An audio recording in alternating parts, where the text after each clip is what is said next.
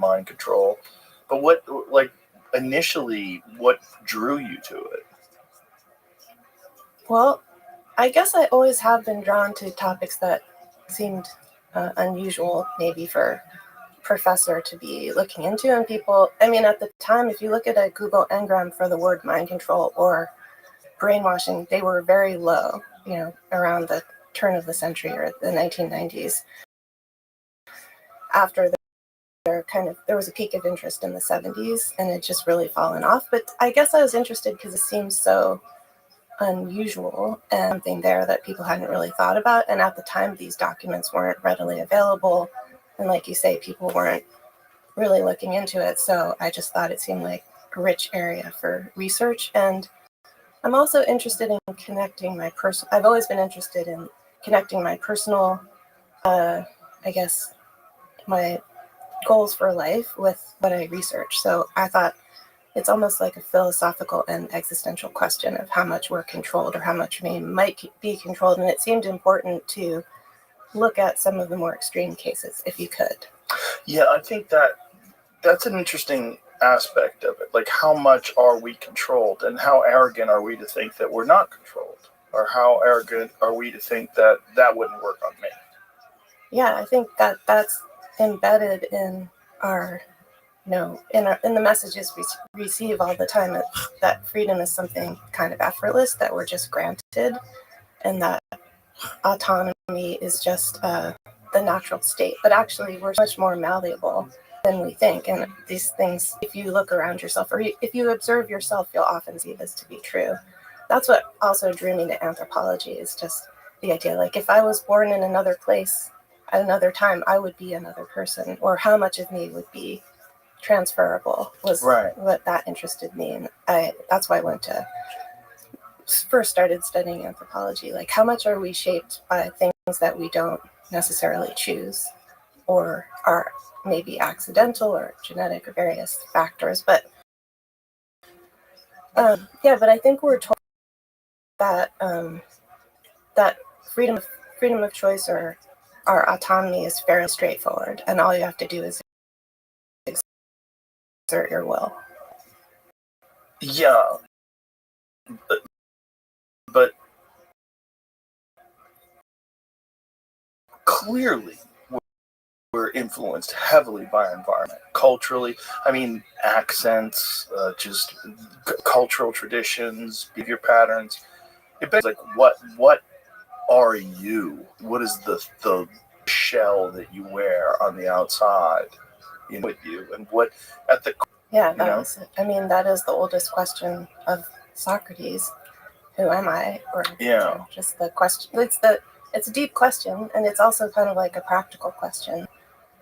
So I thought if you could look at it more in actual examples, that would be interesting. And I guess I was drawn to the topic.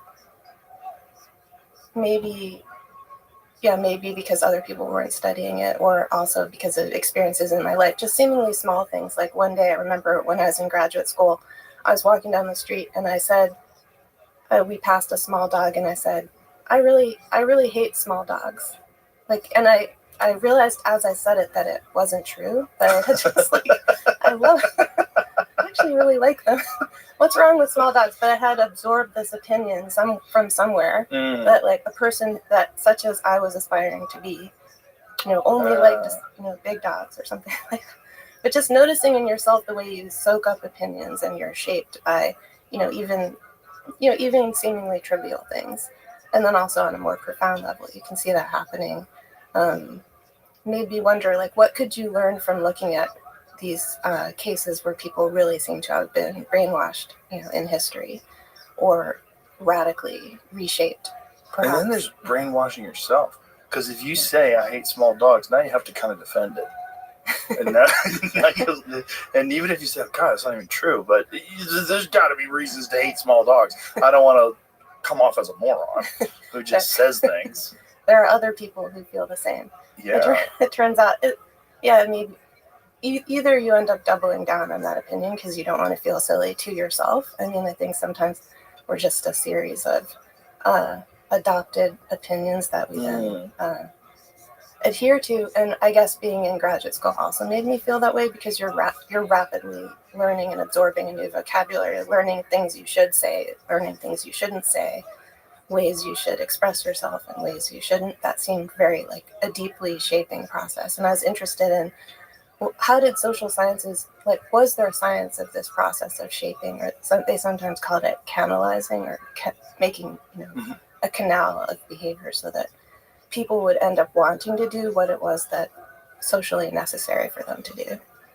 Well, universities are a great place for that, right? Because you get away from your parents for the first time, who've indoctrinated you into their cult.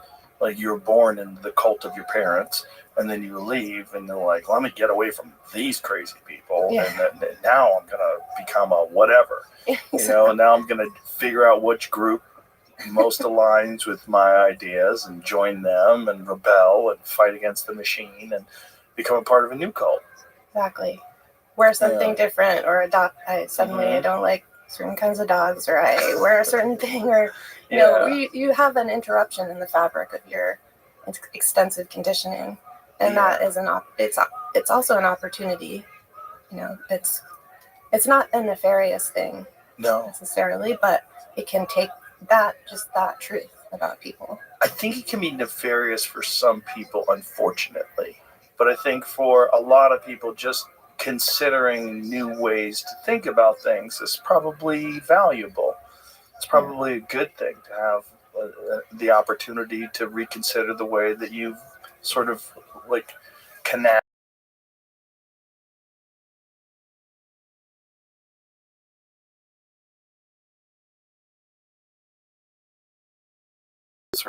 I always think just an intro in your patterning. Yeah, that's why I think moving is really good. Or traveling, or yeah, resets. I've read that you have had a steady meditation practice. I've read it was like 2 hours a day for 25 years. Yeah. That's a lot of time to be meditating. Yeah, it really helped me so much when I learned to meditate that I never wanted to miss an hour. So I never missed an hour, except when I was giving birth to my daughter, which was its own thing. You get a break for the meditation for that. You get a hall pass. And it's not like anyone made me, or I necessarily thought I would do that. It's just that it's something that gave me a lot of perspective and peace, and I guess I just didn't want to go back. So I do think it informs how I do research, or I try to bring what I learn in meditation into what I do. Do an hour in the morning and an hour at night? Wow. And for a year, a couple of times I've tried adding more in the morning, so 2 hours or so in the morning and an hour in the evening or something, which has an effect, but it's hard to make room in your life sometimes. Oh, for sure. But you can sleep a little bit less. Yeah? Well, you don't want to make yourself sleep less, but sometimes it just does reduce the amount you need. Just by meditating? That's what I found. Interesting. How much sleep do you need? I used to sleep like 8.5 hours, and then now I sleep about 7 or 6.5, or if I'm really tired, I might sleep a little extra, but I ended up just, so it's so much changed my life that I just, I moved things around so I could always do it, and try to be adaptable. So I just mostly get up at a regular meditation time, which is like 4:30. What kind of meditation? I do Vipassana, which is a form of Buddhist meditation. It's just a form of observation, or someone once described it as practice in seeing things as they are. So you try to it's not trying to, apply a lens over something or chanting. It's just it's cultivating observation of the subtle body ultimately, or just what is in front of you. And so you just sit in peace and think? Well, it's not always peaceful. There is sometimes, but I mean, peace as far as around. Sometimes I'm sitting, sometimes I've also had, I've adapted. So when my daughter was little, sometimes I'd hold her, be putting her to sleep or something. But mostly I'm just sitting there and with eyes closed, and then you kind of move, you observe just how you are, and the more you practice it, the more you can kind of go into it more deeply, quickly. I would think that would be a good protection from unwanted mind control too. Yeah. At least you could kind of have an assessment, do an audit of your thoughts, and sit back and go, how much of the shit I believe is because of X or because of Y? Yeah, it's like a built-in reflection. Mm. So, the end of the day, I have to say I'm often less still or peaceful. My mind moving around, and I'm like processing. Maybe it's even what I watched or exposed to, and it's sort of a processing experience. And sometimes you're super distracted, but you can also notice that fact. So it just builds in, an opportunity for some distance, which then you can also try to bring into your life too. Mm. Were you, when you were young, had you ever been exposed to any cults or anything like that? That's a good question. Not when I was really young. Like, how old were you when you were first exposed to cults? In fact, I think so. That's a good question. I mean, my family is sort of cult averse, I would say. My father, I think they had friends once in later life. My parents had these friends who got involved in a large group awareness training, which is somewhat culty. Mm. And they take you in and you're not allowed to use the bathroom, and they lock you, kind of like keep you in a room until you're really uncomfortable and start to have revelations about how you could change your life. And these are, it's stuff like how long did that make you not go to the bathroom? It's to the point where it's uncomfortable. I can't remember. It's a long afternoon going into the evening, and often people come out kind of converted, and my parents' friends actually did, and they did change their lives in various ways. So they said, you have to come. And my dad, in the middle of it, he said, I have to go to the bathroom, and he's like, I'm out of here. He just left. So I figured he was not programmable in that way. Well, I feel like any group that doesn't want you to go to the bathroom is stupid. It's probably a sign. Yeah, there's no reason to not go to the bathroom if you have to go to the bathroom. That's ridiculous. I mean, it is typical of certain groups where they start to constrain your and people who might be willing to remain in that uncomfortable state and be constrained will end up staying longer, and it's sort of a self-selecting process, maybe. That makes sense, right? The people that are more willing to comply. Yeah, and I guess with me, maybe the first brush with a cult would be something like the various yoga teachers I've worked with. Oh, so many of them are so culty. Yeah. And there's one kind of funny story is I got very into yoga when I was living in Oakland, also in graduate school, and I would go. It was really helpful with school just to have very physical, demanding practice, but there was a whole community around it, and it turned out that the teacher was sleeping with many of the students, but I just didn't know it. I thought he was I don't know. I just thought he was. I admired him. I brought my boyfriend at the time he came to pick me up after class, and he said something like, and he's now my husband, he said, I just got the vibe that everyone there is sleeping with everybody else, and I was shocked. Like, no, that's not happening. But it actually was. You could say it's a bit, I don't think it was a cult, but it certainly was a scandal. Yeah, I had the exact same experience. The first time I started taking yoga, there was a guy who was a yoga teacher who I have always been very wary of control and controlling people and those kind of environments, and that this guy was like, there was something inauthentic about his spirituality that greased me the wrong way. I was like, yuck. Like, just the way he would chant and the things he would say. There was just too much ego involved, and I found out he was banging all students. And I was like, of course he is. I knew it. Because my wife roped me into going to the class. That was the first time I went. I was like, I really like the stretching.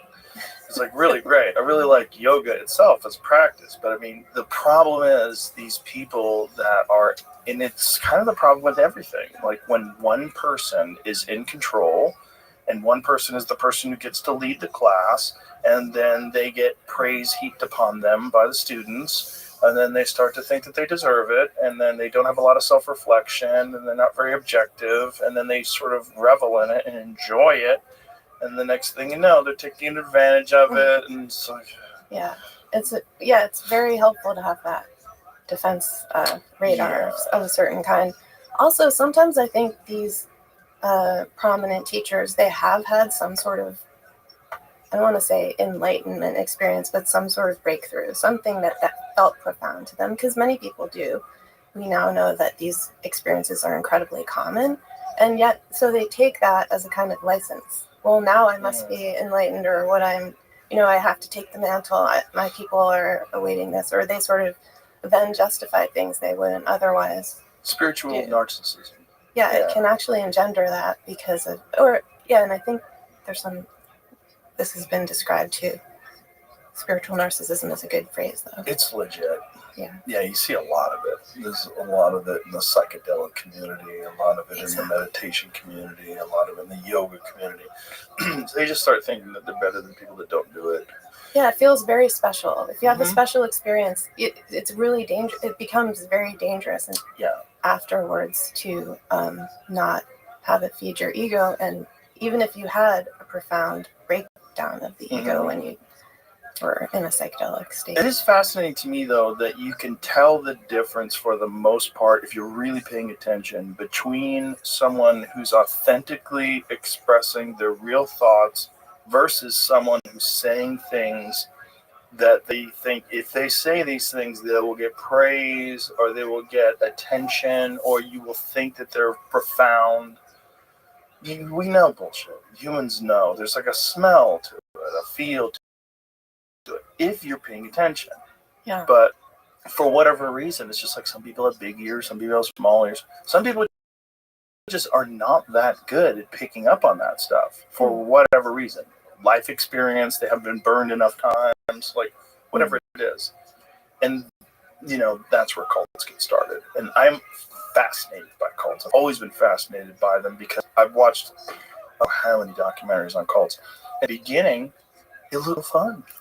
Did you ever see the documentary What Country, the Netflix series? It's amazing, right?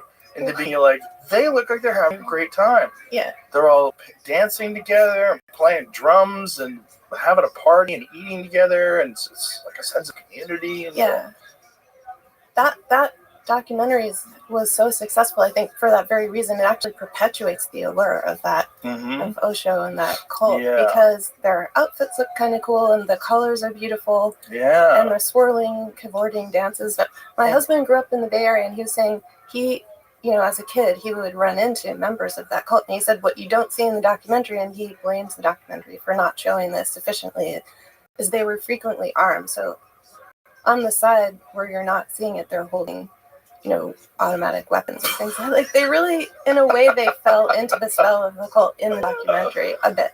Really? Interesting. That's interesting.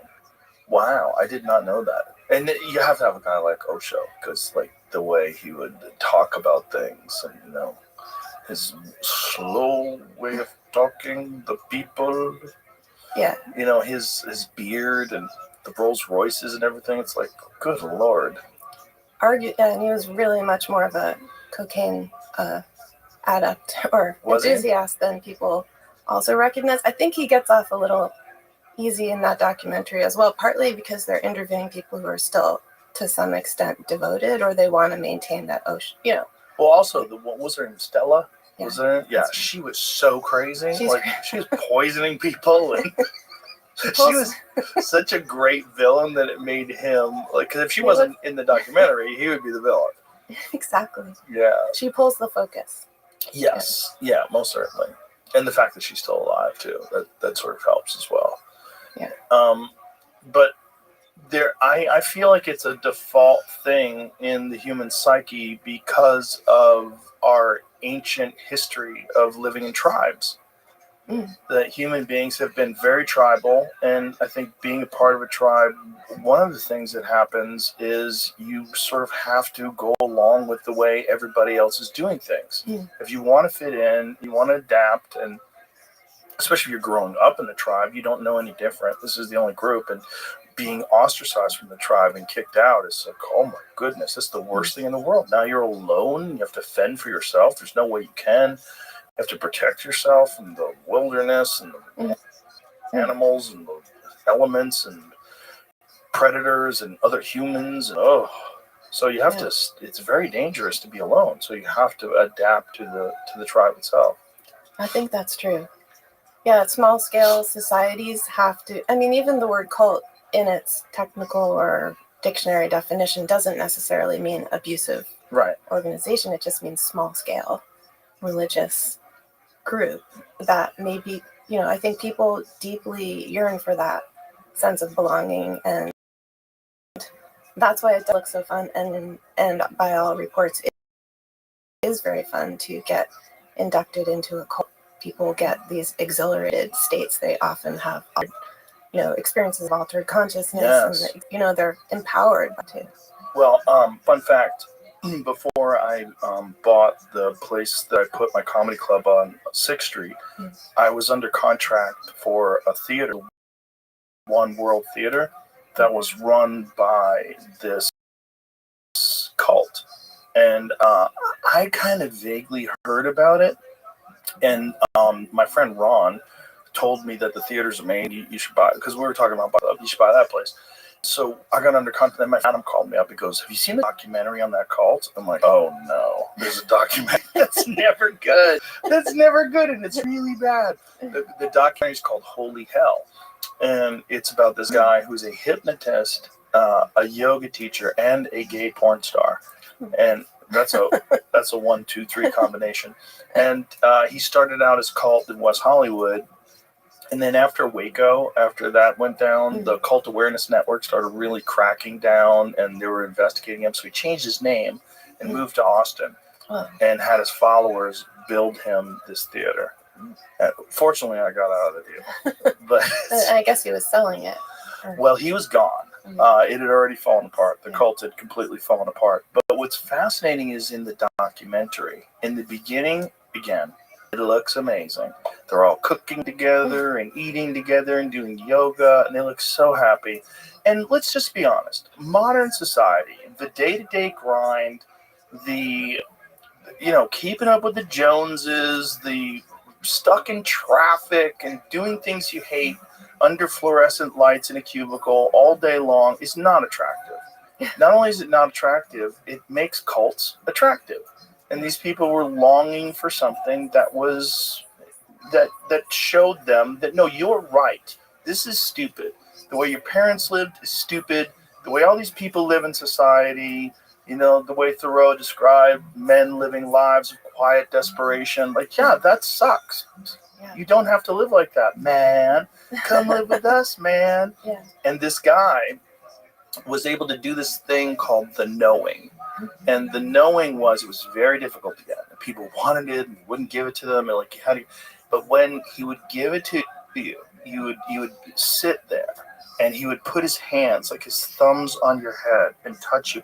And these people would go into this intense state of bliss that even after they did this documentary, even after they realized he was a charlatan and they left the cult, and they said that moment was the greatest moment of their life. When because of the power of suggestion and the way the human mind anticipated this event and then built up to it, and then when it finally happened, this endogenous burst of whatever it is in the mind. I don't know which chemicals were being released, but these people claim that they contacted God for this brief moment where this man touched them. They kind of understood everything.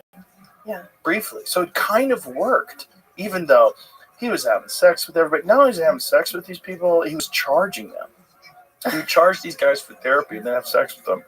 Yeah. And, and they would talk about it afterwards. Like, thanks a lot. It was so horrible. Because, the documentary is so bad. At the end of the documentary, it's like, I got to get out of this deal.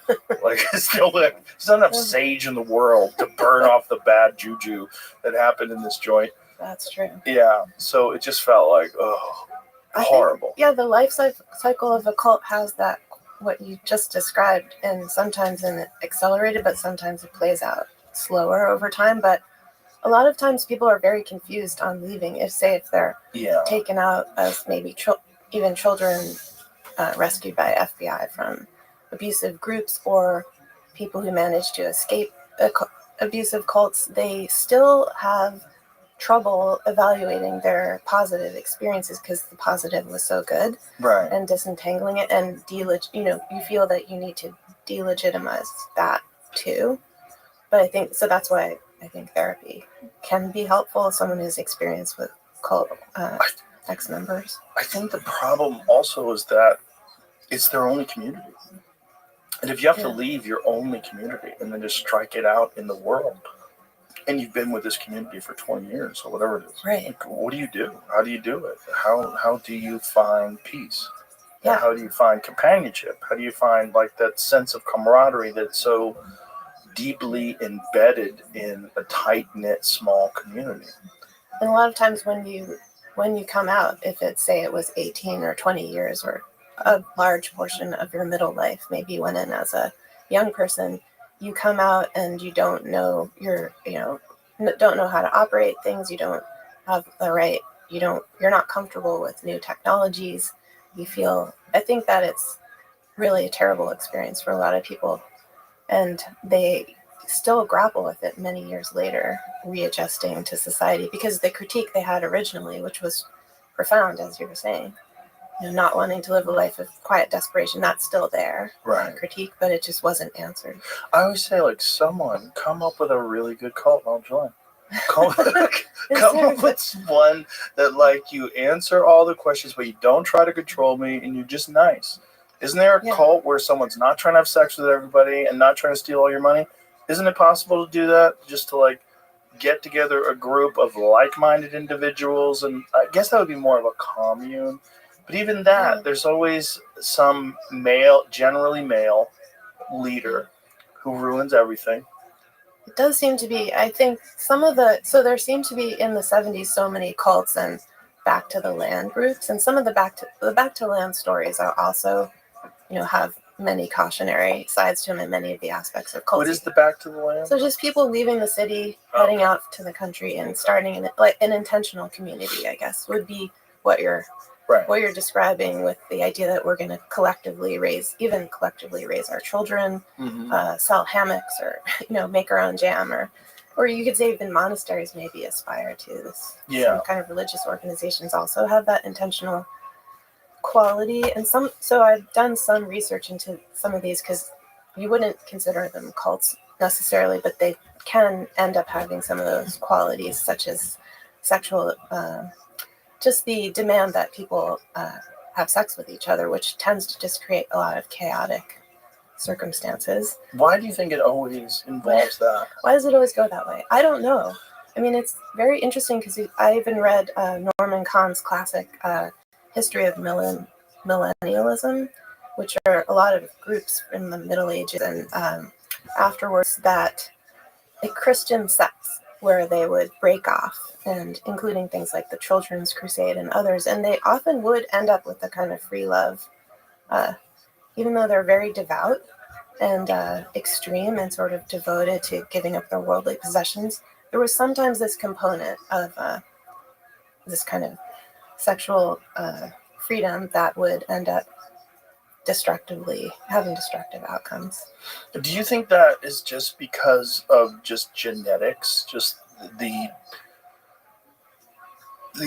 encoded desire to spread your seed, because life is very fragile, and especially in tribal life, when you're going back to the hunter-gatherer days, people didn't live very long, and it was very difficult to, like, have you ever read John Marco Allegro's, any of his work? No. He wrote The Sacred Mushroom and the Cross, which is a fascinating book about the Dead Sea Scrolls.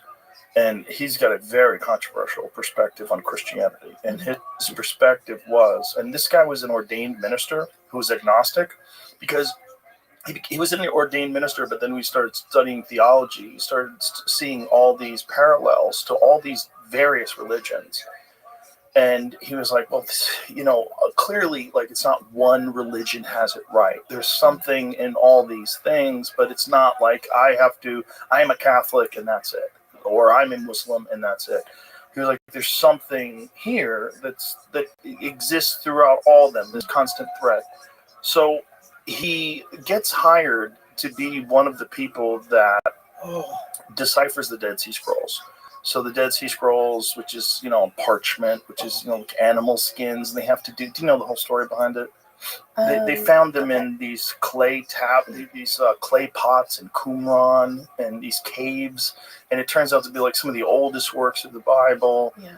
Well, he deciphers it for 14 years, and after 14 years, his conclusion is that the entire religion was based on fertility rituals and the consumption of psychedelic mushrooms, and that all of this had been sort of hidden in parables and stories, but he maintains that the root of it all was all about these people and these cults of fertility rituals and consuming psychedelic mushrooms. And he even brought he traced the word Christ back to, and this is very controversial for Christians with your hackles up. I'm not saying I agree with this, but he traced the word Christ back to an ancient Sumerian word which meant a mushroom covered in God's semen. The idea was that when it rained, it was God fertilizing the earth, and that these mushrooms would like instantaneously rise. Like they would go to bed, and in the morning the mushrooms would be there where they weren't there before. They would consume these mushrooms and have these intense psychedelic experiences. And then they tried to hide this stuff from the Romans. And so they hid it in parables and they hid it in stories.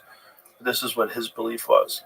Well, it kind of reminds me of what you're describing, which I haven't read, but I think it reminds me a little of Aldous Huxley's idea of the perennial philosophy, which is that there's, if you study across religions, you can find certain traits and properties that all share, and he wrote a whole book describing what that was.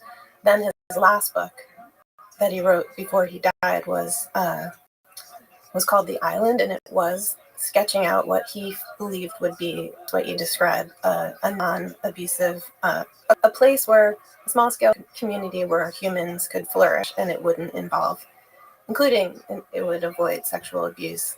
And one of the features I always remember from this, which maybe relates to what you're saying, is that he said there would be trained parrots on all the trees, and every 15 minutes or so they would say attention, which would remind people to pay attention.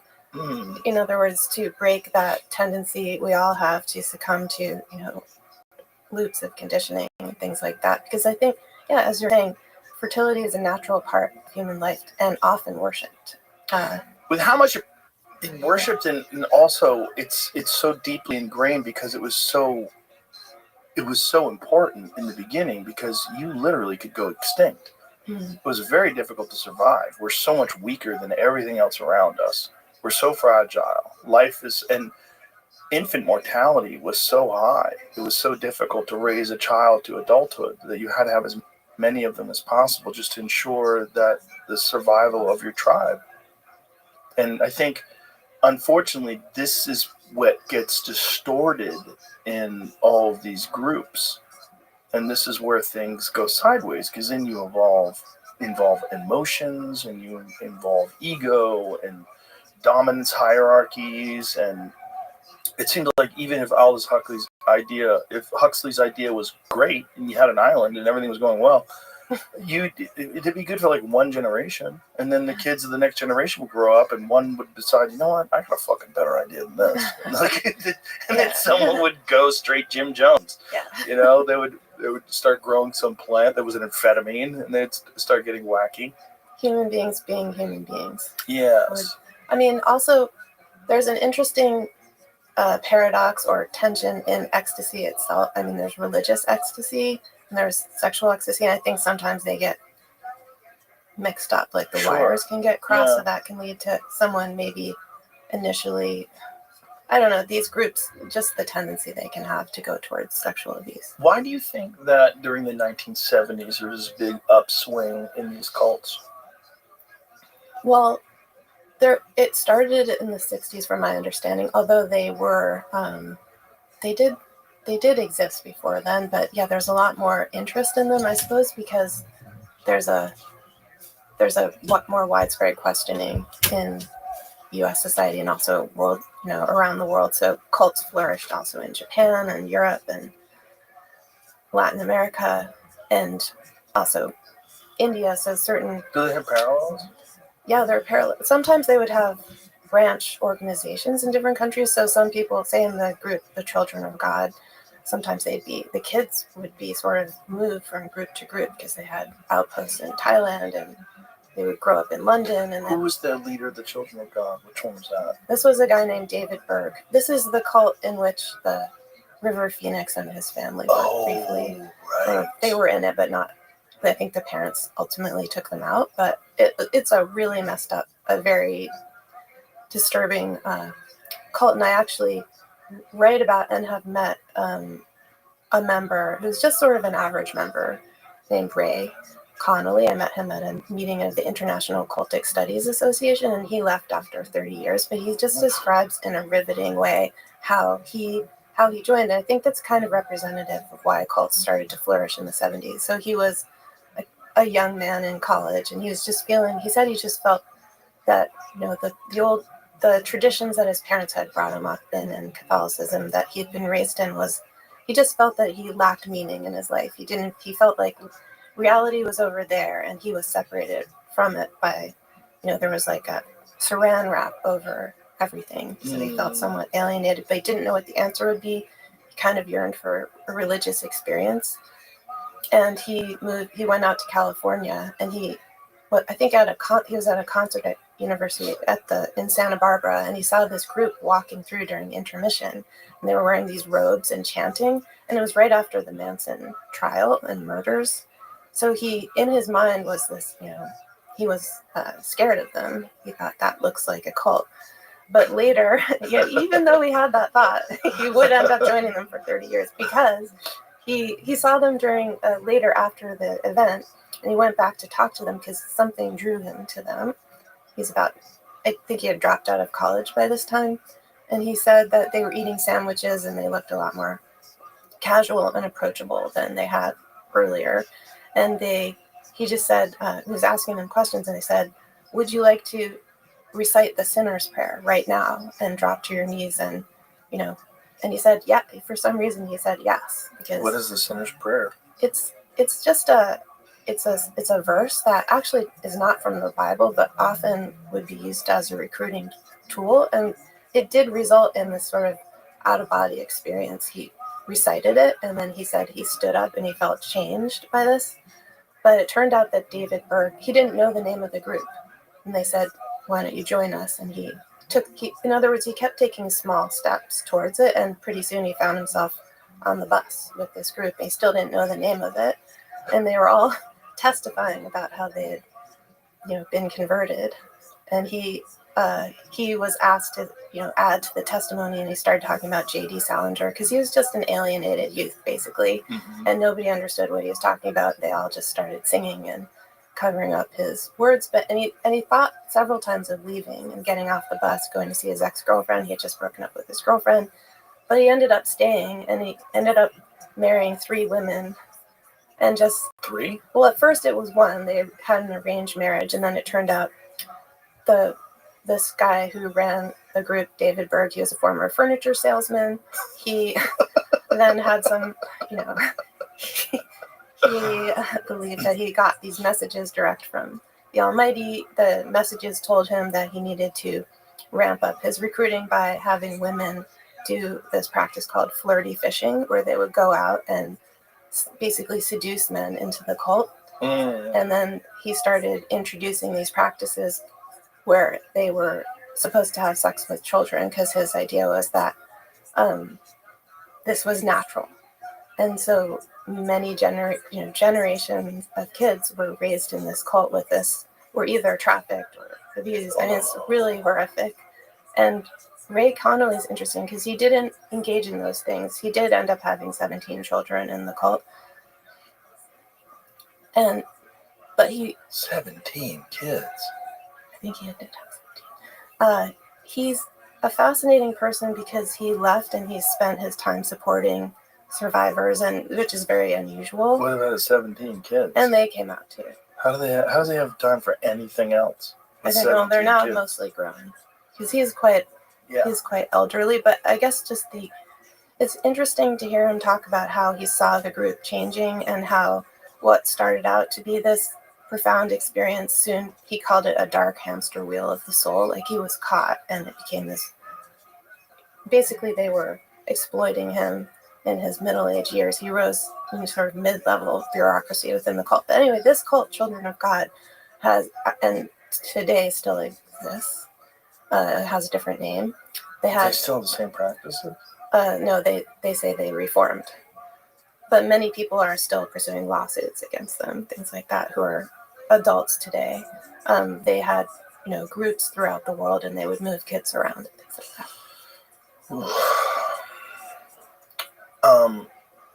The Manson family is a fascinating one, right? Because I know that you have studied Jolly West and the whole MK Ultra program and what they were experimenting with psychedelic drugs and cults and mind control. What is your perspective on why they were doing that? Why Jolly West was involved? Why were they involved? What do you think was the initial motivation to sort of pursue mind control studies, the federal government? Yeah. I think the initial motivation was a kind of national internal emergency, national security emergency that emerged right after World War II, actually at the beginning of the Korean War, when U.S. Pilots were coming back or were shown confessing to having flown germ warfare missions over China, and then many POWs were coming back and seemed to have been converted to communism or have been concerningly affected by something that was seen as brainwashing. So many of the soldiers coming back seem to have been brainwashed or have collaborated to some degree when they were held as prisoners. And then there were 21 U.S. POWs who elected to stay in China. And this really was a disturbing, they all had a chance to choose when they were in the UN camps after they'd been held prisoner for 4 years or so. And 21 of them decided that they'd like to try their lot in China. And so this caused this kind of collective, this caused a crisis of, did the communists possess a super weapon of some kind that no other war. There was even a famous article in the New Yorker that said something new in history, that there was some capacity that this ideological system had, the communists had, that was somehow rendering Americans powerless against it. So this was kind of the crisis of mind control, and MK Ultra was an attempt to basically reverse engineer what this was. So Jolly West was one of the first people. He was in charge of studying the brainwashed pilots initially, and that's how he. What year was this? That was in 1952. But he also before that he was involved. I mean, he had been trained to some degree with. He was trained by Harold Wolff, who was at Cornell. He had done his residency at Cornell with Dr. Harold Wolff, who is a world neurologist, world expert in migraine and basically the type of pain that comes from migraine. So you could say he was an expert in the fear pain cycle. And he had AA connections from even before MK Ultra was started. So what did they determine the Chinese were doing? So they determined, West wrote a paper in 1957, and the part that was published in a journal called Sociometry described, he described it as DDD, or debility, dependency, and dread. And he said basically these camps were systematically inducing a state of debility, which was that soldiers were starved and basically worn down. They were deprived of medical care. This is also in the historical record. Something I studied extensively is that, men were marched in, for example, the Tiger Death March north of the Yalu River from the war, where they'd been captured. And by the time they got there, they'd often lost half their body weight. They had been bombed by their own horses at night. They sometimes, were they had to pour the blood out of their boots every morning just to keep going and not be, anyone who stopped would be shot. So by the time they got to the camps, they were really worn down. And a missionary who passed them on a train at that time wrote or described in an oral history that he didn't recognize them as Americans, that they were the most bedraggled. That it was just they were in a terrible state. And so debility was the first thing West described when he was extracting what had happened. Dependency was, later there's a layer added in which the POWs were dependent for all if they were going to survive, they required, the camp leaders would provide it, so it made them very dependent, and they also engaged in very formal Maoist thought reform with the men as a kind of experiment. And the third part was dread, which was just the idea that you could be killed at any time, or perhaps your family could be, because they threatened Maoist thought reform? Yeah, that in the POW camps, once the Chinese took over from the Koreans running the camps, because they decided, I think it was almost a formal experiment, at least that's how it looks to me. I don't think West wrote about this, but in my own research on the camps, it transpires that they wanted to see, because Mao believed that thought reform would work on anybody, not just on Chinese people, not just on Chinese peasants. He felt that only something like 7 to 8% of the human population was unreformable, and those people would be disposed of. But he wanted to check if these American soldiers would also be susceptible to re-education. So they really did a formal, 3-part re-education program on them. And men had many different responses to it. But when West met them, he studied many of the returning men when they came back to Lackland Air Force Base, and he extracted those three components of what had happened to them, DDD and them, and that's the way he became an expert on what he called brainwashing or coercive persuasion. So how do they go from that to like sponsoring the Manson family and Operation Midnight Climax and all the crazy stuff that they were doing? Yeah, it may seem like a leap, but I think sort of. It's sort of a leap, but it's sort of not. I think that MK Ultra was funded around in direct response to this crisis of the POWs, and in addition to reverse engineering what had happened to them, they also wanted to turn it into a weapon and continue certain programs in interrogation procedures and making them more effective. So MK Ultra just had a wide reach, and it was pretty free reign. It was a free reign program.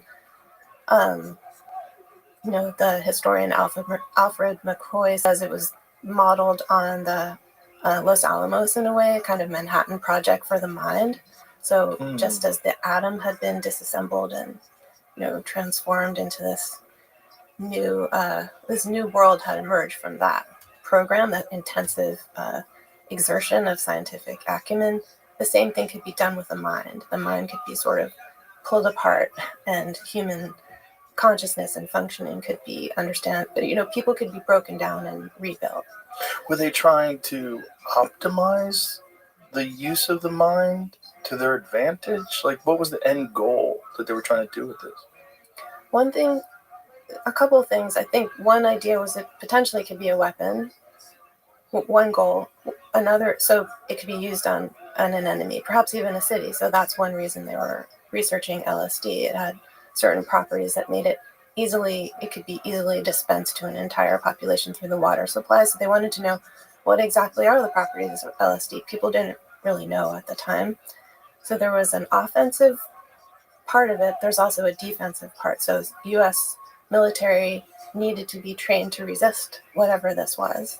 Once they understood it, they developed the SEER training, and West was involved in that as well.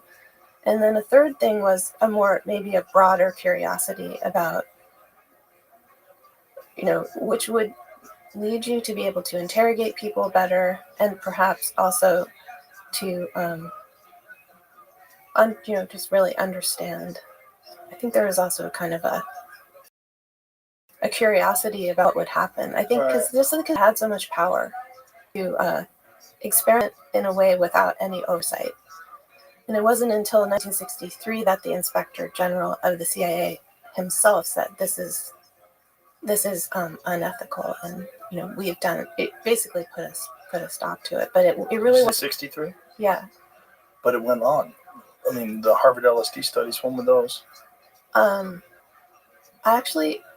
don't know which ones exactly. There were some that were earlier. What are the ones that made Ted Kaczynski? Okay, that's earlier. Was that earlier than 63? Yeah. And that's Henry Murray. Yeah, but so I don't actually know the answer to that question of exactly how it continued, but they officially discontinued and destroyed all the records. So they may have continued under other forms. But Manson was 69? Yeah, so Manson is after that. So they didn't discontinue it. They kept doing things. Well, West kept working. Yeah. It's ironic because it seems like they were kind of a cult. Because the amount of power, the amount of unchecked power and influence that Jolly West had and MK Ultra in general had, and all the people that were working on this, you have this power, the fact that you are working in complete secrecy, you are the puppeteer, you're controlling all these people, and then this idea that have you read Chaos, the Tom O'Neill book? Yeah. What did you think about that? I thought it was great research. Amazing. Yeah, it's a really good book. And just so stunning. Yeah. I had never considered that before. I thought Manson was a crazy guy and he got together with a bunch of crazy people and he ran a cult. I had no suspicion that the government was involved in orchestrating the entire thing. They may not have been. I don't think Tom O'Neill thinks that he made an absolute link. You get West in the same room, potentially the same. You get West visiting Manson in jail. I don't remember that. Yeah, West visited Manson in jail. Mm-hmm. West, he believes, at least Tom O'Neill does, supplied him with LSD. And then every time Manson would get arrested, he would get released. This is true, but this wasn't West necessarily. This was Roger Smith, who was West. He was an associate of West.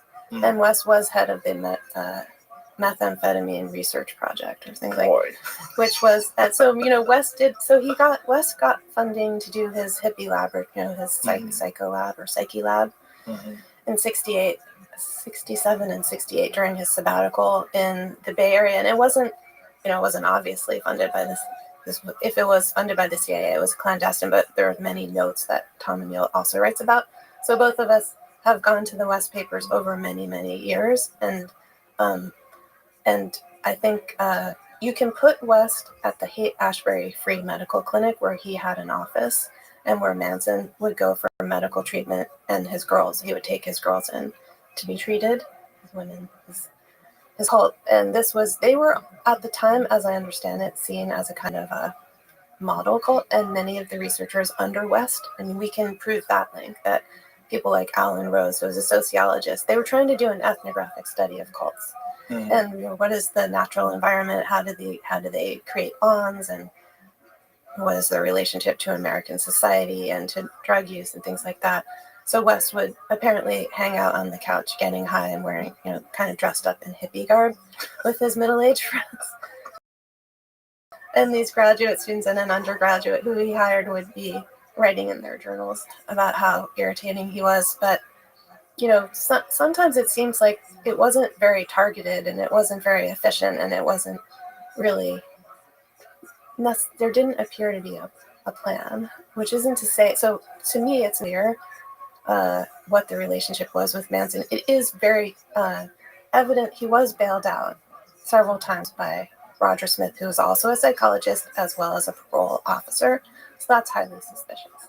And Roger Smith did know West, and Dave Smith, who was the head of the medical clinic, also knew West.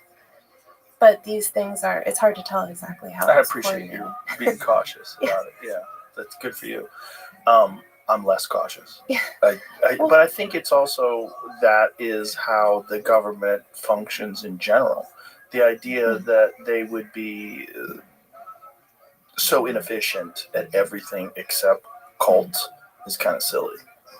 I mean, it's a deep question. yeah. You know, is it clownish, or because if you look at some of the other MK Ultra operations, they look highly inefficient, and they're dosing each other at the holiday party with the punch, and just many lives ruined while at the Operation Midnight Climax. It just looks like a free for all and out of control. But there are really concerning aspects of the Haight-Ashbury operation, I would definitely say. And Manson was, he could have been also an informant. Well, he certainly was, I'm sure. Yeah. I mean, I'm certain he was connected. There's no way he just kept getting out of jail the way he got out, and the sheriffs who arrested him were told that it's above their pay grade. Exactly. Yeah. It's kind of how the government does everything, though. Like, it's not like they would have it be this, like, very disciplined, rigorous, scientifically controlled study that, you know what I'm saying, that made sense, especially because they have so much impunity, they have so much power, they have so much, no one's observing them, they're working completely in secrecy, they kind of get away with doing, and they're also imbibing, right? They're also... That's a factor. Oh, Sidney Gottlieb, the head of MK Ultra or the TSS, was regularly taking acid, which can kind of shape your consciousness. Yeah, it's a little problematic. But, interestingly, since you mentioned that, there was a peer-reviewed side of it, and they actually I got really interested in the cutouts from MK Ultra, so they had a legitimate side, and many scientists who worked for them, they were almost subcontracting to them, and some of them knew it was CIA money, and some of them didn't know. So even someone like B.F. Skinner received money from MK Ultra, but it was conduited. It was, I want to say, conduited through the Human Ecology Society, which was part of it, but it was just a front organization, and they were really into these fronts. So some scientists, there was the group that later people would call the unwitting scientists, who would they were doing the research they wanted to do, it just happened to be of interest. Right. To the CIA, and then others would publish in legitimate journals, but then they'd have a classified version of their research that went more into detail in the aspects that MK Ultra was interested in. Well, that's also one of the more interesting aspects of MK Ultra, is that it's very difficult to find out what was really going on, and unless there was a bunch of files that were discovered, right, that sort of unveiled what was going. And if those files had not been discovered, who knows what we would actually know about all this stuff? Yeah, we wouldn't know. And they're actually, amazingly, so this was the result of a FOIA request by John Marks, who was a journalist at the time. And he made the request, and everything had been destroyed except for the financial records. But one thing I also want to mention, the CIA kept very good records of a lot of things. And even in the financial records, they still had copies of some of the commissioned projects, so that's how we know about them. And it really is accidental that they didn't think to purge their financial files. Well, it was probably so secretive that the people that were in charge currently, when the FOIA requests were filed, probably weren't really aware of it all. It was in the 70s. It's in 77 or so. Yeah, so you're dealing with, a decade had passed. Who knows if the people currently in charge were even aware? Because I would imagine a lot of this stuff is very compartmentalized. I think the destruction of the records had happened earlier, but that destruction had been, as you said, they made from their point of view, they neglected this batch of documents.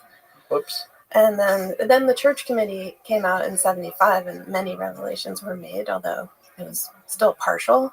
And then John Marks made his FOIA request sometime around then. It brings me back to yoga teachers, cult leaders, and then clandestine government operations. Like, whenever people have power, unchecked power, and insane influence, particularly influence to manipulate people and influence over people's minds. And if your established goal is to try to find out how you can manipulate people and what can be done, and you're doing this in complete secrecy with basically unlimited funding.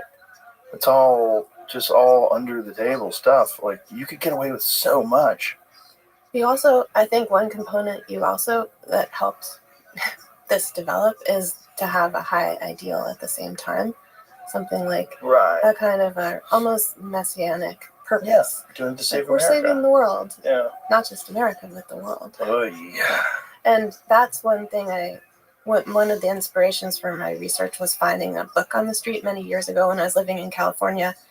And I love to find a good, just an accidental inspiration, which was this book called The Captive Mind that somebody had left out by Czesław Miłosz, who's a Polish poet, and he had grown up in Warsaw or come of age in Warsaw and seen the city that he lived in, just deteriorate into sheer. He said it was an experience no human being would ever want to live through if you were lucky enough to live through, just watching the city destroyed and people shipped off to Auschwitz and all these things. But he said that and like social life completely deteriorating before him, and then afterwards the Soviet troops came in, and even though he watched as his friends kind of had to remake themselves in order to survive, in order to be artists, and so if you're a poet, you don't just go along, you have to actually start to think differently. And at first they would sort of pay lip service to it or make it, on the surface they would pretend to agree and then secretly have their own writing. But after a while they would start to internalize and he called it the new faith, the kind of this doctrinaire ideology. And that's what he ended up himself defecting, because he couldn't do that. He said it's an operation you perform on yourself. So I just think one important factor is this true belief, this sense, and out of that can come the justification for a number of violations, I think. Well, I think that's a through line through the entire CIA itself. Yeah. Yeah, I mean, that could justify so many different secret operations over the world. Like you're there to protect American interests, and America is essentially the guiding light of the world, and we need to save the world. So, want to make an omelet? You got to crack. The kind of logic, and that's a very typical logic of the means. The means are justified by the ends. I was fascinated also in Chaos, Jolly West's connection to Jack Ruby. Right.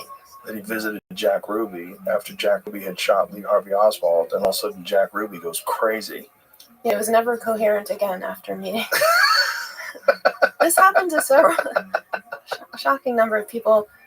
And in West's papers, you can actually find the unredacted documents where he talks about some of the things he's been able to do with combinations of sodium, amytal, LSD, and various other What did he say? psychoactive drugs. Well, among other things, he says he started to say or suggest that he could create memories. He knew that he could destroy a person's orientation to self and time, and so basically disassemble a person. But he also said he could use hypnosis to, not as anesthesia, which is a known possibility with hypnosis, but to create extra pain, so hyperesthesia. And he kind of said that he could actually make someone develop blisters or asthma or an ulcer just by hypnotizing them. I don't think he did that to Jack Ruby. Obviously, he had a morning with him or something. He had a what with him? He had just had a short amount of time with him. That's enough to dose him. Ruby emerged apparently. I don't know that much about the episode, but I do know that West intended to write a book. He intended to write about 8 books, at least. This is a note I found in his papers. He also developed cancer shortly afterwards. Actually, not shortly, but in the 90s. Oh, was it in the 90s? Mm-hmm. Oh, okay. I'm sorry. I thought it was quickly. No, So this is it? Yeah. This was from around 1980 or so, but I thought it was interesting. So who wrote this? This is all Wes's handwriting? Wow. Just a little sheet of paper. I found in his archives.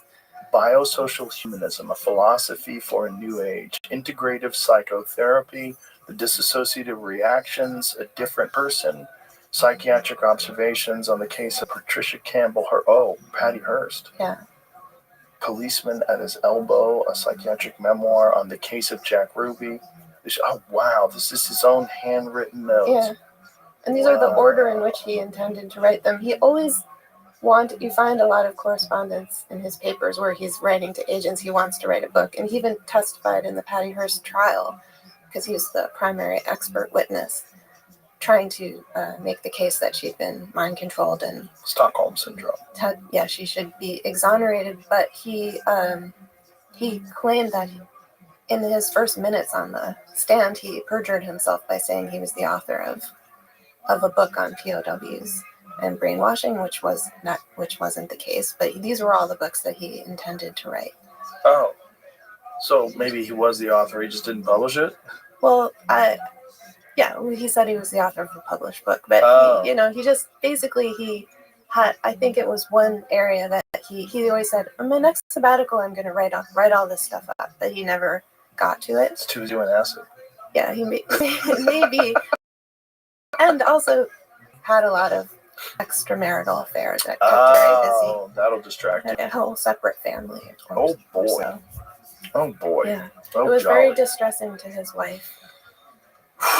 What a mess. And that guy was the head of MK Ultra, or well, he wasn't not the key. I mean, I the don't even know. He was a pretty prominent figure, but it's fascinating. The Haight-Ashbury Free Clinic closed down shortly after Chaos was published. It did? Yeah. I didn't know it had closed down because when I was in San Francisco, when I lived there, but that was a while ago, it was still open. Yeah, my wife's mom used to go there. My wife's mom was a hippie in Haight-Ashbury. I mean, it was a great thing. Dave Smith was it was a true inspiration that he had, because originally I think he was doing this dark research on animals, addicting rats to cocaine and things like that. And then he had this, because he's been giving some interviews recently. He's still alive, the doctor who founded it. Just that that there was a human crisis on the streets and that he should provide medical care to young kids who runaways and things like that. But he doesn't, of course, he doesn't admit to any connection with. Interesting. I mean, he admits he knew West. Is that true about Haight-Ashbury? So pause. I can't get my switcher fucked up and I can't get this thing off the screen. Okay, we'll pause. All right, technical error fixed. You asked me a question. Jolly West, was that true? Yeah. I asked you the Haight-Ashbury Free Clinic. When did it close? I believe it closed. I think Tom told me this. I didn't know it closed.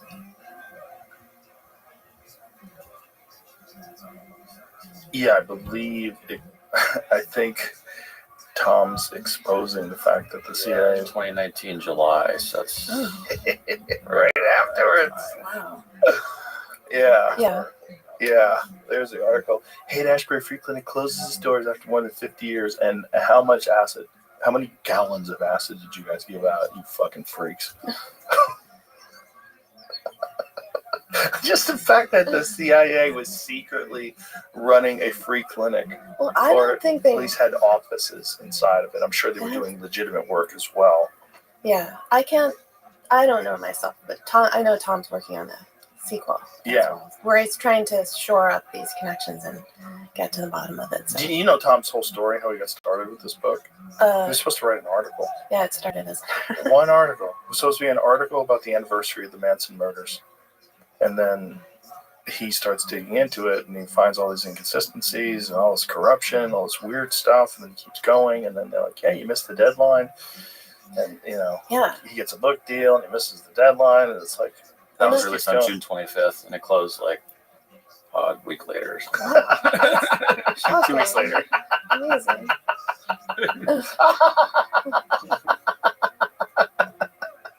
And actually, I think he... for a while, Tom, before he got his co-author, Dan Piepenbring, his name is, Tom was thinking of just turning it into a documentary that he was going to let Errol Morris make. Well, they did do a recent documentary on Netflix, but it was only 90 minutes. Yeah, this was going to be a longer series originally, but then I think he redoubled his efforts to write the book, which worked out well. Yeah, he explained it. But I mean, could you imagine? You're researching something for 20 years, and he's got just boxes and boxes of files. Like, how do you put it all together into a coherent book that could be consumed? I relate to that because I'm kind of in the same situation. Are you? In the sense that I've been researching this for 20 years, not the exact topic, but this broad question and I finally, 5 years ago, I thought, I want to put together what I've learned about this brainwashing in a broader way. So West is part of it. He's probably the main figure who brings together many of the chapters. But God, I wish he was alive.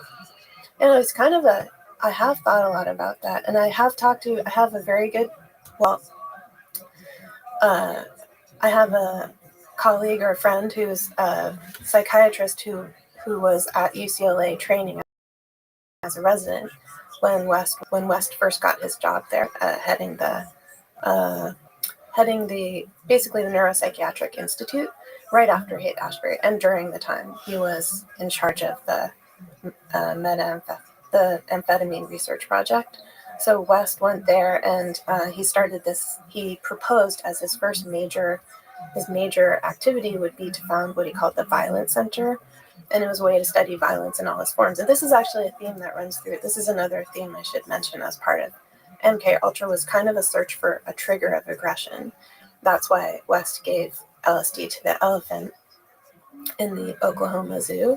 It wasn't just simply to see what an elephant would do under the influence of LSD, but to see if they could trigger. They write about this in a publication in Science magazine. If you could trigger, so elephants regularly go through must cycles where they become, even though they're very, very pacific animals, peaceful, they go through a cycle of violence yearly. Really? And he wanted to see if LSD would trigger that cycle chemically. Does it coincide with breeding season like it does with other animals like deer when they start fighting each other? Yeah, it's just the males, I think, and it does have something to do with breeding.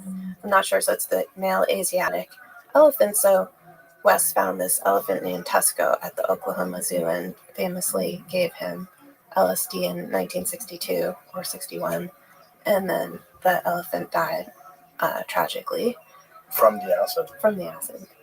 Because nobody, it was just, maybe that's what elephants do, maybe, or the dose was too big or something like that. It certainly didn't have the effect that he wanted, but if you actually read the scientific publication, it's curiously all about this question of whether you could trigger a massive, could you trigger violence? Almost like a push button. Could you find a chemical trigger for violence or aggression?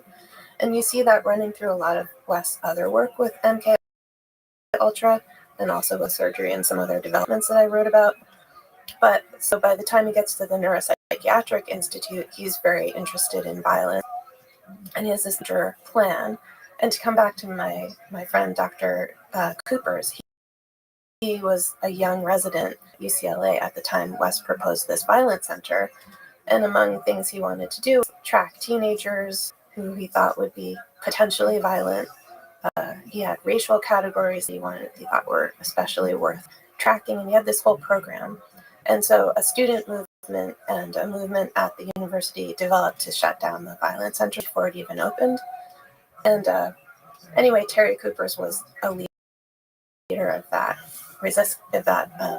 of that student movement. Welcome. And they ended up. How are you, Carl? It never was.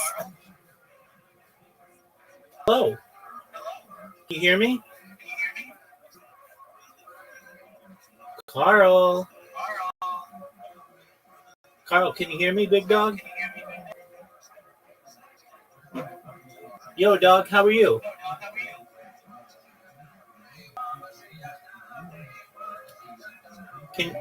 Carl, you fuck. It never went forward, this huge project that West had. But Cooper's at some point said that if you met Jolly West, you would like him. He was very genial. He had the name Jolly for a reason. And so I found that confusing. Like, how do I think about this? If you just read about him and the things he did, he seems like a caricature or a cartoon or like a very evil man. And no doubt he destroyed, I think what he did was ethically indefensible. But how do you reconcile that? Or how do you even think about the fact that, he also was incredibly esteemed in his profession. His portrait stood in the Neuropsychiatric Institute for many years. He was, and people actually liked him. People said he was likable. He had this kind of charisma to him.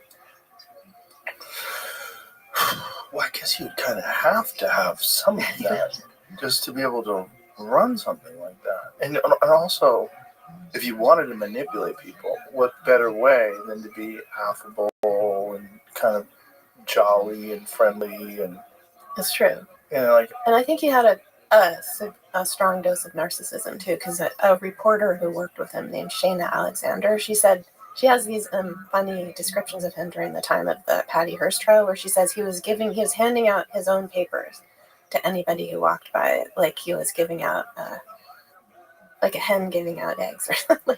She was just saying that he was very expansive. He would get out of his limousine. He had a personal driver, and which was pretty high level for an academic. And he's just very kind of like a big man. And he was also physically very large. Thought very highly of himself. Yeah. Well, imagine delusions of grandeur. If you're pulling the strings on so many different people and manipulating them. And then you're also working in complete secrecy with the government in a high-level position that's manipulating minds. And he was very, I think especially when he was young, he had a gift for this. He could understand how to manipulate people really well. He had insight into the processes that were, that's why Sidney Gottlieb said, "We've been looking for somebody like you, and it seems that our dreams have been answered." In this famous letter he writes under a pseudonym, but he says, "I don't know how, you sort of fit all of the categories we've been looking for." Oh boy. Wow. It's a dark chapter. Yeah. So how does it end with Jolly West? How did he die?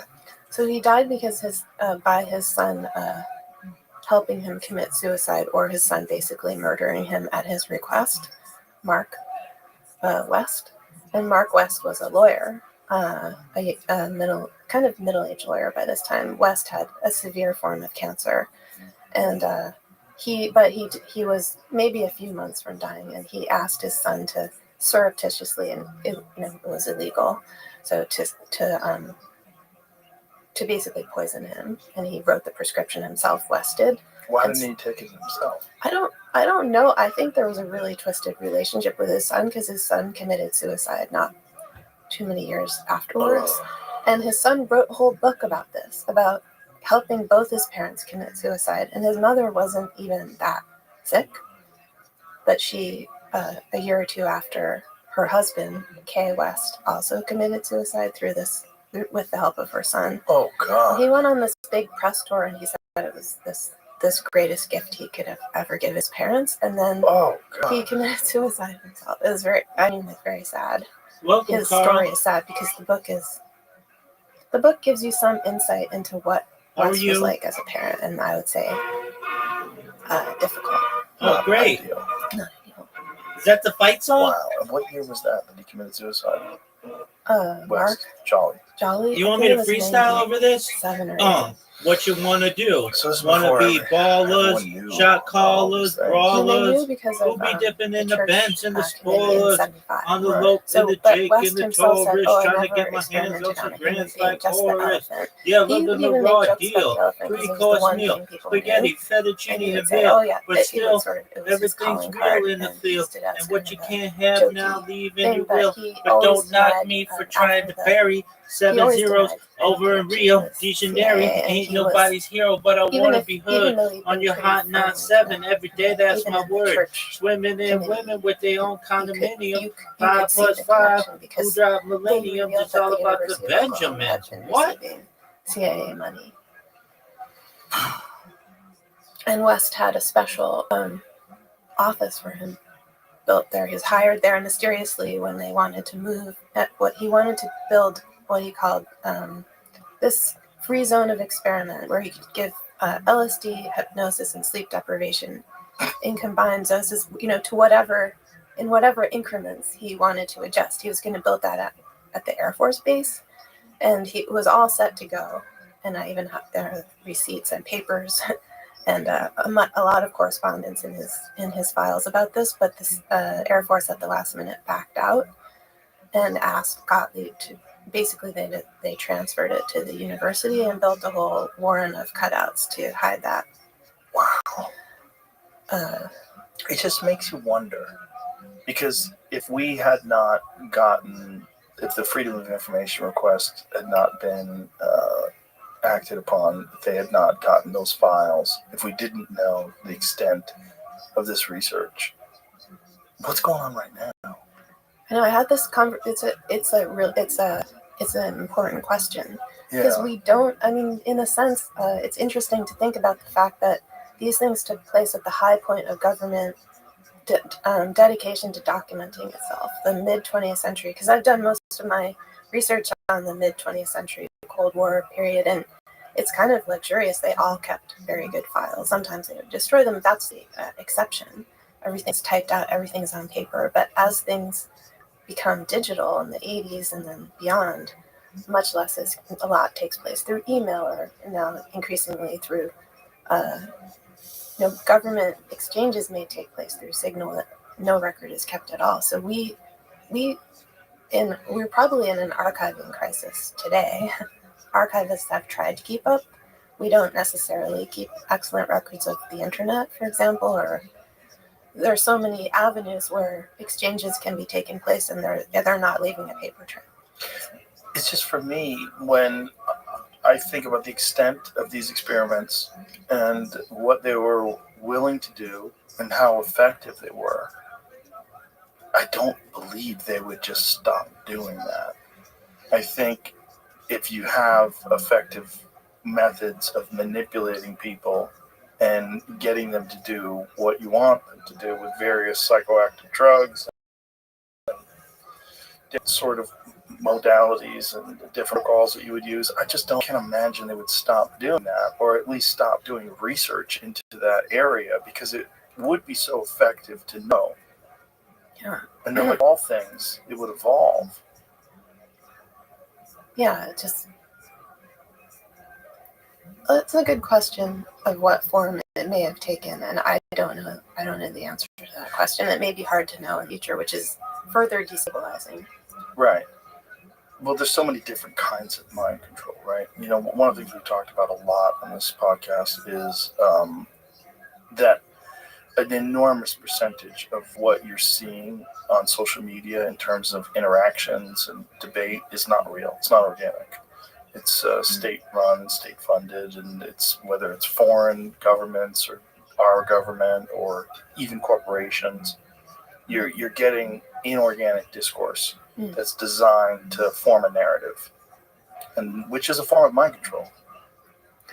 Yeah, I mean, I think even at a basic level, it's known and studies have shown that we respond as if it were organic and real. And, even when somebody likes a post of yours, the response is the same as like in-person interaction. So I think at the root, there's a kind of way that on an emotional level, it's not just manipulation of ideas, but there's a kind of emotional engineering that's built into the platforms and doesn't even demand, at first government involvement. It's, of course, DARPA was involved in the development of the internet and things like pattern recognition, but the government has funded many studies, but really with what I got interested in social media and how I connect it with the episodes of brainwashing from earlier mind control is that it operates,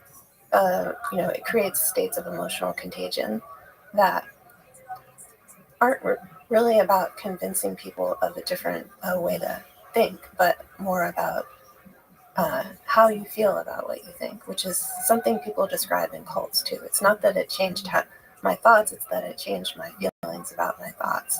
And so that there's a famous Facebook experiment I read about that took place in 2012 and was published in 2014, where they announced that they've achieved mass emotional contagion at scale, which showed that people exposed to it when they altered, so they took 700,000 users or 693,000, I think, without informing them, but because your user agreement does agree, make it whenever you go on the platform, you agree to test tested, or A/B testing.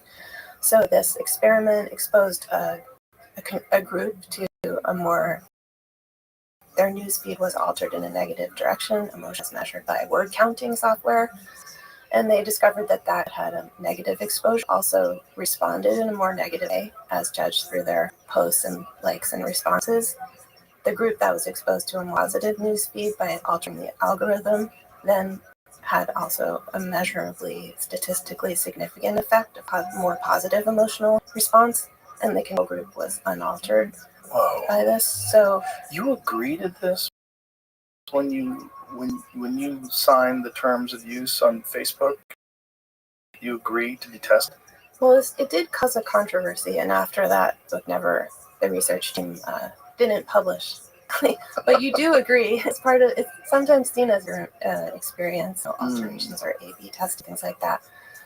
But so this is why there was an ethical debate when the experiment was published in 2014, and people and on the Facebook page of the research group that did the experiment, at least one user wrote in saying, could I ever find out if I was in that experiment, because I was in the emergency room at that time with, threatening to commit suicide, and I want to know if my feed was altered, and maybe that pushed me over, into that state. Whoa. And of course they could never know, and it can't be traced backwards, and other people had a similar response, and there was even an investigation by the British government about whether this should be sanctioned because it affected users internationally. But I don't know it. Ultimately, there doesn't seem to have been any sanctions that came out of it, and anyone associated with mostly promoted.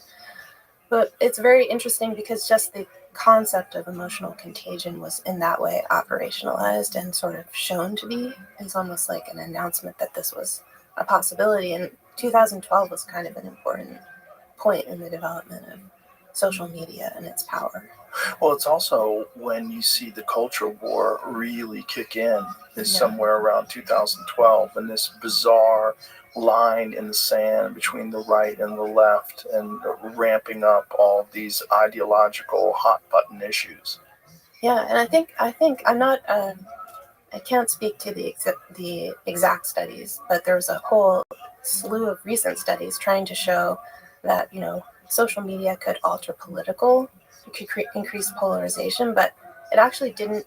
It didn't turn out to be as salient as expected, that effect. But it's actually what I conclude is that it's actually at the level of emotions that social media operates in, sort of prodding people into more extreme states and maximizing for engagement by stirring people's emotions, and that has fed into the increasing polarization. Like that's the after effect of it, or the end goal, or perhaps.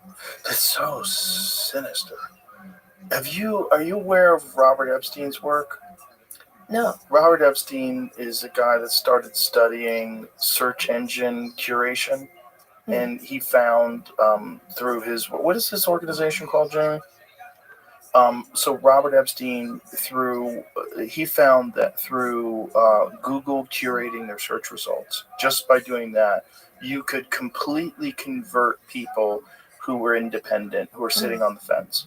So by, say if you Googled, let's just go back to 2016, you Googled Hillary Clinton, you would see, is Hillary Clinton a criminal? You would sign Donald Trump criminal, the Donald Trump criminal crime. You wouldn't find things on Hillary Clinton. You had to keep digging and digging and digging. If you wanted to find positive things on Hillary Clinton, you could find them quite easily. If you wanted to find positive things on Donald Trump, you wouldn't find anything. And it was on purpose that they were doing this.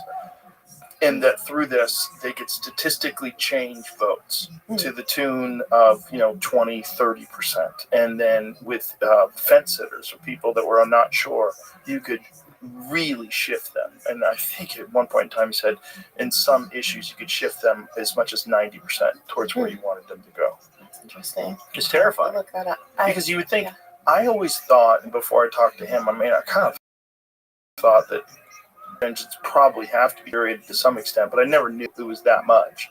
Here it is, the American Institute for Behavioral Research and Technology, nonprofit, nonpartisan, 501 organization founded in 2012. But when when he talks about it and what the research has shown, I mean, it's quite disturbing, and he tracks it.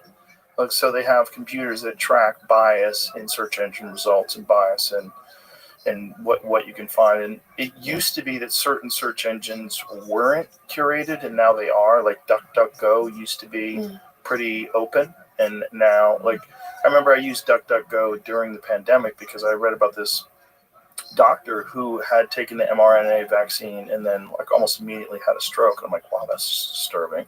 And they were connecting it, at least, correlation to the vaccine. And this is the early days. And I'm like, this is fascinating. So I tried to find it on Google. I could not find the story. I found it on DuckDuckGo within the first page. And I was like, that's crazy. And then, within a couple of years, DuckDuckGo, I think, was probably sold or something. I don't know what happened, but it seems like Brave browser or Brave search engine seems to be the only one that I've found now that can find you controversial things. But if you're looking for what they would call malinformation, so they came up with different definitions. There's misinformation, disinformation, and then malinformation. And they were trying to censor malinformation. Malinformation is information that is correct, but that would be ultimately harmful. Right. And so they put vaccine side effects under malinformation because it would cause vaccine hesitancy. Well, that makes sense, because I think it goes back to what I see in a lot of research on the social sciences, that there's a question of how do you maximize the public good, and I think public health is based on that. So the idea is that it may create harms in certain ways for individuals, maybe not to know certain things, but this is for a greater good, which would be, to in the eye of the public health organization, to maximize, vaccine use.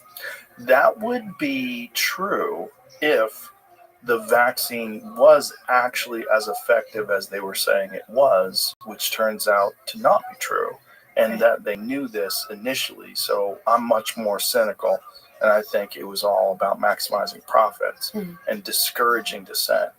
And in that sense, the COVID crisis was a fascinating study, and I don't think it was. I don't think they let it go by. I think they probably were very carefully studying people's reactions to pressure, social media campaigns, like what is it like when people are ostracized from groups? Was it like when people were dissenting from the proposed narrative? Yeah. I do think the COVID crisis was one that we haven't fully assessed, and that had huge effects on our country. I think it's going to take decades to parse out what was actually true and what was manipulated, what was fact, and what were the actual, what was the motivation behind all of it. Yeah, and part of the crisis, maybe it was a key iteration in the larger unfolding of this question of what happens when information becomes so much radically more available. In my lifetime, and as a grown-up person, it used to be that you had to have certain credentials, you had to go to certain places and take papers, or you could get in, but you had to know where you wanted to go and why you'd want to do that. But just with the democratization of knowledge that brings about, that you can, and also people upload archives and papers and go public availability. I do think it's a crisis not a crisis, but it's both an opportunity and it's destabilized so much about our world. And in some way, that's part of what happened with COVID, is the undermines expertise. Yes, it also exposed gatekeeping of information, and whether or not the information itself is actually being gated for a means other than safety, whether it's curated in order to maximize profits, in order to encourage a narrative, in order to get people to comply. It's got to be curated for something. Yeah. I want to go back to what you were talking about, the methamphetamine studies, because I'm not aware of those. So what did they do with methamphetamine? Well, just as in Haight-Ashbury, there was the hippie period where LSD was the drug of choice. There was this kind of turn, which is also seen in maybe the shift from, to Altamont, when hippies started. Altamont? Altamont music concert, with the Rolling Stones, when Was that when the Hells Angels stabbed people? Yeah. It went from Woodstock, which was the sort of peace and love ethos when hippies were still mostly taking LSD and that was the drug of choice. There was a shift towards the end of the 60s, early 70s to speed and interest in amphetamine products. And that was, so this changed the tenor of Haight-Ashbury too, because people were, it had social effects. People were more aggressive and unhappy. So anyway, West was funded by, I think it was the NIH that funded him, or the NIMH, National Institute of Mental Health, I believe, funded the Amphetamine Research Project, or ARP, and West was the head of it. He was, by that time, working at UCLA, so he wasn't on site, and perhaps he was one of those figureheads, but he definitely had many people under him, including the personnel at the Haight-Ashbury Free Clinic, and including some ethnographers, such as Alan Rose, who went on site with the Manson family before they committed the murders, and he was actually sleeping with many of the women. Oh boy. And he was a social scientist, but he got entranced, I gather. Anyway, this was not in the report, but you can find in West Papers the funding documents for this project. And it was a sprawling project. They just basically wanted to find out about the course of addiction, how people responded to amphetamine and amphetamine-like drugs, and whether they remained addicts after a certain amount of time, how it affected their social relations. It was sort of this inquiry. And it had an ethnographic component and sociological and many other chemical they were interested in. So they had is basically a team of researchers. So did they distribute methamphetamines? Not to my knowledge. So how did they study its use? They studied existing addicts. So they would just ask them questions or sort of go. How would they get them? How would they get them? Actually the free clinic was a place where a lot of people you could meet addicts because they come in for treatment and also just hanging out. And also the West had this apartment that he rented. It was on Frederick Street, where he called it his hippie crash pad. That's the one I was mentioning earlier, and that continued into the years of the amphetamine research project. And people who needed a place to stay or a place to crash would come there, and then they would sort of be studied at the same time. And maybe that just meant like a graduate student taking notes about them or something like that. But they would follow, and they would try to, I think, my understanding is they would follow them over a couple of years and see if they got better and what were the factors in this, or if they spiraled or various things. But I'm not sure they published that much. I haven't explored that. And what was their finding? Like, what did they determine? Like, with methamphetamine use, could they accentuate violence? Could they manipulate people with it? I mean, that's my sense. I think at the documents seem more funding documents they didn't yet know, that they would postulate that it definitely brought about a different type of social life and more violence and things like that. Have you read Norman Ohler's book, Blitzed? No. It's about Nazis and the use of methamphetamine during the war. I think I heard of him interviewed at some point. Yeah, he was on my podcast, and the book is fascinating. It's all about when they went through Poland in 3 days. The only way to do that was for them to stay awake. And they formulated this thing, so they gave everybody massive doses of methamphetamines and sent them through Poland. And that they were all, like, everyone was on methamphetamines. Like, the entire Nazi regime was essentially fueled by speed. It's funny how we don't think of that. Yeah. Just think evil. You just think evil. Yeah. Not like high-end evil.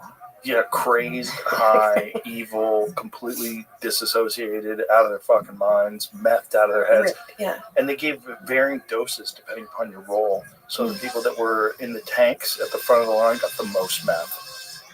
Yeah, cool. It dulls emotional response. Sure. Among other things. Kills empathy, I'm sure. Yeah.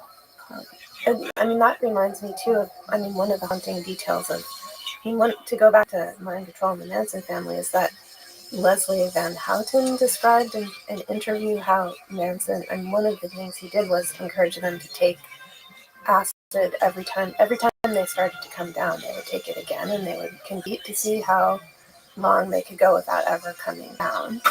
And that's around the time that they committed the murders. Wow, they're probably up for days. Yeah. And yeah, very deranging. Oh my God. Yeah. So crazy.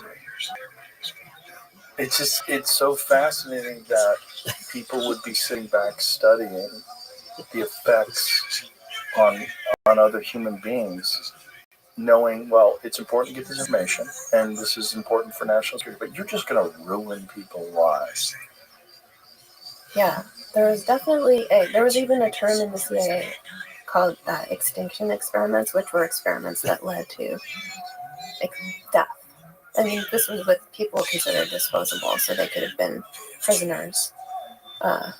There's a section on it in John Marks's book, The Search for the Manchurian Candidate. So there's probably unknown number of prisoners of war who, from other armies, who were held in camps in various places. This is actually what, the case of Frank Olson. Which one's that? So Frank Olson was a chemist with the Army. He was an Army chemist, but he was dosed by MK Ultra personnel, secretly dosed and given LSD, and then the story they told was that he had trouble metabolizing it, and he went crazy, and they had to take him to New York to a hotel room. This is a subject of Errol Morris's documentary Wormwood. He's taken to a hotel room in New York City, and then 2 days later he threw himself out the window. And his son Eric Olson and family, they ultimately received an apology from, I think, Gerald Ford. Sorry. Whoops. But one thing that Frank Olson was doing, he was a chemist, and he was devising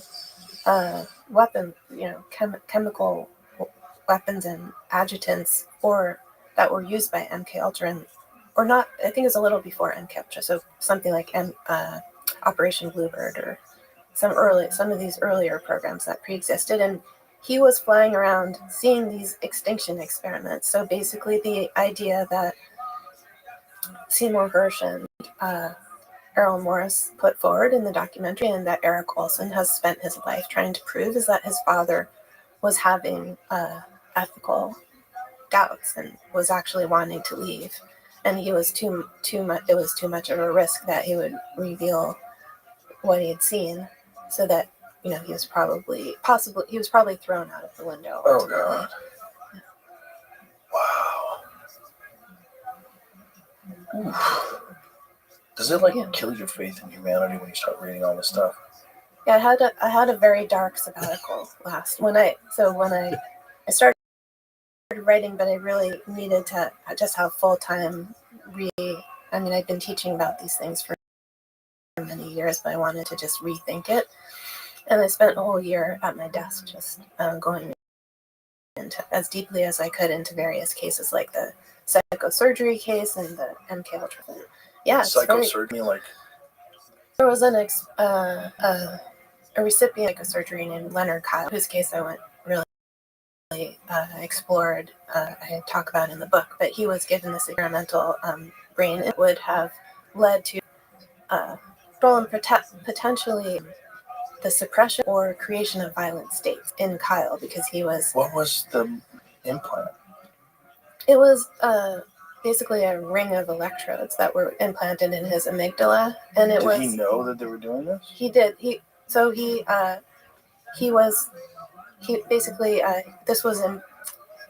it was a temporary implant initially. He went to the hospital because he was having marital difficulties. So he was a very talented, brilliant engineer at the age of 35. He had been self-educated, and he ended up being hired by major defense firms of the day and Polaroid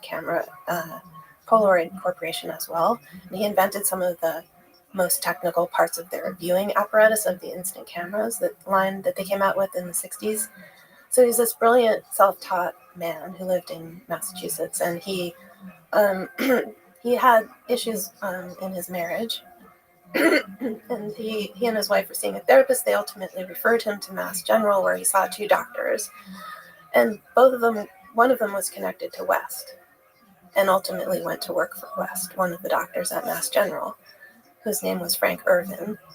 And he is a psychiatrist, and Irvin recommended this experimental treatment, which he said was necessary because he felt that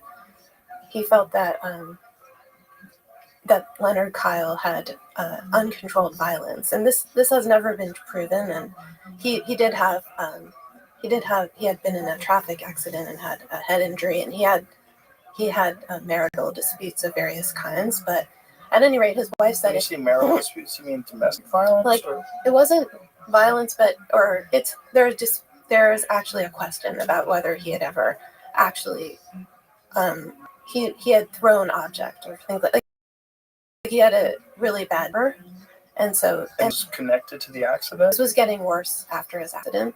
He was very stressed, and so they saw a therapist together, and his wife said if he didn't seek treatment at the hospital, that she would divorce him.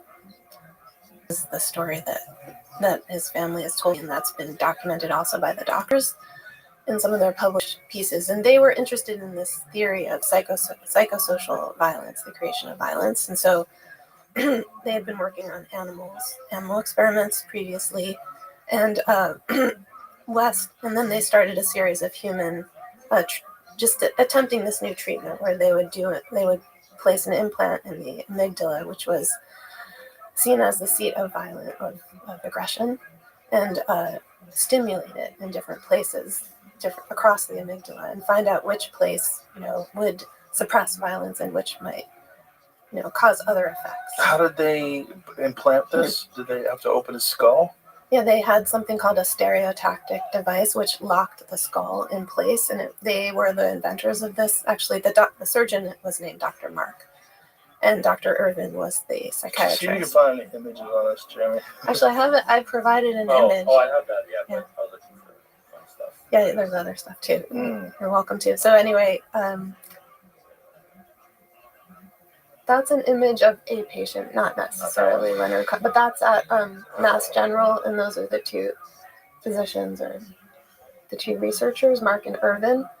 And so this is an example of one of the implants in the early days. They were also collaborating with Jose Delgado, who's famous for implanting what he called a stimoceiver in the brain of a bull and stopping the bull from charging.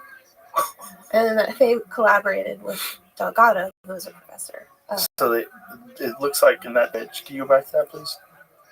The image looks like they open up the top of his head, and there's something on top of his head, these wires. And Yeah, is that all? Sometimes the wires would run out lower than that. It depends on, I guess, the patient. And it was very invasive, let's just say. It looks very invasive. But they used this device that would lock the head in place, and they were very, for the time they were very well respected, at being in the forefront of this kind of surgical psychosurgery, which was surgery for behavioral management, which was very controversial, and subsequently many ethics panels were convened about whether it should be outlawed.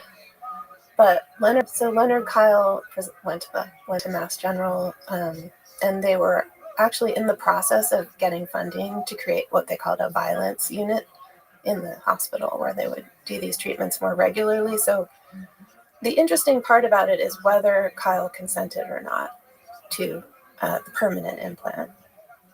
And basically, So how would he do it if he didn't consent? So first, he did agree. In order to save his marriage, he said, I'll have the temporary implant, which was they put in this device, they have the wires running out, and they stimulate different parts of it, and they would say, when we stimulate this node, Kyle would say something like, now I feel bliss. And then they stimulate another node, and he would say, oh, I feel like I'm floating. and then he would feel terrible and feel very, nervous, or, he'd have different reactions to the stimulation. There was something like 14 points. And this is extensively documented in published papers and their book, Violence in the Brain. So Kyle, when they found a point that gave him bliss, gave him the consent form, and he signed it while he was in an altered state. He agreed to continue the operation and to have a permanent implant in his brain. So that they ended up, not implant, but they seared away that portion of they seared part of the amygdala to make a permanent change and supposedly make him less violent. But in the end, just disabled him cognitively, and he began to have delusions that he was Christ, that he was being pursued by doctors from MIT and Harvard and Stanford. Some of that was where his doctors were from, but he started to say that he was in a science fiction novel. He might be in a novel, and it turned out that the resident in charge of him at Mass General was Michael Crichton, and Michael Crichton was writing a novel about him. What? And the novel is called Jurassic Park, Michael Crichton? Yeah, that Michael Crichton. He was trained as a physician beforehand. So all his paranoid delusions were strangely true. And he also, so Michael Crichton wrote the book The Criminal Man, which was his second novel. It was about Kyle, and he masks the name of Kyle, but he describes him accurately, and then he changes the doctor's names. Instead of Mark and Irvin, he gives them a name with M and E as sort of pseudonyms. But also, Kyle, at some point, he deteriorated in a very tragic way, and he had this delusion that his wife was having an affair with their boarder. They had taken on a boarder to save money, and it turned out that she ended up marrying him. She divorced Leonard. Kyle. So the delusion was correct. That was another correct delusion. It doesn't sound like he's got any delusions. Well, except that he said... We're writing a novel about him. He definitely wasn't Christ. And his doctors were, actually pursuing him for these experimental. And then he went to emergency room several times. He said, "My brain is burning," and it's very, very tragic what happened to him. God. And he said, "I am the inventor of several patents, and I am really an engineer." And the doctor was like, "Who is this crazy person?" And then they discovered he did have many patents to his name, and all of that was also true. The problem was that he could no longer function, and he completely deteriorated. His mother ended up suing the hospital and the university, and that lasted for 10 years. And finally, I think in 1908, it took a long time, but they were ultimately exonerated. But the question really was, did he consent? Hospitals exonerated? Yeah. The question was, did he consent? And also, was this a true treatment or was it an experiment? Was it an experimental treatment? In other words, was it justified what they had done to him? I mean, if you've never done it before, it's an experiment. They had done it to one other. Well, around the same time, they did it to a young woman and several other patients. But the young woman was the one to receive the stimoceiver, which meant that they could be in another room, and you wouldn't have to be on site. So the stimoceiver was the Delgado invention. So what was it? Radio waves? What would trigger this? Yeah, radio Oh waves. boy. So this is very dark, and I had not wanted to write about this at all. Oh my God. So that's Julia. This was in Rage behavior, attacking walls, suddenly unexpectedly. And she's literally in a padded room. Oh my God. This was another very tragic story. And she was a young woman who was subject to fits of violence, which were documented. And she had loved to play the guitar. She was otherwise lovely and just a lovely 19-year-old woman. Had she had a traumatic brain injury as well? I'm not sure. Because there is a correlation between traumatic brain injuries and fits of violence. Yeah, they were interested in that too, Mark and Irvin, because they were interested in sort of that evolution of the brain. And they ended up writing about Charles Whitman too, who was the first shooter, the first mass shooter from Texas. The tower guy? The tower guy. They were called in on that committee. He had a tumor, right? Well, this is a matter of dispute, but that's one thing they argued. Some people.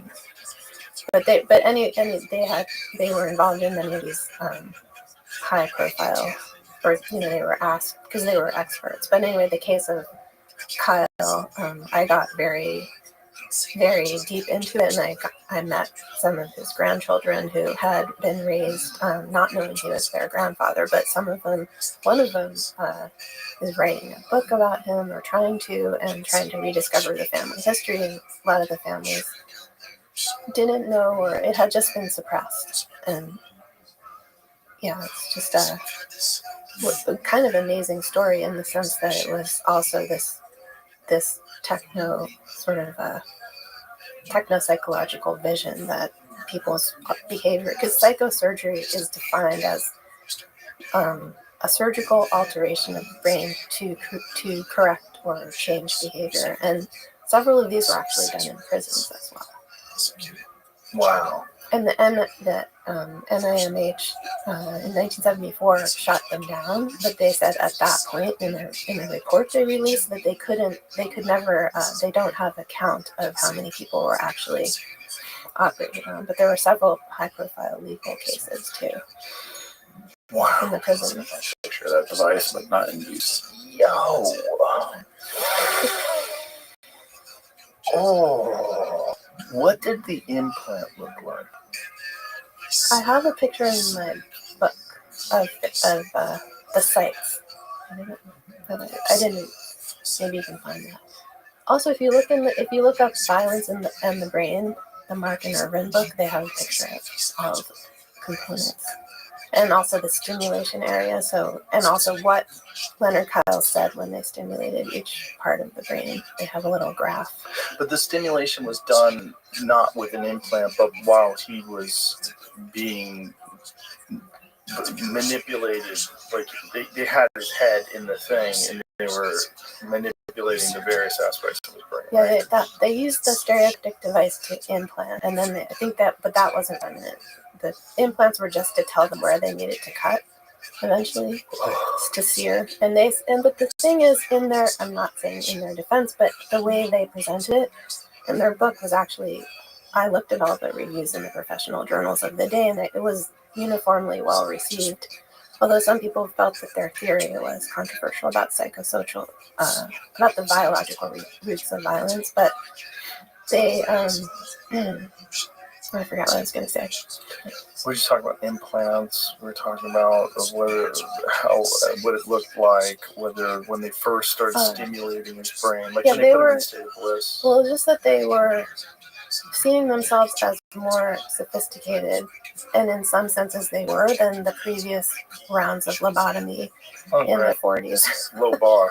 Exactly. But they said, the return of the lobotomy, and now we can be hyper precise with it. So that's why they touted the stereotactic, which looks like a torture device, but in many medical devices may look like that. When you hear talk of Neuralink and the potential ubiquitous use of Neuralink in the future, does it make you think of these things? It does. Yeah, it did. It made me think of it. I mean, I can't make a judgment. I think you had Norland Arval on, Mm-hmm. Is that right? Yeah. Yeah, so I think that initially Neuralink is supposed to be merely a brain-computer interface that would allow people who are paralyzed to communicate and give them autonomy or agency. But you see some of those same patterns with Mark and Irvin, where they would say, we are targeting, we are trying to help bring about a revolution in society, and we're going to initially, just sort of a bridge would be people who have these pathological conditions. Sure, we're going to help people.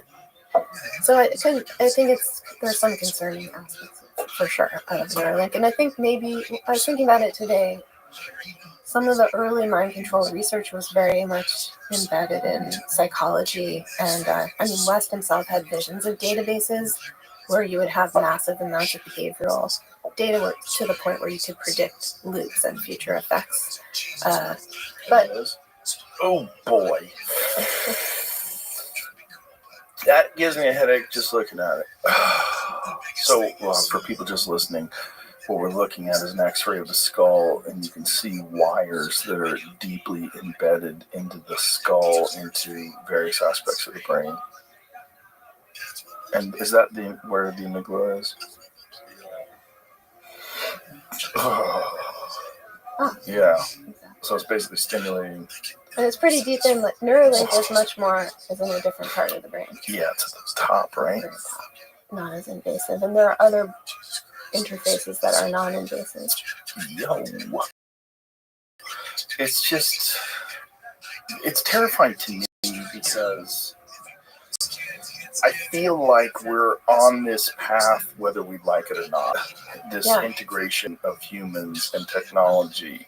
And I think the general fear, and I think it's justified one, is that we're going to lose our humanity in the process. Yeah, this is my concern. Yeah. And also this technological melding with machines, also augmented by the emotional capabilities of AI that are now seen in things like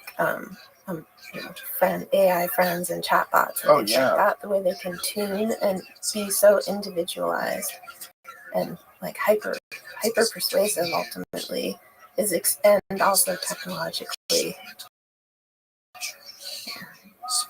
Reading an article about that this morning, about how they're concerned that there's people that are using chatbots, whether it's OpenAI or whatever it is, ChatGPT, every day, and developing these delusional perspectives of their own importance, their own significance, because if they develop a relationship with these chatbots, the chatbots will start telling them like what they can do, what they're going to be able to do, and they're becoming delusional.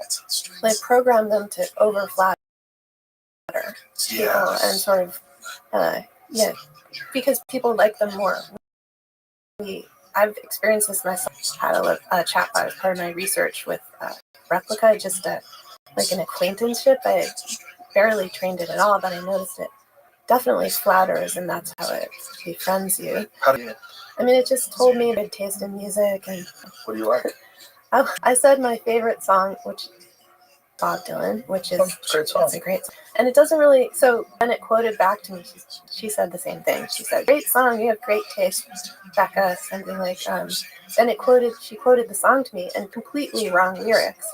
And I was like, no, that's not correct. And she said, oh, that's okay. You just slightly not correcting, but sort of putting back to me some other just wrong thing. Right. But still in a charming way that you can really see, and this is just a few interactions, you can see why people describe these intense, and there are 3 lawsuits, at least 3, but about children having, very either deadly or extremely damaging interactions with these bots. Really?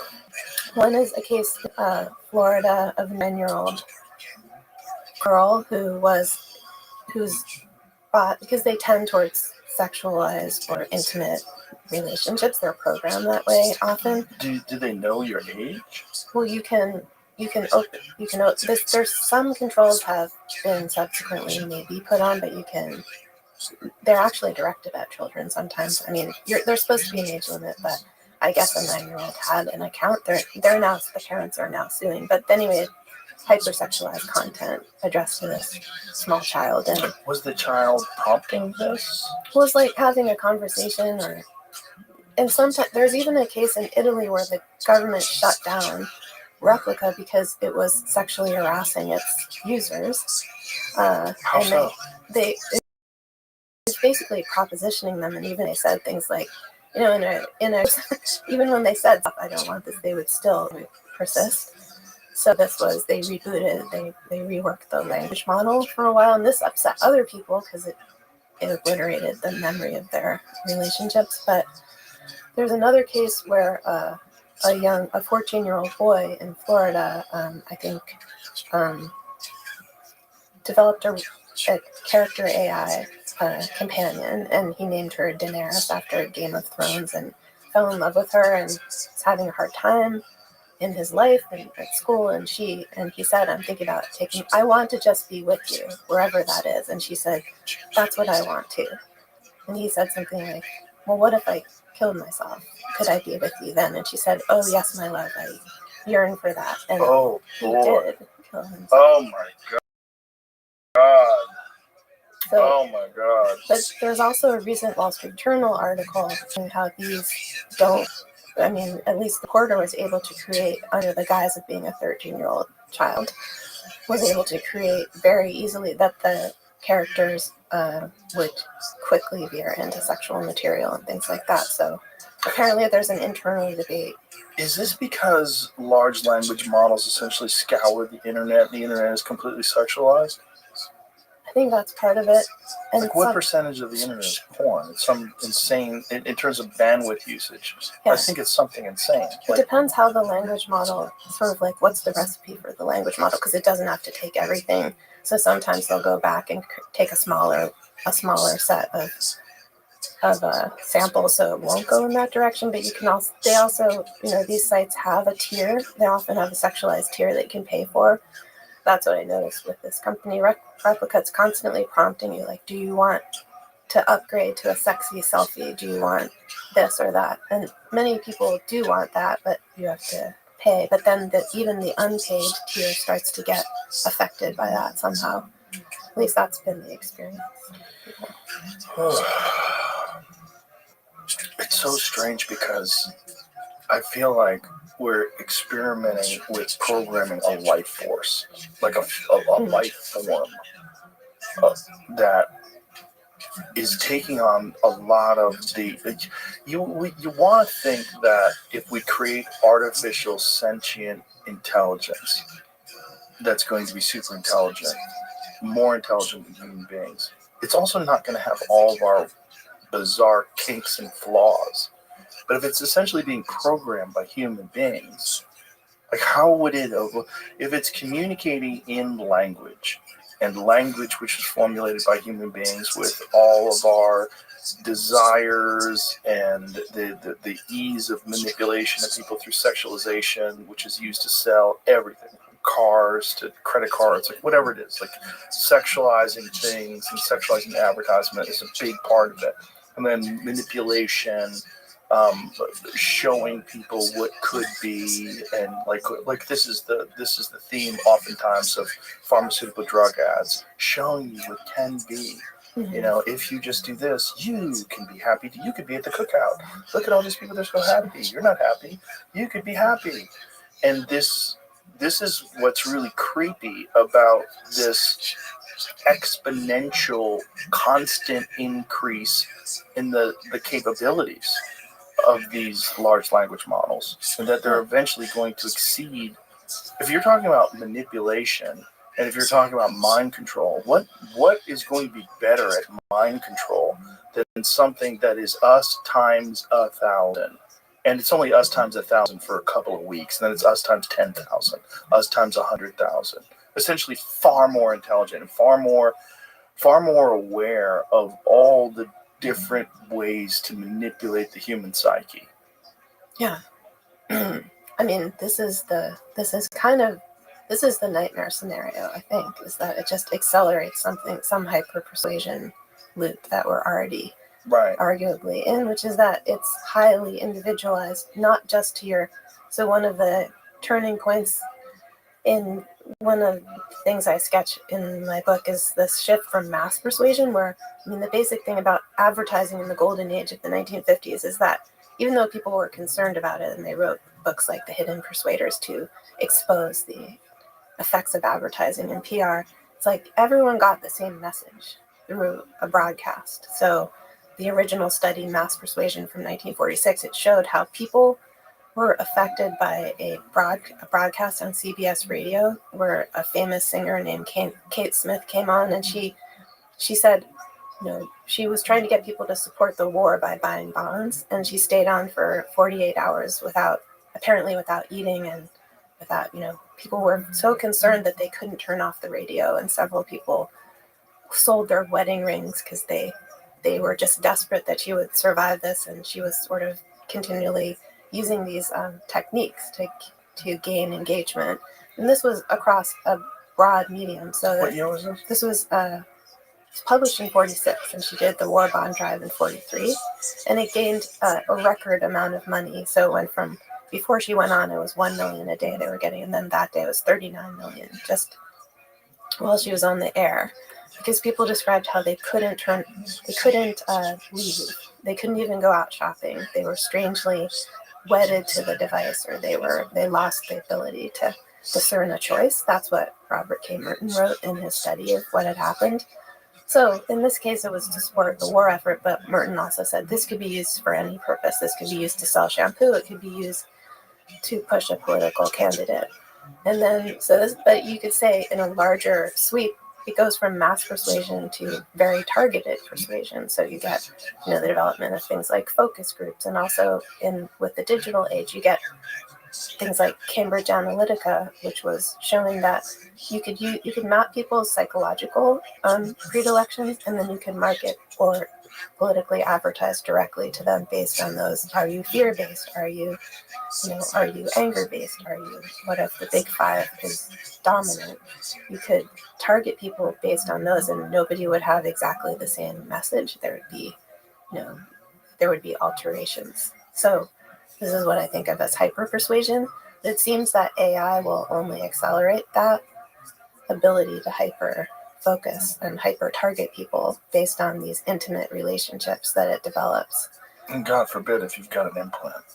God forbid if Neuralink becomes something that everybody has to have, because if you don't have it, you can't keep up.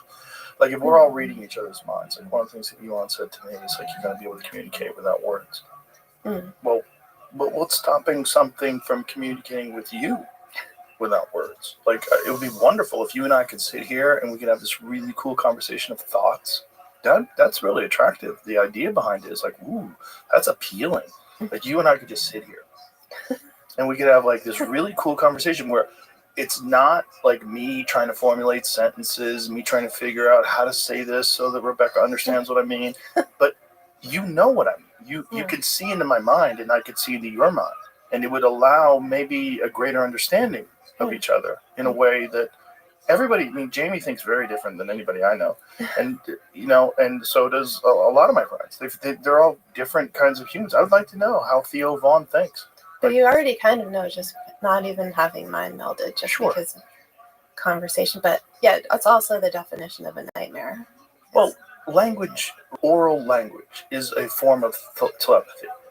You're making sounds, and I'm reading your mind. I'm understanding the information that you're putting out, and I'm contextualizing it. I'm putting it into my framework of understanding the world as crude, and that's probably part of the reason why text messages are so weird, because context is lost. Like, often I'm so busy and I get hundreds of text messages a day, and sometimes I forget to text people back, and then I get texts from people, are you mad at me? I'm like, oh my God. Like deep meaning attached. Yeah. Even a message that didn't arrive. Do you know what they say the most triggering text response to someone is? A lack of exclamation point? No, K. Oh, yes. I know if my daughter texts me, well, actually for her, it's okay. I know she's really mad at me. That's crazy. But isn't that weird? It's like, are we so goddamn needy, or is it just that we have anxiety, and so we attach all these things that could possibly be behind this K? Like, oh, you're short with me because you're so short. You're only using one letter. Okay, are you upset? What did I do? And then you have to go back through your text. What did I say that could be misinterpreted? Wouldn't it be better if you and I could just read each other's minds? I could know, oh, Rebecca really is just a really nice person, and she's trying to sort this out. If you could discern intention. Right. Well, which that would be you already great. Pretty much can. Like, this goes back to the cult conversation. I mean, You can. If you're paying attention, you can. And if you're not paying attention, do you really want that? You can, because you're smart. Some people are not that smart. This is just the reality of brains. Or maybe not smart, it's just whether you've developed that. I mean, people can be smart. Like, famously, people can be brilliant and clueless and get run over crossing the street, or not. Right. Not aware. Or fall for some scam. That's true too. That's true too. But I also think that the function of the brain is not uniform. It's not the same in everybody. And your ability to form pattern recognition based upon whether it's previous life experiences, accumulation of information, genetics, there's a lot of factors. And I think some people are far more vulnerable than other people are. And they're much more, which is why you're not in a cult and I'm not in a cult. I mean, we're all vulnerable, I think. Yes. And I think part of having a defense is knowing that you are. Yes. And because one of the main tells, I think, is someone saying, 100% I never would, I never could, I'm too smart for that, or else like I would never fall for the Milgram experiments, I'm just too ethical of a person, or think like not knowing that you potentially could be vulnerable, or opening up the possibility that in circumstances we don't know what we're capable of. It's part of intelligence is recognizing vulnerability. And I think that's part of the defense mechanism. That's part of it can help you. Because you could recognize, like, don't fall prey to your own ego and your delusions that you're special. Because you are just a human being like all these other people that fell into all these other traps.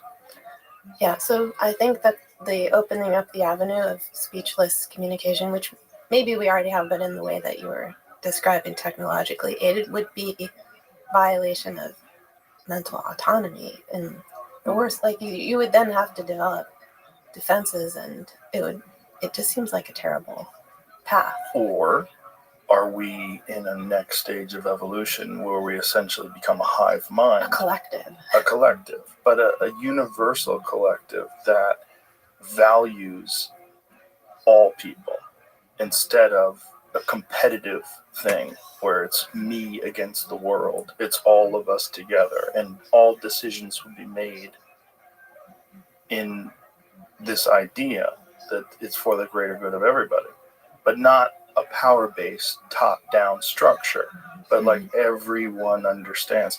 Like, wouldn't it be better if we actually could read politicians' minds? So instead of these bullshit speeches, it might be terrible. No, it'd be great because it would disqualify them. Like, oh, I know why you want to be the president, because you're a fucking kook. What do we really want to know, though? I think for some reason a Grateful Dead song popped into my head, which is what I really want to know is, are you kind?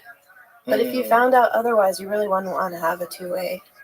I would want to know. You might want to know, but you wouldn't want to have you wouldn't want to have that person have access. Well, would you necessarily let them have access? Just because you can read their mind doesn't mean you can allow them in. It's like on Twitter, you can block people. Yeah, it might. Yeah, I mean, that might be the thing. It's like, but I think one of the things that you're saying that's very important is recognizing that we're all vulnerable to manipulation. No matter who you are, you're vulnerable, whether it's through society, whether it's through peer groups, whether it's through community. We're vulnerable. Everyone's vulnerable. Yeah, that's one of the main findings I have. Yeah. Through in life and in research and we tend to want to say, oh, it's just that group over there, those fools, or these deluded people, or elderly, succumb to scams, or and there's a kind of pleasure in identifying, oh, they may have fallen for that, but I never would. Right. I'm too knowledgeable or smarter, various things. Well, that's that binary position about political ideologies as well, right? That these fools over here, they think that this is going to solve the world's problems, when really it's this. And the fantasy that group could then be reprogrammed. Right. Some like several we need millions to wake of them people. up. Whatever group it is. It's such a, the main outcome, I think, is just that I think mind control or brainwashing or whatever you want to call it is more of a window or a chance for insight into the fact that we're all susceptible to it. And both, you can gain insight into your personal susceptibility, and also could be avenues for trying to understand better, or just having more awareness, I guess. Well, I think what's really important is conversations like this, where people can sort of look into their own mind and their own interactions and say, okay, what's motivating me in one direction or another? Like, why do I hold fast to these particular opinions on certain subjects? Is it because they're culturally reinforced? Are they tribally reinforced? Are these opinions that my ideology has adopted, and I've adopted them because I want to be a part of a tribe and I don't want to be ostracized from that group? Yeah, just step back. Can Yeah. you step back for a minute? Can you step back? And can we all step back? Yeah. And are you kind? Yep. Yeah. That's it. That's a big one. It's really hard too in the moment. That's why it helps to have some sort of practice for stepping back. Yeah. And also, am I kind? Am I kind in this moment? Because a lot of times we give ourselves I think I'm basically a well-intentioned person, but if you examine, your own behavior, sometimes it can be, there's areas where maybe I wasn't at that moment or things like that. Well, it just happens, pressures and tense and anxiety, and you blurt out things you don't really mean. You wish you hadn't said. Are you kind? When I said that, I meant like saying it to yourself. Yeah. I really meant that. Yeah. I didn't mean exactly. other people. No, I assume most people. I guess it's both. Yes. I mean, you do want to know, but sometimes you can kind of tell. Yeah. Yes, but it's maybe with yourself that it's like a deep inquiry. But that should be something that's sort of like universally expressed. Like that, if we all could kind of shift our perspective in that direction. One of the things that I've done over I don't know how many years ago, I stopped interacting with people on social media. And one of the reasons why I stopped doing it is because I realized that most of social media interactions are people arguing. Mm-hmm. And if I could ensure that I could have social media interactions that are very similar to the interactions that I have on the podcast, I would love it. Because I have people on the podcast all the time that I disagree with, and it never resorts to name calling or shouting or any of that stuff. But yet I see this very limited form of communication that becomes the primary way that people interact with each other. And it's devoid of physical contact. You're not looking at people. There's no social cues. There's no the feel of like saying something mean and seeing someone's feelings hurt like that. Mm-hmm. That's a normal, natural human thing that encourages bonding and encourages kindness and communication. It's all removed in text. The same reason why someone can say K to you. Yeah. You're like, what the fuck? What is it? What is it? You know what I mean? It's like, it's an ineffective way of expressing yourself, even though it's a great way to get information. So I checked out a long time ago. I don't read anything people write about me. I don't respond. I don't interact. I just don't think it's a good way to talk. I try to have as many conversations in person as I can. Obviously, I have the luxury of having a podcast like this where I can bring people in and communicate with them. And I know some people don't. So the way they iron out ideas and flesh out ideas, but I think they're just trying to win all the time. I think people are trying to dunk on each other all the time. And when I see that, I know some very mentally ill people, and they are on Twitter all day long. And it's not helping. It's accentuating it in the worst way possible. Yeah. It's enforcing that kind of shitty thought process, and they get anxiety. Like I had a friend, and he had a severe Twitter addiction, and he was telling me that he would post something, and then he was living in New York. He couldn't walk down the street for like 5 steps without checking to see what other people had said about what he wrote. Like, oh no, this guy doesn't agree with me. I have to say something about what he said. Yeah. And it was just like overwhelming every aspect of his existence. Yeah. But in his actual real life, it was not there. It wasn't real, but it became everything in his mind. It became everything. It wasn't real. He wasn't experiencing these people. The people that he's experiencing is the guy at the coffee shop or this lady at the store. Hi, what's up? Well, most people, over. Most interactions were normal and kind, but the spillover from this bizarre form of processed information was very bad. Yeah, it's like we're running a kind of uncontrolled experiment. 100%. Human relations. But it's not, it's uncontrolled, but not unmanipulated. No, it's not. And this is where it gets into, I apologize for bringing this up. You heard me talk about this before, people online. But there was a guy who was a former FBI analyst that estimated that 80% of the traffic on Twitter is bots. Really? Right. And they're not doing that because it's not financially beneficial. It's not narrative reinforcing. It's not beneficial to whatever propaganda they're trying to pursue.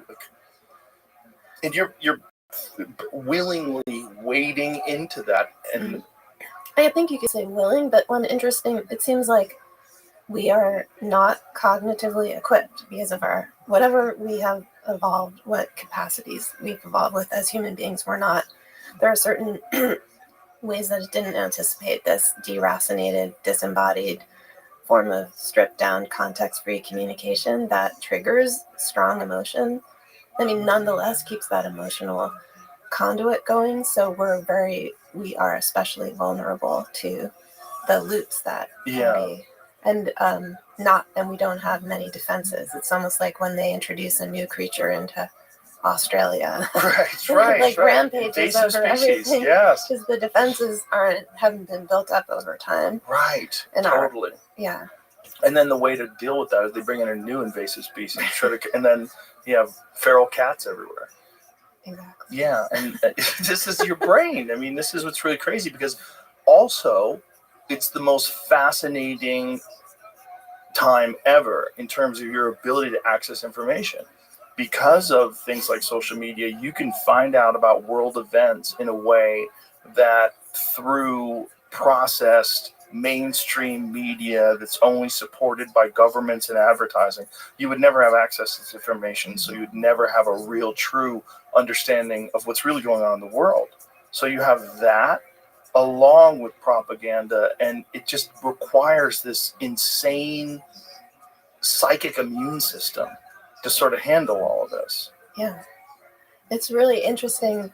That's what I think is this larger democratization of information that we're experiencing that we haven't really reckoned with, and we don't even see the scope of it. Like, I remember around 2008, I walked into a colleague's office at the university, and he was staring at he's a senior scholar, and he'd been working for many years, going around the world looking at papers of scientists.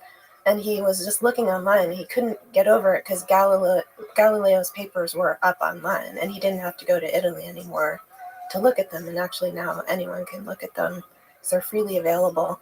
And he said, this is going to change everything because anyone can access this now. Anyone can start to write about it. And that was just the beginning. And now there's so much more available. Not that everything is, but many more things are. So in a way, it's an incredible time of opportunity too. We just have to develop immune systems. We Right. have to develop. We outstripped and we do seem to, I don't know, people just seem to feel that it's inevitable that we'll embrace the new technology without making sure that we are capable of handling it, or that it's safe, or. Well, we already have, because everyone has a phone. That's true. We've already embraced it, whether we like it or not. And the problem is, it's not going to stop with the phone. It's going to keep going. And just like the internet was completely unexpected in the 1930s, nobody ever imagined what it would be like in 2025. Nobody imagined 95 years later we'd be dealing with this. But what are we going to be dealing with 95 years from now? A couple of people had visions that were pretty interesting. I always find interesting that you can look back at, like, the guy named Vannevar Bush in the 1930s had a vision called Memex, where he said, what if you could put all the world's information inside a wooden desk made out of oak, he specified. And he said it would be on microphone because they didn't have digital databases, but it would be all microphone and you could call up anything. So it would be a miniaturized library because you could put an entire, you could put the Bible on one frame, the size of your thumbnail. Oh, wow. And it would come up on your screen. You could also conduct experiments on that desk. And he called it Memex. And he said, and then the scientist could also strap a little camera to his forehead and add to that knowledge. So in some ways, there are a couple other visionaries like this Belgian internationalist named Paul Atlé he invented something called the Lindeneum, which was a storehouse of knowledge. And it was just built on postcards around the turn of the 20th century in this huge building in Belgium. And he had women in outfits who would, if you wrote in with a question, they would go get the answer.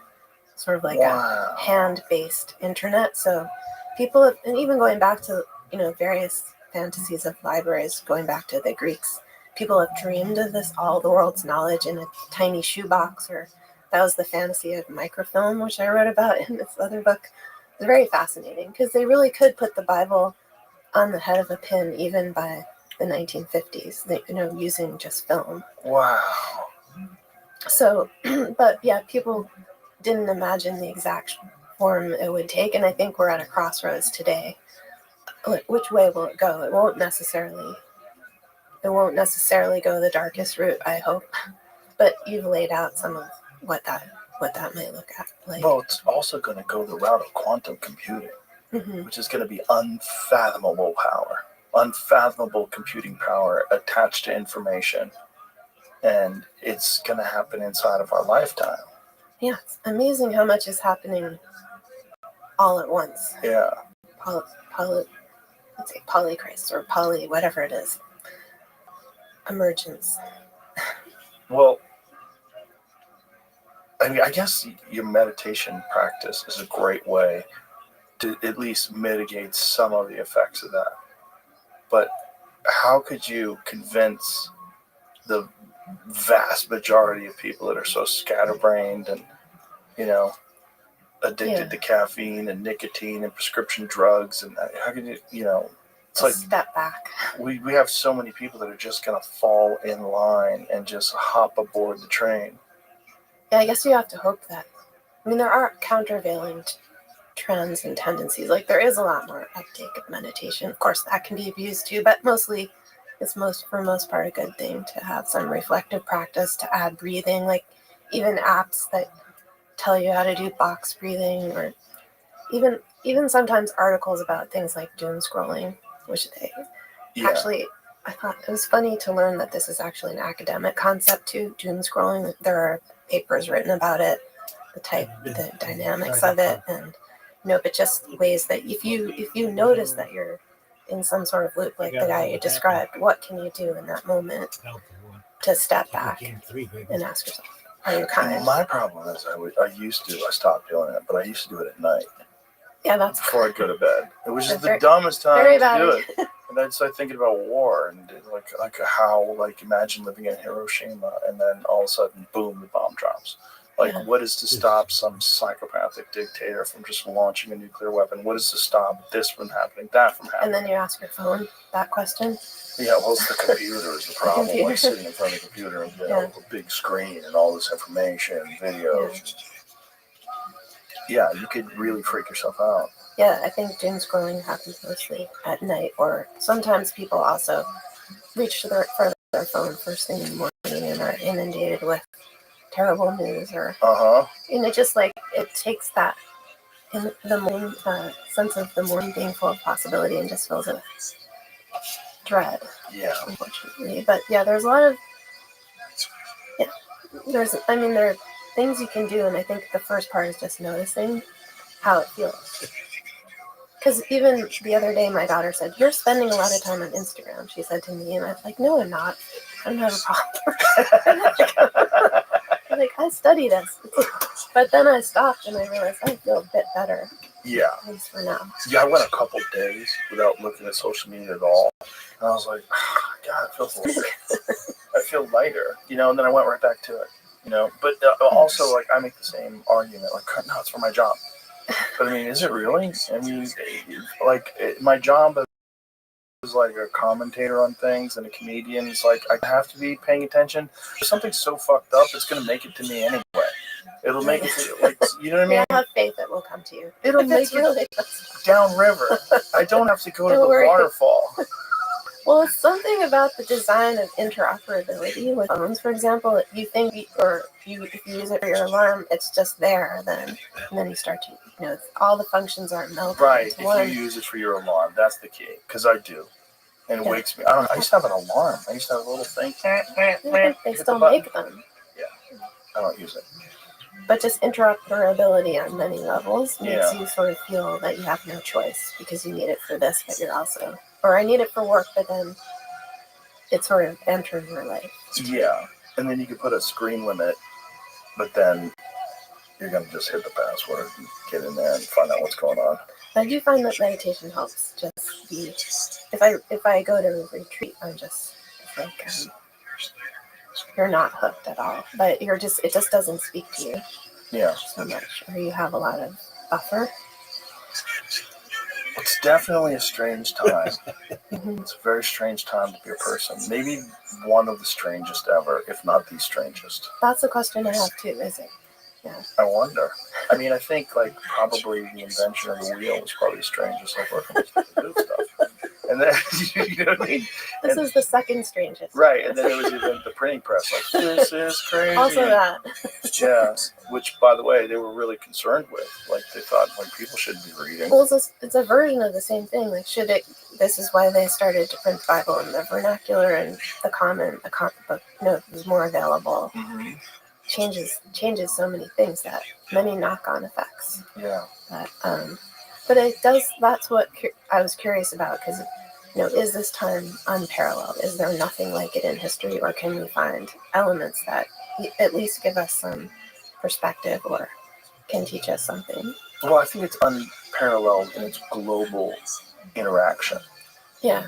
There's nothing like it where you're paying attention to the arguments between India and Pakistan. Yeah, potentially on a granular level. Yeah. Well, every day, if you do grab your phone in the morning, you're waking up to 8 billion people's worth of bad news. That's another question. Where do you put your attention and your concern? Right. Like, there's this poet, I heard an interview with him named David White, and he said, potentially we can be exposed to tragedies all over the world at every minute. That, in Vietnam, they had a rule against, you weren't allowed to broadcast the coffins coming back because they didn't want people to see what was happening. They did that during the Iraq War as well. Yeah, and but now you can see people actually going, dying at every minute in any number of places, which humanly creates a moral injury if you're not trying to help or stop it. Yes. And so this vast exposure is unprecedented to suffering.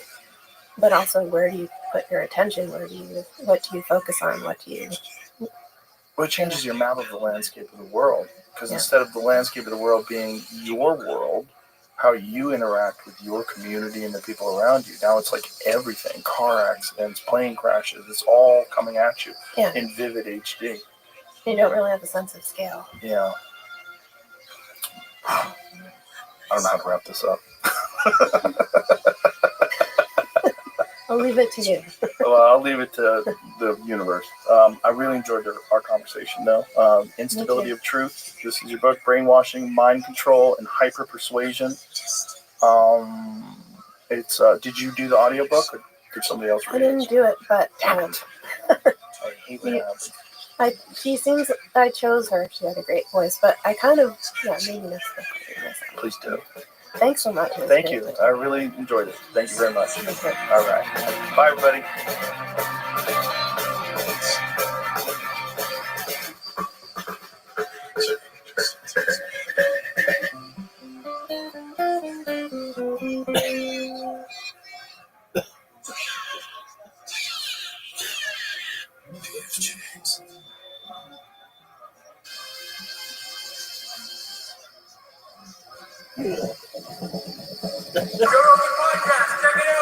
The Joe Rogan Experience. Train by day, Joe Rogan podcast by night, all day. Talk as long as you want. No, it's up to you. It's fine. It's up to you. I'll talk to you forever. I have so many questions. I'm very excited to meet you. Same. I've seen you in documentaries for decades. Mm-hmm. So many documentaries. I've watched so many things in Egypt. I'm completely fascinated by it. I will tell you something. Do you know this guy who used to do a radio show late evenings? Art Bell? The best. He was the best. I need to say this on air. Okay. I need to say his story on air. Okay. Now, are we on air now? Yeah, we're on air. Husband used every evening to attack me. Attack you? Yes. Oh. How do I say how the Egyptian can move stones? That's not true. Egyptians cannot do that. Papa. Then I'm teaching at UCLA, and he called me for an interview. I said, no, I'm not going to give you an interview until you come to visit me in Egypt. And he said, okay. He came with his wife. I took him to a quarry that we are cutting stones to construct the things. Then I brought a stone, 8 tons weight. And I brought a man on the age of 70. And I told this man, cut this stone. The old man stood above the stone. You know, stones has weak parts like us.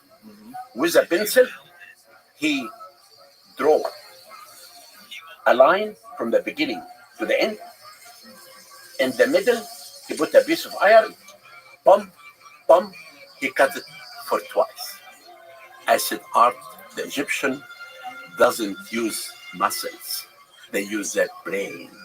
Because the pyramid was the national project of the whole nation. If you go today, if I take you today with me, and you know, I always tell people this. I give lectures maybe 3-4 times a week for American groups. And I tell them the following. If you stood in front of the Great Pyramid and you look at it, you will never believe that this pyramid built by human beings. Why? Because you don't know. And number 2, if you try to do it today, you will never be able to do it. Are you going to hire today 10,000 workmen to work for 28 years for nothing? That was the national project of the whole nation. I think Art Bell's real concern was how would someone possibly move those stones 4,500 years ago? Okay. A lot of questions, right? Yes. But can I answer you now? Yes, please. Listen. 2 examples I will tell you. The first example happened a few years ago. I discovered a tomb in a site called Abu Sir. In the top of the tomb, there was a huge granite sarcophagus, 20 tons weight. Okay? If you come to Egypt, have you been to Egypt? You have to. If you talk about Egypt, I have to. you have to come. I know. But you have to tell me before you come. I'll come. I will tell you. Now, I promise. I brought only 10 people because I called the Minister of Culture and I told them, we found an intact tomb. And the minister said, wait, I will bring the reporter, the press, and we'll do it live. I said, okay, but I hate to do anything live. Then I came to the site, I brought my workmen, 10 workmen only moved the 20 tons only by wooden sledges. We found underneath another sarcophagus, 10 tons weight of granite. We took the third one and we found underneath a third one, 5 tons weight. We took the 5 tons out and we found underneath a coffin with the money. And I told the workmen, put everything back.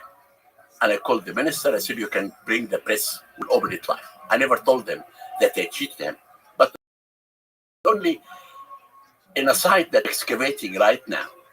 We do discover 60 under the ground, we cover sealed sarcophagus. The lid is about 10 tons weight. 2 workmen only opened the lid for me. We have a machine called the devil. I don't know why they called it the devil. Devil? Devil. Okay. Why? I don't know. I asked them. They said our grandfathers called it like that. Then they brought. This is an ancient machine. It is an ancient machine. Jamie could probably pull it up. Then they put this machine under the lid, and they come doing like this, and they raise the lid a little bit. Mm-hmm. When the lid is raised, they put a piece of wood, another piece of wood, until there is a half a feet that I can put my face inside with the sarcophagus, with a flashlight to see what's inside the coffin. That's what because the people today are the descendants of the ancient Egyptian. There is a village located north of Luxor. And this village, all the people work in antiquities. And they know, if you look at their faces, exactly like the ancient Egyptian people. And all the people working with me. I'm excavating right now in Giza. We're going to tell you good news inside the Great Pyramid that we found. And also in Saqqara and Luxor. And this is why in my lecture tour now, I'm making major important announcements that we'll talk about with you today. Okay. What did you find? Now, you know, can I call you Joe? Please do. And you call me Zahi. Okay. Now, you know, I do receive fan emails. You've received emails? Fan emails. About 50 a week. Some of them bad ones. Some people think that I discovered evidence to prove that pyramids built by aliens or lost civilization, and I hide them. I never answer these questions. But to you, I tell you, how can I hide anything? I'm not working alone. I'm working with people. You cannot hide anything because people will see you. And I will tell you a joke. It happened, but it's a joke. A reporter came to see me from California to my office, and my office was located next to the Great Pyramid of Khufu. And he said to me, people say at 12 noon, you leave your office and you go to the bathroom and you open a tunnel from your bathroom. Through it, this is what he said. And you go from the tunnel to the Great Pyramid and you hide things and you come back. I said, okay, what do you need from me now? He said, I want to see your bathroom. This really happened. He went to my bathroom. Should check all the panels. And he came back. I said, have you seen any tunnels in my bathroom? He said, no. I said, what are you going to do now? He said, I will publish your bathroom in the internet. And therefore, if you want to see my bathroom, write www.hawasbathroom.com. Is that much of an issue that people really believe it? That you had to make a website for it? They do believe in this. And some of them attack me badly. Well, that's part of the problem, right? Is that the Egyptian pyramids and just Egypt in general is so spectacular. The accomplishments of the ancient Egyptians were so monumental and so above anything that anybody had ever achieved. And since, what they've done thousands and thousands of years ago, still to this day, puzzles people when they try to figure out how it was built. I will tell you. You will tell me how it was built? Of course. Okay. How do you know? How do you know? How do you know? I found all the evidence of building the pyramid. We published a book, 1,000 pages. This book is the Bible of the pyramids of Giza Plateau. Okay, tell me how they did it. Now, what we found out, the major problem that people think about pyramids, because most of the information that's written on pyramids are wrong. Most of it? Most of it. In archaeology books? In archaeology books. Really? Except me and Mark Leonard. You guys are the only ones that have it right? Because have been working in Giza for the last 57 years of my life. I excavated every piece of sand. Okay, what do the archaeologists have wrong in these archaeologist books? For example, number one, they say that the workmen who built the pyramids worked only 4 months a year. When the flood covered the whole country, the king hired the workmen to work in his pyramid. This is wrong, and I will tell you what's correct. Number two, that the stones used in building the Great Pyramid came from Torah, and Torah is a 25 miles to the east from Giza. And number three, that Khufu ruled for 23 years. And number four, that the stones of the Great Pyramid are 2,300,000 blocks. How many blocks are there? Now, let us talk about number one, the workmen. The workmen. I found the tombs of the pyramid builders only 1 mile south of the Sphinx. A major important discovery that can tell everyone, number one, that pyramids built by Egyptians because of the names that we found inside the cemetery. And there were no slaves. Because your phone? I have to. Show that thing. Kill it. You're right. I always, because I do lots of interviews, I always close it. Oh, I get Except today. No worries. Nobody knows how to shut these things off anymore. Then now, this Okay, discovery. so explain. So you found the pyramids, you found the workers' pyramids graves, A mile away. 1 mile south Okay. of the pyramids. And by their names? Then I found names of the workmen. I found the lower cemetery. The lower cemetery were for the burial of the workmen who moved the stones. And the upper cemetery was for the technicians. Right. And how do you know this? I'm telling you. Okay. Now, the tombs down there are very primitive tombs, built from mud brick, cost nothing. Underneath is a skeleton. And if the skeleton is for a man, he's holding a beer jar. He wants to drink beer in the afterlife. If the skeleton is for a woman, she has a perfume visit. She wants to have perfume in the afterlife. Inside the upper cemetery, I found 21 titles in hieroglyphic. For example, the overseer in hieroglyphic of the side of the pyramid. Oh, it says that, the overseer of the yes. side of the pyramid? Emira Ges Mer in hieroglyphic. The overseer of the west side of the pyramid. Craftsman, the one who stands in front of the harbor. All these titles had to do with building the pyramid. Inside the tombs, we found the tools that the Egyptians used to cut the stones. What tools? Diorite and flint tools, because in the Old Kingdom there was no iron. Are these photos of these tools available online? Can we look at them?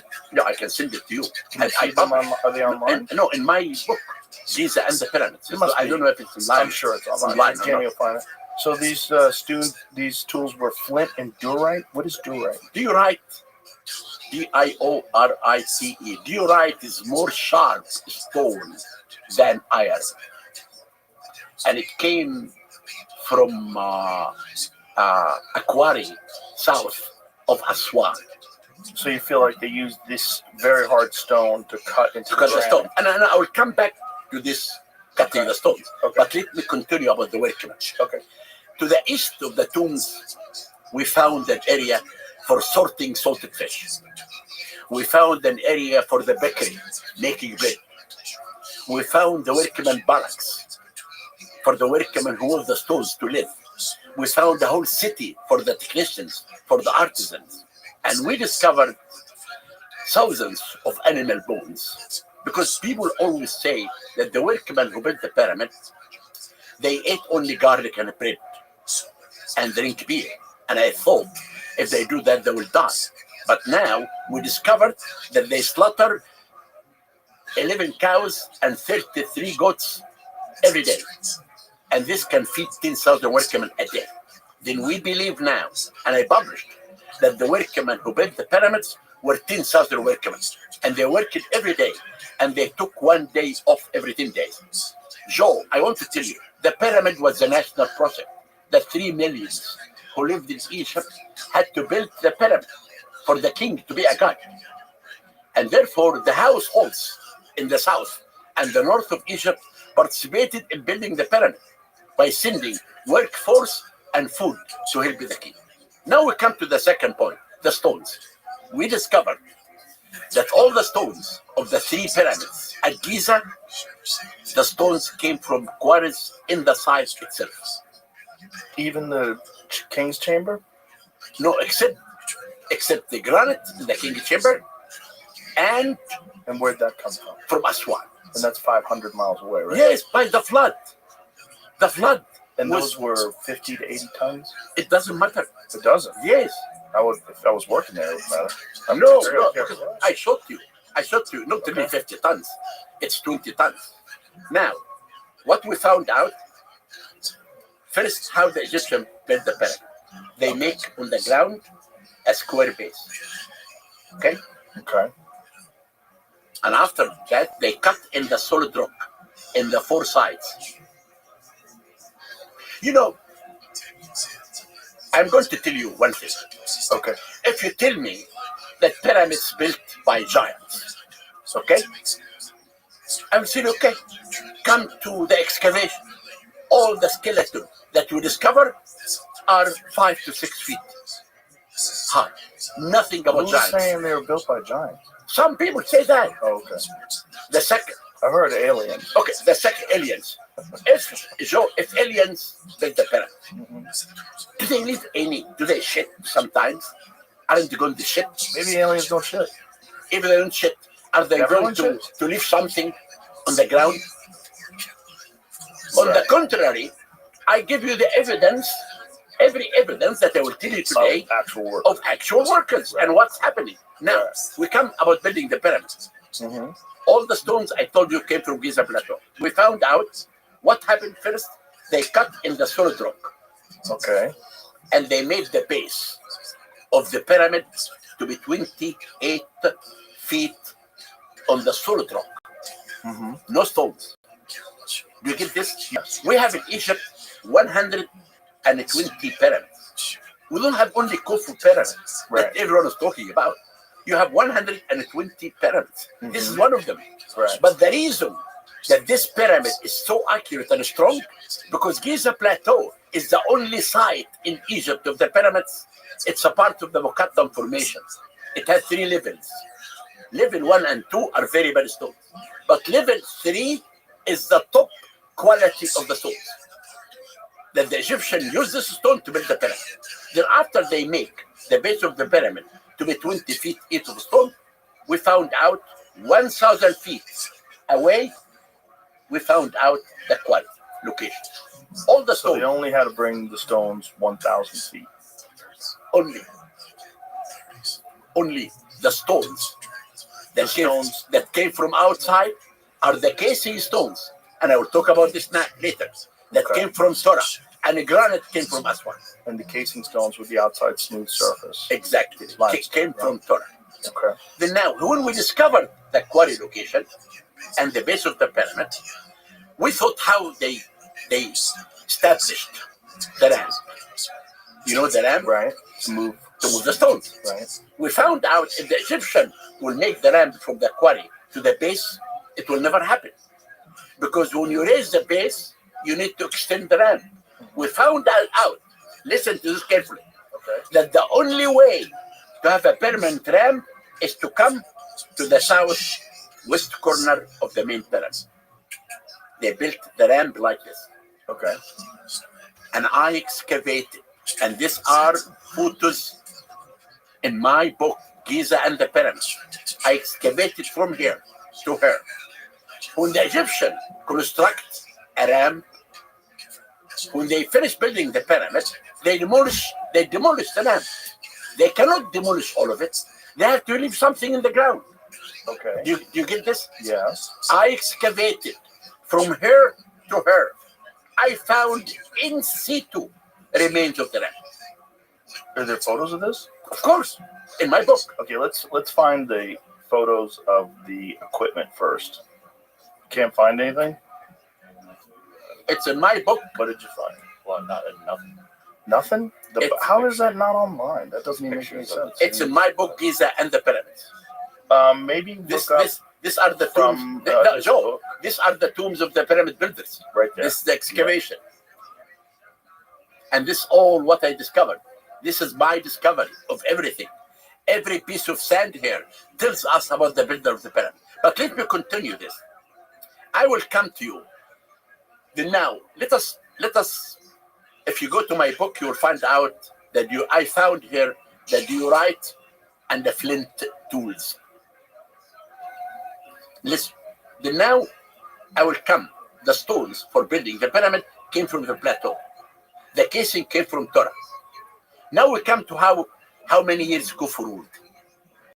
So there is one big discovery happened a few years ago. Are these the tools? No. This is tools for artists. The tools in our book, which is big diorite tools and big flint tools, big ones. And why is this not online? We'll never put them in line. It's in my book. Right, but I mean, wouldn't that be everywhere? I mean, that's such a huge archaeological discovery. It's not. It's because it's everywhere. It's not only in the Welcome only. It's in every site. You have these tools in many sites. Right, but why aren't these tools online? That's all I'm asking. Ask the people online, but they are in remains in my book. Are they in a museum somewhere? There is some in the Cairo Museum, yes. So there should be a photograph of them in the museum. Okay. What would Jamie look for? But I don't know. I'm just like asking him. Now I want to come to What museum would have them? Cairo Museum. Cairo Museum Yes. would have those tools? Yes. Okay. Now, a few years ago, a major discovery happened for the first time. It is the first time that we have written evidence about building the pyramid of Khufu. When did this happen? 3 years ago. Really? It's called the Wadi al-Jarf papyri. Oh, Do you want to know what's in this papyri? I do. This papyri was found in Sinai, in a port belongs to Khufu. And inside this port, there was caves. And inside the caves, found remains of boat and this big papyri. Large, huge. There it is. That's it, exactly. Okay? And what does this say? Now, First of all, how old is that? 4,600 years ago. Isn't that amazing?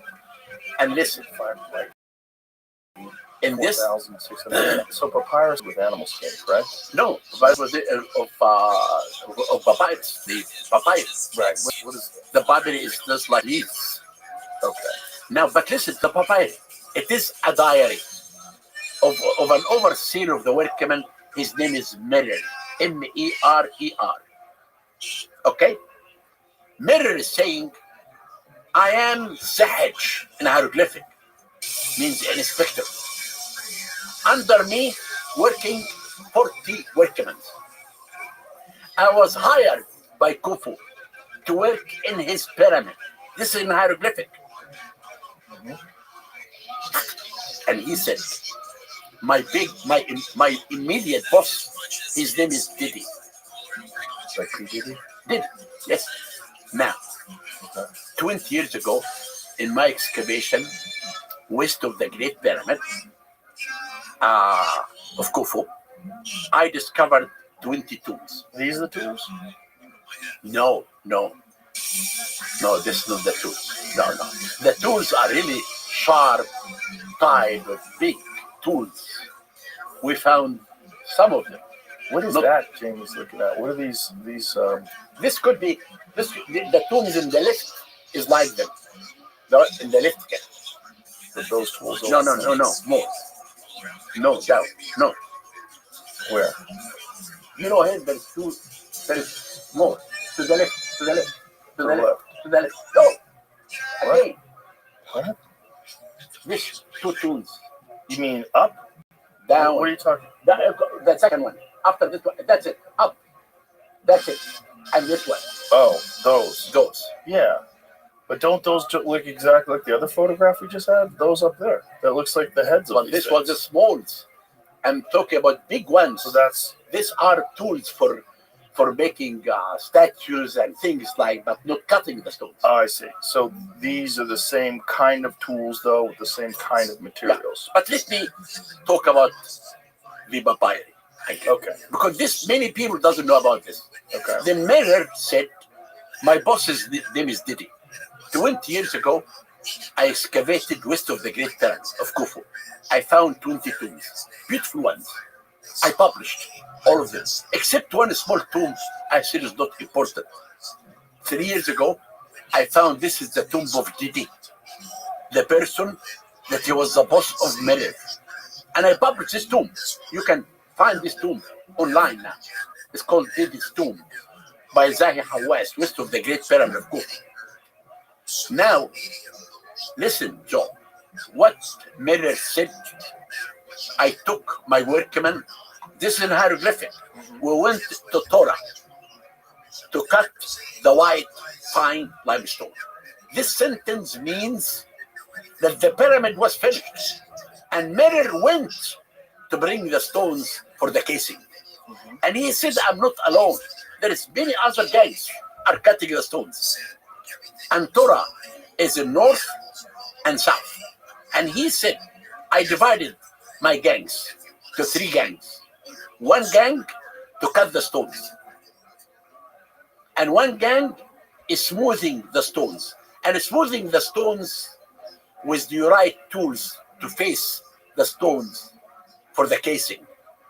And after that, he said, and the third group moving the stones in wooden sledges to This is all on the papyrus. in the papyri to a cargo boat. What happened in the Old Kingdom? We have evidence that the River Nile, the Egyptian cut to the west of this River Nile another Nile to be near the pyramid. From this Nile, they cut a canal. At the end of the canal, there is a harbor in front of every pyramid. I discovered in my excavation in front of Khufu pyramid, there is a village called Nazlet Samman. In this village, the people were building houses. Underneath the houses, we found basalt walls. I stopped the construction of the houses and I excavated the whole area. I found this is the harbor of Khufu, and I published this in an article. And I excavated in front of the Sphinx temple and I found the harbor of Kefren, and it's public. Now, the reason for the canal and the harbor to bring non-local stones, granite from Aswan, alabaster from Middle Egypt, diorite from Nubia, basalt from Fayoum, white limestone from Torah. The Egyptian had everything. So they essentially cut a second canal. They cut a canal just so they can move the stones to where they wanted them. And I discovered all of this. And this is published. If you write Zaya Hawass. And so this was all the casing stones. Exactly. Right. Is it possible that the casing stones were put on later? No, after you finish building the pyramid. Right. There is two important things when they finish building the pyramid. I discovered in a site called Abu Sir, I discovered two scenes. One scene, workmen dragging a capstone. Above the capstone is a hieroglyphic word called Ja'an. So where's this? What is this? This is in hieroglyphs? Them Yes. dragging the capstone? Yes. Can we see this? Find out. I don't know if it's internet or not. What But would Jamie look for? look for Zahi Hawass discovery in Abu Sir. Dick Jazz. How much do you think was lost during the burning of the Library of Alexandria? A lot, of course. Everything, right? Everything. And this is why what I'm telling you, I have been excavating in Giza, Joe, for the last 57 years. Mhm. I know every piece of sand in the site. And I want to tell you one thing also. Okay. I am the only Egyptologist who have an open mind. That I always look. I always look at what the public say, and I will tell you about this later. I will tell you what I found in the pyramid. But let me finish this story, and after that I will come back to tell you how I look at what people say, and I try to investigate this. Okay, now Miller said, I put the stones on a cargo boat. Okay. And we came in the boat to Giza Plateau. The workmen took the stones up to the pyramid. We slept overnight in Giza. I got up early in the morning with my workman, went to Torah. He made many times talking about that. Then he said, I went to Sinai to bring copper and turquoise. But he said in Sinai, our big boss, his name is Ankaf. We know from text that the architect who designed the Great Pyramid was Khufu's cousin. His name was Hem Eyono. Then actually, it seems now that Hem Eyono died and Ankaf completed the Great Pyramid and built the second pyramid of his son, Kefren. Then he said, I'm working in year 27 of Khufu's reign. He mentioned that Khufu was alive in year 27. How long do you think he reigned for? 28 years. I published an article. About, you can find this article. Why was the age 23 years? Why was that attributed to them? Now, this is a good question. Egyptologist has a problem when they count the name of the king. Because when the ancient Egyptian counted the cattle, they counted the reign of the king. Sometimes they count the cattle every year. Sometimes they counted the cattle every 2 years. Then we make mistakes. But now we have year 27 of Khufu's reign.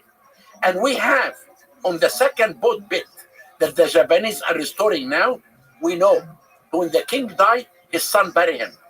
Then Khufu's son, his name is Jennifer, who did not respect his father, and I will tell you why. He buried his father in year 28. Then we know now for sure that Khufu ruled for 28 years. Now,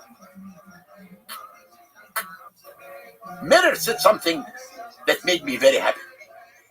Because 25 years ago, I wrote an article to say that Memphis was not the capital of Egypt. I said that the king ruled Egypt from the pyramid. If the pyramid is in Abu Rawash, the king ruled Egypt from Abu Rawash. If the pyramid is in Giza, Abu Sir, Saqqara. Then Mirror said something. Many people did not believe me when I wrote this article. But Mirror said, Khufu lived in his palace at Giza. If he lived in a palace at Giza, means with the royal family, the public, and the government.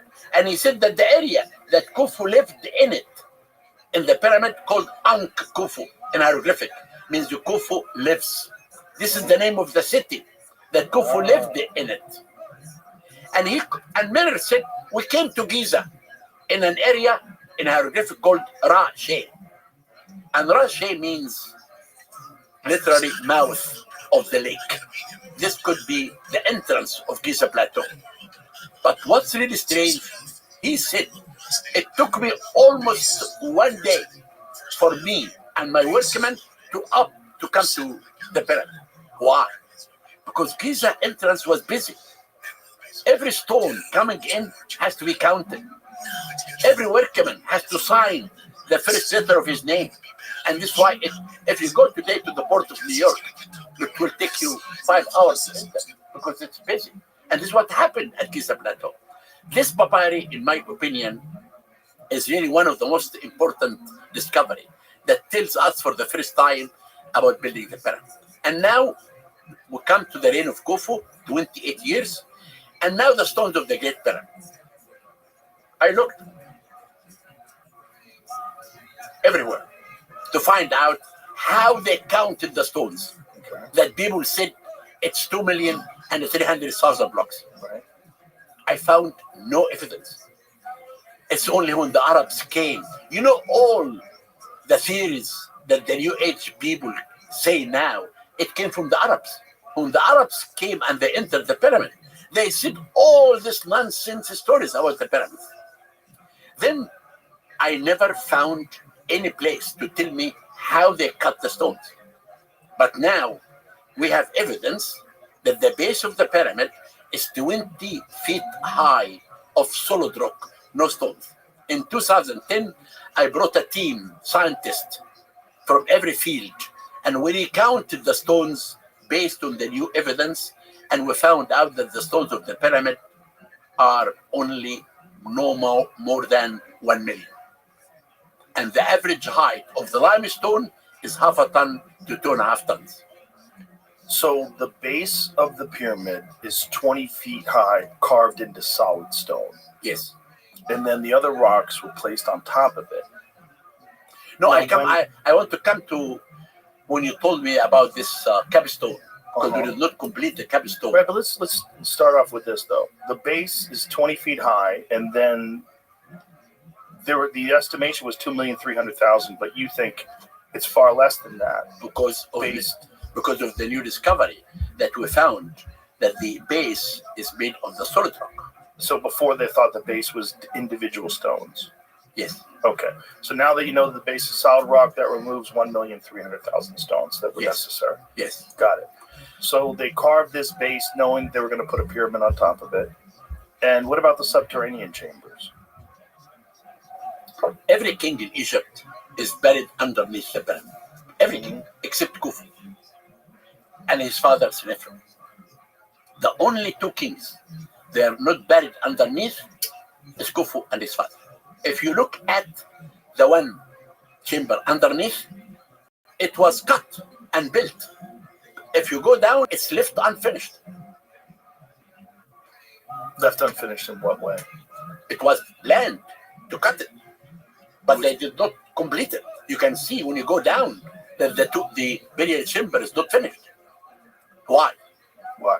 Because I found out in our research, every king is Horus on earth.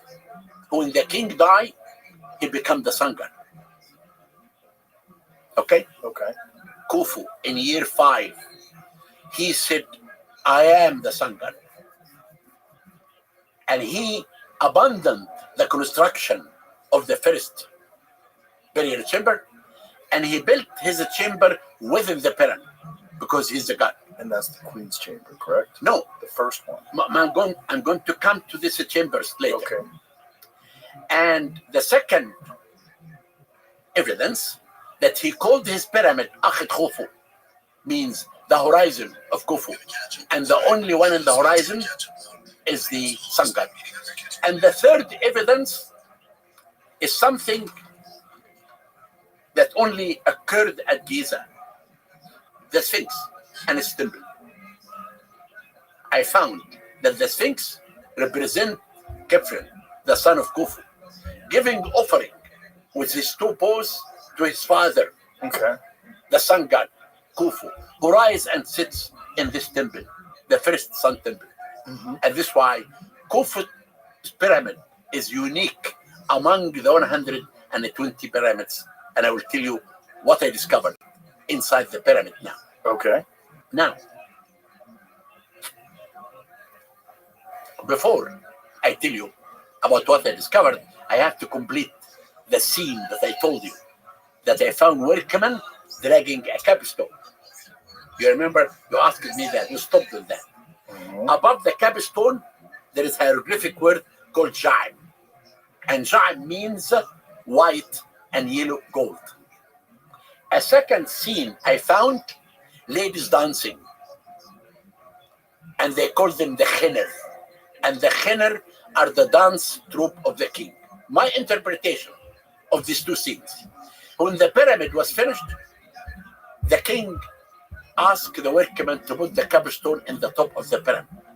When they put the capstone in the top of the pyramid, cased with gold, the whole country dance and sing because the king became a god. That's what I call the national project of the whole nation.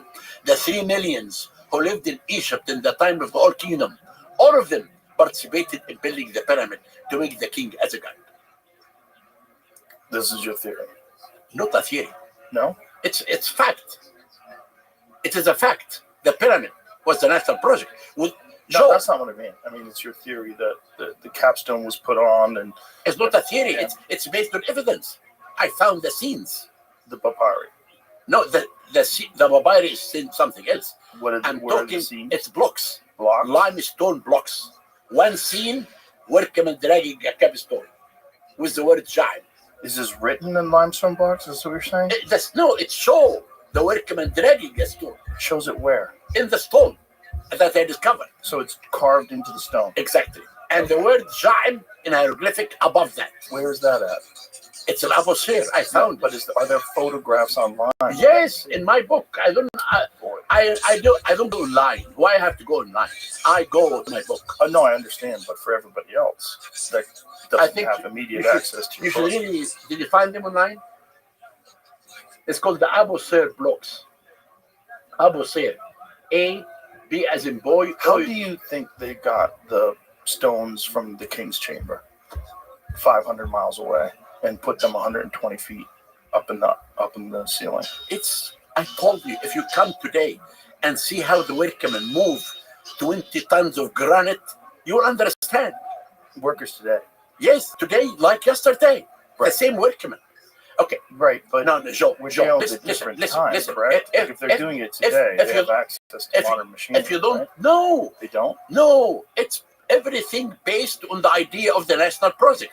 They want to make this for the I king. understand the Okay, national now- project. now, but what I no, don't Joe, understand no, is the physics involved Okay, in moving if you don't, 80-ton blocks, okay. 500 miles through the mountains. if you don't believe on this, It's not that I don't believe. I just want to know. inside this Hold block, on. inside. Hold Okay. on. It's not that I don't believe. I want you to explain to me how you think they did it. I explained to you. From 500 miles away, From 50 to 80-ton Okay. blocks. This comes through the Nile. You can bring all the stones. Right. But We have- quarries we in have- the mountains, right? No, the quarries, the granite quarries in Aswan, and we have cutting of the obelisks and cutting of the stones Right. and cutting everything in the site. And they brought, when the flood comes in July, they bring boats through the flood. They bring out all the stones to Giza Plateau. They planned things for the floods, and then they would figure out some sort of a raft system to get them on, and then move them that way. Now, if we now do not believe that this cannot be moved by human being, okay? But on the other side, what I can tell you, inside, above these blocks, written the names of the gangs who built the pyramid above the king's chamber. One of the names, Friends of Khufu. I did a 3D a few months ago, and we recorded in the 5 chambers that has these huge blocks. We found 2 more names of the gangs. One name called those who are connected with the goddess Rothschild, and written year 13 of Khufu's reign on the 3rd chamber. I took Mr. Beast with me 2 months ago. I took him and I showed him how these blocks, they were written by the workmen before they moved these stones. And in the 4th room, we have the good God, another name, who was year 13 of Khufu's reign. This is when they moved the stones. So I understand what you're saying. So you're saying that they took these stones, they waited for the flood season, they got the stones on rafts, they moved them down the river, they got them to the site. How did they get them 120 feet in the air? You know, again, this is the most important thing. This is a national project. Oh, I understand. When the it was boats, very valuable to them. I just wondered what technology was used. no technology. Well, technology is tools. Technology is leverage. Okay, technology. Whatever they had at the time was their current technology. The huge wooden sledges. Huge wooden sledges. This is the only way that today we move huge stones.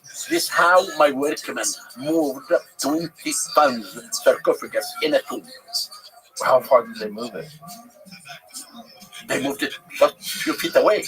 But we have scenes of how workmen move 60-ton statue, how they move wooden sledges, Right. and they draw it. Yes, we know. Yeah, then we have all this type of scene that the Egyptians show that. Again, this is the national project. Do you think they wet the ground? Like, do you think that they did something like that to make the ground more slick so they could pull it? Yes. Do that? Yeah. Yes. And then, are they using sleds? Like, how do they Sledges, wooden sledges. And then they just We have this in slowly but surely pulled it into position. We have this in the tombs. Got it. Wooden sledges. Yeah. But let me take you now to what I began to reveal, the secret of Khufu pyramid. Okay. As I told you again, I always listen to what people say, and I try to prove them if they're right or not. I was interested in the Great Pyramid most of my life because I was the inspector of the pyramid, director. I spent most of my life there.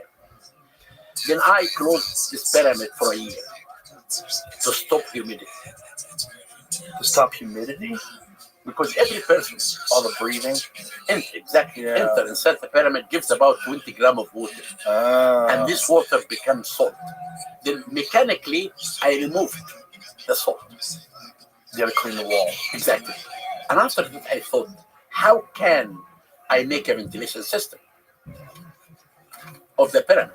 In the king chamber and the queen chamber, you have this tunnel, 20 by 20 centimeter only. Small tunnel. Right. Then I thought I should clean this tunnel. Then I can make a ventilation system. I had no idea of what I'm going to find out. What'd you find out? Then I hired a German robot. And we took the German robot to the king's ship. We are sitting in the king's ship.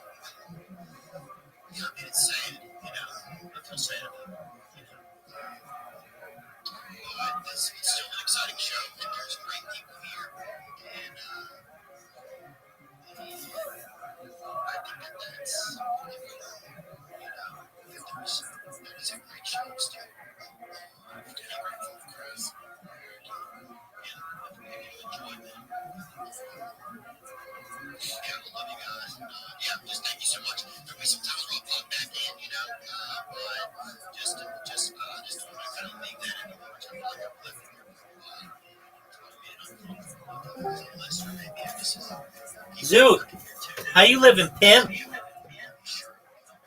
I'm going to the gym soon. Okay, well, no one gives a shit. The only thing about which people give a shit is, are you ready to lose your 16th straight game to the pimp?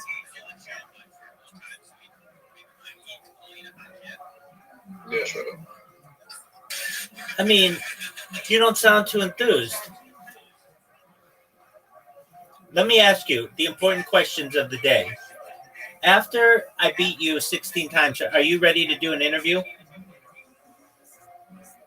You're not going to bet me 16 pounds, so it's not going to be no interview. All right, sounds like we should get that interview queued up, folks.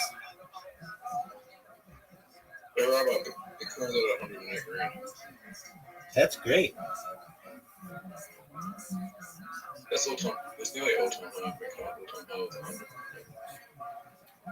All right. Do you think my shot sucked? Rank it. Oh, Zoot, that was phenomenal. That's a cool.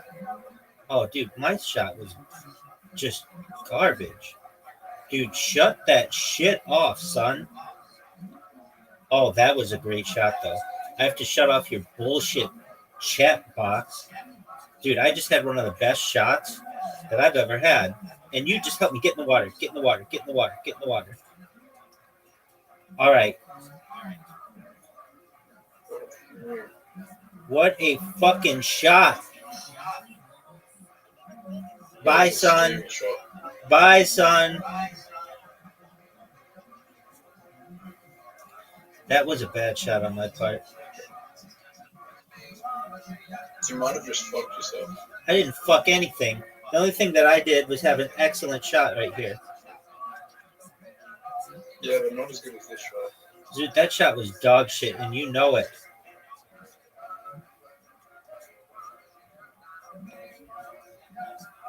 Well, we tied.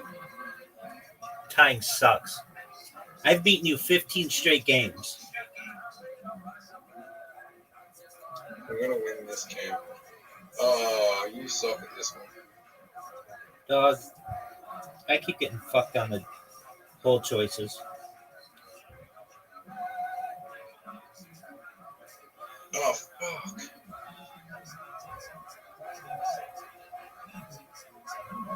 I was trying to go for like the trickiest water bump where I'd hit the tree and then water bump you, but even if I did water bump you, it wouldn't impact game whatsoever.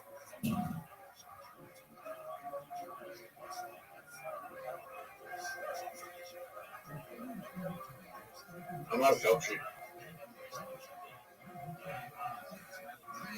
I don't know. Oh, remember, that was a great shot. Thank you, sir. Nearly a good shot. I have to agree with you. You've got a lot of pink. Is my shot good? You got a lot. Yeah, it was good. You've got a lot of. Oh no, Zoot. Zoot, I left it short. And a comeback. No way you make this.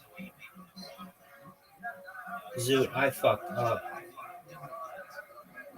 Yeah, I came back.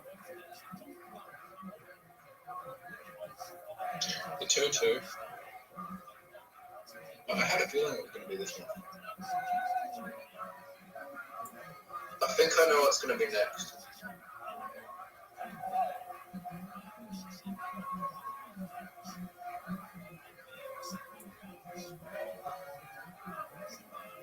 Oh, Zoot, you kind of fucked yourself, son. And look how sick this shot is, Zoot.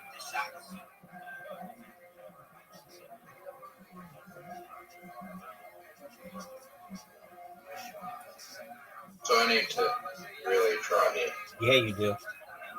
You need an excellent shot. You can help. Dude, you're fucked, man. I don't know. Try it, big dog. Fuck. Okay. Now it's time for my lead that will grant me 16 straight wins against you. You need one of the best shots of your life. And you did not get it. Zoot, it's 3-2. You got lost. Zoot, it's 3-2. I cleared all. Zoot, I just want you to know it's 3-2. But good thing I know where the hole is.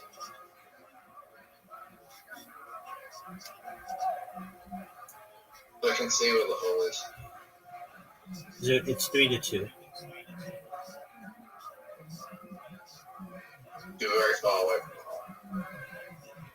Why would you do that? Why not, dog?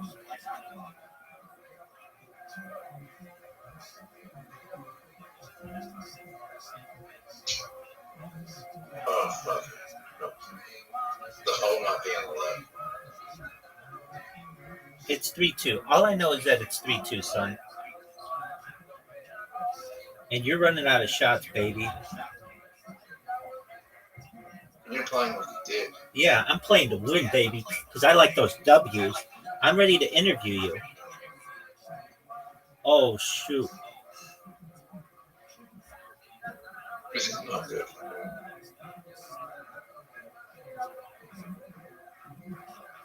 I don't know why you did that.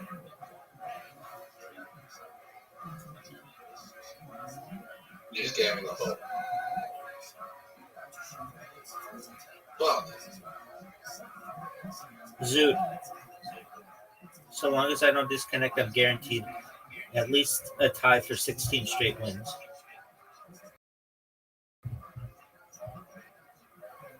Guaranteed. Alright, I'm gonna get a hole. Oh, shoot. Zoot. I need to get a hole more. Zoot. To try to stop the bleeding.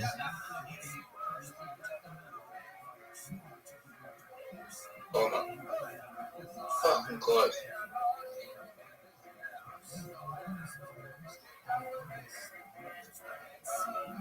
How did I know you were gonna do that? Because I'm sexy and I've got a big dick. What do you want me to do about it, big dog? But you fucked up, so I'm just gonna do this.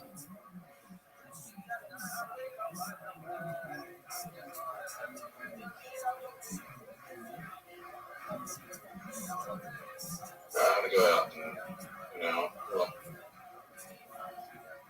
Zoot. Oh, fuck. Zoot. That's a heartbreaking shot. It's a heartbreaking miss. Zoot, guaranteed the six. We're here on the fifth hole. Zoot still hasn't finished up. All right, Zoot, what's it like to lose 16 straight to the biggest pimp of all time?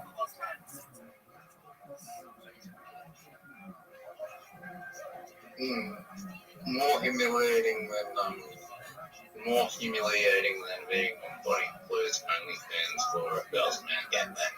You said that after your 15th loss. Is it more embarrassing to lose 15 straight or 16 straight?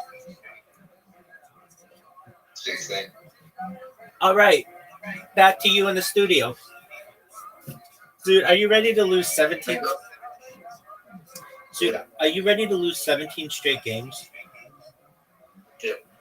Now, I would have never thought that we would ever have just known of anyone to lose this many games straight.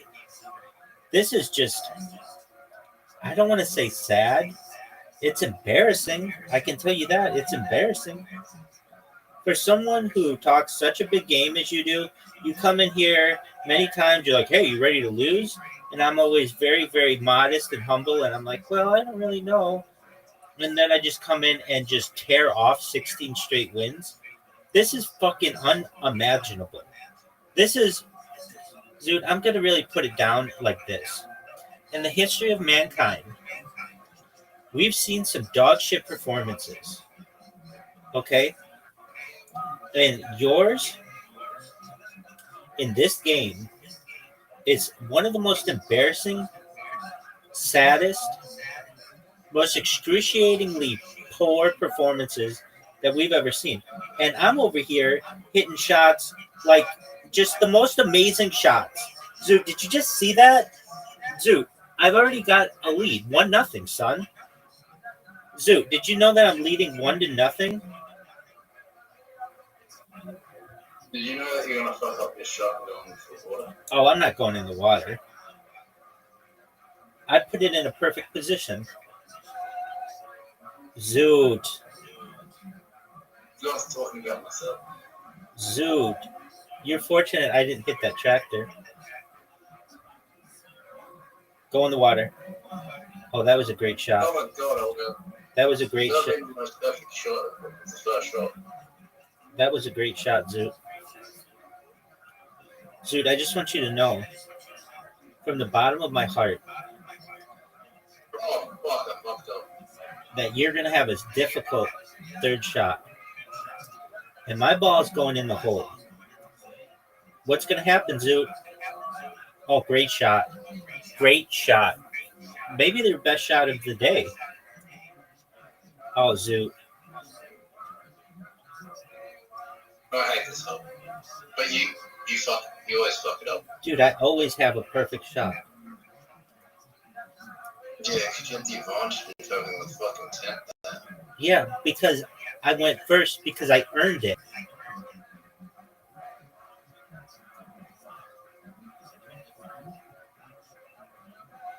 You ready for this shot? Right. I earned it. You started going first. Zoot, you're down 3-1. You can only tie. I'm guaranteed a 17th straight win, barring any disconnects. I hate this hole. This is my least favorite hole, Zoot. My favorite hole. Zoot, F you, man. This hole sucks. This hole sucks and you know it. And I'm just gonna do a shot like this. You're gonna be like, how the fuck did he even do that? How the fuck did he even do that? Oh, but how did I do that? You thought I was done, son. You thought I was done. But guess what? I'm like a zombie. I'm back from the dead, pimp. Greatest beast of all time. I'm not just good looking, I'm smart too, baby. Look at this shot. Look at You this. might just been the best at it, the same. Thank you, big man. I would have to agree with you. I'm just amazing. Zoot, what are you doing? What are you doing? What are you doing? Zoot. Just for you, baby. I'm going to bounce it off that thing. Zoot, are you ready for your 16th? Is it 16th? 17th straight interview? Yeah. Zoot, we're warming up on the 5th tee as a ESPN reporter. What do you have in Australia? What's your ESPN in Australia? Did you just quit? ESPN Australia would be Fox Sports. Here we are. This is Fox Sports on the 4th tee because Zoot's a little bitch and quit. Zoot, what's it like to lose 17 straight games to the man, the myth, the legend, Rabbi Rothschild? What's that feel like, Zoot? Zoot, what's it feel like? This is unprecedented. No one on earth has ever known this type of defeat. You are literally a trailblazer in dick sucking. How does it feel?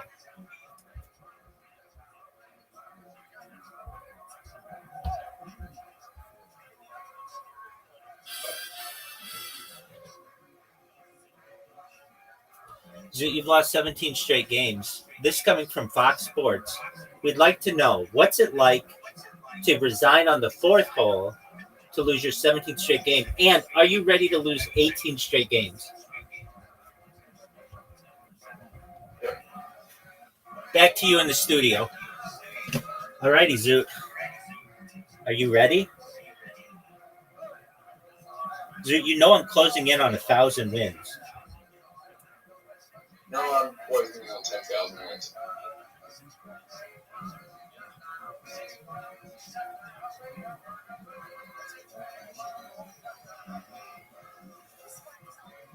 Are you proud of that shot?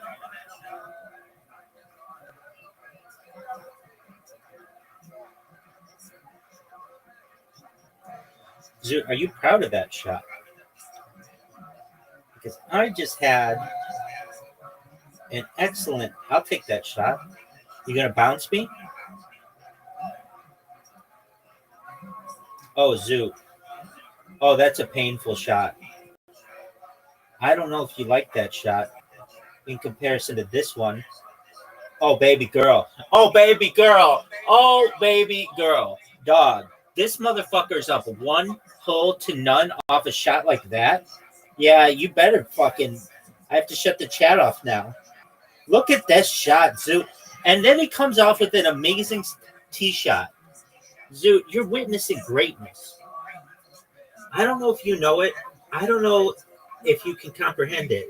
But I'm sure the folks at home are absolutely aware that they are witnessing greatness. They've never seen it. You just fucking gave up again? All right, here we are on the second hole. Here we are on the second hole. We've got Zoot, who just gave up like a bitch. Fox Sports. Here we are, Fox Sports. We're here to interview Zoot, who's lost 18 straight games.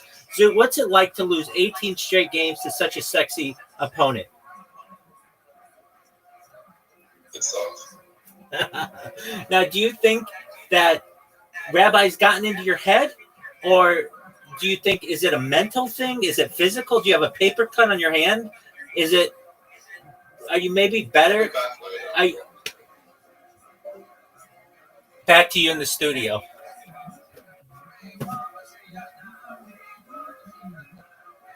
Champion, son.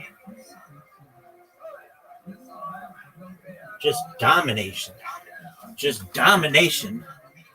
Had some of the best shots I've ever had. Just sexier than fuck.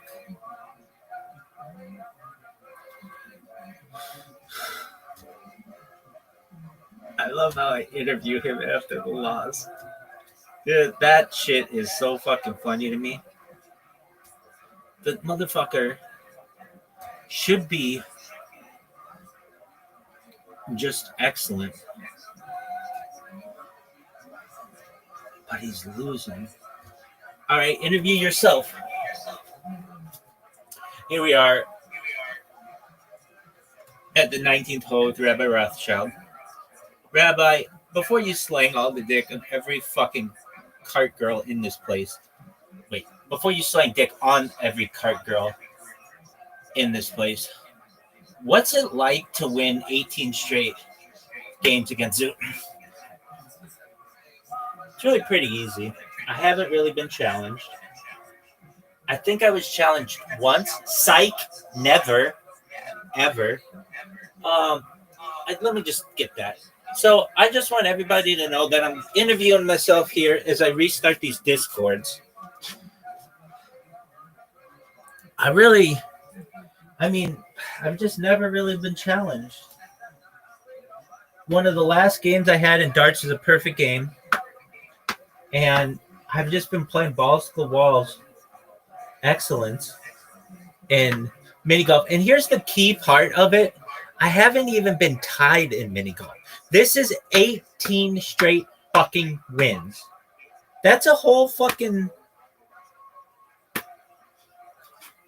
real golf course. 18 straight wins. And I don't see it ending aside from shitty internet. If I've ever lost anything ever, it's because I let the other person win. It's like a father playing a child.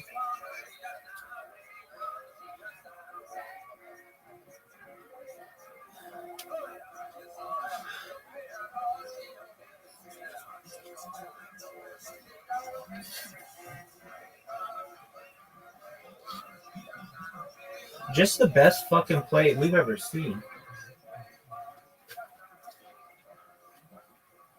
Anything else? Anything else that you want to say? Oh man, I gotta take a shit. Allegedly. Back to you in the studio. chamber with a TV screen, and the robot entered. Look at this In the shop. athleticism. We This found is out really unprecedented. that the interior of the pyramid, the stones were interplugged. And this is why when the Arabs came to Egypt and they said man first time and time first pyramids, then we found out that this shaft went outside. Then we put a fan here, and the fan sucked the air and pushed it in the tunnel, and we made a ventilation system in the pyramid. So Then discovery of these stones, what was unusual about the way they were placed? what? So you said they interlocked, Interblocked. interblocked? Yes, like What do you this. mean by that? Oh, like fingers. Mm. Okay. So there's like different levels and they all slid in together? They how they put the stones with each other. Okay. But now the most important, then I took the robot to the second chamber. Now we know that the tunnel in the first chamber are open outside. Open outside. Right. That's why we have these tunnels in the second chamber. They call it wrongly the queen chamber. Right. Then we took the robot to the northern tunnel of the queen chamber. After 60 feet, the robot stopped because the tunnel was bending to the left, and the German robot could not bend. Then we took the robot to the south tunnel. The robot went for 200 feet, stopped in front of a door with two copper handles. Mm. That was the first discovery. Now, I began to think, how can I find out what's behind this door? In 2002, I was chosen by the National Geographic as explorer in residence. We were 9 explorers. With us was Bill Billard, who found Titanic. Each explorer had a dream. I told them, I need you to design a robot for me. I want to find out what's behind this door. And they did make a robot, and they called it Pyramid Rover. We took the Pyramid Rover, and the robot went in the south tunnel, and the robot had a drilling on his hand. The robot opened one hole, 1 centimeter and 1 millimeter, and sent an optic camera through this hole. We found after 21 centimeters of this door, a second one. And the second one has an egg shaped like that, as if it's hiding something. Mm. Then after that, we went to the northern tunnel that was bending. We found out it's bending north and south for 24 feet. And the reason for the bending was to avoid the Grand Gallery. At 200 feet, the robot stopped in front of a third door with 2 copper handles in the same distance of this one. And these doors are very small, right? Very small, 20 by 20 centimeters. Okay. Now, I spent most of my life from 2002 until 2024, last year. I found a team from England, and we worked last year for 3 seasons. Number 1, I found out above the King Chamber, a big void. Above the Grand Gallery. Right. This void, the size of 2 trucks. Now, the second void, behind the northern tunnel, another small void. Inside this void, we can see hieroglyphic inscriptions. Really? So those are the only hieroglyphics on And, the Great Pyramid, and right? I can show you the footage in my. If Do you have the if- footage here? if you can come to my lecture Oh, come in on, Houston, man. What about right here, right now? I can send it to you Where do you have it? Do you have it on you? in my computer Where's your computer? in Las Vegas. Oh, well, fuck. But I can send it to you before. Yeah, you but I want to show it on the show. show it in the show. I can Like send it this to you show. tomorrow. Okay. You can send it tomorrow? Yes. Okay, we'll splice it in, folks. Then tomorrow I will Okay. send it to you. Please do. Okay, Now. I'll give you my email. I'll Now, give you Jamie's email. yeah, give me. But you should come and. Can you come and introduce me here in Houston? Excuse me? Can I introduce you in Houston? No, I cannot. Why? Because I'm very busy. Okay, fine. If I had known in advance, I could. Oh, fine. Yeah. Fine. Unfortunately, I don't have any free time, Zahi. Zahi. Zahi. Not Zahi. Zahi. Then now, Mr. Hawass. then now, what we are going to do?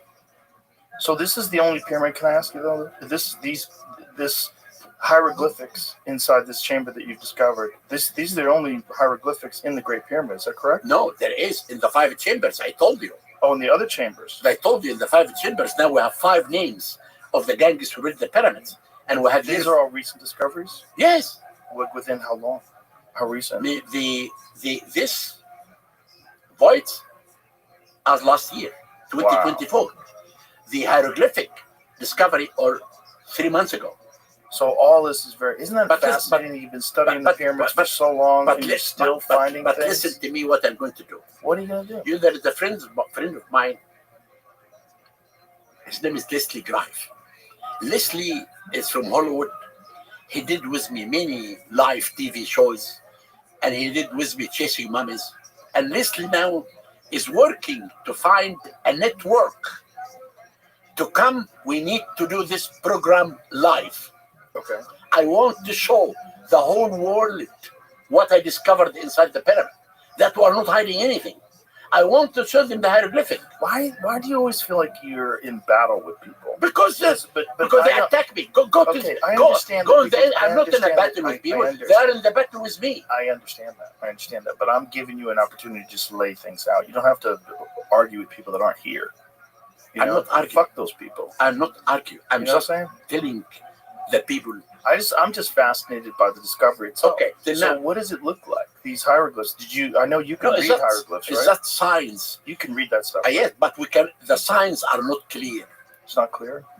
We need to do more investigation in September. Is it a difficulty in seeing inside there? You know, it's because dark? when the Egyptian write inside the 5 chambers, for example, Uh-huh. they don't write hieroglyphic.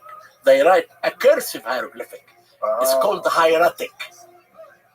And this hieratic, Joe, it's very difficult to read from outside. What does that look like? It's cursive of the hieroglyphic.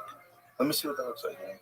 That's fascinating. That's No, this is hieroglyphic. This is hieroglyphic. That's We hieratic. not talk about On the hieratic. right, on the right-hand side. It says hieratic. Exactly. Look at the one on the right, this hieratic. Okay. Then it's very God, difficult. it's so beautiful. Yeah. What a beautiful language.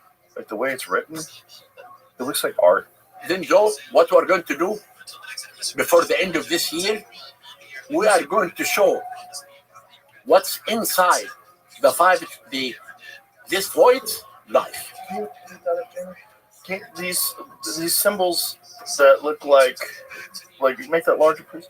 These symbols to the far left, where right below Jamie's cursor, right there. Like, what are those supposed to be? They are signs. But what does it mean? Look, this. It looks like a device. Look, the one down means sish for a determinative, a scribe. What is the one that his cursor? No, this is looks like a stop sign. It's for a scribe. A scribe. Yeah. What does it mean? Scribe. It Sish. means a scribe. Sish. Okay, I understand. So, and then the other one on the hieratic, that's the cursive version of I'm not that expert in hieratic. Okay. Because hieratic is very cursive. I understand, but I think this is showing that, right? I know, but if you look at the signs in the 5 chambers that I will send it to you tomorrow, it's very difficult to read, but you can see they are hieratic, cursive signs. Got it. But the most important that we are going to show this live. Oh, wow. Okay, so people don't even know, and you're going to show all this stuff live. We will do it live. But the other thing, We have another team called Scan Pyramids team. They are scientists from Japan, France, and Egypt. Mm-hmm. I am the scientific director who really, if they discover something, they come to me. I have to discuss it with them. And they found, the pyramid. Yeah. You have the entrance that the people use now is the entrance that the Arabs opened. That's in the north face, correct? Exactly. Above that is the main chamber. Okay.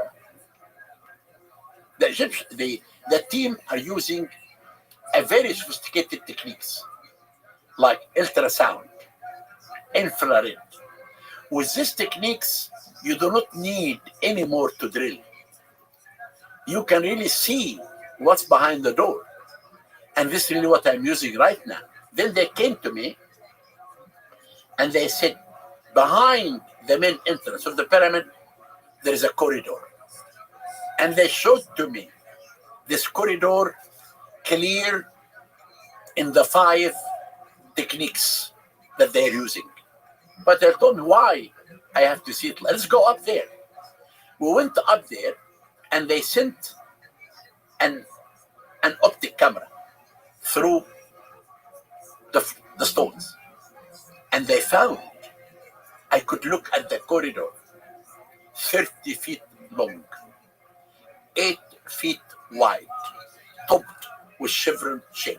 I think you can see that in the internet. The corridor behind the main entrance of the pyramid. Can you get it? It's in the internet, I'm sure. This void above the Grand Gallery, The size of 2 trucks. what do you think that is? I have no idea. I'm just telling you what I found.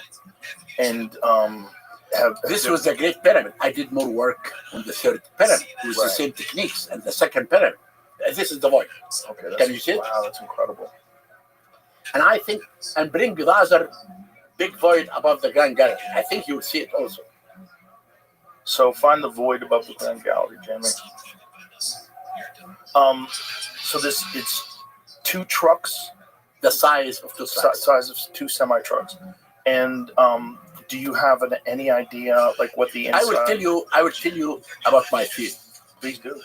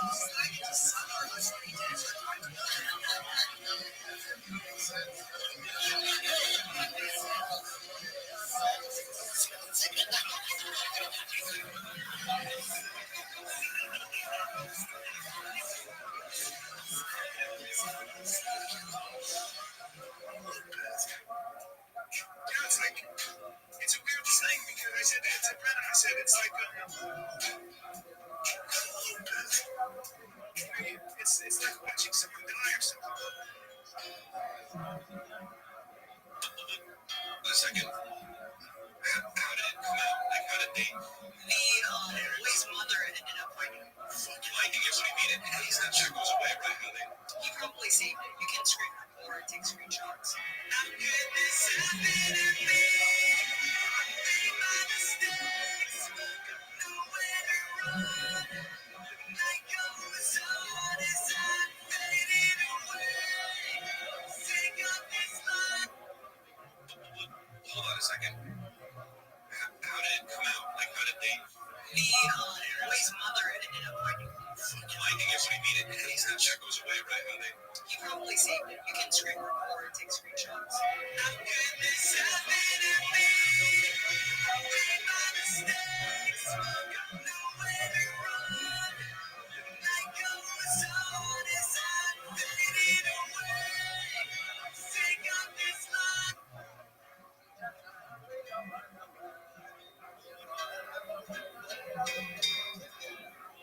To some, it was a place to make jokes. To others, a creative outlet. To a few, it's a place to be a dick. The truth, it's a place to discuss the podcast. This is Chang's.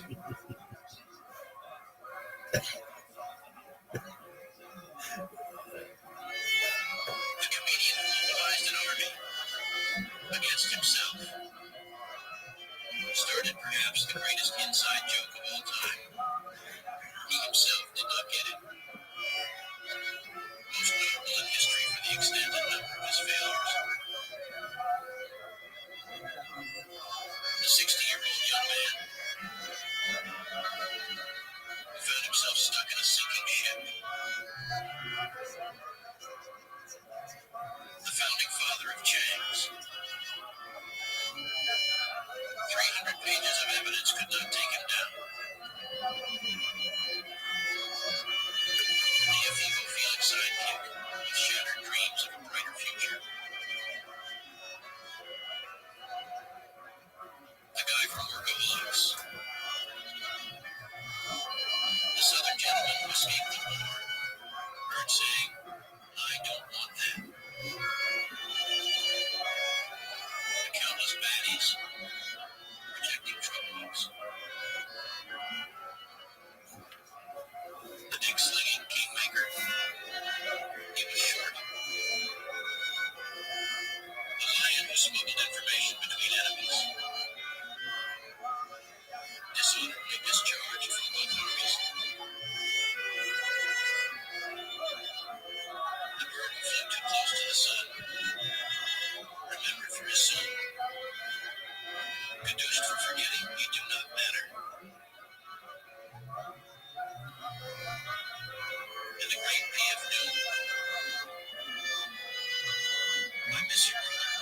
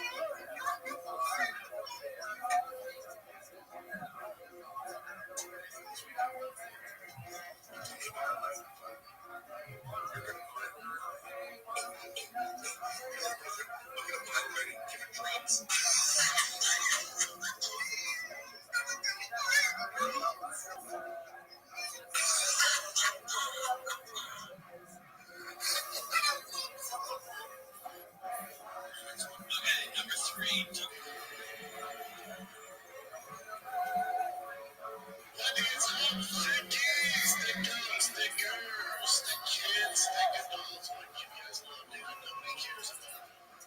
I have officially decided to leave Showtime, and I'm doing everything under Single Point Productions, the Point Network. So we of course put the puzzle pieces together. I'm just like what you do. Everything. Get some great stuff, man. Get some great stuff. This isn't a sad thing. This is me begging on myself to do everything. So I invested in cameras, equipment, cameras. I gotta get things done, get it out. Tonight show live. Exactly how I want. Have it look exactly how I want. Exactly how I want. Yeah, man. I'm so excited. So cheers to everybody's cheers. Cheers to everything. It's a real cheers.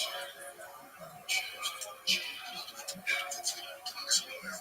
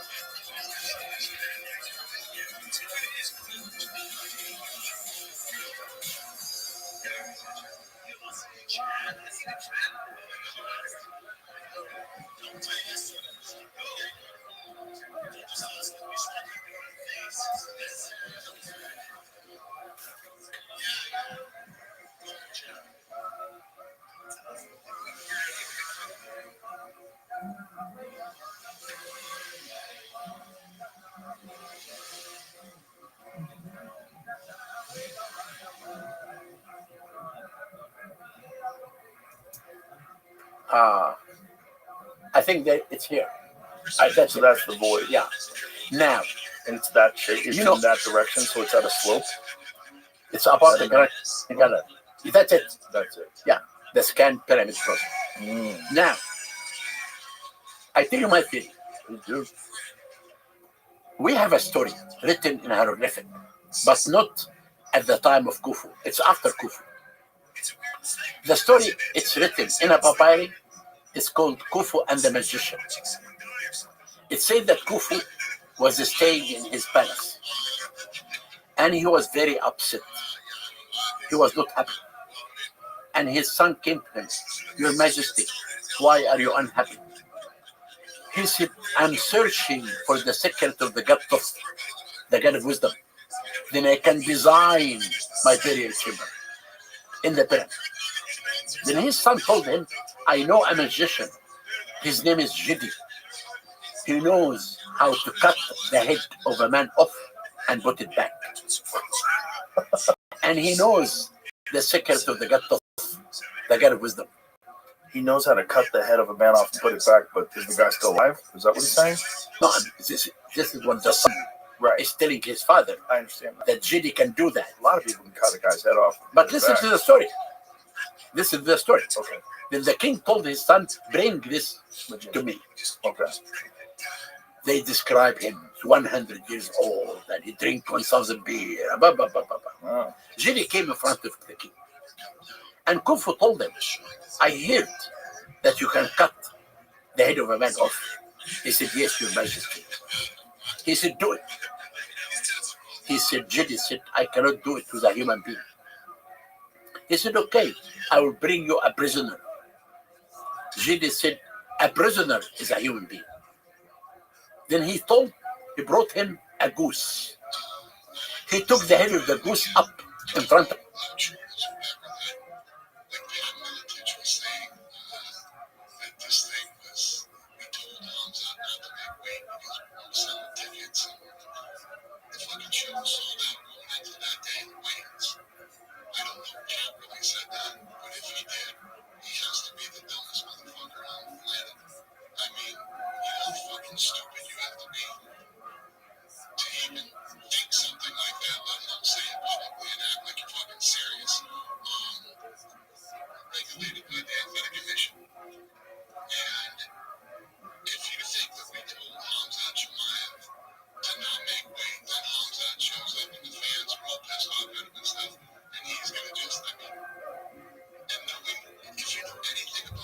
was the guy that was actually in the sport, training and fighting and everything else. Can't relax that out. It's fucking holy shit. We might have to send him out to the fucking clinic here, the brain clinic. Get him fucking checked out. And then he was Brendan Jones. Was what? Brendan Jones. Oh, was it Pamela Touch? I apologize to Pamela Touch then. That makes sense.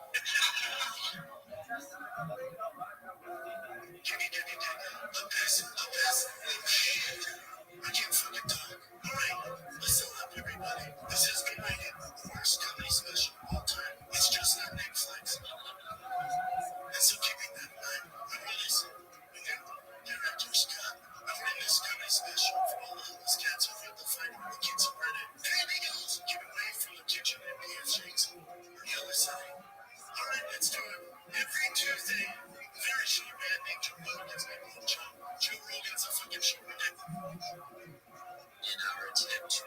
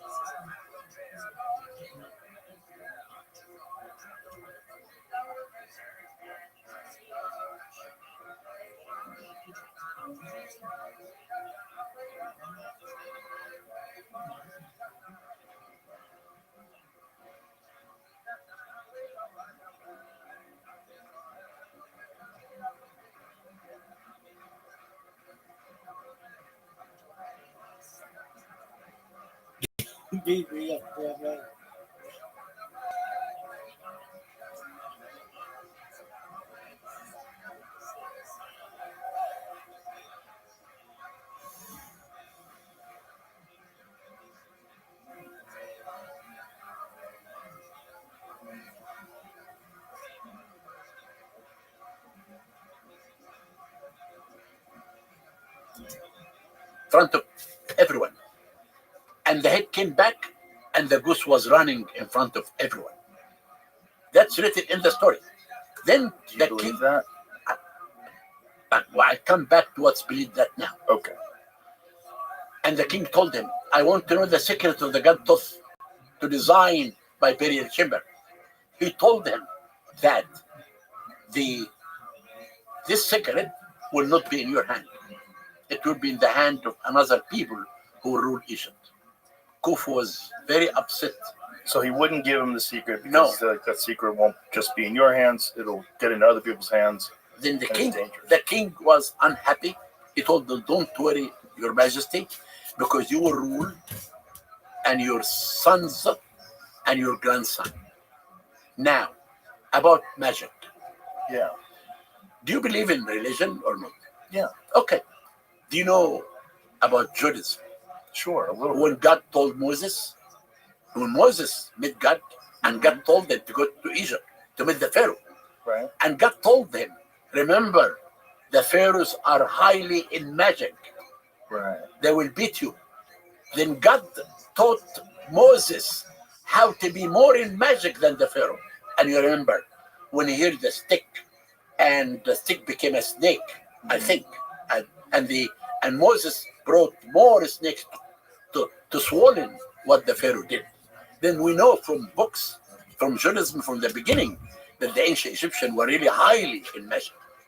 Then we can believe. Do you think that magic might have had something to do with how they constructed the pyramids? No? No. You don't, but if you believe that they had enough magic to take a goose's head and put it back on, it's still alive. That's magic. Yes. Wouldn't they use that magic for other things? But But if you believe in magic, I do, of course. you believe in magic. Yeah. So you believe that someone could take someone's head off, put it back on. It's written. Okay, then it must be true. Yeah. All right. Yeah. What is this? Someone's gonna kill a dove? It's a magic trick. You can decapitate birds and stuff. Oh, okay. Back together. I was just reading it. Apparently, in the trick that he did it, he put the head on the other side of the room. It made them come back together. He did it to a calf and a different animal also. But Now, what really I want to tell you Well, now, that person's magic too. Maybe that Now, person can make us pyramid. what I want to show you that I'm not a person. What do you think magic is? Magic is magic. What do you mean? Magic is? Well, how does it work? I have no idea. What do you mean by how it works? Well, I mean, how does someone do something like that? I That have no seems idea. We have to go back. physically and We have to go back. biologically We impossible. have to go back and you to 4,600 years ago. And do you think a lot of this information is what was lost in the burning of the Library of Alexandria? Of course. Because This is some of it, but they still, kept unbelievably detailed but records, still right? also, because I will tell you why we do not have any evidence about Khufu, temples, and things like that. Mm-hmm. Because what happened, the ancient Egyptians believed that a pharaoh should be a male.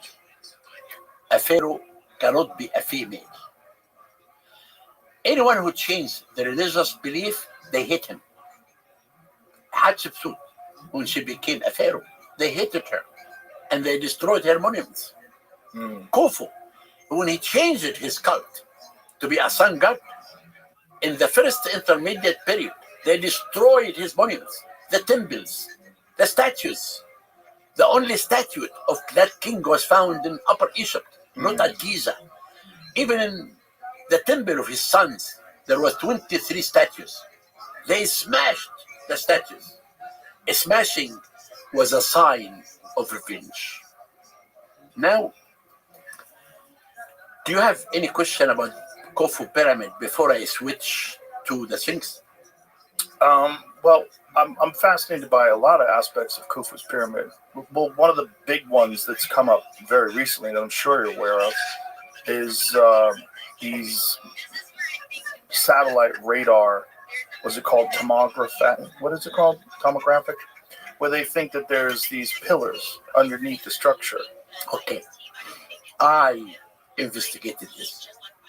First of all, these two scholars from Italy, they have never been in Egypt.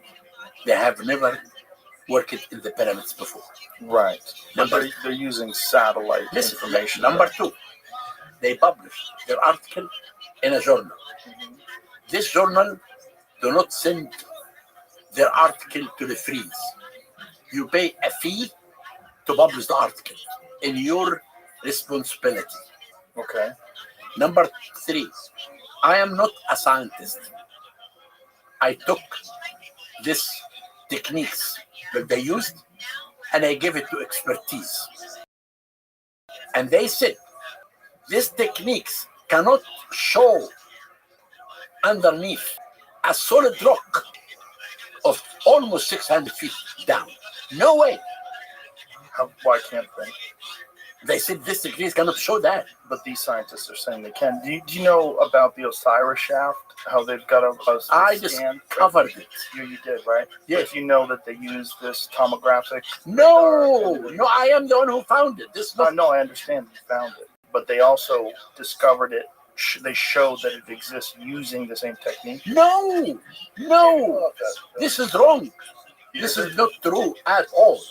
I can tell you how I found that. I'll tell you. How can I find that? I'm not saying that you didn't find it. It's under the paper Signature Aperture Radar Doppler Tomography by Filippo Bondi. And if you scroll down, Jamie, you'll see an image.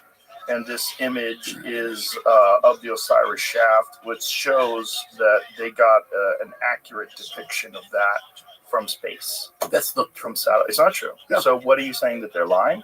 They're lying. Right here. They're completely lying. But if they're showing, using these techniques, things that we know that you discovered that absolutely exist. Now, these techniques, as I told you, scientists said that these techniques cannot show 600 feet under the pyramid. The Osiris shaft that I found was only 50 feet. Right, but it's showing at least for 50 feet that this is accurate. What makes you believe those scientists rather than these guys from Italy? Because because the scientists are scientists. Well, these are scientists as well. They are not showing their techniques carefully. They are not.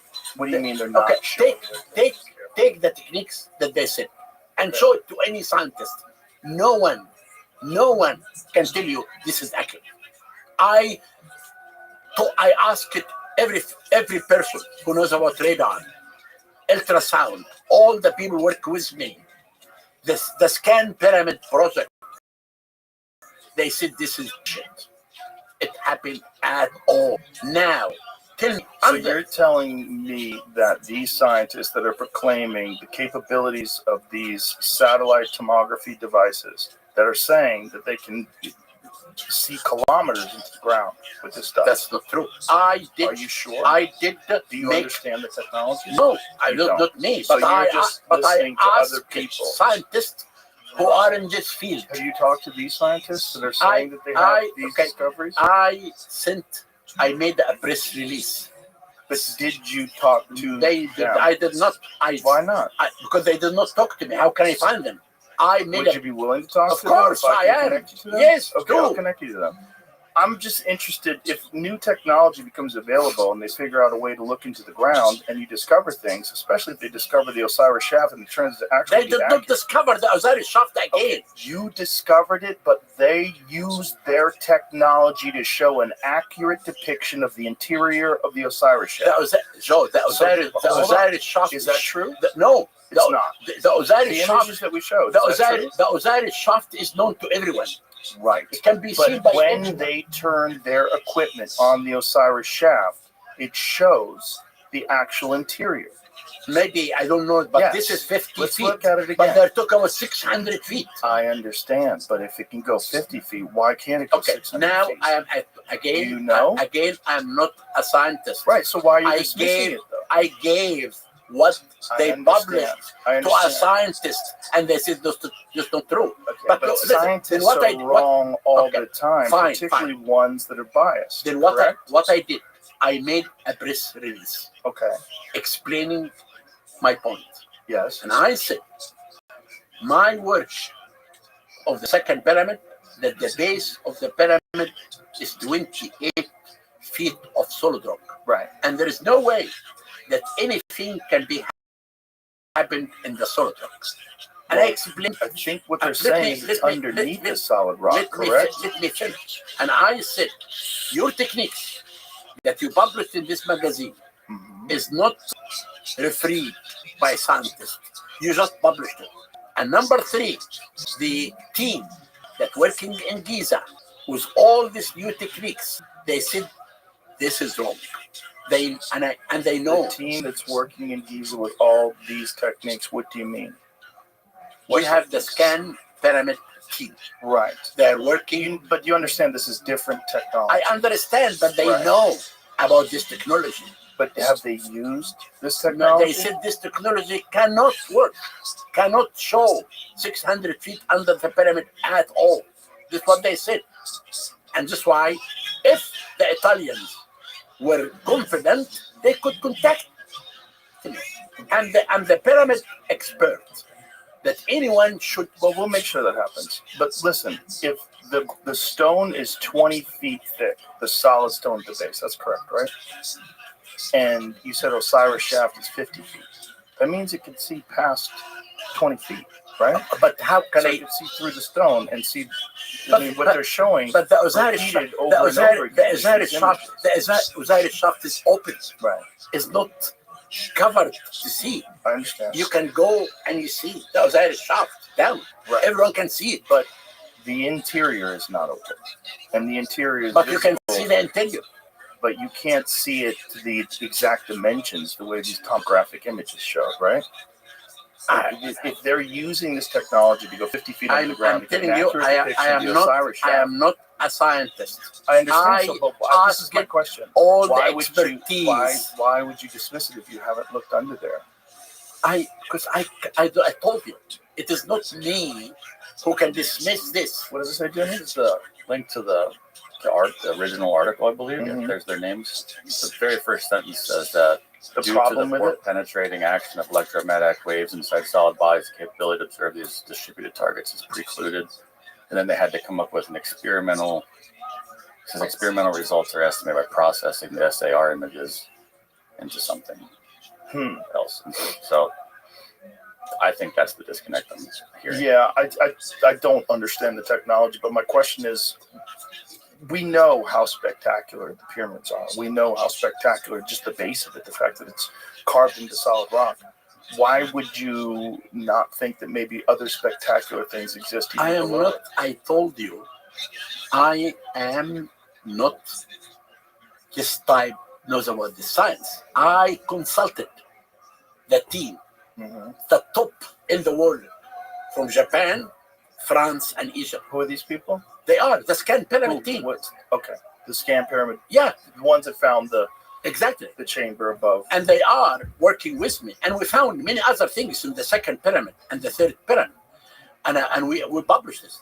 We just published an article last week. Using different then what I am saying, if these techniques that these two Italians are correct, the only people who really can tell you it's correct or not are the scan pyramid people, not me. But the scan pyramid people, aren't they using different technology? But they know about technology. They are the top scientists in the world. I have to believe them, not the two Italians. Yeah. And if the Italians are really correct, they could come to talk to us, not me. Well, to talk to me and others. I will definitely try to connect you with those people, because I know that Graham Hancock and Brian Mararescu have been in contact with those people, and they're open-minded about it. They don't know what's going on down there, but these images are repeated over and over and over again. Fine, but fascinating either way. Okay. The whole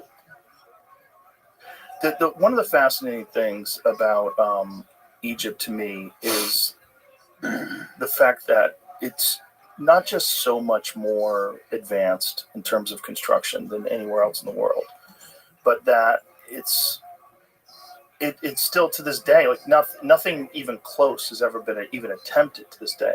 What do you think was going on back then as far as their capabilities and their understanding that led them to do something so spectacular that other people 4,500 years ago? Again, the belief of the afterlife built Egypt. Right.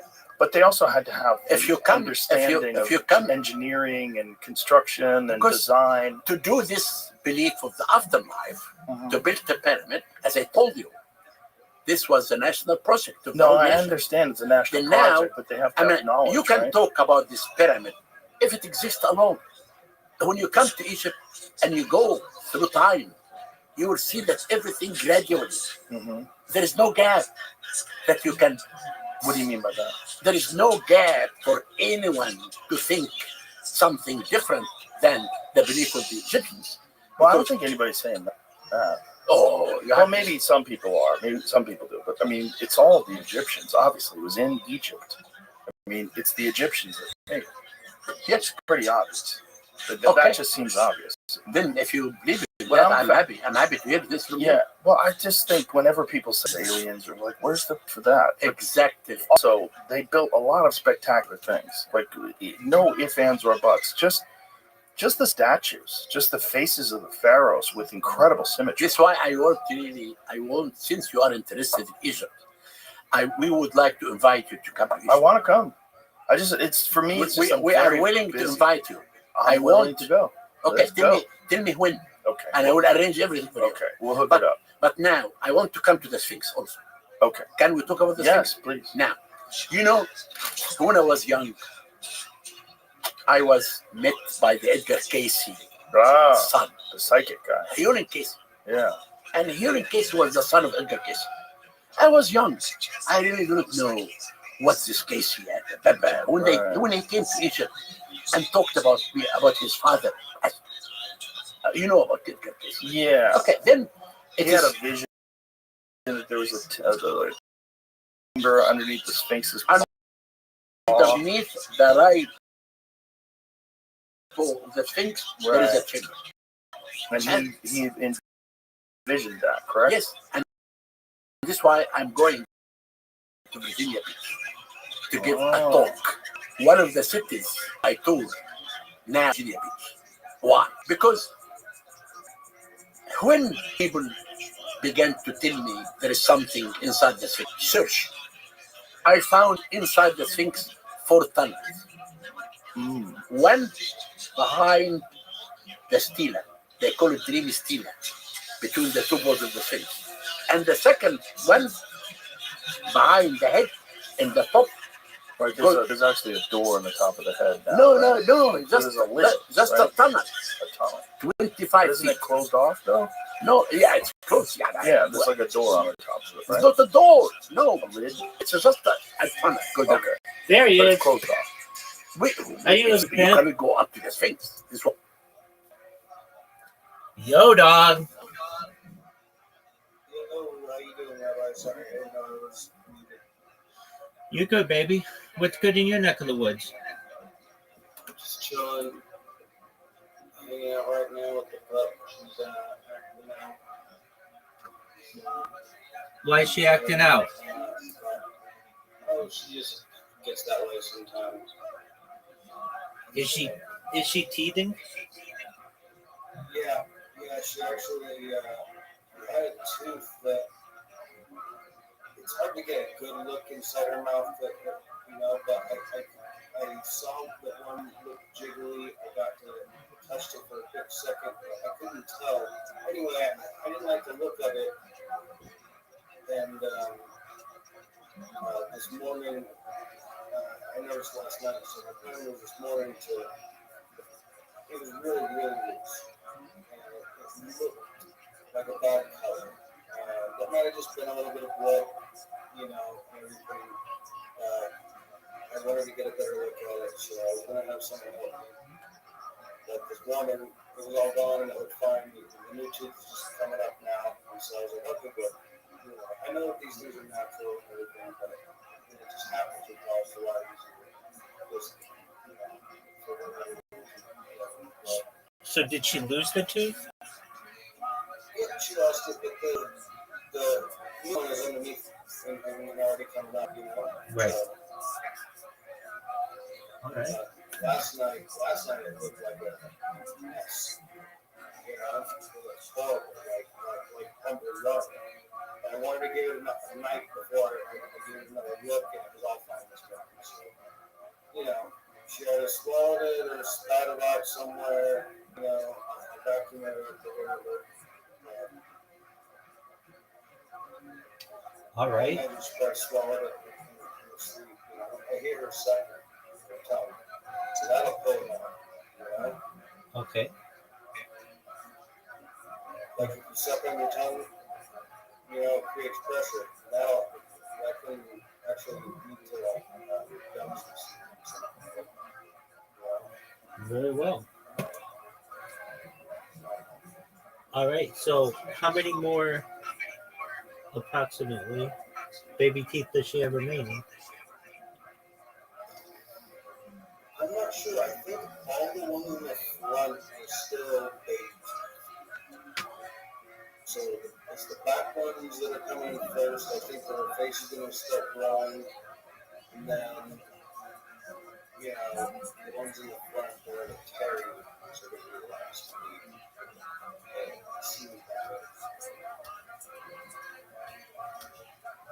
They all seem pretty strong. She doesn't really bites and everything. I give her ice every time. It's funny the way she responds to things.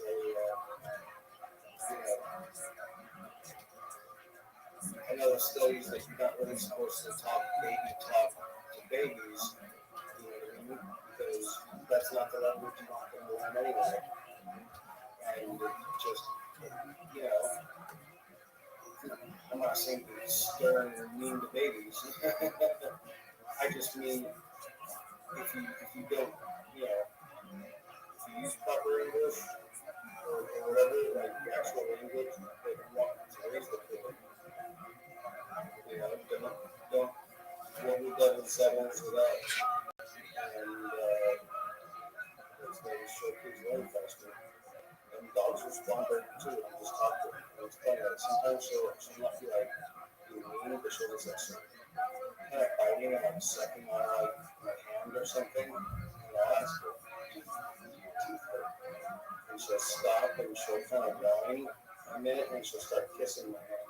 Like licking. It's very interesting. It's the timing always lines up. So I wonder if she knows. At the very least, she can tell like I'm showing concern if she's okay. You know what I mean? Right. And really interesting.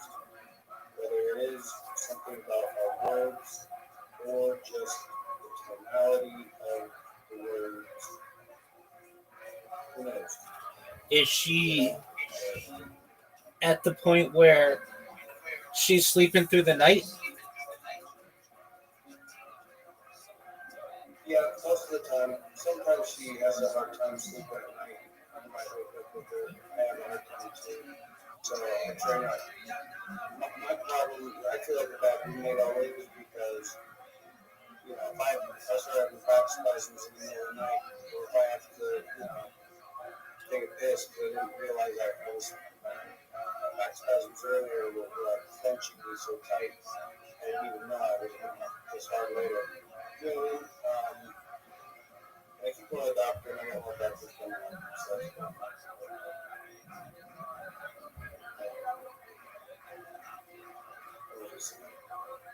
So I feel like I was waking up for a while. And so I can't really feel tired. But she's even getting used to me getting much. It depends. If I were to go into the kitchen, she'd become a lot more alert than if I walked through the back. I walk into the bathroom, it's just business as usual. She doesn't really have to move a muscle. She's sleeping. But she'll know what's happening, but she won't really. She's getting better. Very well. Did she sleep during the day? Yeah, she's taking a nap here and there. I'm hoping that she starts taking one nap. Whenever I take her to the dog park, she's very attached to me. It's funny. Everyone's like, "Oh, that's so cute," and I'm just like, "Well, she's a puppy. I'm hoping that's just because she's so uncomfortable at the park. She's been a few times now, quite a few, 3 or 4 times now. She just got her shots not too long ago, and she seems very nervous about it.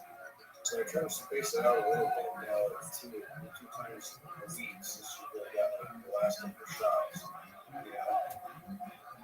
Yeah, I Well, mean, actually, I waited a week after that too because she had like a bad stomach, and I figured she'd get used to whatever the vaccine was. does she get along with the other dogs? She kind of gets along. I mean, she's very intimidated. Even like a dog. There was another dog that, and I guess it was kind of a bigger dog, but I let it. I think they were gonna play, but she got scared the whole time she was running, and she was scared. She's really uncomfortable around most of the dogs. But my friend Mark, and I've talked to you about Mark before in the past. He's a good guy. He has a dog. He goes to the dog park pretty regularly with her. So I've been trying to go whenever he goes as well. That way, she gets to know one dog recurring. She already met Mark. She seems to really like Mark. His dog with, she likes me. And so now his dog seems very, very like understanding of she get a puppy. It's very funny because she'll look at me like his dog. She'll look at me and like smile. We'll say she smiles like it's cute. She'll try to get Tyler to play, but Tyler will just be like stuck to my leg, between my legs for the most part. She'll hide her face, but the dog she doesn't want to come around. She'll hide her face, but between my legs. And I try to get her to go play. We walk around so that, I try to kind of lose her a little bit. Not lose her. I'm not trying to make her think I'm going to leave her there. But I also wonder if that's what she's thinking. She's not comfortable with it. Everyone thinks it's cute how attached she is to me. And it's like, well, I'm more concerned with thank you. I'm glad it's cute. I think it's kind of cute too. She at least knows that, you can trust me.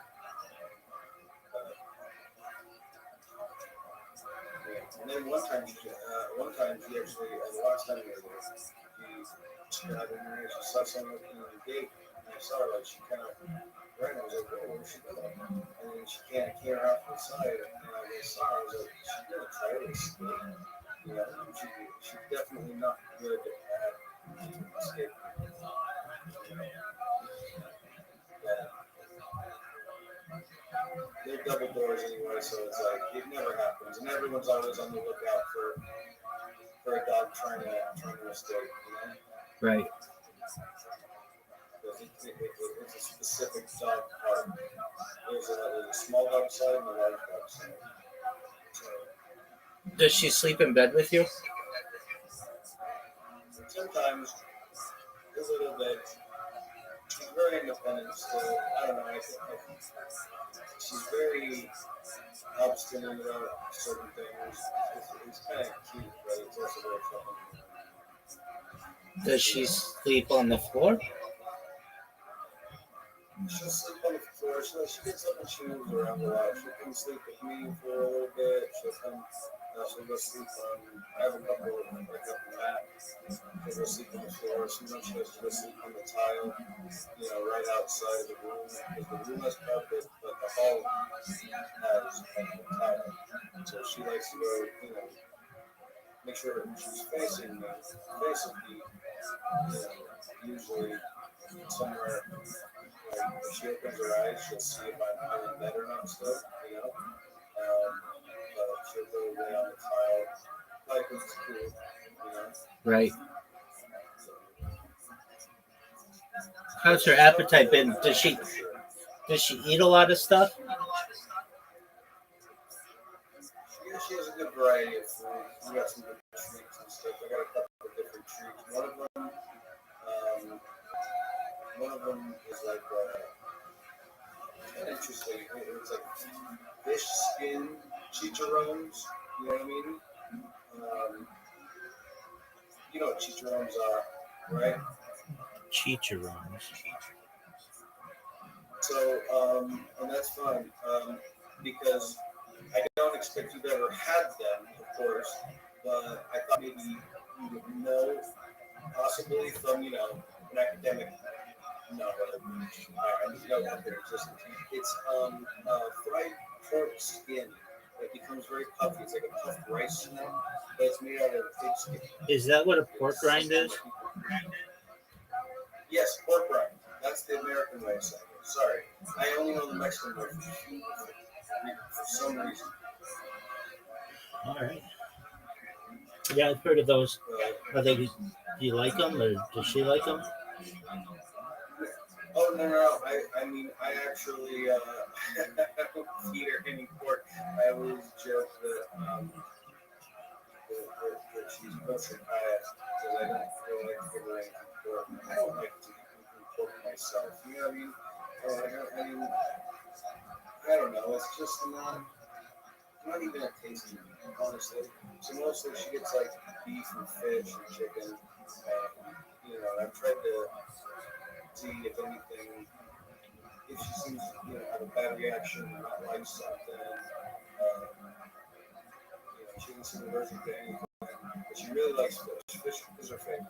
Most of us really like fish. Yeah, I'm confused though. What is she? So you give her chicharrones or what? What's that? No. I don't even know. It's like a fish snack. It's a fish skin snack that they kind of fold a bunch of fish skins together and it puffs up the way but this is for dogs and it's made out of fish anyway, right? Okay. But like the application is kind of similar. How it's like crispy skin, right? All right. I follow. But anyway, this is for dogs anyway. And that's what she likes? So yeah, she likes those a lot. Those are her favorite. She also has these other fish ones. I have like beef snack that she also used to like. Super high protein, and check how she uses the restroom to make sure that I'm not feeding her around. So I try to just how she eats. She has oatmeal as well because whether because of you know the first couple months of life, getting different shots, you know, or just in case if I fucked up feeding her, I could tell from her stool samples that she needed more fiber. So I started making oatmeal for her. I'll give her some oatmeal. That's helpful. It's just some fiber, I don't put any sugar up. And she loves it. Kind of like pudding, I got you. Well, that's good. She seems to be developing properly. Exactly. And until she's completely done growing, I don't mind if she's a little chunky. I'm not going to let her get overweight by any means, but I'd rather her, have the calories to have a growth spurt than not enough calories and it kind of hurts even worse. You know what I mean? I understand. And then when she's completely done growing, she's going to be a skinny puppy. She's so skinny. Yeah, I love this dog. Has she chewed on anything of importance? My bank card. Okay, but you can get a new one of those. Yeah. Nothing you can't replace. It's like a baby. You learn where everything is going to be in the new arrangement, in the new organization of the house, and stuff that's a little bit taller, and everything is a lot cleaner on the desk shelf, on the desktops for me at least. So the things are less accessible for taller dogs. Tall, because when she jumps up, and still, as soon as I went to the restroom earlier to turn around, she's got much space there. At the light. And I'm like, really? I can't even do a 5-second push without you stealing from me? But it's funny, I don't know, there's something endearing about it. It's always stuff that smells like. She hasn't gotten her claws or on your phone or anything, has she? No, she's doing quick, where she's allowed to sit because I can tell, she likes to be very mischievous. I can tell she tries to position herself in a place to sit, but it's like trying to mess up what I'm doing when she runs away. And so I move her. I'm like, you don't sit. It's pretty fun. And she seems like she's laughing. It seems like we're calling chefs. Maybe some people don't like that because their dog or something. That's not. I like that she has a personality. She has a sense of humor. I'm just trying to curb her into a little bit less. Like when we play fetch, she'll throw the ball after. She'll throw it somewhere that's hard for me to get, and she'll bark at me. Like you get it? It's pretty funny.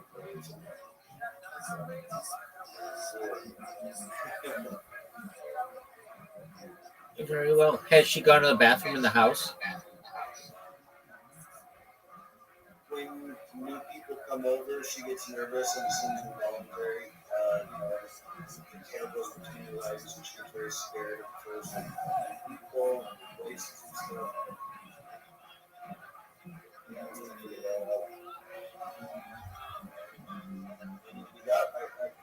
I got her as a puppy, so it's not like she shouldn't have any abandonment issues or anything.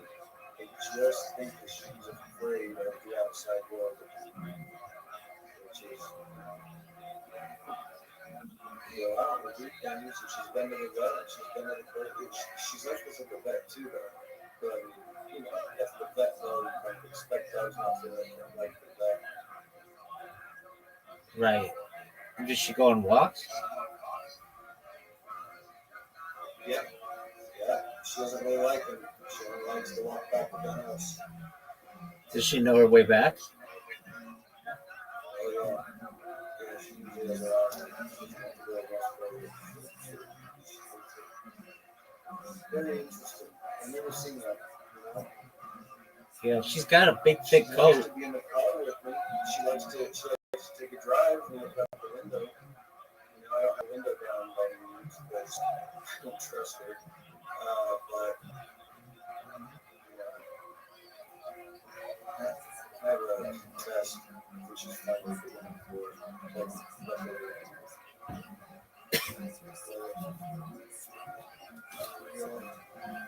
She's funny. She seems to like, you know, like driving with me. I'm humming or singing along to the song or something. Yeah. Do you ever have to leave her alone?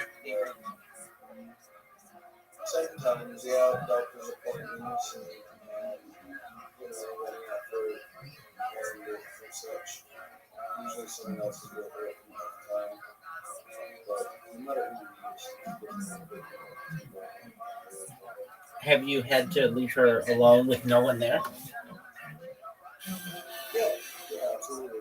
And when that happens because she steals in front of me, I, you know, she knows, and she's in there right now. She's not taking a bus or anything. She has like a, I can't remember what this crate, right? Inside the house. Where there's like, so she'll go in the crate, you know, and if no one's there, she might howl for a little bit, you know, and right now she's in the crate, she's doing good, still being great trained, so there's just time for her to be in there.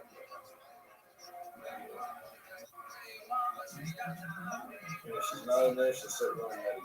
It's that time of day. She'll start doing what? She'll start, she doesn't want to listen much sometimes. This is the time of day when, and it's funny, even on, maybe even especially days when I take her outside, not outside, but into the park. It seems like those days she's got even more energy to have like a particular, you know, half hour, 45 minutes where she just wants to run them up. It's pretty good, you know. I think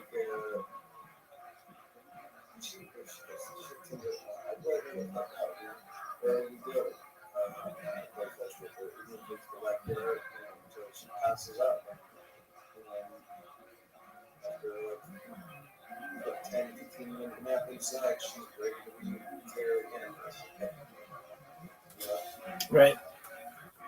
So she's already showing that she'll scream or freak out or anything. Well, that's good. I think most of her aggression or the bitiness comes from Yeah. How much longer do you think it'll last? I don't know. I should probably look it up, but I'm not even 100% sure what her genealogy is, you know, and how quick they are. So, I mean, I think probably if they're done growing fully after about a year, that all the breeds that you should be about a year and a couple months, usually. Depending on how much German Shepherd she seems to be, maybe a year and a half even, you know, at birth. I don't know, probably about a year before the face is done growing, maybe within the next, yeah, I guess maybe within the next 6 months, you know, she'll be done, you know, by the time she's a year, you know. I figure like as her face grows, that's when the little teeth like have, you know, you know,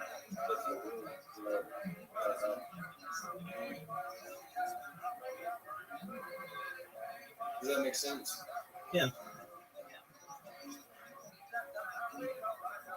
So, yeah, that's probably how it is.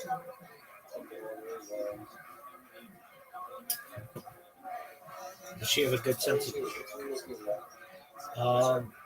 just spamming away? I have come up with a pretty good strategy that so my issue was I could spam during the day, which is great, but at night I can't do captchas, and I run into the issue without the ability to do captchas that I lose like 8 hours, and I don't like that. I like things being really efficient. So I came up with a really good strategy. I've got 3 computers that are spamming, and then I've got like 5 cell phones that I use to just create accounts. Basically, while I'm awake, I can create the accounts and do the captchas and then just save the information in a spreadsheet. And then I have the computers programmed to take the information from the spreadsheet and populate it. And then they don't have to do captchas because they're already pre-made accounts. And that has worked pretty well. So I wake up in the morning and I've got like a bunch of people who are complaining about me, which is fun. In here, we have, let's see here, 1,731 people. I've had some people I've had to boot just because they'll just come in and play live music or whatever. And that happened earlier today, but no big deal. And just promoting this server, getting people in here. I've got people who are complaining about me, which is kind of, that's what I want. The last person to complain about me was like an hour ago, so that's not too bad. I get concerned when it's like been like 2 or 3 hours. I'm like, what's going on? And then sometimes I'll check and like there'll be something wrong with my bots. So I can almost tell that my bots are working just by seeing what kind of reactions they have. And I find that I get a lot more people complaining about me. They don't even complain. They're like sometimes really funny. This one person, they wrote this yesterday. It just made my day. It was so funny what they wrote. It was, it was something like, let me see if I can find it. It was really funny. Man, there are a lot of people who fucking post about me. All right. Let's see here. It was just last night.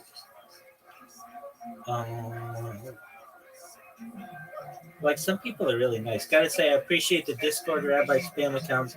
Always picking the alien avatar so it's easy to spot in your notifications for blocking. Kind of considerate of them, to be honest. This one person wrote, like some people get violent. Like they're like no quarter. Like some people are just, they're like, if I ever find the rabbi, it's on. Like a lot of people say that. Let's see. Stop, my God. I do not want to join this rabbi bitch's server. Stop. This one. Oh, I love this one. Shout out to Emmy, wherever you are. She's like, ooh, my new gig as the PR manager for a rabbi-themed streamer has been tiring. But I just know my strategy of responding to and liking every single post everyone has ever made to tell them that they're shitheads for not talking to him in Discord is going to pay off. And then there are just a bunch of people who reply to her on that. So there are some people who like embrace it. They lean into it. Like, you know, they know I'm a spammer and there's like no stopping it.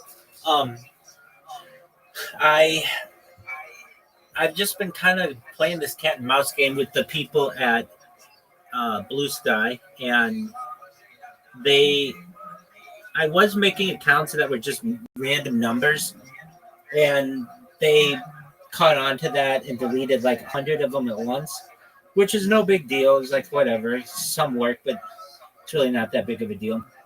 So then I started changing it to like random username generators, and those are much more difficult to detect. And all I have to do is just every like 10 minutes or so do some CAPTCHAs, and then it just creates them and puts them in a really nice spreadsheet for me. And then I just watch the comments come in. It's pretty simple. And then I've been watching Joe Rogan. I've watched a lot of Lex Friedman recently, but it's really annoying how YouTube is.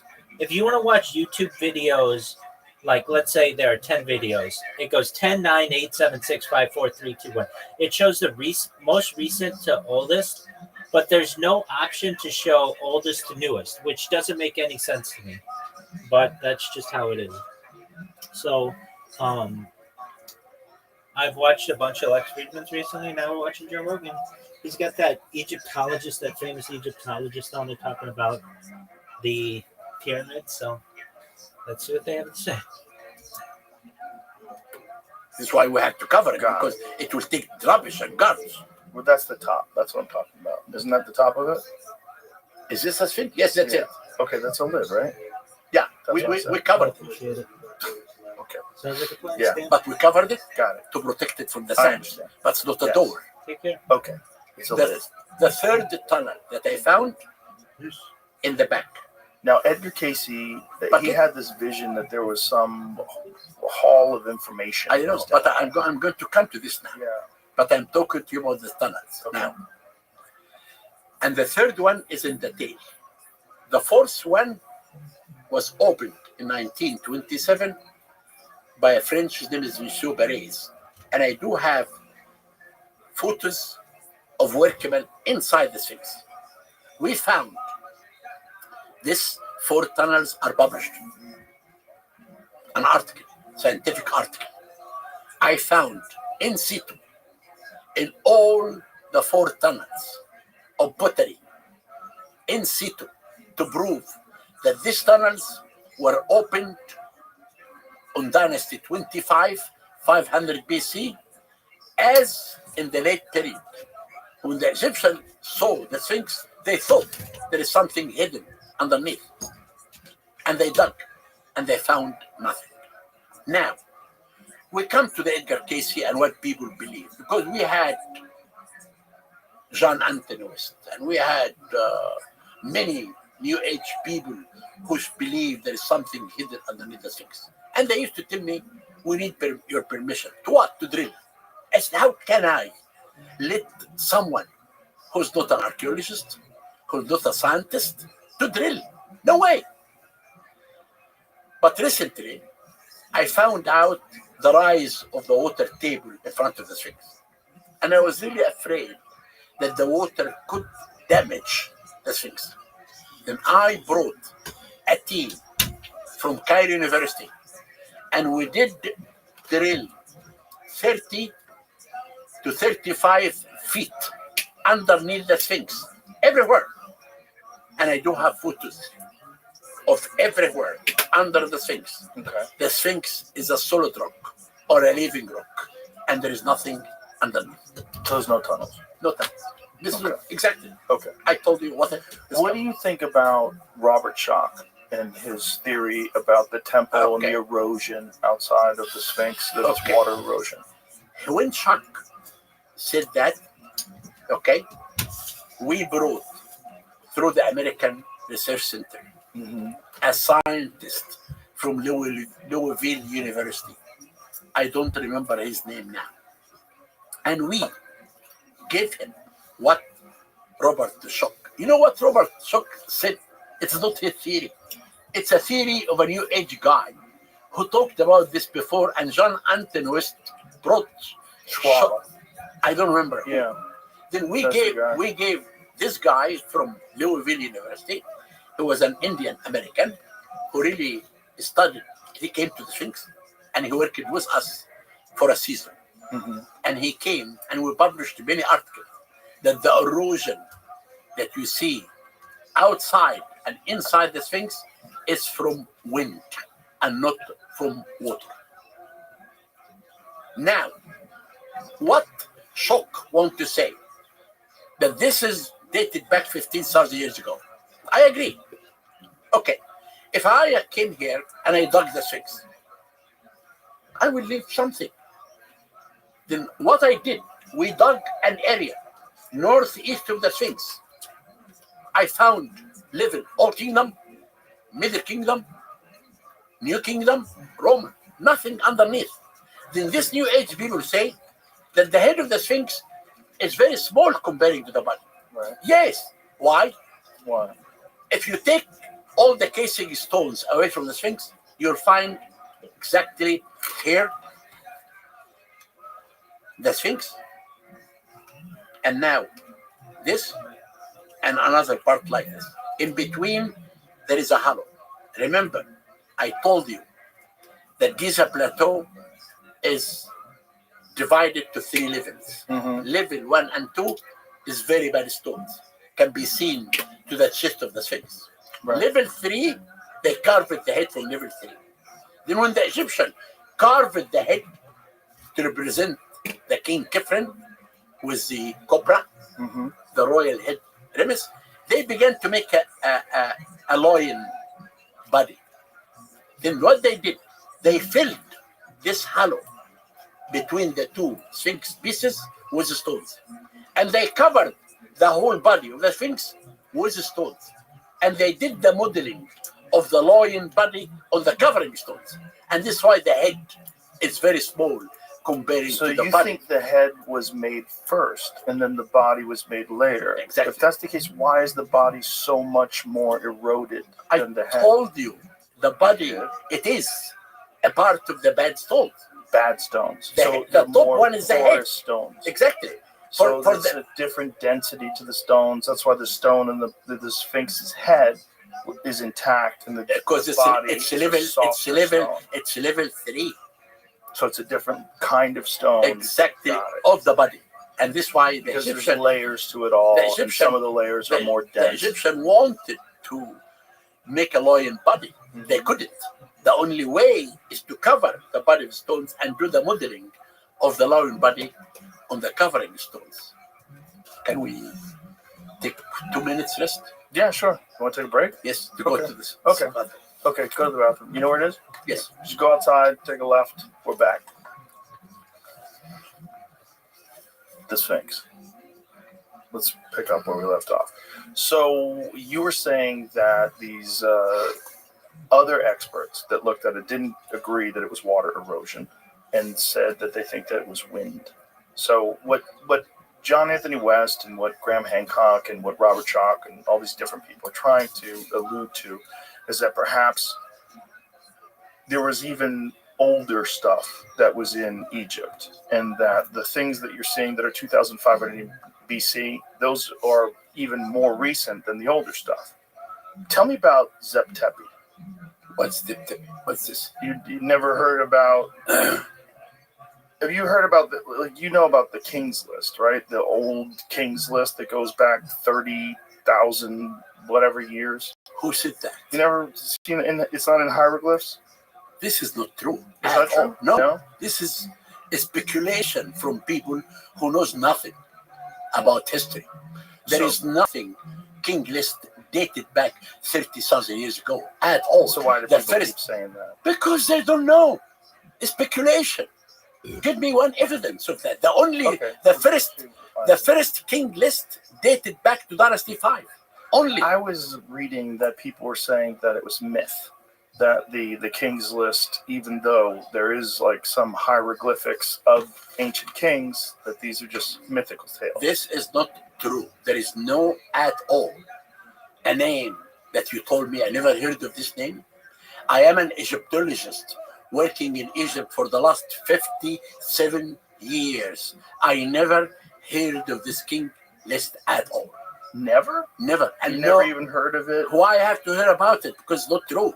I don't want to waste my time in things like this. I am a person, give me a fact. So tell me, what is this list? Egyptian, Zep Tepi refers to the first time or the first occasion. Who said this? This is an AI. It refers to a mythical golden age of Egypt where gods lived on earth and civilization was in its infancy. This period is often associated with the beginning of creation and the establishment of societal structures. You've never heard of that before? No, and this is not true. What do you mean it's not true? I mean, I'm getting this off of... It never happened at all. Okay, I'm not saying it happened. I'm just saying this is something that's referred to. I never heard about it. It is not true.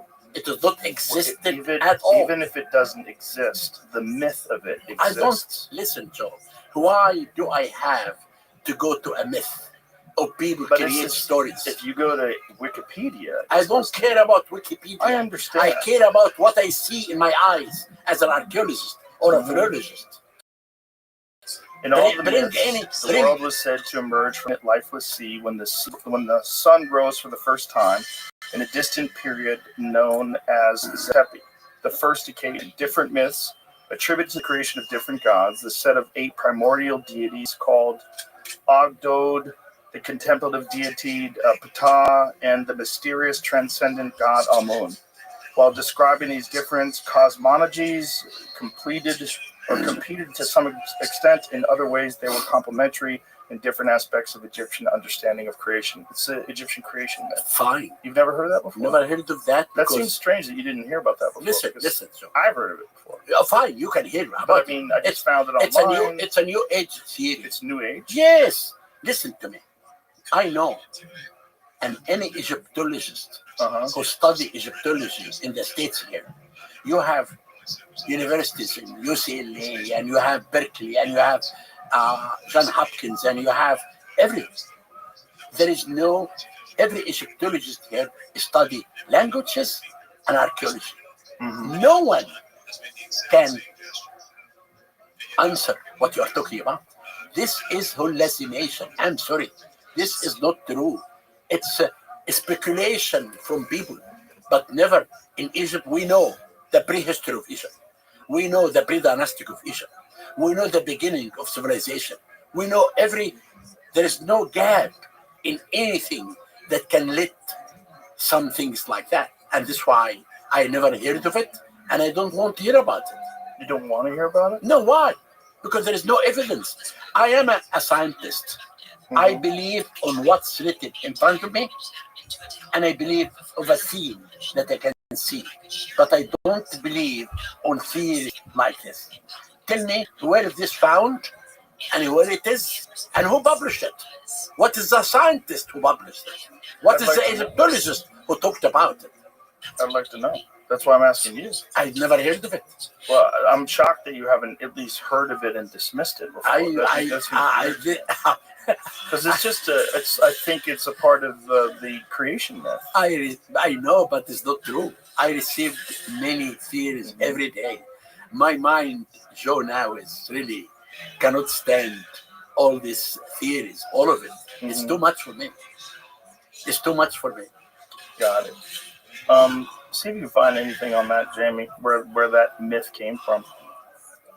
Yeah? Is it a Buval thing? What I just found is that it came from a... Who's Buffon? Buffon is not a scientist. No, I'm just... Yeah, I know. I said, those people, when someone came to you with a theory, he has to have a Egyptology background. He has to write a scientific article. We write all what we discover. We write articles about them for people to read and criticize and give us opinion. But I can go to theories like this that has no basis. What do you base the dates on? Do you base it on carbon isotope? No, we don't. We base dating on the evidence that we discover.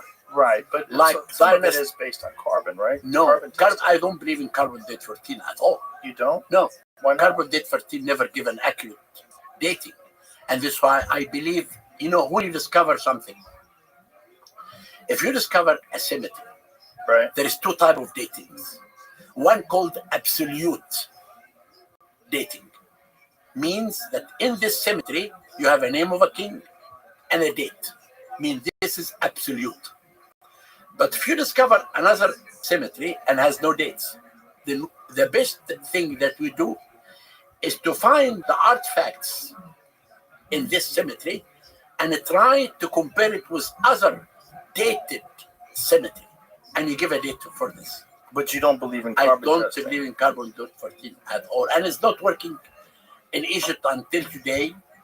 I have been I'm excavating also in the Valley of the Kings, where I discovered major important things that we can talk about. So if you're But- going back, But I 2,500 years, used radar in radar. all my excavation, What do you mean? and I never had a result by radar. And carbon date 14, people use it when there is no date. But Wait a minute. You use radar to date things? How? No, I use radar to discover things. Right.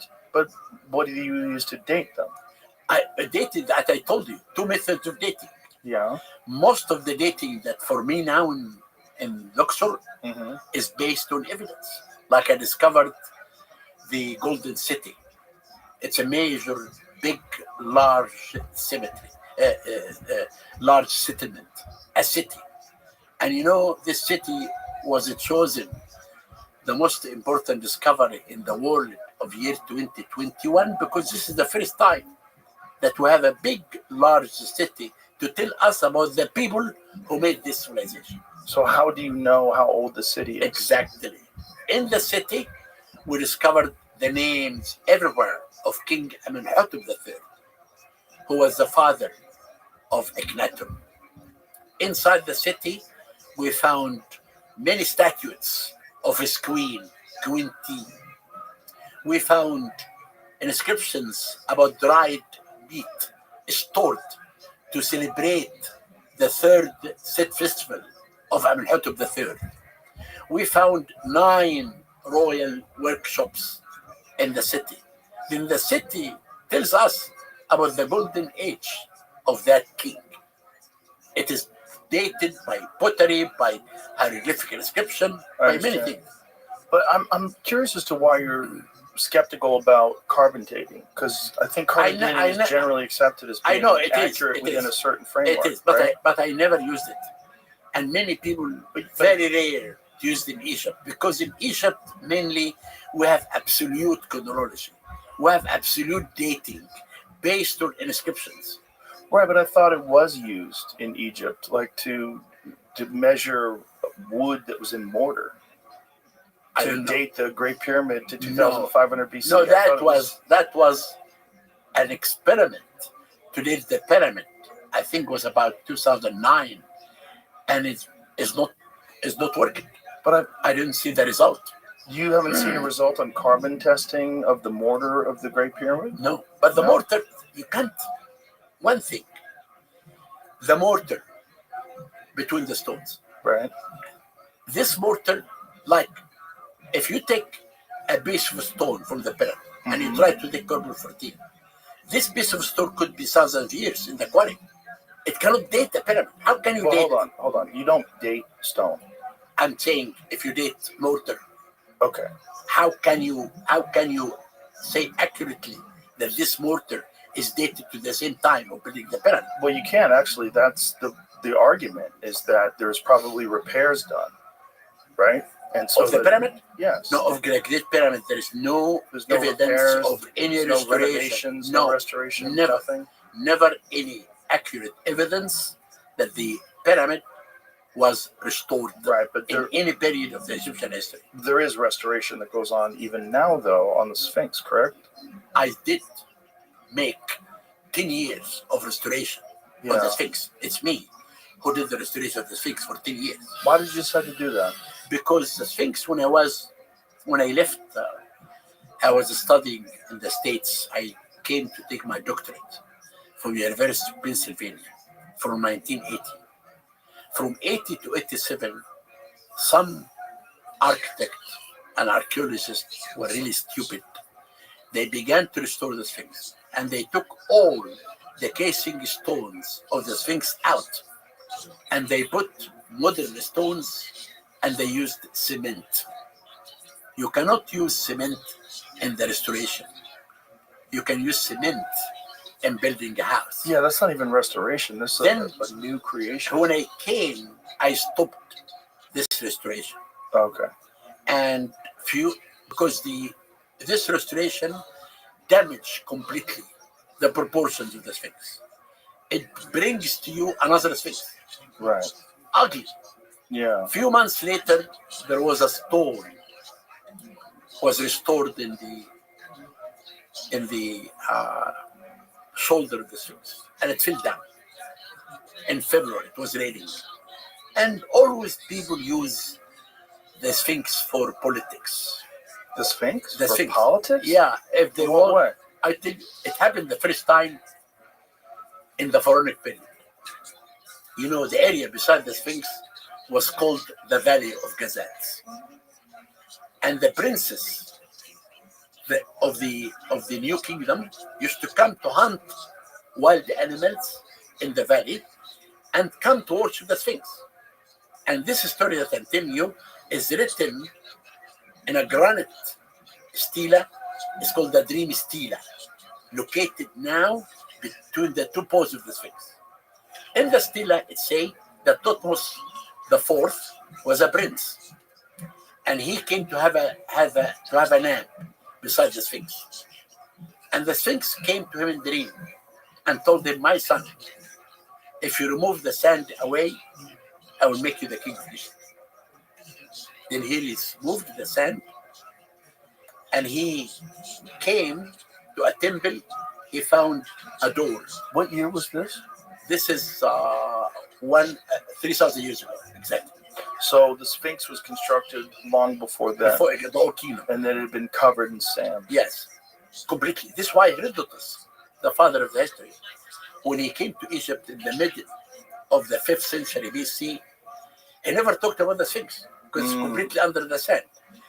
Then when Thutmose the Fourth came, he took the sand away, and he found that the old kingdom casing blocks are falling down. He put them back, and he went to the Sphinx, a temple nearby. He took this granite stela as a door, and he wrote this story in it. Oh. But we found there is something politics in that story. He killed his elder brother, Ooh. who was supposed to be the king of Egypt. Uh-oh. And he wrote this story to tell the Egyptian that the god Hor-Im Achet, Horus of the horizon, it chose me to be the king of Egypt. Then they will forget the crime that he did. When that stone, it fell down in 1988, a big fight happened between the head of Antiquities and the minister of culture. Ended by firing the head of Antiquities. It's politics. But I stayed 10 years. When people ask me about the best thing that I did in my life, I say two things. Number one, that I restored the Sphinx. I brought the proportions of the Sphinx back. And I restored the oldest pyramid in Egypt, the Step Pyramid. It was falling down. In 14 years, I made major important conservation and restoration. And I tell people, why do we have to fight all the time about the age of the pyramid? We have to fight, or we have to cooperate, all of us, to restore these monuments. And the most important thing is for me always is conservation. And I dedicate most of my life not only to the excavation, but to conservation. What do you think the arguments are that predate, that try to push the date back of the construction of the pyramids? I never heard of this. You've never heard of this No, before? it's only new. It's a theories Right, from but- the new age. But I know I saw a no. debate with Yeah. you. I saw a debate with you and Graham Hancock, and there was another archaeologist. That was But no. hold on. The other archaeologist was saying, if you're saying that something happened 10,000 years ago, where's the evidence of any civilization from 10,000 years ago? Exactly. But then you found Göbekli Tepe. So Göbekli Tepe was buried over 11,000 years That's ago. not true. I never heard about this. What do you mean it's not true? It's not true what I told you. What is not true? It never Göbekli happened. Tepe? We never discovered this at all. Wait a minute. Göbekli Tepe is in Turkey. Okay. Oh, in Turkey. Yes. Göbekli Tepe is in Turkey. I and know. it's But more listen. than 11,000 years old. Okay, fine. It's fine, very complex stone structures. fine. But this was the evidence. We are Hold on. no. This is the evidence in the argument. The argument was there was no evidence of an ancient civilization from 10,000 plus years ago. This is before the discovery of Göbekli Tepe. Göbekli Tepe gets discovered, known to be more than 11,000 years ago. That changes everything. Because now we know. Yes, it does. That's Because now, hold on. Because now we know there was an advanced civilization capable of a spectacular construction 11,000 plus years ago. This is what. Listen.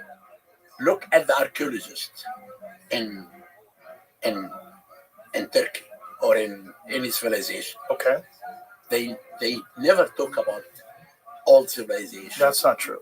Göbekli Tepe is universally accepted as being more than 11,000 years I old. am talking now about Egypt. I'm not. No, I understand, but the argument was that there was never any ancient civilization capable of spectacular construction 10,000 years ago. Now that they showed Göbekli Tepe is more than 11,000 years old, they know for sure that's not true. Okay, but now I'm talking about the pyramids of Egypt. I have the evidence, the written, found everything about that. We know the dating. Mm-hmm. And I give you hundreds of evidence that this pyramid built by Khufu are kept. No, I'm not saying it wasn't. I'm not saying it wasn't. What I'm saying is any civilization older than we know, older we and have still in the same spot. How old does it go back? We have no evidence. So how does ancient Egypt emerge? Emerge? We have. How does it emerge and go from zero to pyramids? Okay, we have. Can you listen to me? Yeah. We have prehistoric Egypt. Right.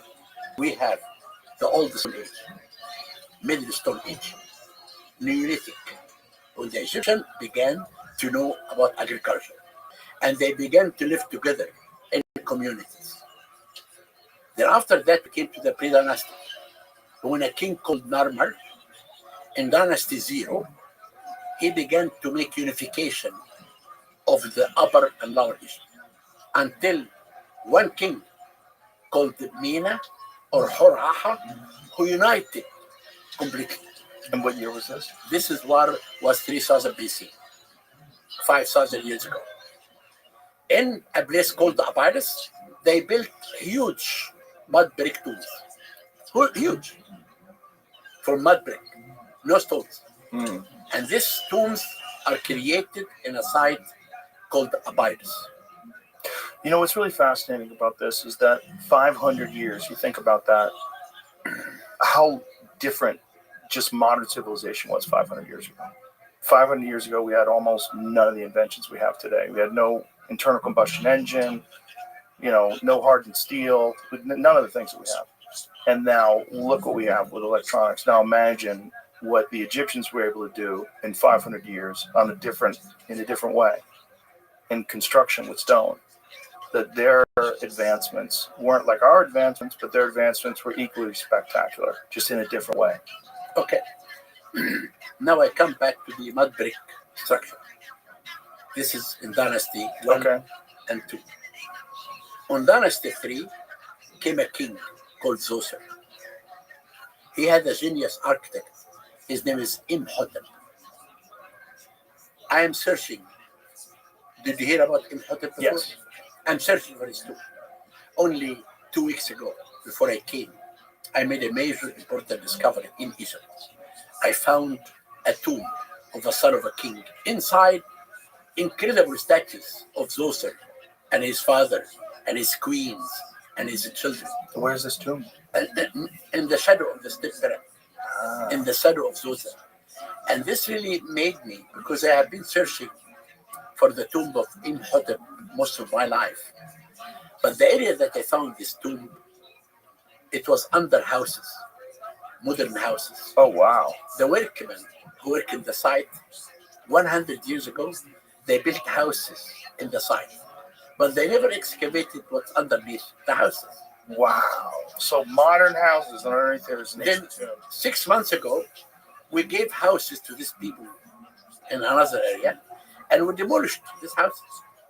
And we found underneath major discoveries.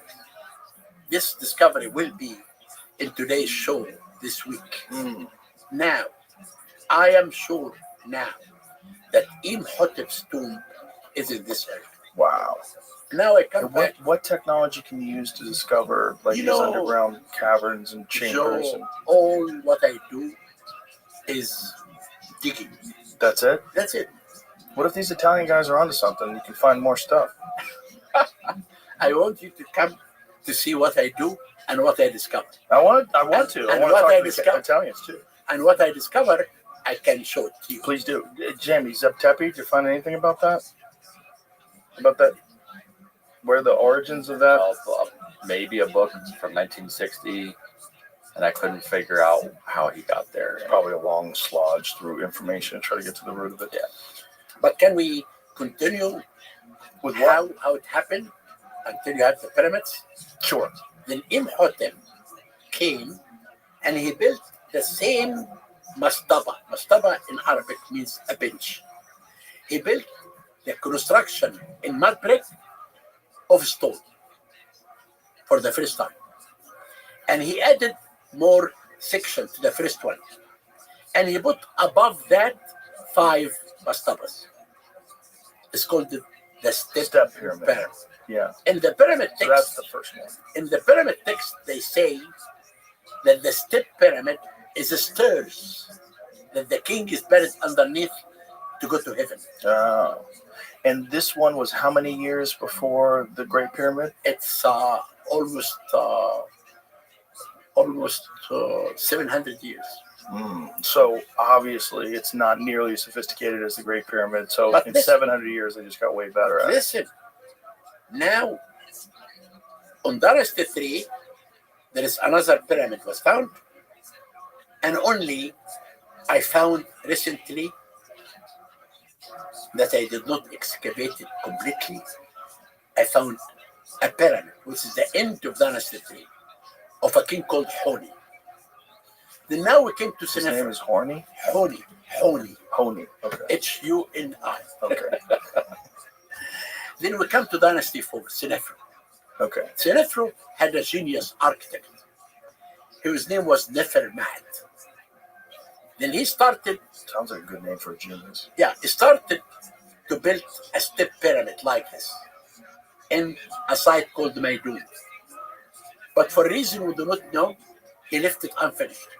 And he went to a place called Dahshur. He built the pyramid with a huge angle.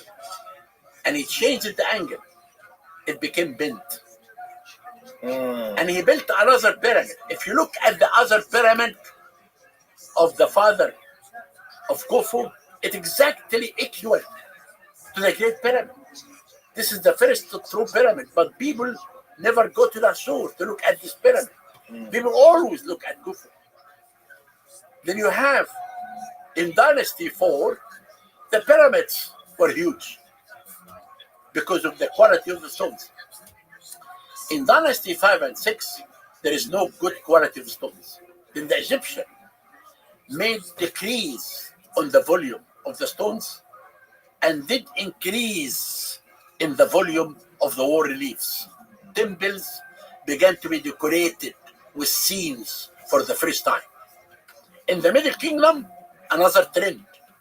Mud brick pyramid, but underneath maze corridors of stones that if you go down, you will lose your way. Oh. In the New Kingdom, they came in the top of the Valley of the Kings, a shape of the pyramid, and they buried all the kings like King Tut and others underneath the pyramid shape. So that's the story. That's a story. All right. Well, listen, man, it's been fascinating talking to you, and I definitely am going to take you up on your offer. I'm definitely going to go to Egypt. No, now we'll talk. Now we'll talk. We'll talk to And you Mustafa. gotta send me that video so we can splice it in of the hieroglyphs that are on the wall. We'll send that, right? I will send it tomorrow. Okay. But give the email to Gregor and Mustafa Okay. now, We will do that. and they are the people that will talk to them now to arrange for your trip. Okay. And I will invite you for a good How many days do you think I should go? 10 days. Jamie, you got to come. You want to do a podcast from there? Just you and me? Let us do one inside the Great Pyramid. Yeah, definitely. 100%. Okay. Yeah. Will it be echoey though? Oh, here's another problem with the idea that these Italians are proposing. Isn't there a water table under the pyramid that's like 1 million years old? No, There's not water underneath that? no. This is the Osiris shaft that was full of water. So is that what Mr. Beast was swimming in? Exactly. But where's that water coming from? It's a water table. Oh, there is a water table. This shaft, I brought a company and we did suck all the water out. Oh. Until he found underneath a sarcophagus and 4 pillars. Oh, wow. And this is the symbolic burial of the God Osiris. Because Giza Plateau was called in the New Kingdom Per Uzer Neprastau, the house of Osiris, Lord of Rastau. Rastau means cemetery, but literally means the underground tunnels. That Osiris is ruling. Then Herodotus, when he came, he talked about this water under the pyramid. It is in the shaft. And this when beast entered inside and swam in it. Swimming. Okay. You know, I met him because I wanted to convince the young people that pyramids were not built by aliens. That's why I took him to 3 Yeah, I major don't know. sites. I don't understand the alien thing. I think super advanced culture, super advanced But you know, civilization. but and I you know, think the Library of Alexandria burning is probably I one agree. of the But greatest Joe, disasters. many people in America believe that you believe in aliens. When I talk to them that I'm coming to see you, That I believe in aliens? they do. Well, I'm not opposed to the idea of aliens existing. There's hundreds of billions of galaxies in the known universe, each with hundreds of billions of stars. The idea that we're uniquely alone. You don't think there's anything out there? Nothing. So you don't believe in ancient civilizations capable of advanced construction? But Joe, you don't believe in aliens? Joe, You don't believe in carbon dating? I am a scientist. Oh. If you believe in something, write an article. Then I understand. can read. But don't give me a theory. But the theory of planets containing intelligent life is... No, that's not true. I have been debating Graham Hancock, Robert Bofal, and John Anthony West, and I told them from the beginning, your theory will go with the wind. Right, but we're not talking about that theory. We're talking about aliens being possible. No way! No alien, just us. This is only the us in the national whole project. universe. If you believe in Us God, in the whole universe? Only us. If you believe in God, you will do miracles. The Egyptians believed in the afterlife, and they made this great civilization. I'm not saying aliens made it. I'm saying it's very possible there's something else out there in the world. Thank you. All right, thank you. All right, goodbye, everybody. Enjoyed talking to you. I enjoyed it too, and I'll see you in the future. All right, everybody.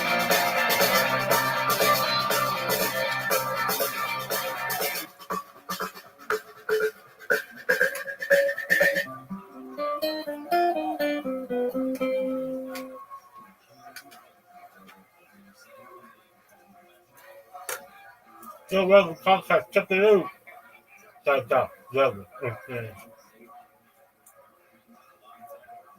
the Joe Rogan podcast by now. Okay. The Joe Rogan Experience. Train by day, Joe Rogan podcast by night. All day. What's wrong with you? How? First of all, how did Netflix let you make this show? Well, they wouldn't have let me make it if I just pitched it to them. What did you do? I made a few and showed it to them. Oh my god! Because I knew that that if we you can't give anybody like the script. No, the script won't work. I mean, that's just that's the thing. Is like it's very funny. It's very funny, man. It's so ridiculous. It's pretty ridiculous. You know, it was a few years ago that I made the initial one. It was I was on that crazy tour, that real crazy tour, where it was like, you know, fucking 10 shows a week, and I had a break coming up. And so I've always liked movies, like features, right? But it's a huge undertaking to get a feature made, but I like short films because it feels like you're making a movie, you know, like a mini movie, right? Right. And it feels much more accessible to do. So I had written all these like short stories, short films. And I called my friend Rami Hashash and I was like, hey, I have a break coming up on tour. Let's shoot a short film because we'd done other things before. And when I sent him like 10 different scripts. He was like, what if we did 3 of these? I was like, how can we do 3 of them? He's like, we'll shoot like 11 days in a row. We can do 3 of these stories. And even then I wasn't thinking of like having a television series. I was just like, oh, it'll be fun to make these stories, you know? And so after we shot those 3, it was clear that we had like like the the bones of a show. Like what if we did a show that was based on short stories, like short films basically. And I don't know, there's another few that were in the original, and when I sent them in to Netflix, they're like, this is fucking insane, but like we'll make 6 episodes of this. And yeah, they were just like, this is crazy. But it's been the most fun I've ever had, dude. Really? Yeah, because you know what, I was thinking about it like on my way in here today. I was like, sometimes you have to remind yourself like of what your dream was, like your original dream. And my dream when I moved to LA had nothing to stand up. I never thought of stand up. Not to say that I don't love doing stand up today. I'm in love with stand up. But I moved to LA because I was like, oh, I want to do movies. Like that was my whole thing. I want to do comedy movies. And I had like my own blueprint for how I would do it. I was like, I'll go to the Groundlings. SNL will definitely hire me from there. Like this is like my 21-year-old brain. And then I'll do that for a couple of years and then I'll do movies. Like I thought that was a logical game plan to end up in movies. And it just, I did do the Groundlings for a while, the school. But when I was supposed to do Writing Lab, which was like one of their levels, I had started stand up and I was just like, oh, this path is just better for me. Like I was getting traction, not like my career wasn't moving, but I'm saying like I could feel how much I loved it. And I was starting to get like $50 here and there. And I was like, oh, it's not doing the Writing Lab thing. It's staying in the stand-up path. Like that's kind of like interesting. But the dream of doing something like movies, which is like, this feels like to me, like they sent me to film school and they were like, make your fucked up movies. That's what it felt like. That's been like, I was working like 16-hour days doing this thing. And I would come home and Christina would be like, I have never seen you so energized after working all goddamn day. She's like, you come home in the best mood. And I was like, yeah, because I'm having fun. Like I'm having so much fun doing this, Well, that shows you're doing the right thing. I think so. I mean, it was like, that is so uniquely you. It is, right? Oh, yeah. That's our fucking text thread. Pretty much is. There are some in here that I can't wait for you to see. Like there are some in here that I literally cannot wait for you to see. This morning, she goes, why is it called Bad Thoughts? It should be called Cock Thoughts. she's like, I swear there's dicks in like every other one. I'm like, yeah. She's like, dicks and violence. That's your wheelhouse. We need more of this in the world. Yeah, we really do. That show, the religious show on Max. Why am I not remembering it? Righteous Gemstones. Oh yeah. Fucking A. Yeah, man. Dude. Danny McBride. Yeah. He's fucking fantastic. Yeah, he's fantastic. But the whole cast. The whole cast is, yeah. The fucking show is so good. It's so funny. Goggins, Adam Devine, John Goodman. Oh yeah, everyone's amazing. They're all fantastic. But it's also so ridiculous. Yeah. It's like, thank God. It's like, it seems like for a while people were getting scared of making anything offensive. I know, and it also feels like so many studios, networks, platforms, whatever you want to call it, are like so distanced from comedy. Like it's like comedy is like too dangerous. It's very like. Well, it's weird is you can get away with so much in a drama. In a drama, you could have violence and theft and car accidents. You can fucking kill people and rape people and steal all their money, and that's okay. Yeah, for some reason. But like, there's something about doing comedy that's offensive or even potentially offensive. Yeah, the other thing is there's the offensive angle. I also think that they really shit the bed on literally backing truly funny material. Like so many studio comedies that are released, the critics, people are like, why didn't this work? Because it's not good. It wasn't funny. Right. It's not a funny comedy. But don't you think part of that is because they can't take any real chances? Yeah, I think a studio is always, like if you strip everything down, it's somebody that has to have some risk in their job. They're playing with millions of dollars and saying like, this will make us money. Right. And so, yeah, they start to get more apprehensive about it. The other thing is that the cost of some of these comedies, when comedies were really thriving last, which was I think like more than 20 years ago. Some of these comedies started to cost like 30 million plus to do a comedy. Yeah, because sometimes you had like huge stars and huge set pieces, and you'd have these enormous budgets. Yeah, like real. And now some of them, like Tropic Thunder, I think did probably pretty well at the box office, right? But a lot of them would not, and so it started to be like, hey, you know what? We can make this. That's why you see the explosion of certain genres, right? Like horror really has had a huge uptick the last decade plus. People can produce them for $5 million, but they don't realize that you can produce great comedies for $5 million also. You can, but you have to like prioritize the material first. It's got to be a great script, and they got to be willing to back it.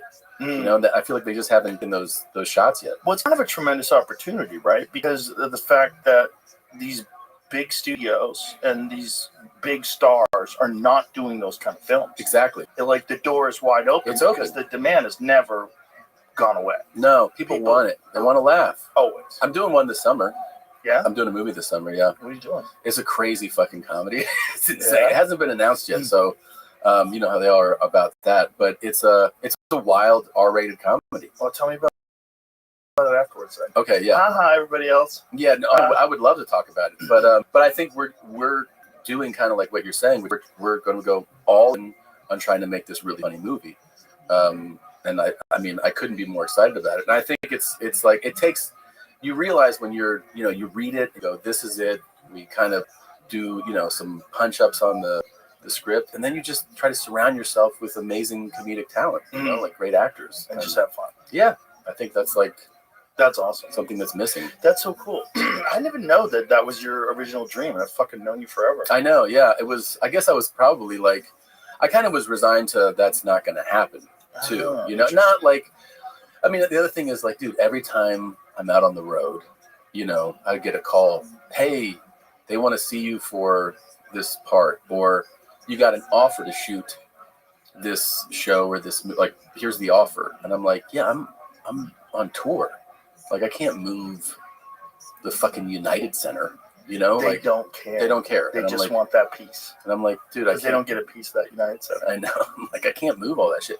But that's also, I realized that after years of that, it's like, well, if I'm always touring, I'm just never going to be able to do other people's stuff. Yeah. And so it also kind of, I got excited about, having the summer off and I could do something. And then my tour, the current tour I'm on, will end in December, and I'm leaving 26 wide open. Really? Yeah. I mean, film stuff. I'm going to, film some stuff, and then I'll still do like what I do, which is like go into your club or book some club weekends, which are kind of like low, stress kind of things where you go like, hey, I'm just going to go work out.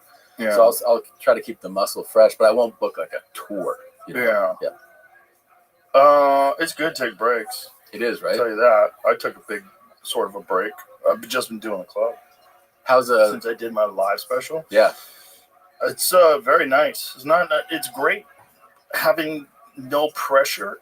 So like I just talk about what I want to talk about, and I write about what I want to write about instead of going, I gotta put an hour together because I have a tour in 3 months. Right. Like I have to make sure this hour's tight. I have to. You just kind of take your time with it. And I think there's something to be said for taking breaks with stand-up in particular, because like you don't want to just have tools that you use to do a job, right? Mm-hmm. You want to actually, like, you have to kind of figure out, what am I investing all my time in these subject matters? Yeah. Like, what's interesting to me? Mm-hmm. And how much time is that going to take to figure out what the perspective is where I can just say it on stage? Yeah. Because I feel like with a lot of comics, there's a thing happens where you get kind of like locked into a set, and then you abandon that set, and there's this mad scramble to come up with a new set. Yes. And a lot of times when you're doing that new set, it's not you're not invested in it. It just, you can make it effective. Right. You know what I mean? It kind of feels like filler. Yeah. Yeah. Yeah. I know exactly what you mean. And the audience feels that too. I think they definitely do. They do. They do, because I feel it as an audience member. Yeah. I know when someone's doing that, and I go, oh, I'm not connecting with this at all. Right. But if it's something that you can tell the person wants to talk about, exactly. It resonates. It's where different. It's actually interesting. That's the thing. It's like, You know, as I've gotten older, I've thought much more about stand-up, and there's a lot of stand-up is kind of like unspoken. I think a lot of it is hypnosis. Really? Yeah, there's a weird thing going on, and I get it from like great comedians.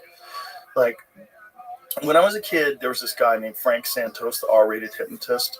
And he would go on stage and make people do stuff, and like you're having sex with Madonna. It was really weird. But there was a flow to his confidence or something about him, and he was also an actual hitman, like hypnotized people to quit smoking and shit like that.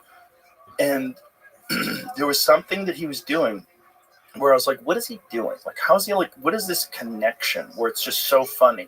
Like, how is he getting into these people's heads? Like, what is hypnosis? And then I see like a guy like Attell on stage when he's killing, and I recognize something I'm like, he's hypnotizing us. There's something that he's doing, this effortless confidence and connection to what he's talking about, and great material also. So you give him the reins. You're like, oh, this material's so good. I'll give you the reins. Take my brain. Take my brain. Take my brain. And the rhythm of the cadence too. Yeah. Because he has a very particular cadence. And you know, if you hang out with him or work with him like I did a few times, you start doing the cadence. A lot of people do. Start doing the cadence. And I did that in like 05, 06. When I was like, he was on his show and his first like killer album came out, Skanks for the Memories. Yeah, I mean, I feel like I would be talking like to you like this. I'd get outside and go like, how's everybody doing? Like I would just start doing, because it's such like a hypnotic type of cadence. Yeah, Patrice always says that about like having babies. Like that's his babies. Yeah. Like David Hell has a bunch of babies. Yeah. It's like a bunch of people that he gave birth to their 100%. Yeah. Yeah, it's super normal. A lot of people have that, but it's interesting how that stuff works. That there's a thing that's going on, which is why live stand-up is so much better than stand-up on television. Dude, I also have this thing recently because I'm on tour right now. I realized that like, man, it's funny how I could be like tired, and being tired. I go on stage in a different mindset, and all of a sudden I'm like, wow, that was a way better set. Like I had the right amount of tired, not tired where I can't think, but more relaxed. And then I get off, and like my whole tour crew was like, that was a fucking amazing show, and I'm like, yeah, I feel like I was too tired to be like self-conscious or something. You know what I mean? Right. Like some of my self-awareness went away, but like the right degree of it went away. Yeah. And then the show just and felt then you better. Locked in with them. Yeah. I also like to tell myself sometimes, if I remember, that I'm best on stage if I'm going on stage in a silly mindset. If I'm goofing off backstage. Yes. Fucking around. You know, making fun of somebody that's like in my crew or something. I don't know, you know, like dancing in the green room, like just silly. That mindset walking up on stage is like the best one to go on stage with. That's why I used to love working with Joey so much.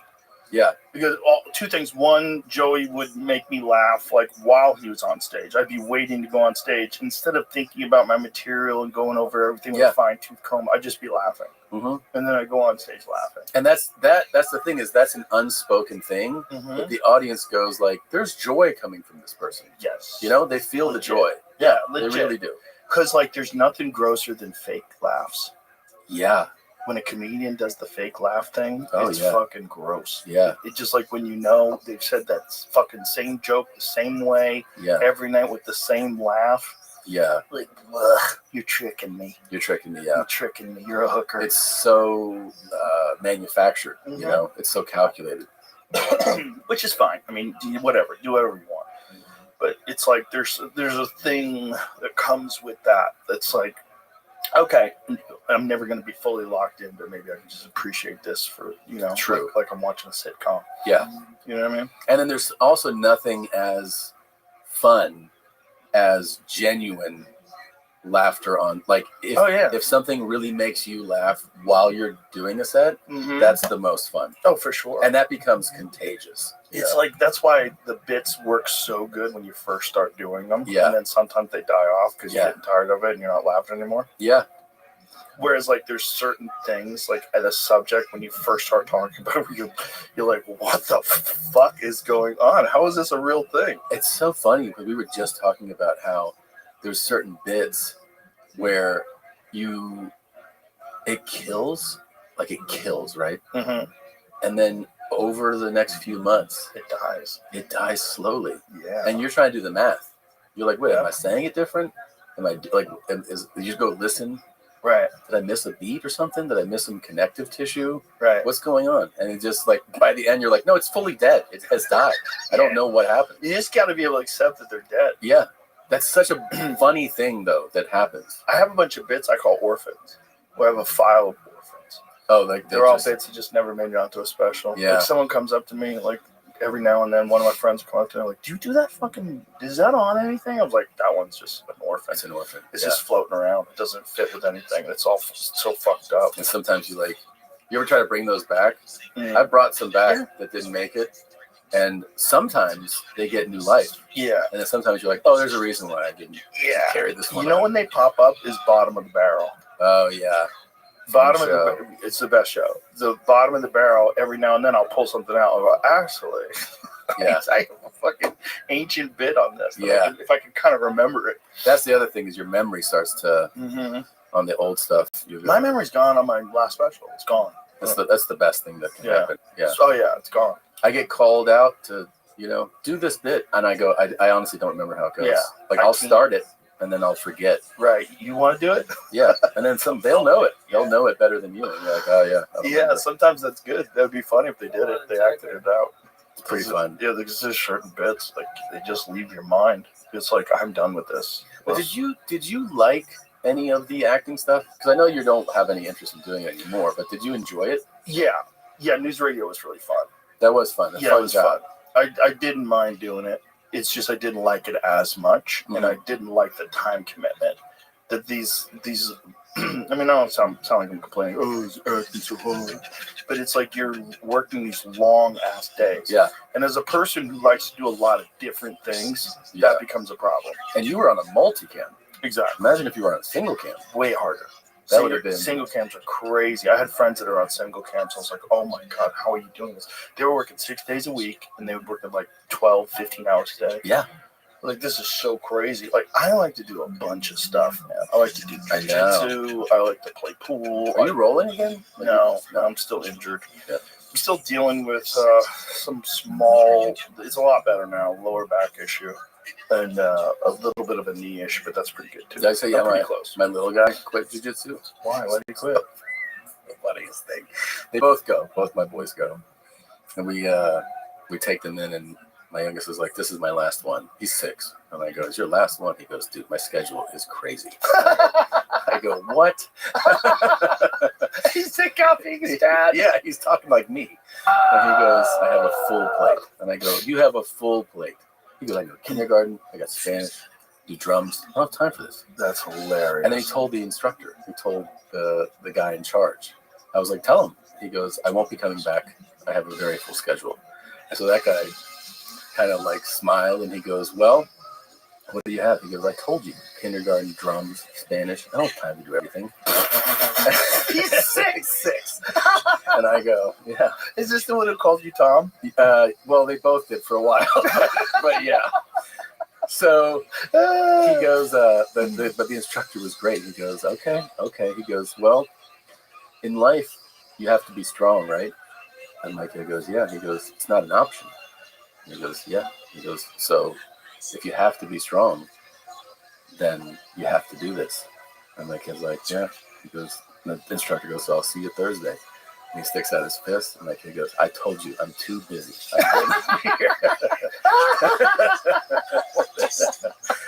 And so he hasn't gone.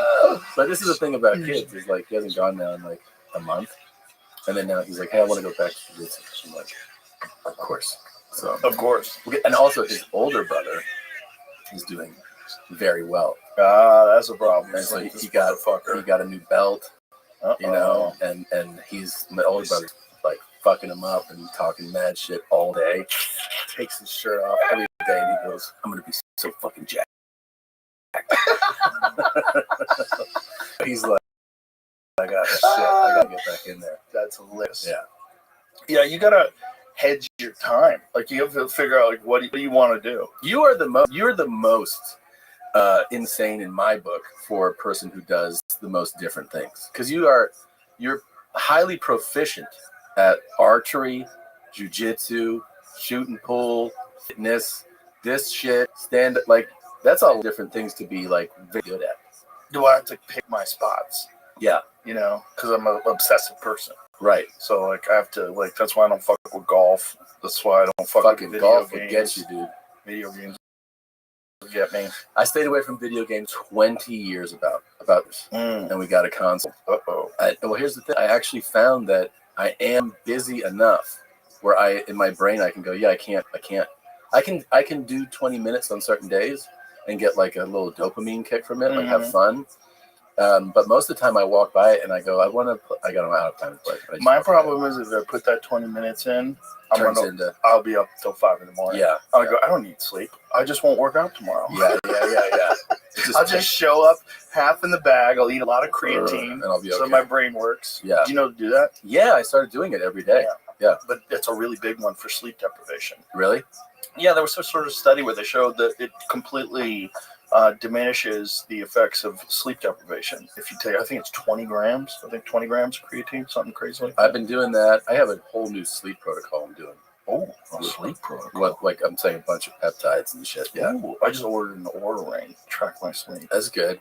Do you have to try that pineal? No, I haven't. I heard about it. You were telling me it really ramped up your REM sleep. Fucking awesome. Yeah? Yeah. Nice. Yeah. I think for more sleep, I'm into, man. I'll tell you what really affects quality sleep. No drinking. That really affected my sleep a lot. Really? Oh, yeah. Yeah. We don't drinking a lot? Not a lot. Not like Bert levels. But like last time I was sober, I was with him. We were all, it was a table. It was like Taylor Sheridan, his wife, my wife was there, Bert and his wife, David Goggins and his wife. Oh, wow. And then a bunch of my professional pool player friends. That's a fun table. Oh, it was fucking phenomenal. We had so much fun. We all had dinner together after the UFC fight, and Bert is just throwing back martinis. Yeah. And I was like, oh, I definitely made the right choice. Yeah. I definitely made the right choice. Like I'm watching him. He's slowly turning into a human grape in front of my eyes. He's fucking red in his face. He was hilarious. He was. I'll tell you that. Sure. At the table, we were having a lot of laughs. Yeah. But I was like, he can knock him down, dude. He can really knock him down. Bro, he found out we were leaving, so he ordered 2 more to down on the way out the door. He just downed 2 more martinis. Hold up, 2 more. Like, just down these martinis on the way out the door. I'm like, this is fucking preposterous. It's preposterous. And then I talked to him, and he goes, I got all my blood work done. Perfect. Everything's perfect. I know. I was like, how's that possible? He always says that. And I saw somebody comment the other day on our podcast. They go, the documentary about Bert's doctor who says blood work is perfect is going to be unbelievable. It's a complete charlatan. It's got to be. Dude. It's got to be. Dirty lab coat with a fucking mouse in his pocket. Some crazy guy. Complete lunatic. Who's like, you're great. Oh my God, that's so funny. That's so funny. Yeah, we had dinner and he was like, wine? You want wine? And I was like, I'm good. And he's like, we'll do a bottle of wine for the and nobody had wine, so he just dumped stuff into his glass. And he can drink it in like 5 minutes. It's crazy. It's bizarre. Well, it's obvious, like, it's got to be an adapt thing, right? Like running is.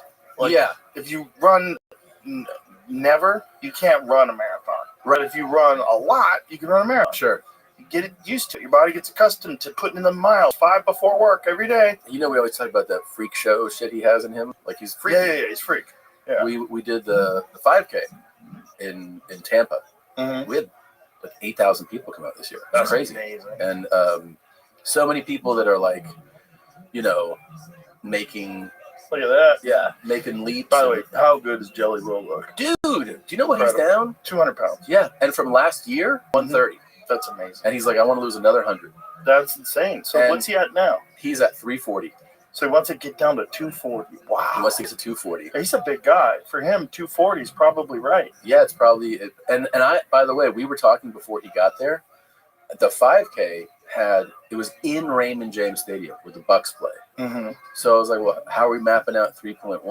Well, Well, the only way to do that in a venue of this size is you had to like use every, square inch of the place. So they had us go up the ramp. Like if you're going to go up to the top, there's a ramp that goes up. It's 9 stories up of all incline. Boy. And then you go across, then you go down, and you go up again. Oh, a lot of incline. Like half a mile plus of incline, right? Oh. So before Joey gets here, I'm like, I don't know if he can do this, man. You know what I mean? Like he's a big guy still. Knees, cardio, all this shit. Right. Dude, he fucking smashed it. That's incredible. He did great. Did he hire a trainer? Like how is it? What is he doing? I think some people he got rid of his phone. I know. He has like a flip phone that like doesn't even like that you can. I don't even know if you can get texts on it. So yeah, he just chucked his phone out. Apparently, like all the years of drinking, he just gave his phone number out to so many people, like, and they decided instead of getting a new number, which is what you should do. Yeah. He's like, I'm just no phone. That's fucking awesome, by the way. It's crazy. I love, like, I used to panic when I left my phone behind. Now when I forget my phone, I'm like, oh, it's gonna be a great day. Like, I have my phone. I'll get it later. Like I feel fine. It's a great feeling. Yeah, we're all prisoners. We are totally prisoners. We're prisoners, and it's gonna get worse. Oh, this is the thing I wanted to tell you. So, some of the Bucks players came out. The offensive linemen. These are absolute beasts. 6'5", 6'6", 330, like just giants. They're gorillas. And we're doing all this silly competition stuff. Like we hit the golf simulator, throw a fucking spear into like a bale of hay, and then they're like, "Oh, we need one more thing." So we have a beer stein holding contest. So it's this. Oh, Bert won that. Yeah, he beat fucking all pro. He's been That's like, come on, man. But look at these. Does that make sense? It does make sense, but you still go those skinny guys can throw a baseball a lot faster than these dudes. It's just crazy to me, though. Like, not to me. The upper bodies on these dudes, I'm like, nah, they're these guys. Yeah, he's gonna win. He's used to holding beers. Yeah, he's used to holding drinks. I couldn't do it. I tapped out. Like my arm just gave out, and then look at him. He's still smiling. Oh yeah, he had nothing wrong. That's insane. Yeah, and then they slowly fell. I bet if he did his left arm, it would fall off. I bet he literally wouldn't be able to. He's been holding up drinks so long. Yeah. Also, like toasting crowds for so long. Look at this. Yeah. He beat everybody. He should hold out and just humiliate them after he's done. Just keep going. Oh, he held it up after he was done. That big guy looks like he's ready to break. He gave up. Yeah. Look at Bert. Didn't either. Look at this. Yeah. Just insane. He's got incredible genetics. Like if he wanted to be an athlete, he'd be an incredible athlete. Yeah, I think so. If he was like super dedicated to it, yeah, he's just trapped in booze. But it's also made him very rich. So yeah, I don't know what to say. Yeah, it's working out. I love him. Yeah. I don't want him to change, but I do. I mean, I want him to be healthy. But like when we first started doing Sober October, it was essentially just because we were worried Bert was going to die. Yeah. Yeah. Well, he's still here. I mean, the first one was the weight loss thing. Blood works perfect. Yeah. Yeah, it's nuts. What type of resistance is that? I don't know. I think it's like 100 and something. 100 and something? Yeah. Ooh. Yeah. Yeah. Yeah, I'm obsessed with, that squeeze machine. Yeah. The thing? Oh, yeah, that measures your grip. I got 161, and I want to get 190. Oh, so you're training for it? Yeah. Do you have one here? No, I think we do. Yeah, we do out there. Yeah, out in the hallway. But we do at the club. And so when I first did it, I think I got 147. I was like, well, this is bullshit. Yeah. And then I got up to 161 without these things. I bet just from working out a lot. I bet David has a crazy grip strength. Which David? Lucas. Oh yeah, it's a big guy. Big hands. Big hands. Yeah. Jamar has one. Jamar Neighbors, I think he got 167. Damn. Yeah. Jamar's strong. That's crazy. You see him with his shirt off. Yeah, he's jacked. But we've had some big dudes come in there and do it. I don't know who's got the record on that thing. Record's got to be. The UFC had a bunch of guys do it. I forget who had the highest, but I think Alex Pereira was 180. He was up in the He's a big fuck. I didn't realize how big I didn't realize because TV is so deceptive. Oh yeah. And then I saw somebody I know standing next to him, and I was like, "Holy shit!" It was Oliveira 97. Oh, that's crazy. He didn't even try. Doing my left hand. Michael Chandler, 113. What? No, he's doing his right hand. Are you doing your opposite hand? Because Paul Craig lefty, 126. Bo Nickel, he's a lefty too. So they're doing their opposite hand. They're doing opposite hand. What's his? 153. Weidman's strong as fuck. Let me see what he's got. 153. Stipe's huge. What's he got? He's a left-hander too, yeah. So he's a big fucking dude, though. 131. Wow, that's crazy. Other hand. 104. Oh, wow. Jesus Christ. Second attempt. 155. All right, so great. Wow. I'm stronger than all those bitches. There you go. Yeah. But I'm trying to get to 190. 190 is crazy. I think this is like 115 or something like that. I forget what it is. Some of those arm wrestling guys. Oh yeah, they have freaky forearms. Oh yeah, I was watching this one guy who's a climber, who's a professional climber. Oh, and yeah, he has this basement gym. I might have saved the video, but I think if you find it on YouTube, it's like I've never seen strength like this. This guy has calves growing off of his forearm bone. It's like a calf. Yeah. And he's doing one finger chin-ups. I don't understand it. With like a centimeter of hold. Like it's the tiniest little lip that his finger's resting on, and he's pulling his whole body out. Guy, but I mean, he's doing yeah, look at that. That's crazy. It's not this guy. The other guy is like super jacked. His forearms are, at least. He's not like bodybuilder size, but the musculature is crazy. I saw one of those guys who I guess is in the rock climbing, mountain climbing world. He's considered one of the best. That's the guy. That's the guy. So this guy does a bunch of freaky shit. What is this dude doing? Yeah, look at that one arm thing.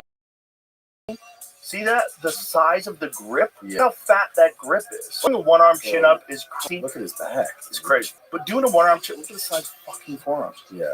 Doing a one-arm chin is crazy, but a one-arm chin-up with a fat grip like that is off the charts nuts. Like, his strength must be insane.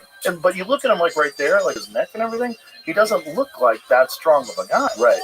It's very deceptive because with climbers, you don't need traps. You can't have like excess stuff. So everything is very like, look at his forearms. Look at his grips.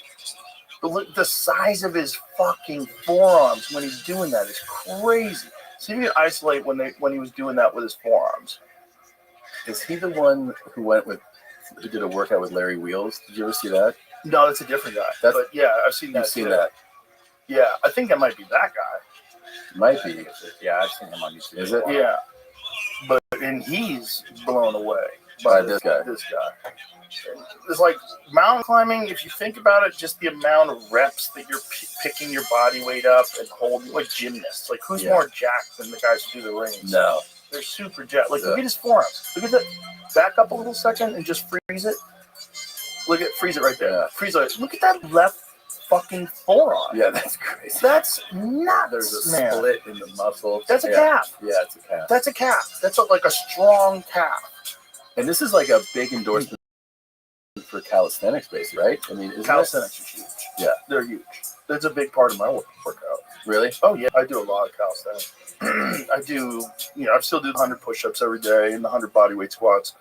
But I do chin-ups, dips, and L pull-ups.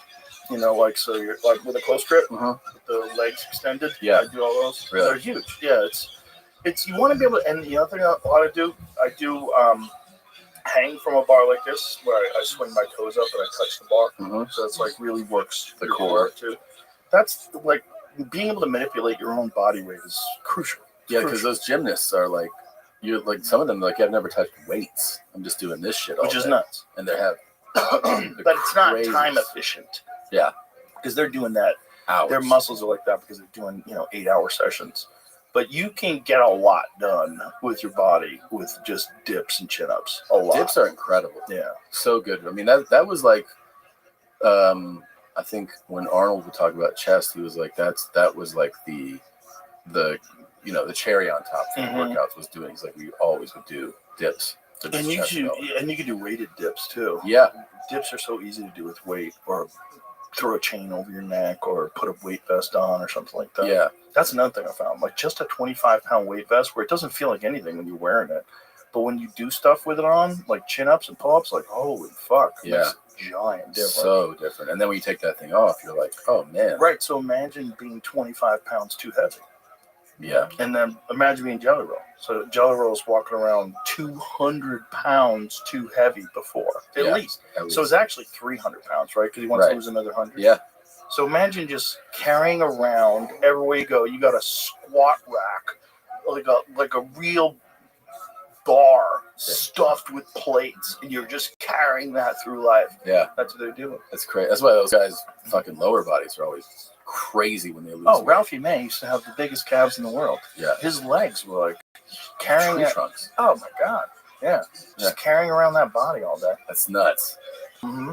If they trim down enough, the quads are still humongous. Yeah, Bert lost weight. He's getting weak. But you do get weaker when you lose weight. Yeah. It's a fact. Yeah, that's always mass moves mass. Yeah. It's also like to lose weight, to lose body fat, your body has to think something's wrong.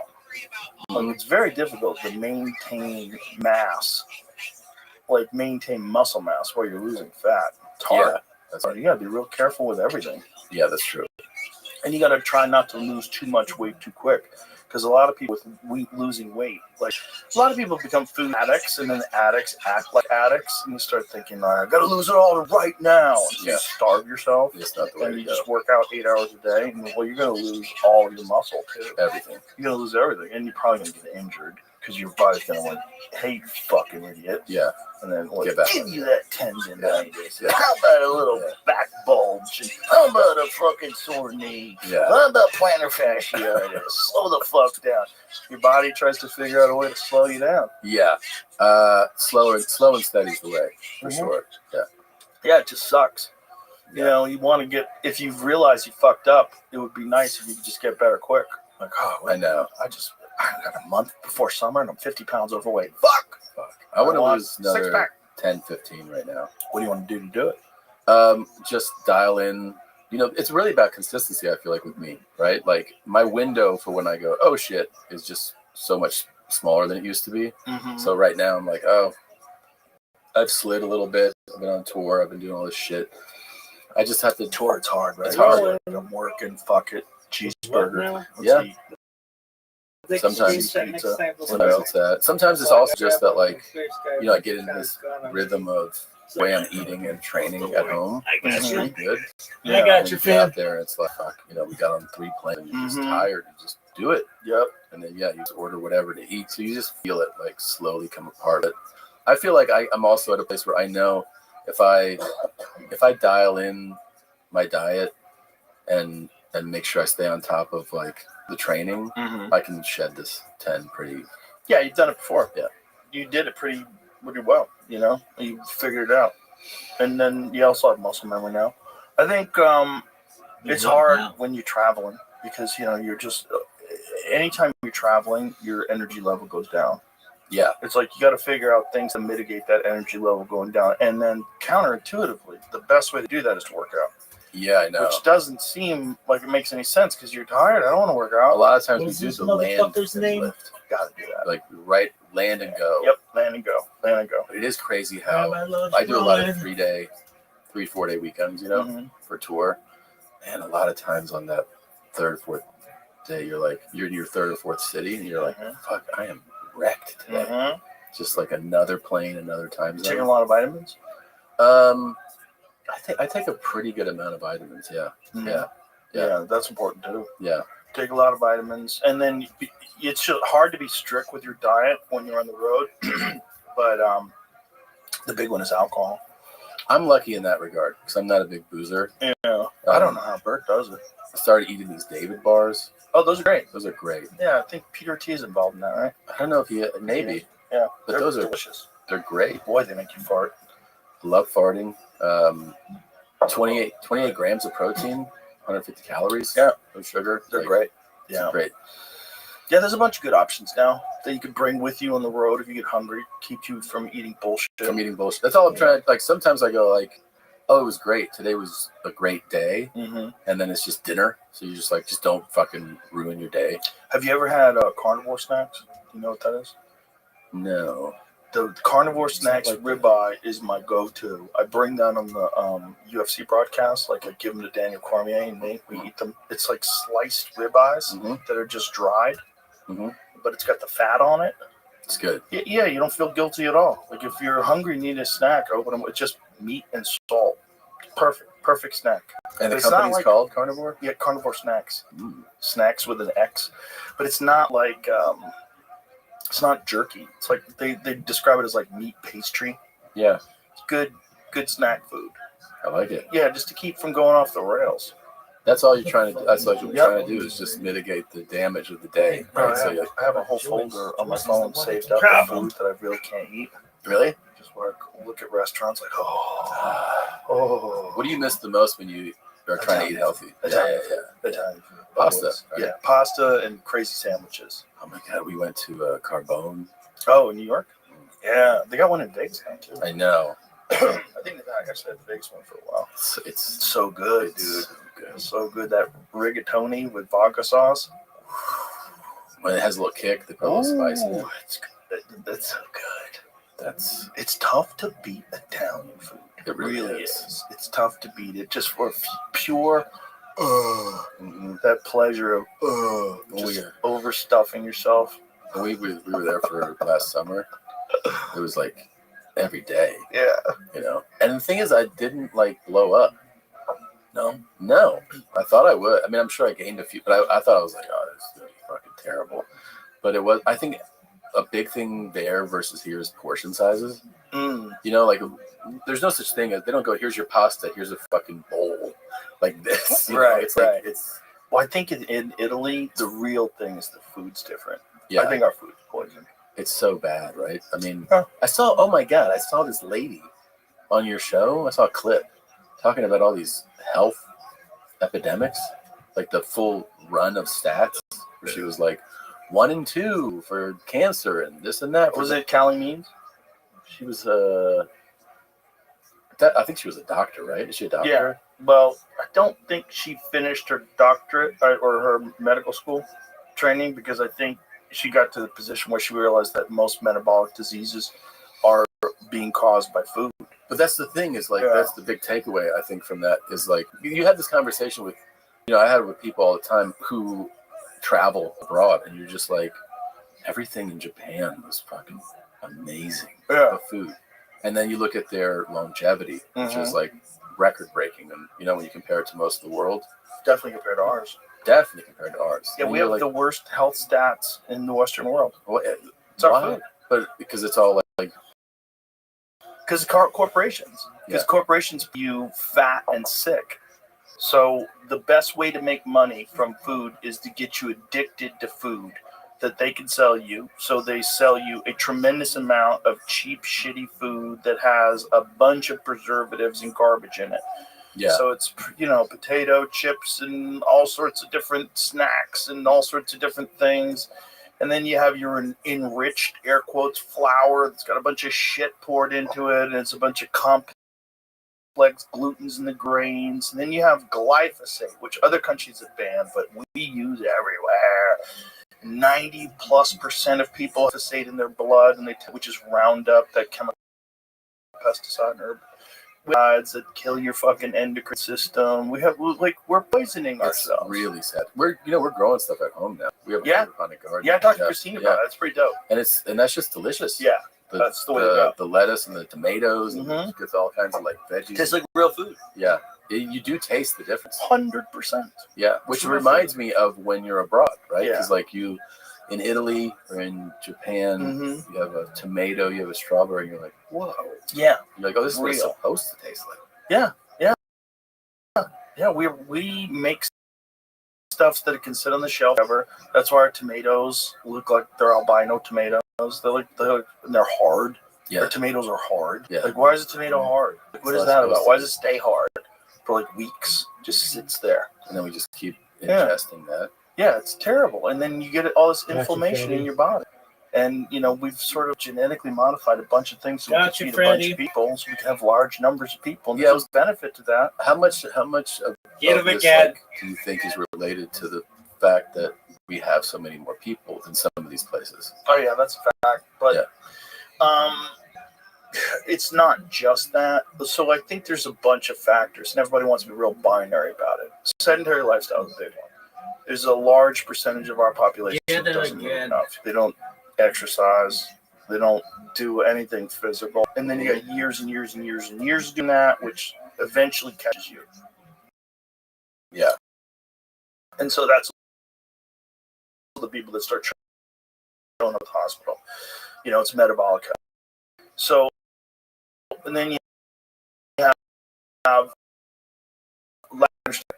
which is they think, oh, you somebody tells you just have to eat a balanced diet. You don't need vitamins. That doctor is fat and stupid and probably has a bunch of diseases and he's on pills himself. Like, shut up. Probably never even went through any nutrition training.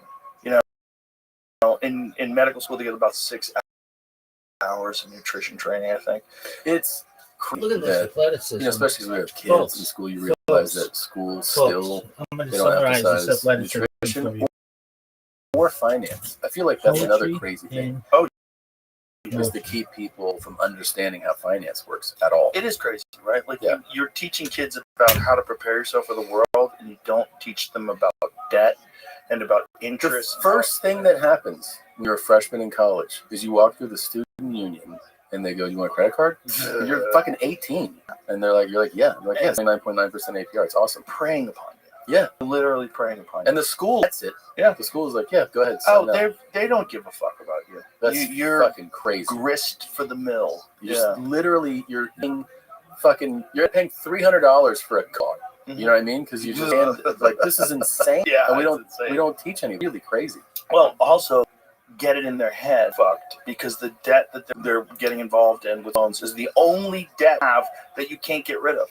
The only debt. Yeah, you can't forgive that. There are people right now who have Social Security getting docked. Social Security is getting docked for student death, and they owe money to the government for loans that did them no good at all because they're living off Social Security. So the government gets to steal more money from your Social Security. Man, we don't have to pay you. So nuts. And meanwhile, like today, the reality is you can get that education online. Yeah. Almost all of the books on any sort of subject are available. Mine is useless. My degree's useless. What's yours in? Communications.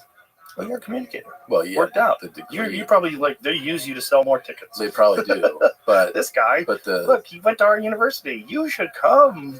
Learn like Tom. I didn't learn anything. But how much did you have to pay to go to school? Oh man, how much were you in debt for? How much was the tuition? I think tuition when I was there was something like $6,000 or $7,000 a semester. So like 12, 13 a year, which, whatever. Now, fucking tuitions now are like $50,000, $80,000 a year. It's great. So imagine you take on that loan, you start your workforce, you have $300,000 in loans. And God forbid you go to graduate school. Oh my God. It compounds, and then you're never getting out of the hole. I mean, I think this is why some doctors and lawyers become sociopaths, because you are dealing with so much debt and you realize no one gives a fuck about you, so you don't give a fuck about anybody else either. Wow. Yeah, it's great for society. Yeah. It's also like you there's two things that can be true, right? I do think that you kind of kids have to like get to work and get something going and get a path in your life. And when you're going to college, it's like you're out of high school. Okay, now you're on your own. You're in college. You got to keep up your GPA. You got to get your degree. Let's go. Yeah. So there is value in that. Yeah. But then also, it's too much money, and you're probably not going to do anything with that degree. And if you don't have the degree, people think you're a loser.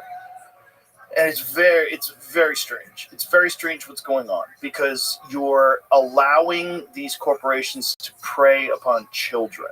Yeah. It's like you're an 18-year-old child. You don't understand anything. You don't understand anything. And then all of a sudden you're in college and you're saddled down with unstoppable debt. And you have this fucking circus of people around you that are also trapped. And you didn't understand what that meant. what you were signing up for. No way. It's the same reason, like, you have a conversation with somebody who's that age, and you're like, oh, you realize that our brains are different. You talk to like they're not developed. They're not developed yet. They don't understand it. Especially boys. Way more clearly. Yeah, boys don't get developed until they're like 25. Girls are pretty. They can figure out the game earlier. They're not as saddled down by testosterone. Yeah, but their frontal lobe develops earlier. Yeah, ours does really take till about 25. Yeah, dudes are retarded. Yeah. But that's also how you trick them into going to war. Yeah. You know? It's part of it. Yeah. Like, hey, we need to get, the Gulf of Tonkin, terrible thing those Vietnamese did. Yeah. We're going to need to send you overseas. Try that shit on a 40-year-old guy. You're like, what? No fucking What happened? Let me Google. Hey, I Googled Gulf of Tonkin. Turns out, you guys fucking faked it. But, what else are you faking to get us to go to war? Oh my God, you guys fake things to start wars so you can make money? That's crazy. How are you not in jail? No. How's no one in jail for faking things to start wars? Zero accountability. It's wild. So then you're like, well, fuck it. They got me with the student loan. They got me with this. They got me with that. And you just get accustomed to life fucking you. Yeah. You just like, oh, the society just fucks you over. They just take from you, and they saddle you with debt. I'll tell you this theory, what you're talking about applies to, I think, extends to our appearances. What I mean is, today, a lot of times people talk about how people wear like fucking flip-flops and pajamas. You talking about Bird again? Yeah. Well, he's not here. No, to defend himself. I think this is rude. But like, you get on a plane and you see people in pajamas, right? Right. And 50 years ago, they'd be like in a suit. And I think part of the reason why people, their appearances, I think some of it is tied to a lack of hope.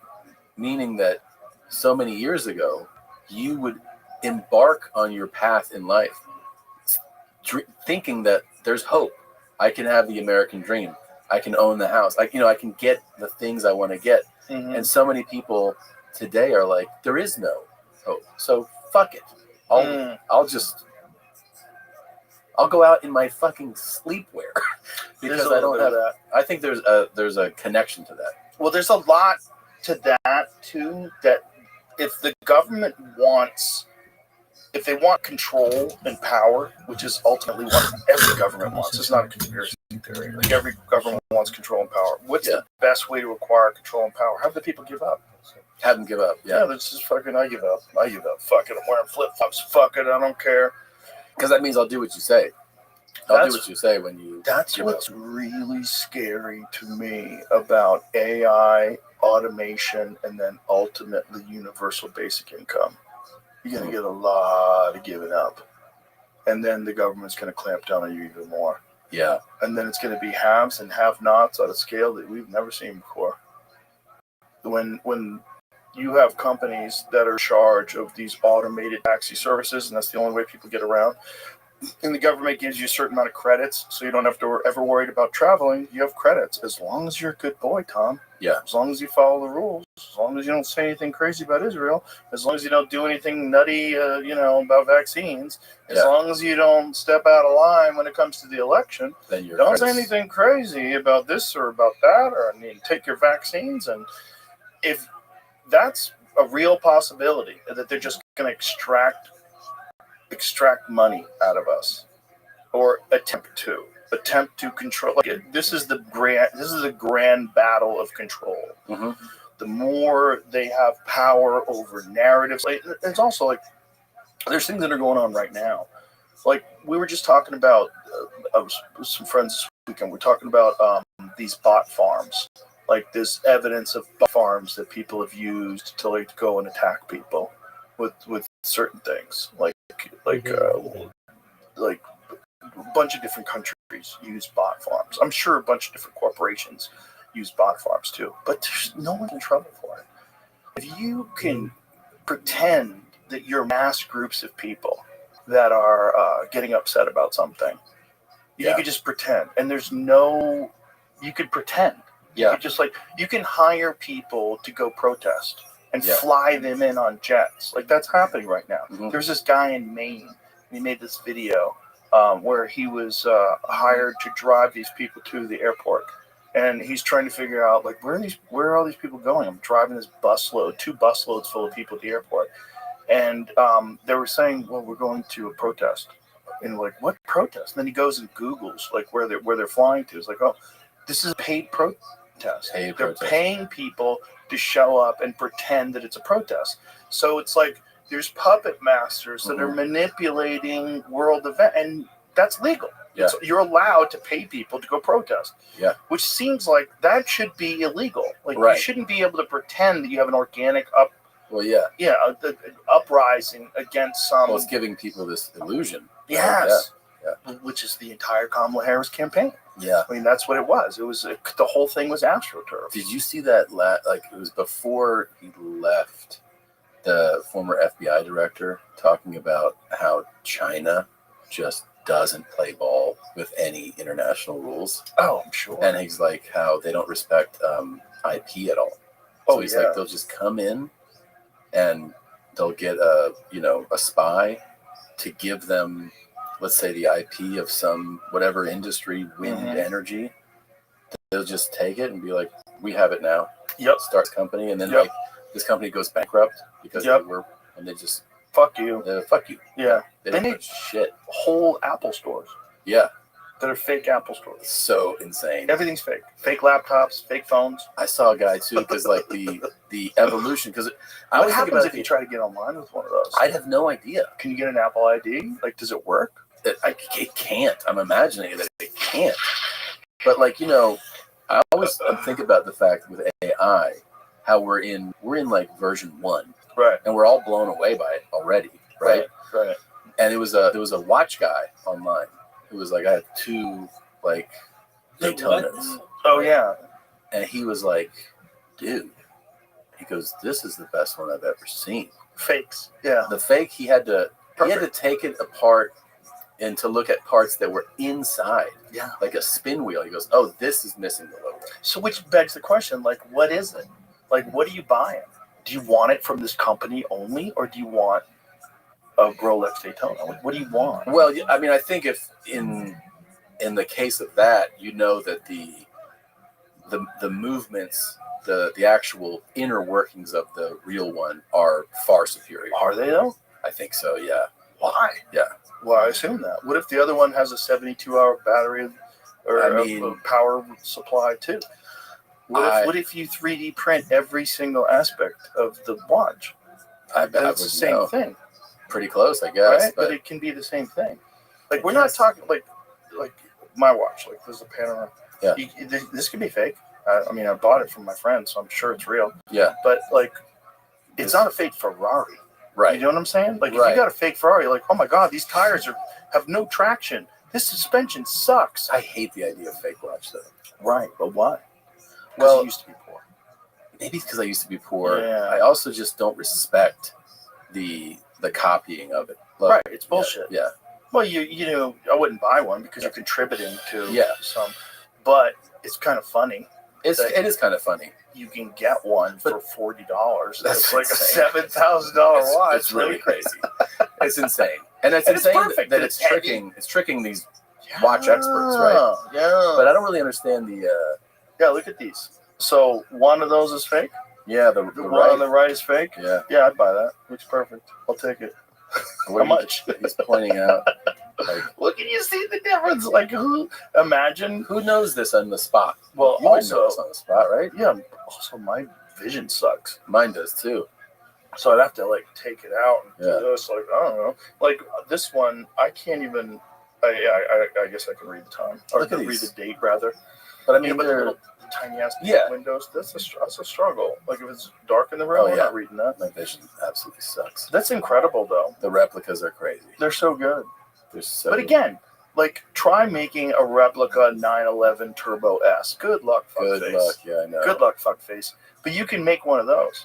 But wait, because I understand at least what you're doing in the watch thing, right? Then the person buys the far less expensive one, and they get the feeling, I guess, that people go, oh, you have the real one. Right. But if you're getting an Apple product, a fake Apple product. You don't know you're getting a fake Apple product. So they're going, the whole thing's a scam? The whole store's fake.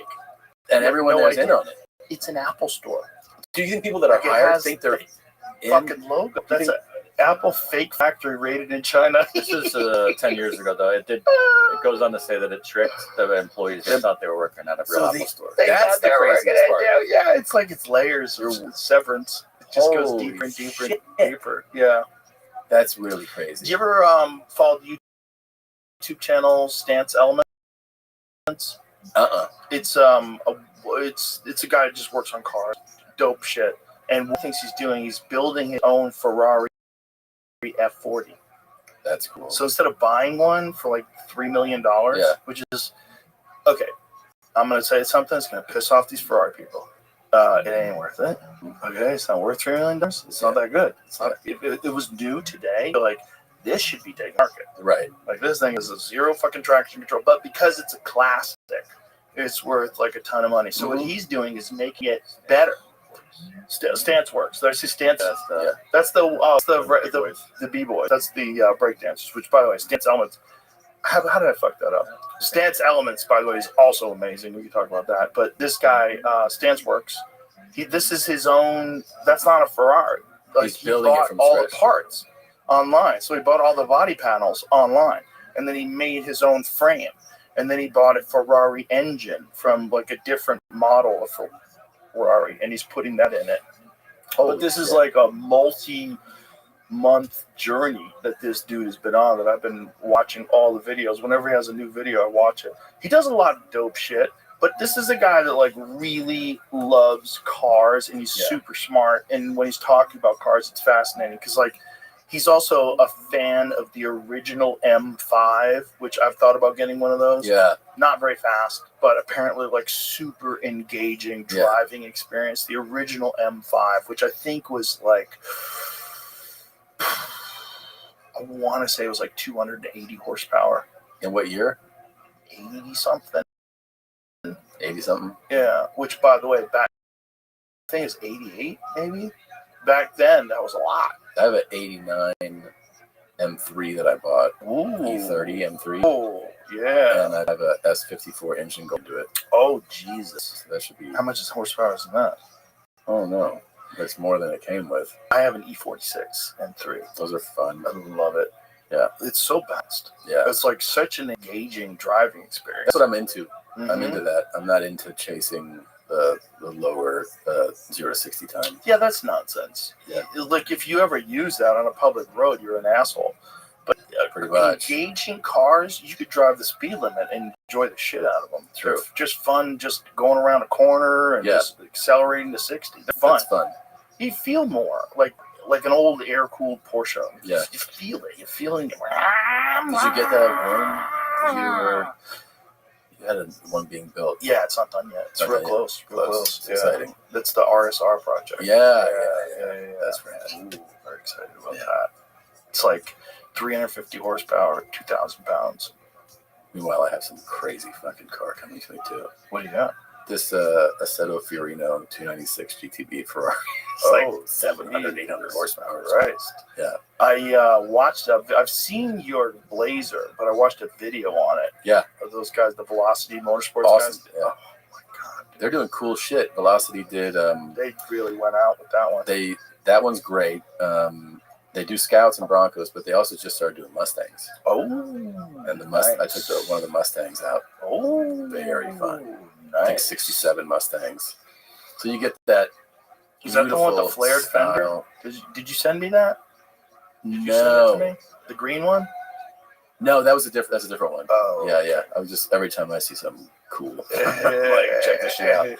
I sent you the other one. What did I send you? I sent you that that Giulia, that Italian one that the guy came to my place. Oh yeah, that was fun as shit. Yeah, the Alfa Romeo. Yes. Yeah, I've seen that online getting reviewed. It's a Resto Mod Alfa Romeo. I don't trust my people. No? No. I have one of my people's vehicles, but generally I don't trust my people. Oh my God. I just think they're eating pasta and staring at ass, and they're not going to do a good job. I want it. My car's made by either Germans who do meth or Totem. That's what. Yeah. Yes. Oh wow. Yeah, dude. I told one of these. This guy came. Baby. Look at that. It's fucking rad. Did you like Totem it? Automobili. You I did get like one? it a lot. I didn't one? order one. I didn't order You it. didn't? No. Oh, wow. He's making a prototype for a whole new model. Oh, So I was like, why? oh, I don't know. Why? Well, that's so sick. That That looks like a James Bond car. Look It at does. that thing. God damn. Da, da, da. And it's 100% custom. You know? Ooh, I bet that thing flies. Dude, I was driving down Fairfax in LA in the rain, and he turned off the traction control. No. Yeah. Turned off? He turned it off. Why did he turn it off? He's like, let it run, explode, emotion. Oh, no. And guess what? The emotion almost ended up wrapped around a fucking light pole. Did you spin? Dude, I was like, I corrected it, but I was like, panic, and I was like, fucking driving That's the fear of losing it in a Porsche. That rear engine whip. You know, that understeer that happens? Yeah. Or oversteer?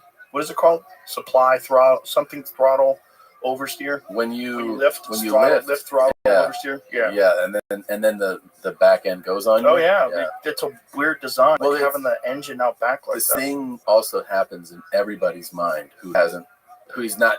It's literally something you have to be trained. Mm-hmm. Which is that when you're in a car and you're at a certain rate of speed and you're approaching a turn or something, you feel anything going on you, you take your foot off the throttle. And what you don't realize is that is gonna make things worse. Yep. Because the momentum and the weight are gonna be carried through. And actually the only thing that will keep you from usually losing it is to stay on throttle. Not necessarily give it a ton. Right. But you need that momentum to carry you through it. Right. And so it's just something that there's countless videos of somebody in their new fucking car just going, and they just go into a tree. I just watched one on a new GT3 RS. I've seen that one. Oh, it's brutal. horrible. He's like 18. Horrible. And he did exactly that.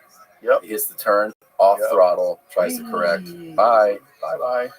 Fuck. Wreck. Painful to Yeah. watch. Painful. But that is a bad element of that design. The rear weight. Yeah. Yeah. But and also it's like, is that really the best way to do it? Because everybody always said that the Cayman is the better car if they just gave it the same sort of love that they give the Porsche. I fucking love the that 911. car. The Cayman? I love it. Yeah. It's like my heart is with that car. If you go like, what's the one you're in love with the most? It's still that car. But isn't it interesting that like that car is not as prestigious? It's not as prestigious. Yeah. Like, why is that? That seems stupid. It's a whole thing too. And if you have you'll see people like, you got the Cayman. You should have gotten the 911. I'm like, you should drive this fucking thing. Yeah. Like, but people that say that are all retarded. They kind of are. Yeah. Yeah. Anybody that says that is an idiot. I mean, you don't know anything about cars. Mid-engine. Because you have a Dynan, right? No, it's not Dynan. What's the company? Dynan did my BMW. Yeah. What's your company? For that one, Damon. Yeah, Damon. Rick Damon did the upgrade on that. Yeah. So what that is what it should be. Right. From Porsche. Yeah. They should take that big juicy GT3 RS engine, or even crazier, take that GT2 RS. Throw it in that. Throw it in that bitch. It just upsets 911 owners. That's it. It just fucks up their bunch of little fairies. Yeah. If that upsets you, yeah, then you need to go find something else. You need to go do mushrooms on the mountaintop somewhere. By the way, did you like that? You feel it at all? I don't know what you're talking about. No? Did you ever drive the GT4 RS they came out with like a year or two ago? No, I didn't. I heard it. I didn't drive it either. I'm sure it's dope, but it's also an automatic. It's all automatic. Yeah, like, come on, you pussies. Yeah. Like, what are we doing? Why are you buying a street car? Are you a crazy track guy? Because that's a track car. Okay, which is fine. Yeah. Which is fine. Yeah. But for the average person that like make an enthusiast car that's a goddamn 3-pedal. Yeah. Make a manual. Well, thank God they still do. Yeah. They make some. Mm-hmm. I mean, a lot of places just don't. Them and BMW, Ford still makes them. They still do it with their Mustangs. I can't believe that Ferrari doesn't realize that if they did just a limited run. Oh my God, it'd sell like crazy. It would sell so crazy. Yeah, they gave up. Lamborghini gave up. I wish they would. Thank God Porsche didn't. No, I know. But they did with some cars. Like a lot of their cars, you can't get the GTS now in a 5-speed. You can't. Or excuse me, a 6-speed or a 7-speed, whatever the fuck they have now. You can't get. I don't think you can get the S. You can't get the turbo. No, you can't get the turbo. Yeah. You have to get the T or the regular. Maybe you can get the regular 911. I think you can get a regular 911 Carrera. GT3 you can get still, but you can't get the GT3 RS. Like, come on, guys, shut up. Just shut up. I think the audience should inform them, right? Mm-hmm. They should know that like their fan base I know. wants all that shit manual. It's like what pisses me off about Corvette too. Like you guys have the most dope shape now. Like the C8 Corvette is so sick, and then you're putting out these insane ones like the Z06 and the ZR1, but it's still beep. People want to. Yeah. I don't know. It's got to be like that. All that has to be like cost analysis, right? It's a little bit of that, and what is that, Rogues? Yeah. I kind of quit those, but I fucking love these. I thought I was gonna have a hard time. I quit them over the weekend. Really? Nothing. I was like, this is easy. I think I'm lucky. I don't think I get physically addicted to stuff that way, except coffee. Yeah, I've done that one where I took the whole day off coffee and I was like, why fucking yawning? Fuck. Coffee gets me to headaches. But I like coffee so much, and coffee's everywhere. I'm like, I don't think I need to quit that one. No. I didn't get headaches last time I tried to quit coffee. I quit for a couple of days, and I was like, this is just rough. But the nicotine pouches were nothing. That's great. Yeah, it was super easy.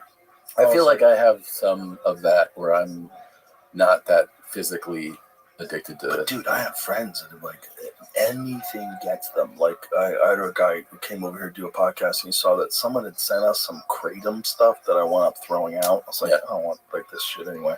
Yeah. And he's like, don't take that. I can't get off of it. Get that Kratom away from me. I know someone has a real problem with it. I'm like, really? I know someone 18 years on it. What? Yeah. What? 18 years on a shitty opium? Well, because they were using it to get off of opiates. Oh God! And they can't go without it. Wow! Yeah. But the high is so like whatever. Yeah, it's not. I tried it, and then people were telling me, "Be careful, be careful." Oh, Duncan loved it. We had some at the club. Yeah. And Duncan's like, "Hey man, you got any more of that? Got any more of that liquid heroin, man?" I was like, "Keep it away from Duncan." Yeah. He's so funny, dude. He's the best. But we like had a whole box of it there that Ron White had left there, and it was gone by Tuesday. I got in there on Tuesday. Oh, everyone went. Where did it all go? No, it was all Duncan. It was all of them. I was drinking 2 a day, man. I go, you're not supposed to drink 1 a day. It's like a half a dose. Yeah. Like, which is really weird. Like, why did they make one of them be 2 doses? 2 doses. Yeah, that's crazy. It's a tiny little shot. That's a good way to get you onto it. Yeah, it's like when you buy a bag of chips and it says like how many calories you're serving. 6 chips. Like, why is this a little baggie not even a single serving? You know I'm going to eat more than that one bag. Of course they know. Piece of shit. Yeah. Gar tactic to get people. It's so predatory. It's lies. You're lying about the amount of calories. That's so funny, dude. But I think I'm very lucky because I know people that get addicted to weed. Yeah. And I have gone a long time without weed and never had any problem. Yeah, people get physically addicted. Like I didn't really realize that was. I think it's just different genetics. It totally. You know, like look at Bert. A normal person who drinks as much as him would be dead. Yeah. You'd have like real liver problems, and he doesn't have any problems. He's in the gym in the morning. It's crazy. It's nuts. So it's like you just got to deal with the cards you dealt. Like, why don't I have 4 aces? Well, you don't. So what are you going to do? Yeah. You going to just sit here and fucking complain about everything or what? You got to figure it out. Yeah. Figure it out, bitch. Yeah. Yeah, figure it out. Yeah. You need, everybody needs love. Everybody needs support. But everybody also needs figure it out, bitch. Yeah, there's not enough of that. Exactly. There's really not enough of that. There's not. Because you really, it's like, you don't gain anything by doing the like, how come I don't get this? It's like, how come I'm not 6'6"? I don't know. I'm not. Right? You just deal with it. Yeah, you got to just deal with it. I think that's a real problem where people, if you think about like you remember that documentary, The Secret, that stupid documentary? Oh, yeah. Like, all you have to do is like think about things and you can make them happen. Yeah. Not really. That's bull. But it's a part of it. It's a part of making things happen. Like, you can't just say, I'm going to fucking breathe underwater. Yeah. I'm just going to think about it until I can do it. No, you can't do that. Give it a shot. Yeah, there's physical limitations to the human frame. There's physical limits for your particular human. You can't get taller. You can lose weight, but you can't really do much on that. Yeah. You can kind of get in shape for what you got, but Yeah. what you got is what you got. What you got, yeah. But there's a bunch of people that just think about their problem all the time. It's an obsession, and what it does is it carries you through time without having to deal with the problem, because you just talk about the problem. Right. That's a big one. I know so many people who do that. Your focus is your problems Yeah. rather than your solutions. Do you know how many people in a fucking floored shack would love your problems? Yeah. You know, like your problems are not that big a problem if you're living in America. Well, and you have your health. You need that perspective change from people. Exactly. Yeah. There's a big thing of like, if your problems become your identity, it's a fucking, because I know people like that, right? That you're like. Have you ever seen that video? The final boss of woke. It's like this one trans man who's like, I'm a disabled trans man. I'm also on food stamps. I also have like it's a real person. it's Donald Trump is trying to me, and it's like this is the identity. Like there's this is ex adult, but this final has everything wrong with him. Yeah, you're not a him. You're a girl pretending to be a man. So it's like you've got every wrong, issue, and it just keeps going on and on. Have you seen this, Jamie? Do you know what it is? It sounds like somebody should try to get on stage. No, big fat stupid face. It's not gonna work. The whole thing is just like it's so crazy that people will just like there's a value and a currency to being a victim. Yeah. So they'll add stuff. Social media has also helped that a lot. Because there's plenty of people that don't want to deal with their shit. That'll go, yes, girl, you go, yeah. Incredible. Society's doing this to you. Yeah. Did you hear about that lady that got fired from Equinox in Manhattan? She was late 47 times in 10 months, and she sued because of race. She said she got fired for racism, and she won. She won? It's a jury, and she won $11 million. No. Yes, she did. No. She was working late 47 times? Not only that, like, you were working at Equinox. Like, you could work for all of time, and you'll never make $11 million. Like, you're not going to make $11 million working at Equinox. No. But yet you won. And she only worked there for 10 months. She was like 47 times in 10 months. And that's why they were firing her? Like, they're like, you're just perpetually you are late. Always late. Yeah. And then she's like, that's so racist. That's crazy. She won. And she took him to court. Won. They're definitely going to appeal that shit. Of course they're going to appeal. But the thing is, when you have a jury, you have a jury of people so fucking stupid, they don't get out of jury duty. Yeah, exactly.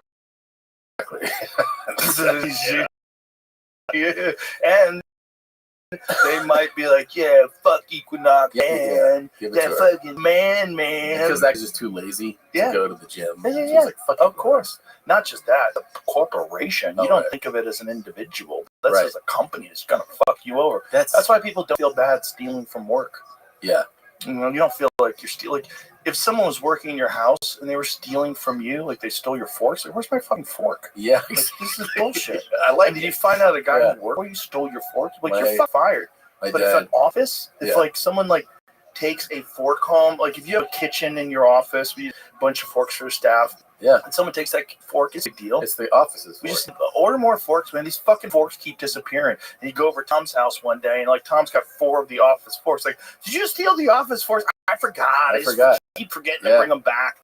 But they don't belong to somebody. Right.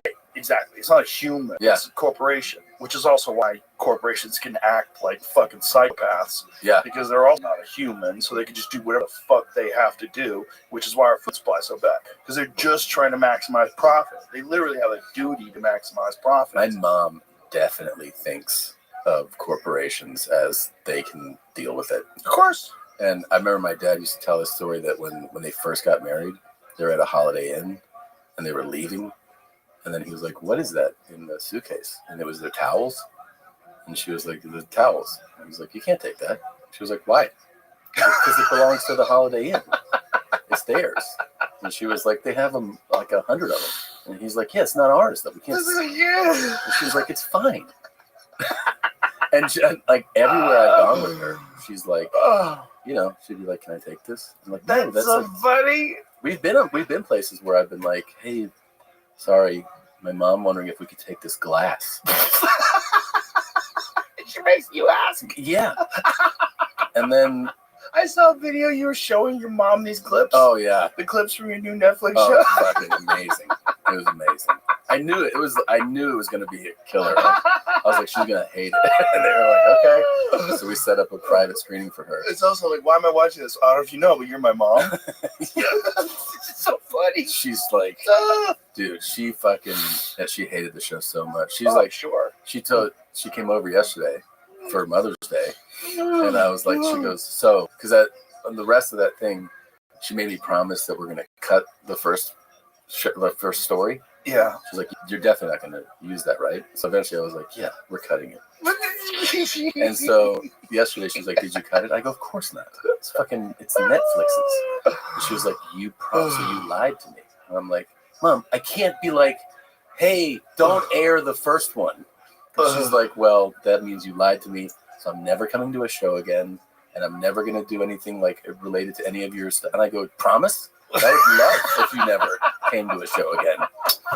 Do you know how much of a fucking burden it is to have to babysit when you're there? I was talking to Shane Gillis about a bit he does where people getting upset, people he knows getting upset about a bit. Oh, yeah.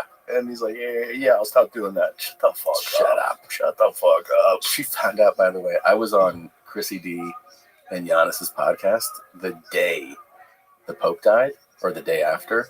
I was in New York. We're podcasting, and I was like, oh, because my mom's like hardcore Catholic. And I was like, let's call her and just check on her. And I go, we'll just try to see if maybe the Jews did it. So I call her. I'm like, did you hear about the Pope? And she's like, I am devastated, Tony. I don't know what happened, if he was sick, if it was the Jews. And she's like, what? And like, we had to cover our mouths. We had to cover our mouths and mute the phone. She's like, she goes, this is the craziest call I've ever received. The Pope died. Do you think the Jews did it? I had to hang up the phone. And then like a week later, she goes, I was on YouTube and I find that you called me on a show to talk about it. She found it. She found the clip, yeah. She found an endless well of us fucking with her on YouTube. Oh my God, that's so funny. Speaking of the Jews, have you seen fucking Kanye's new song? Bro. What? Here's the thing. What? My First of all, kind of catchy. Well, that's the problem with it. That's the problem. It's like the guy from production, like he's never lost a step. He can make a beat. He can he's so talented. He's a genius. He's a talented producer, man. I do think it's like first of all, I think people are kind of done asking him questions because most of the shit he puts out is like self-release kind of commentary or thoughts. Because he's saying just fucking crazy, It's the craziest thing I've ever seen. But there is a thing where that song is like, what are you doing, dude? Like, what are you doing? It's the ultimate pushing back. Yeah, I guess. But there is like I think I have a pretty, let things go kind of vibe to me. Right? Obviously. Yeah, your fucking show. Yeah, I don't. Show's ridiculous. It's a ridiculous show. And I've always been like, yeah, say whatever you're going to say. But I do think like making a catchy song about that, I'm like, what are you doing, man? Like you're just getting, at a minimum, you're just going to get more people that think it's cool to say Heil Hitler. Like that's at the minimum. Well, I think that's part of the program. I think it's part of what he's trying to do. But I mean, is that cool to do? I guess if you're like, well, it's fun to troll the masses and get them to do that. Okay. But what I'm saying is that like at a minimum, you're going to get less educated people to go like, this is a fun thing to say. And you're like, I mean, is that good? You really want people just walking around and be like, it's tight, man. Heil Hitler. That's fucking insane. It's crazy. It is crazy. But it's also kind of a sign of the times. I guess. Yeah. This is a chaotic world we live in. Yeah. And it's like, okay, this kind of highlights the benefits. I mean, I want to say this like carefully because I don't want to think I want to say real clearly. I don't support people saying that. I don't think it's a good thing to say. No. I don't say it. I certainly don't think any racism is good. I don't think anti-Semitism is good. I don't think Christianity is good. I don't think Asian hate is good. I don't think anything is good. But there's a benefit to just letting people talk. Like, let people say whatever the fuck they want to say, even if it sucks. This is the benefit of Twitter. But this is also the bad part. It's like the fucking song has so many millions of hits on Twitter. It's been banned from every platform. Yeah. But is it good to ban things from platforms, or is it better to let it be out there and let people talk about it? Because if you ban it, then people want to hear it more. That's true. And then it becomes more popular, and then it kind of supports what he says, which is that there's this concerted effort, if you talk about Jewish people, that they're going to remove you from everything, remove you from banking, which is what he's saying. They run everything. Mm-hmm. So if they didn't, like if it was just you were talking shit about Puerto Ricans, look what happened to Tony. Nothing. Yeah. He's doing great. Yeah. You know what I mean? Like if there's certain people that you're allowed to pick on and make jokes about or mock or say something, and you can get away with it. Yeah. Well, I think he's made his point. I think we all get it now. It's never going to end. Yeah. But how does it end? This is the question. When I was watching that song, first of all, I was by myself. When I first saw the song, I was like, what is this? Yeah. Like, no way. Yeah, yeah. No. It's like, no way. No way. And I'm watching on my phone, like, yo. And then my first thought was, how does this end? Mm-hmm. Because this ends. This is going to end. There's going to come a time where they're going to realize, like, this is a problem. Yeah. So how does it end? Does it end in assassination? Does it end in... There's definitely people that want to kill him. Financial ruin? Yeah. I don't know what his financial situation is. I know that, like, there's been all these... Over the last 5 years, there's been times where, like, his, net worth has been reported at, like, such a crazy amount. And then I remember, like, funds were frozen. And he was like, I don't have anything. And then it was like all back. I don't know what his financial situation is. Well, they can't steal your money, but they can debank you. Yeah, where no one will bank with you. Right. Basically. So it's like, how does that work? Like, where do you get your ATM card? Yeah. Is it from the Bank of fucking Portugal? Like, what do you have to do?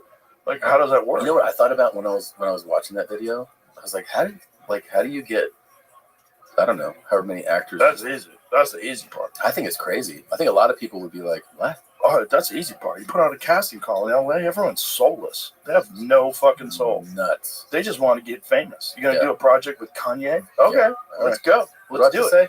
Also, I'm just acting. Just like that guy in Inglourious Basterds wasn't really a Nazi. Right. I'm not really a Nazi. Listen, man, I got to do what I got to do. I got kids to feed. Yeah. It's nuts. It's pretty nuts. He's super talented, man. One of my thoughts after hearing that song was like, man, I wish he would release the song with like a different, you know what I mean? With a different hook. Like, yeah, personally, no, I know he's not going to, but that's what one of my thoughts was. I was like, man, I wish he would.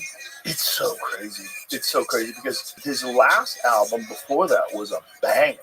It's like he came out of the gate showing people that like he still got it. Like, yeah, you might have pulled me off all these platforms. Yeah. You might have debanked me. You might have taken away my Yeezy deal with Adidas, but damn, I still got it. And that one was released everywhere, right? Yeah, yeah. Oh man, that's in the Spotify playlist that we play in the green room all the time. There's some fucking killer songs in that bag. Yeah, he's classics. Yeah, classics. He's got so many bangers. Yeah, but this one.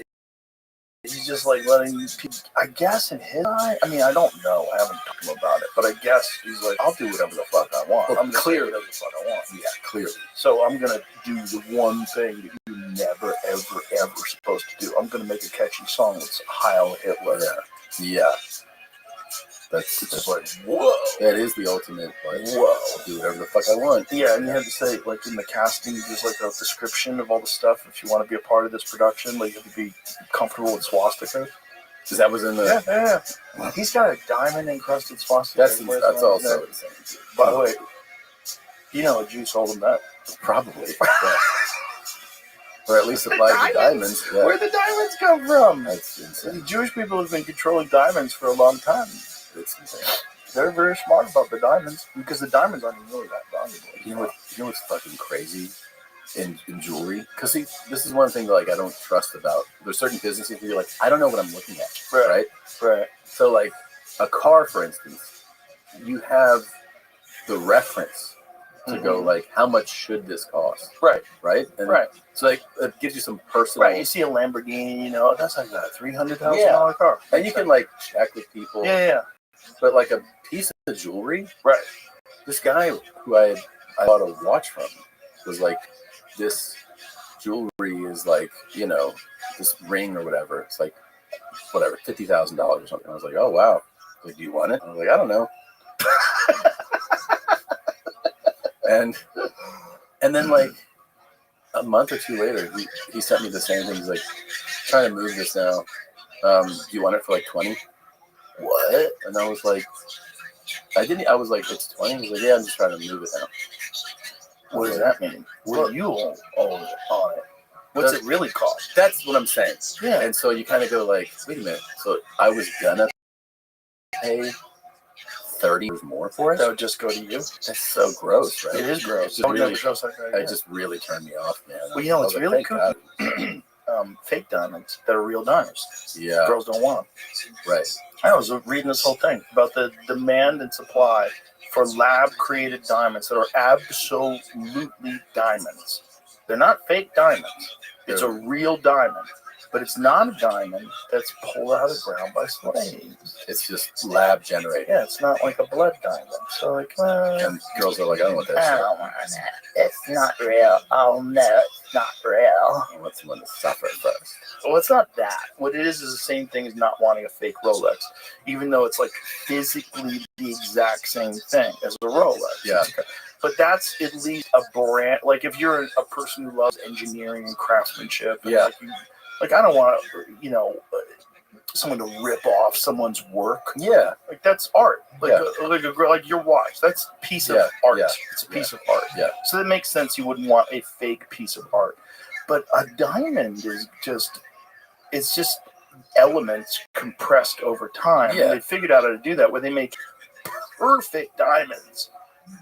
Fraction of the cost, I'm assuming, right? But the demand is super low. Yeah. Wow. 99% less. 99? Oh, yeah. Oh, yeah, in some cases. Especially the big ones. Yeah, so you get like a 3-carat diamond. Right. The ladies don't want it. Yeah. I want a real one. It's so crazy. No. That's one of the I'll things feel cheap. that I feel so... Do you think cheap? They don't want that shit. She finds out that what you got her is like the shittier version. Yeah, but it's not even shitty. Right, That's the thing. It's like lab-created diamonds are actual diamonds. It's literal alchemy. Remember, like in the old days, they were trying to figure out a way to use like all these chemicals to make gold. That was what alchemists. Like kings would spend insane amounts of money on these try to get these alchemists to figure out manufacture. I think I can make gold for you, sire. I need a laboratory. And these dudes are sniffing fucking mercury all day and dying young. It's the craziest thing to spend on. But imagine if the lady's like, no, you made that gold in a lab. I don't want it. I don't want it. I want real gold that's from Africa that came out of the ground. Yeah, we just want the real thing. I want the real stuff that they picked out of the river. Yeah. I want the real stuff they got from Alaska. I want the real stuff. You know what? But it's just gold, baby. It's gold. It's just an element. Who cares where it's from? No. I want stuff that's forged inside of a sun. How many women out there do you think to rock something that they're so proud of that if they go to get it assessed, it has to happen all the time? It happened to my family. It did? Yeah. I don't want to say who. Yeah. But someone relative, not like close, but broke up with the guy and found out that it was a cubic zirconium. That's hilarious. LOL. That's very funny. But perfect for that guy. Yeah. I was like, that guy's such a piece of shit. Yeah, I knew it. I could have told you it was a fake diamond. That's so funny. I laughed so hard. Yeah. So she took it to the jeweler. All right. Yes. Well, she's like, I got to break up with this guy. I don't have any money. She's living with this shyster, this fucking guy who's like a just dirtbag, but had some money, but not real money, just like a bullshit artist. Yeah. He's like, oh, he's a bullshit artist. I gotta leave him. Oh, fuck. So she's like, I'm gonna, I'll have 10 grand. Yeah. Sell this, right? They're like, I'll give you $100. It's worth nothing. They didn't want any of it. It's not worth anything. That's amazing. Fake diamonds worth zero money.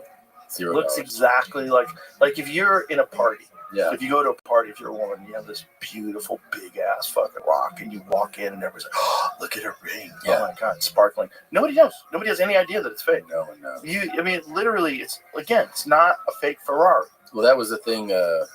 Chad Ochocinco, the football player, because like a lot of the athletes, they rock diamond earrings and stuff. Mm-hmm. He was like, yeah, I wear fakes. He's like, especially because like from whether it was on the field or going out, he's like, I have a real one at home. You know, it's like I go out, I wear the fake one. Well, he saved a lot of money. A lot of money. Yeah. He was also like always very on top of like not overspending. Very smart dude. Very smart dude. For everything except fighting. He has this very bizarre idea. Like him and Shannon Sharp argue all the time about this bizarre idea that he could like fight MMA guys and beat them. That's crazy. That's crazy. Well, it's the reason why he was such a great athlete. Yeah. Confidence. Crazy it's confidence. Just unstoppable belief in yourself, which, listen, he's such a great athlete that if he did compete in MMA, he probably would be a world champion. Because he's got that, like if Michael Jordan decided he was going to, if MMA existed when Michael Jordan was alive, he'd probably be the light heavyweight champion of the world. Right. He'd probably figure out a way to fuck everybody else up. And also like this drive, this championship mindset. It's just rare humans that choose to focus on football or soccer or basketball or whatever it is, you know. The thing they get obsessed with. But if they put the same amount of energy from the same amount at an early enough age, like there's certain like barriers that cannot be overcome, and one of them is like physical maturity. Like once you're like 36 years old, if you start boxing at 36 years old, I don't care what, you're not going to be a world champion. It's too hard. It's too hard to like. Yeah. It's also what you saw with like Francis Ngannou when he fought Anthony Joshua. Yeah. That's the difference. You know, you can't just jump on in and fight like an Olympic gold medalist who's like been doing it his whole life. He's going to do things to you. Yeah. You're not going to know what he's doing, and he's going to crack you. It's just, but the reason why he thinks that, like Ocho Cinco thinks that, is because he was a fucking monster athlete. It's like he knows how hard he works. He knows how gifted he is. Yeah. But he just thinks, but if, you know, you put him in there with a guy like a Dricus Duplessis or something like that, he'd get fucking mauled. No, he's thinking, because he was a fucking precision route runner. Like, great. When someone's mounting you, drilling elbows in your eye socket. I know, it doesn't matter. Like, it doesn't matter. Yeah. You don't know how to block them. You don't know how to stop the rear naked choke. You don't know how to stop the trip. You don't know which way to roll on a heel hook. Like, but they're like, I'll figure that shit out. No, you won't. You're going to get your knees ripped apart. Yeah. You get knocked unconscious. Yeah. It's like just reality. But I love the fact that people think that way. There's a lot that think like that. Outspoken. It's my mentality, bro. Yeah. My mentality. I can't lose. Yeah. I understand it. I have that stupid part of my brain too, but I'm also smart enough to go, hey, fuckface. Like, I have two people in my head. Yeah. I have like this, I can do it. I have the general who tells me what to do, and then I have like the soldier that's like, wait a minute. Yeah. This is gonna get me killed. Yeah. This is fucking. I'm not running with a hand grenade into all these bullets flying my way. No. And you know enough, seen enough fighting to know what your limits are. Especially with martial arts, is the big one. It's like, you don't know, man. There's little tiny dudes that can choke you to death, and you have no idea. Yeah. You in your mind, you're like, they can't do shit to me. This motherfucker, I can bench 300 pounds. Yeah. And next thing you know, arm drag, he's got your back. Yeah. You take it like, the body triangle on you. You don't want to tap out, but you have to. You have to. You're dead. You're dead. It's over. That's why it's good. It's good to do, like, to even try all those things. Like, I've done a little bit of, you know, boxing, striking. I've done a little bit of jiu-jitsu. Mm-hmm. It's great to have the awareness. You're like, oh, wow. Yeah, it's a nice wake-up call. Yeah. Yeah, when I first started doing jiu-jitsu, I was already like a very accomplished striker. I was really good at striking. So I was like, I know how to fight. And then I went to jiu-jitsu class. And I got my ass kicked every day. Yeah. I was like, this is crazy. I was so wrong. Yeah. I have this completely distorted idea of my abilities. Yeah. Yeah, it really humbles you, right? It's a lot of people walking around out there, especially men, that just think they know how to fight. Yeah. It's a terrible thing to find out on YouTube. Like, to see people find out that you don't really know how to fight. You just think, you know, you're going to bluff your way. I think that's there's the male thing. Men think they know how to fight, that they're funny, that they fuck good, Yeah. and that they can drive. Right. Those are like the four things. Yeah, They're like, I can do all this shit. Yeah. Delusions. Yeah. There's like manly things you don't want someone to be better than you at. Yeah. You get delusional things. Those four are the ones that like come up the most. I think. Pool's another one. Shoot pool? Yeah, a lot of guys pretend they're good at pool. Yeah. I've had a bunch of dudes say they play good pool. I'm like, really? Let's find out. Do any ever surprise you that they are pretty good? Never. Not one. Not one. Nope. Wow. That's actually. I thought you'd find at least a couple. No. So they're always like, usually people that are really good at pool, they'll tell you. Like, oh yeah, I used to play a lot. I played a lot of tournaments. I did this and that. Like, where'd you play? Clear. And they're like, oh, I played at Chelsea Billiards in New York City. Like, oh, okay. Did you do a lot of tournaments? Yeah. I did a lot of gambling. It was fucking me up in high school. Like, okay, this guy's. I get it. Yeah. You know what you're talking about. But the guy's like, yeah, man, I'm fucking good at pool. I'm like, are you? Where do you play? It's like, oh, bars mostly. Like, right.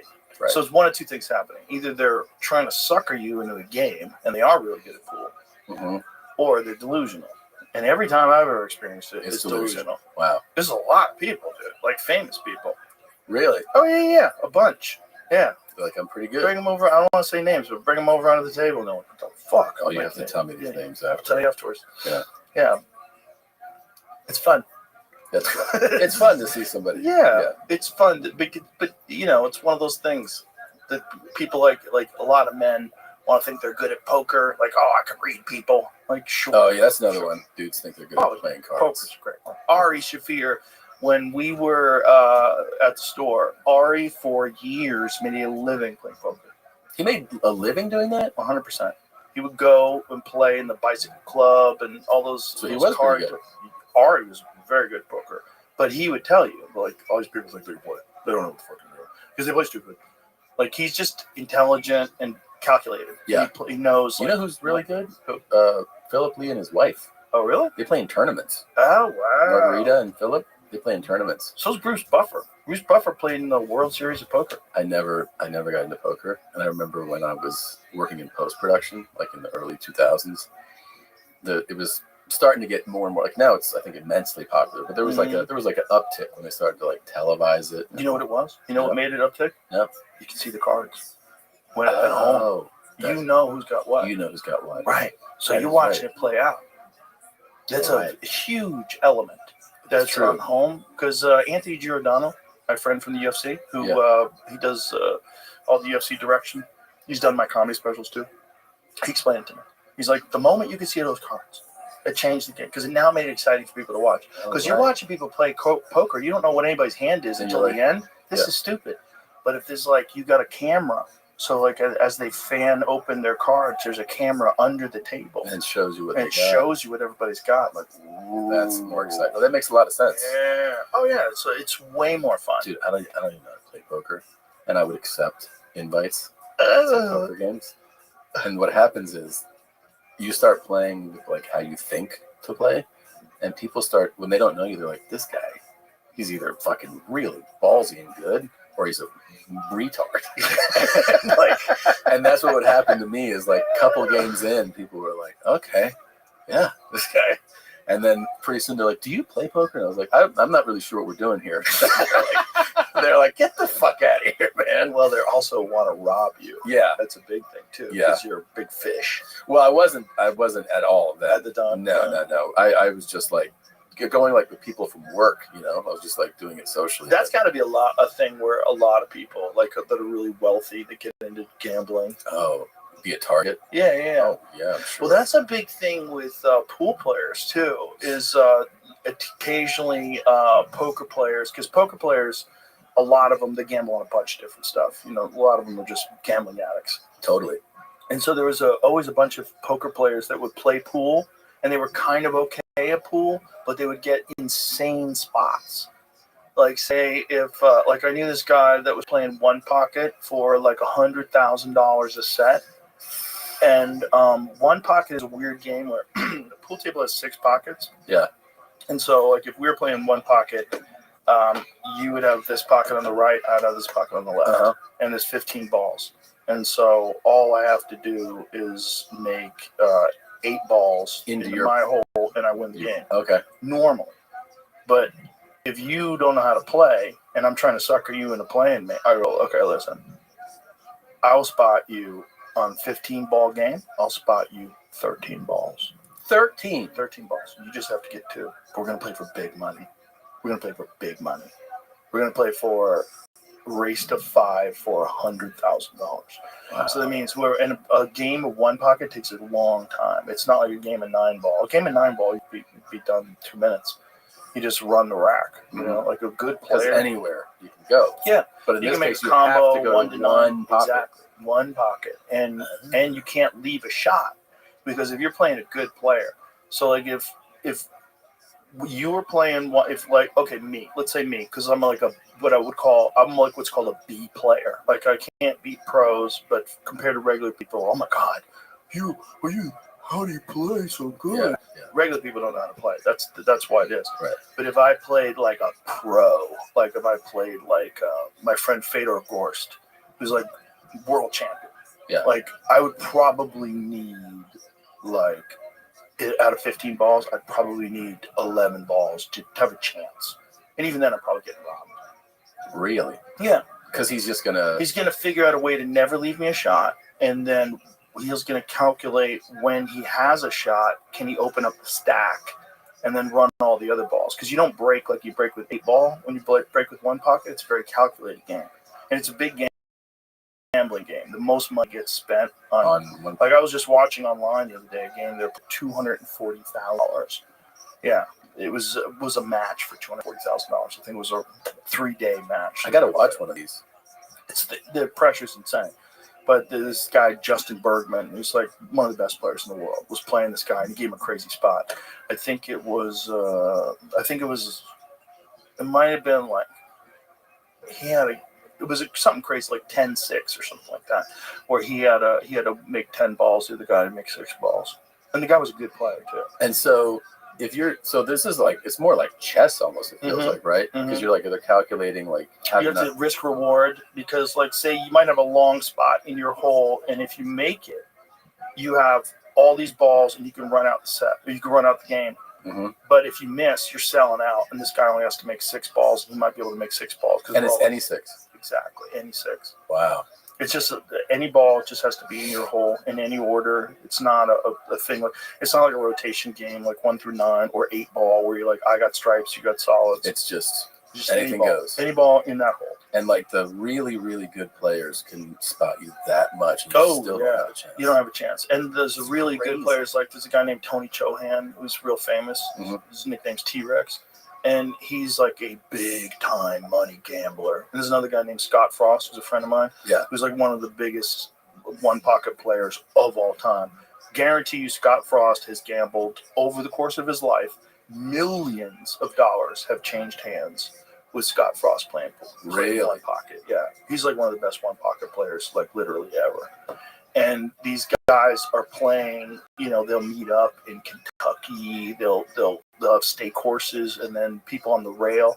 So all the people that are watching are gambling as well. So you might have there might be a set to be played for $500,000. Fucking A. Yeah. Like this one that I was watching, the Justin Bergman was $240,000 they're playing for. Yeah. And who knows how many people are gambling on the side. That's what I'm saying. It's generating a lot more. Oh, it's crazy. That's when you think about, like, I think it's easy to forget when you're just into, like, the game, like, the amount of money that changes hands week to week with the NFL. Oh, God. Oh, my God, dude. Oh, my God. Billions. Has to be. It is such a gambling machine. Oh, yeah. And, like, the NFL kind of, like, goes, like, no, it's not. It's about the gridiron. But then they also got to the point where it's like, they couldn't ignore it. Because then you have sponsorships, right? Of like, there's gambling sites. Like, we're the official gambling site. Yeah. So it's all intermingled. DraftKings. Yeah, we're just part of it. Listen, I'm all for you being able to do whatever the fuck you want to do. Yeah. I like it. I don't like rules that regulate people's stupidity. I think if you want to do flips on your dirt bike, you should be able to do that. Yeah. So you should also be able to gamble your life away if you want to do that. I don't think you should. But I believe in Darwinism. I believe you're supposed to let people like lose everything. Yeah. 2024, $148.7 billion gambled. That's interesting because that's what Doge found they spent on transgender animal studies. The exact amount. That's No. bro, that's so much money. 148 billion. It's Three a like, week. listen, compared to what the United States government chews up every day, that's nothing. No, that's true. This is just the United States too. This doesn't include any other That's country. so crazy. Holy- And that's just football? No, it's all sports, but most. Oh, all sports. It's got to be mostly football. But yeah, that's a lot of football. Well, there's been a lot of scandals with the NBA, right? Well, yeah, the Referees, shaving points. hey, I think this is his name. That one. There's got to be a lot of those dirtbags out there, which totally makes sense. And it's so funny too, because the NBA, there's probably in football, there's this thing that happens where like every single down you could call holding if you wanted to. Holding just happens in every play, right? Right. Every play. But what they tend to call are egregious holds, meaning that the guy who's the defender is going past you, and you see the offensive guy's arm extended, pulling the jersey. Like I would call that. Mm-hmm. Basketball, it is so ticky-tack what can be called and what can be ignored and what is ignored and what is called. And it's just like ref to ref. Mm-hmm. Like there's these clear palming, traveling charges. Like you see it sometimes like, what was that? Like Right. fingertip like grazed the guy's arm and then fucking called the foul. And then somebody gets hacked. No foul. Right. And it's just, you kind of go, well, that's just like in the moment of the game.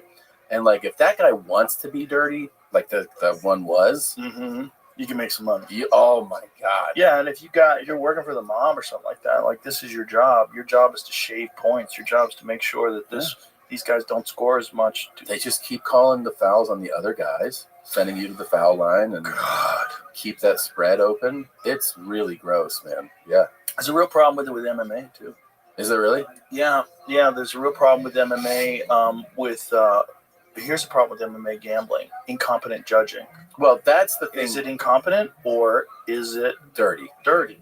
With boxing too. Yeah. We've never seen anything. Oh yeah. Because like even the lay person can watch someone beat the shit out of somebody and be like, this guy's fucking whooping this guy's ass. And then see the decision go the other way, and you're like, what happened? There's been a few decisions like that. There was one lady in Vegas, and she got barred from ever referee or judging fights again. So there's a few fights that she was involved with that everybody was like, what the fuck? And she was the we don't know common denominator. I don't know if she's ever been charged. I don't want to mention her name. Yeah. But I know that there was like a real issue. It was a real issue with world title fights. Where people were like, how the fuck is this? Because say if like your say it's Canelo Alvarez is fighting someone that you know he's gonna win. You know he's gonna beat. But you can place a bet on it being a split decision. Or a majority decision. All you have to do is get one person to say it's a draw. And that's it. And like, look, he's going to win. He's going to win. He's going to win either way. But if I want to place a shit ton of money on this one thing, some dirty judge could score a draw. Yeah. And you just have to convince that dirty judge. Like, just listen, it doesn't matter. You're not affecting this guy's career. Yeah. He's going to get the win. No one's going to remember. Just make it a majority decision. Yeah. And you just got to justify why you thought. I'm a big fan of defense. Yeah. I think the other guy just like blocked a lot, which I thought was great. Yeah, it's there's so many like in combat sports where the judging is so subjective. Yeah. But it's just for a fighter, the crazy thing is you lose half your purse. Yeah. Because like you might get, $100,000 to fight and then $100,000 to win. And so if they hit you with a bullshit decision, you lost $100,000. That's because there's some hometown decision or some corruption. Yeah, it's really unique that you have a sport when you think about it where there's a subjective winner. Right, it's not like football. Right, where like this every time to score. Yeah, basketball, ball goes in the net, score. You could shave point, you could bullshit, But if you're playing Michael Jordan, he's going to score on you. Yes. Like how are you going to stop him? You're not going to stop him, right? So like the numbers he puts up are the numbers he puts up.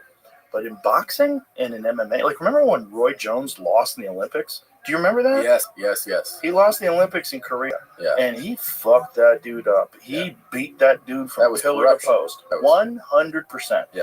It was nationalism. It Yeah. was like, it was in Korea. Like, Koreans are very proud. And they're like, he won. Like, what? Yeah. Roy Jones Jr. in his prime in the Olympics. I mean, not even in his prime yet. Yeah. He fucked that guy up. Yeah. And, you know, there's been a few decisions like that in boxing where you're like, what was this? The one, because I watched a video on this, I think recently too, where I was like, oh, what was the explanation? Where it was Kennedy, Tim, right? Is that his name? The fighter? Tim Kennedy? Right? Is that his name? Sure. Fighting the Cuban guy? Yoel Romero. Yeah. That was a bad one. That was bad. That was bad.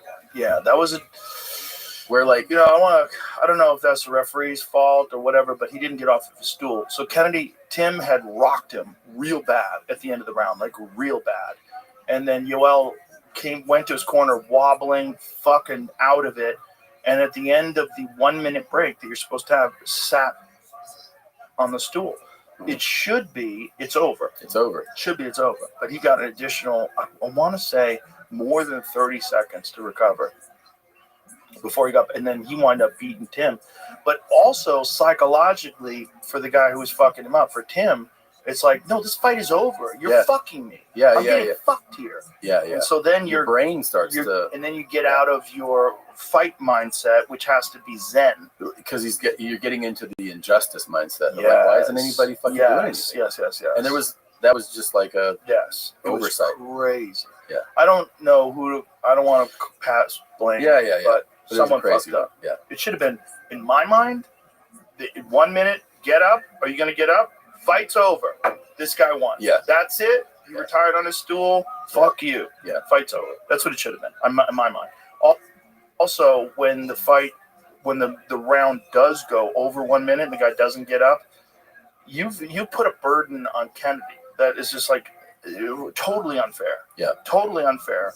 Especially when he was rocking him at the end of the round. Like this is like, the more time he gets to recover, there's a reason why in boxing you only get 10 seconds. Yeah. You know, the more time he gets to recover, the more it's possible that he can win. This is not fair. Yeah. Like, it's supposed to be 1 minute and that's it. If the fight doesn't restart at 1 minute, he's not ready, it's over. Yeah. So that's only happened once. And unfortunately for Tim, it happened to him. Yeah, that does suck. It was a bummer. Yeah. It was a bummer because Yoel Romero went on to, Yoel was a freak of all freaks. So, the guy could recover. And he was also, just built like a superhero. No, he looked like a goddamn pit bull. Like part of the Cuban athlete program. And, traps and the head. Bro, everybody who fought him said that, hitting him hurt. Hitting him. So he's made out of metal. They all said that. Everybody said, everybody, Robert Whittaker, who beat him twice, who was the middleweight champion, he's like, every time you hit him, it hurt you. He's just different. Yeah. Freaky guy. Yeah. So, if Chad Ochocinco thinks he was going to beat that guy. No. No. Listen, bro. No. There's people like you out there that also really know how to fight. Yeah. You know, there's, people that have that. That's a problem with, really tough guys. They think they're the only one like that.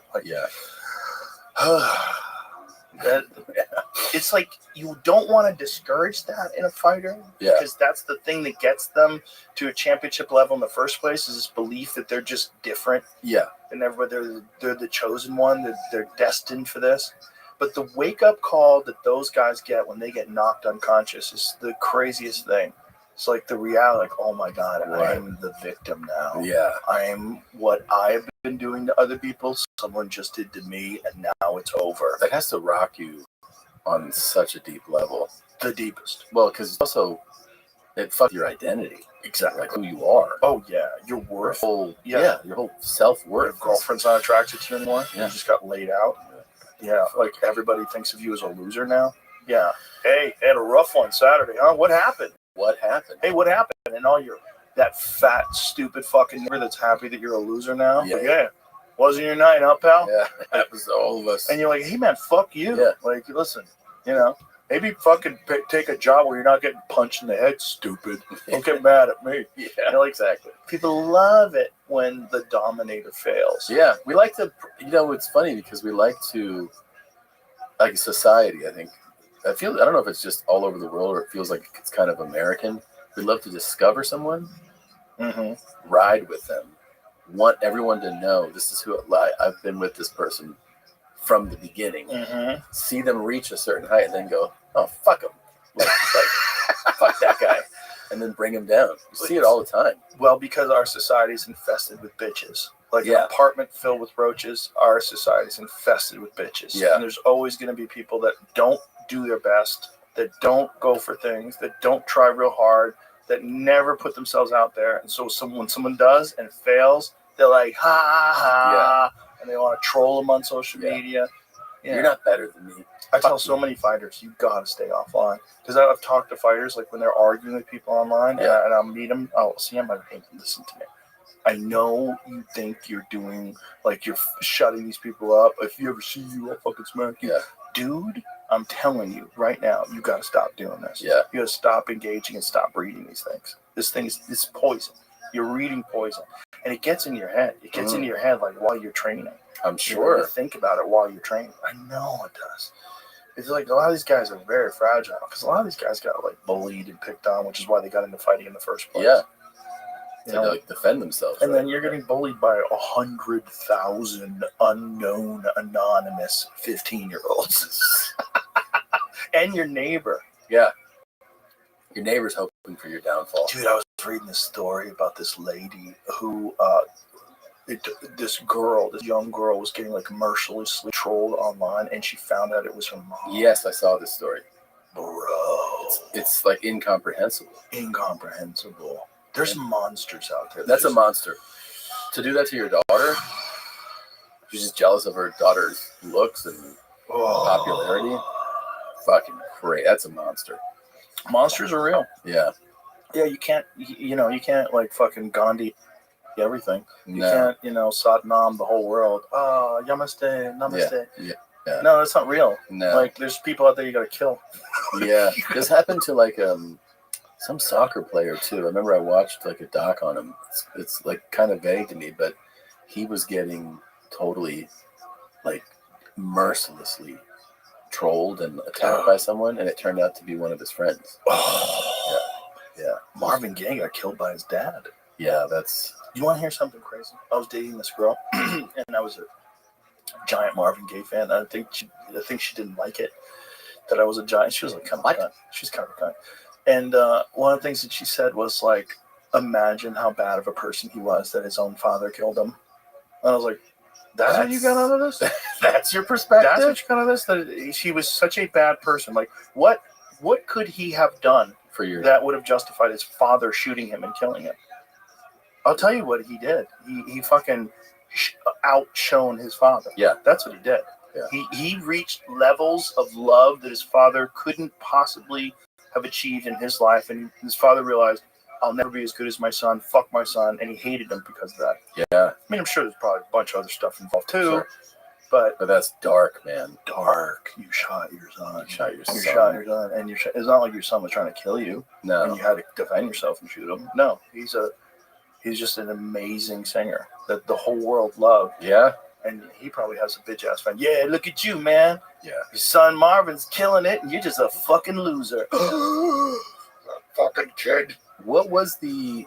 Because I always knew that the father who did it, was it like a clear cut murder, like homicide? Oh yeah, one the father just shot him. And it was an interesting thing because I think what had happened with Marvin Gaye was Marvin had achieved like incredible fame, but he got fucked over in some record deal where he had like no money. Yeah, I think he had like everybody in that era. Bro. So fucking predatory. Bro.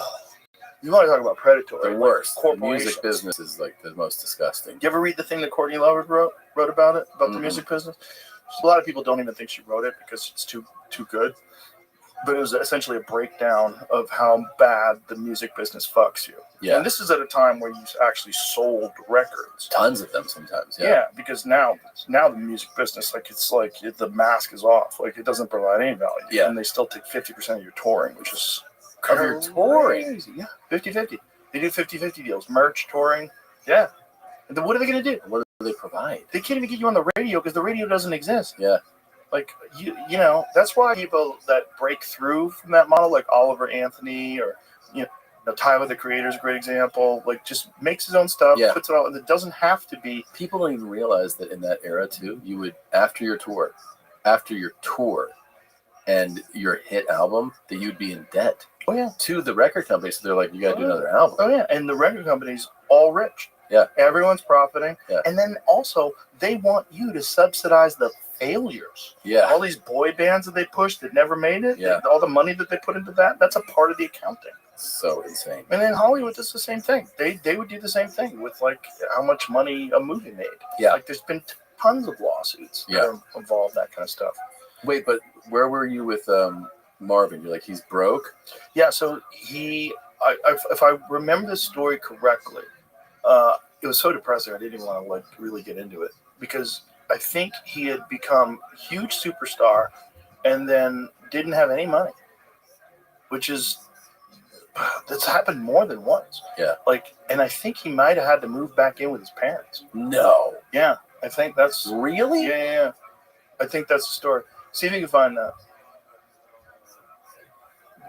It says he bought his dad a Cadillac. This is years later, though. Right, but the thing is, like, he might have like bought him money when the money was flowing in, right. and then after a while, that's the other thing that happens with artists. Like, artists are impulsive, so they spend all their money, and then they don't really like. How many artists get given like a Mercedes-Benz by the head of a label, and they think like, oh shit, I'm killing it. Meanwhile, it's a lease car. Yeah. And they're just siphoning money out of you. Someone's writing that loss. Yeah, you're just getting fucked. You're getting fucked left and right and left, and all they do is sell art. All they do is sell art. And they don't make any of it, and they make more money than anybody. It's so crazy. People didn't know, because now if you are into music, whatever, you don't realize how much it was a thing to have music videos, right? Like that used to be the biggest thing. And a lot of artists, especially like the young artists, didn't even know that they were paying for the music video. Yeah. So like the label would be like, go shoot your video. And they'd be like, cool. It's $1 million. And they'd be like, great. And then they're like, oh no, you're going to pay for that. But they tell them later, we're going to deduct that $1 million. I'm like, wait, what? They're not sophisticated. No. They're not finance majors, which is what we were talking about earlier. Yeah. You should learn that in school. No idea that you're like, wait, I thought you guys are paying for this. No. It's kind of funny that the video, like everything is visual. Like everything's visual now. There's so much video that people watch, but yet music videos kind of went away. I know. Except Kanye's. That one we definitely all saw. And the new one looks like you made it for $40. Yeah. Like it doesn't. It's pretty. I mean, it's like you got a drone and a bunch of people yelling Heil Hitler. And he had like the black light kind of effect. Yeah. It doesn't seem like that cost a lot of money. No, I don't think that probably costs a lot. You can make things now too for so much less. Oh, with AI. So accessible. Yeah. With AI, you don't even have to have the actual people doing it. Yeah, that's true. Which is really crazy.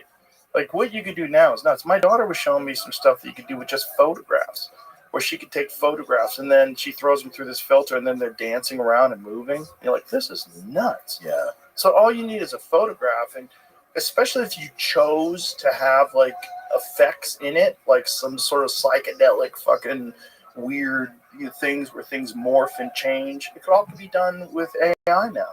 That's incredible. Easily. There's articles out about some studio. Maybe it's here in Texas. Somebody sent me the link to this. That this company wants to, they want to start making studio quality movies for $500K AI movies. I bet they can make it cheaper than that. But that's these are. I mean, that's. They probably have AI write the script, man. I mean, if you're thinking about some like dumbass fucking cop movie, some silly bank heist movie. Yeah. You got a hero who's gonna go in and fucking kill the bad guys. Fraction of the cost. Yeah. You could write that easy with just take. All AI has to do is it's a large language model, right? It all has to search through Steve McQueen movies and Tom Hardy movies, write me a movie, Guy Ritchie movies. Put it together, make me a movie. No, it bums me out though. Like I don't want to watch that movie. It should. Yeah. What is this? This is the company's the first piece they made, and shows a little bit about how they made it. The woman with red hair. Yeah. They still are doing. So they have actors. They have real actors. And they're replaced. God damn! Like, look, it looks so good. It looks so good. Like, that's not a real person. Isn't that crazy? Well, she does. It's the uncanny valley. It looks a little weird. Yeah. But getting better all the time. And the only reason why it looks weird is because it's so well lit. Like, if you wanted to do it like Sin City style, there's no, like Sin City, if Robert Rodriguez wanted to do Sin City today, the whole thing could be AI. Yeah, yeah. No one would know. No. That's crazy. Yeah. These are all fake people. And dude, just a few years ago, you couldn't do hair. Hair was weird. Right. You know? And so were like extremities, Fingers, right? Yeah. Now, I mean, just in a short amount of time, it's incredible. Why is that? That's so interesting. Why are fingers? Like, it's a good question. And fingers, hair seems like it would take a lot of computing power, right? Because you have strands, single strands moving. Like her hair's not moving; it's pretty static. Yeah, but it isn't. Go back. No, I'm saying. But it is all moving. Not the way it would. It would if. Yeah, you're right. You're right. Yeah. You're right. Yeah, it's moving as like almost like a little bit of a helmet. Like that would be a tell. Like it's a little bit of movement, but not enough. Right. A little bit of bounce, but not like it's all spray painted. Like as if their hair was like sprayed with a shit ton of hairspray. Yeah. It couldn't move at all. Right. That would kind of make sense. But it's not moving. So they all need that scene at the beginning of every of their movies. Like, they always do it. Do too. What is getting the a good font? Oh. I can't read anything. In a movie, you wouldn't need it. But when you're looking for AI stuff, right? Sort of look at Interesting. Yeah, look at that. Like, look at that font. It looks like ancient, like Sumerian text or something. Like some lost language. Yeah. Well, like that one and the fingers and toes thing is like, I just wonder what the explanation is for that, because that's a tell in photographs too, right? Yeah. You see a photo, you could be like, oh, look, that's got like 6 fingers. Well, remember that lady, the English lady that was missing? What was her Kate? She was missing forever. She's like supposedly was sick. Kate Middleton. She was sick, and then there was a photo that was released of her. Look, she's fine. Everybody's like, no, this is fucking AI.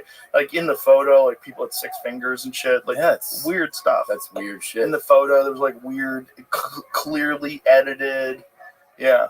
It's gonna get way spookier. Way spookier. We're just touching it right now. It's just started. This is the infancy. Scratching the surface. Yeah. It's going to be real weird. Like, actors should really save their money. You're going to be useless in a short amount of time. I agree. And also, if you have any type of, recognition to you now, you got to like get your image. You know what I mean? Like, oh yeah. But also, like, how are you going to stop China from just making Mel Gibson movies? No, you're definitely not. You're not going to. They're just going to be like, I don't care. Yeah, fuck you. They're going to make a Mel Gibson when he's 35 movie. Fuck off. Yeah. He's going to play it here. You don't care. So fuck off. We're going to put it online. What are you going to do? so crazy. Run through 30 different shell companies. You're never going to find who made it. Yeah. Totally. And it's going to get to a point where it's going to be virtual. So it's like, it's going to be inside people's heads. You're going to be able to exist inside the movie. Things are going to get so strange, and they're going to be so immersive so quickly. Yeah. That the Matrix is a decade away. The real Matrix, where real question where you're in the Amazon and you are barefoot and you feel the ground under your feet. Yeah. And you hear the monkeys and the birds and the bugs in the trees. And you hear the sound of a panther nearby. Like, that's going to be real. It's going to be real, and you're going to be like, why do I even want to go back to real life? Partake in the real life. Like, what's that guy's name? Joey Pants from fucking The Matrix, when he's eating the steak. He's like, I want to be important. I want to be an important person. Yeah. Like, yeah, that's what people want to do. They'd rather be an important person in The Matrix. That's so true, man. And we might be in that right now. That's the real mindfuck. The real mindfuck is, if they can eventually create a artificial reality that's indiscernible, how do you know whether or not you're already in it? And you don't. Well, you wouldn't, yeah. But there's a lot of evidence that we are. That we're in it now? Yeah, there's a lot of evidence that reality as we know it is not real. That it's too weird. Quantum entanglement, quantum particles being in superposition, the fact that at a subatomic level, everything is kind of magic. Like, nothing makes any sense. Also, that when you observe things, it changes the behavior of subatomic particles. Like, what's that all about? What does that mean? Like no one really knows. It's So like I'm experiencing this in an altered reality. I think consciousness might be responsible for reality instead of consciousness is experiencing reality. I think it might be both things. I think it might be consciousness is experiencing reality as well as consciousness is responsible for reality. How much of a mind would it be if somebody unplugged you right now? Like you've been doing. Pretty mind fucky. Yeah. Yeah. I mean, if anybody should believe in it, it's me. Like, I don't. How is it possible that my life was like this? Yeah. Right. Doesn't make any sense. No. I'm just like killing it in a video game. Yeah. Doesn't make any sense. Doesn't make sense. No, but doesn't make sense. This is why, like, for a fighter, like the loss must be so fucking unbelievably devastating. Yeah. It's right? like the equivalent. Right? Yeah. It's over. Yeah. You know, like, and you see champions that keep coming back and keep getting knocked out. You're like, no, don't do it again. Fuck. You know? Yeah. And it's just like they can't believe you it's don't over. want to see it again. They can't believe it's over. But I was the winner of the game. Yeah. I won the game. I was winning the game. Nope. Not anymore. No. Now reality has shifted. And now, on top of it, you've got brain damage. Oh, fuck. Boy. That's worse than the version we get. Oh, it's the worst. Yeah, that's the worst version. Brain damage is the worst because now the way you interface with reality might be damaged. Sort of like a car with a bad suspension out on the highway with the wheels shaking now.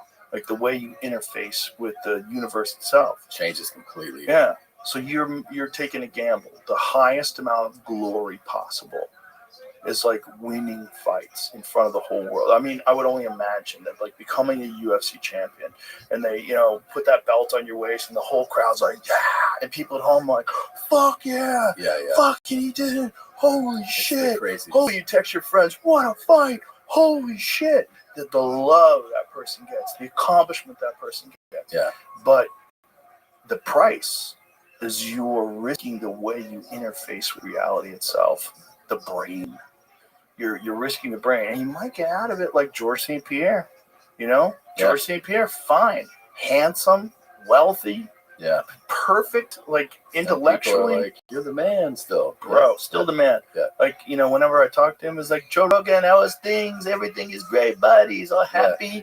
You're like, boy, you fucking really pulled it off. You really pulled it off. Yeah. You became a 2-division world champion, one of the greatest fighters of all time, and you're fine. Chuck me down on the bad boys. Yeah, man. I forgot about them drugs. I like those. Yeah. Thank you. But for most, it's going to end badly. Yeah, and the crazier part to me is how many of those guys you go, hey, if you could go back, we just change things, and they're like, no. Some of them like go, I love the glory so much. Like you see it in fighting, you see it like in the NFL. Some of them are like, no, I'll accept the identity. Yeah, the identity is so huge. The identity to be a special person. You don't get to be a special person. Most people don't get to be a special person. And a special fighter is a different kind of special person. Yeah. It's like that's a guy who took the craziest of risks. Like we all know, and you know better than anybody, how vulnerable the human body is because of your surgery and your injury. Sucks. Fucking horrible. So like imagine if you had a fight and now like you were a big time fighter and you hurt yourself playing basketball with Bert Kreischer. Oh my God. And then you got to build yourself back up to fight again, but you kind of know that your left arm is kind of still fucked a little bit. Yeah. No, you never, like, no matter how far you get from it, you still have the voice in there. Oh, yeah. More so now, right? Oh, yeah. You're like, I never had that voice before. Oh, yeah. Of like, yeah. Watch out. Yeah. Be careful. Yeah. Don't do that. And I've had 3 knee surgeries, and I'm having a problem with this left knee that I really hurt. The last time I hurt it pretty bad was skiing. And the last time I skied, because I cracked the bone that's at the top of the tibia. And then I probably messed up the cartilage and shit in there too. But it's still better than most people's knees. Like it's better than a regular knee. Like people as your knee. Like it's not fucked up like compared to your knees, like a regular person's knees. Yeah, because I need my knee to be able to kick 60 miles an hour and do a bag of sand. Yeah. Like I'm requiring different things from my knees than most people. But I know it's not the same. Yeah. Like, and if you're a fighter and you got a bum knee, like even though nobody can tell when you're moving around, But you know. And you know your hand breaks easier now. Yeah. And you know your neck hurts. And you know you got a pinched nerve. And you know your lower back gives out sometimes. And you know your kidneys kind of hurt because you cut weight for too many years. Sounds like you shouldn't be fighting. And your memory's not so good anymore. And then also you can't take a punch anymore. Like a lot of guys know that they used to be able to take a great punch, but now you can't get hit. So now you're gunshot. Yeah. Did you see Devin Haney's fight last weekend? No. He fought Ryan Garcia fucked him up in the last fight and dropped him a bunch of times. Yeah. And this fight, it looks like he's done. Like he's moving around, just like he was just constantly moving. Who did he fight? I forget the gentleman's name, but there were rounds where neither one of them landed a punch. The whole round? The whole round. And Garcia, that's the one where he won the fight, but then there was all this bullshit. He tested positive for some sort of performance-enhancing metabolite at a very low level, by the way. Like not a level where it would be performance-enhancing. Yeah. So I don't know what happened. He says he didn't take anything. What ended up happening with the decision or the purse or whatever? It became a no contest. Oh, it became a no contest. Yeah, and I think he's also getting sued because, as Devin Haney claimed that he won because he was on steroids, and that's a bad look. But you could tell it mind fucked Devin Haney. And a lot of people totally are writing off Devin Haney now, which is crazy. Because I remember when he beat Kambosos, I was like, damn, Devin Haney's slick. He's so good. And now, that guy he was just moving constantly. He's still a very skilled boxer, but it just shows you, one devastating loss for an undefeated fighter can fuck you up. Yeah. And some guys, they come back and they're fine. Like Garcia, for instance. Gervonta Davis fucked him up. Bad. He came back and he was fine. Yeah. But then that weekend, he fought Rolly Romero, and Romero dropped him, and he lost the decision. So they were going to set up a big rematch. Now nobody wants to see the rematch because they both lost. Well, actually, Devin didn't lose. He won a decision, but he lost public credibility because it was a very boring fight. Mm-hmm. Still, incredibly skillful boxer, world champion boxer, very good boxer. But even the commentary, Antonio Tarver was I don't like the way he's moving. His footwork seems erratic. Everything is he needs to settle down. Jose Ramirez. Yeah. But Haney won this fight. Yeah, he won a decision. Okay. But it was the fans lost. And this was this big event in Times Square.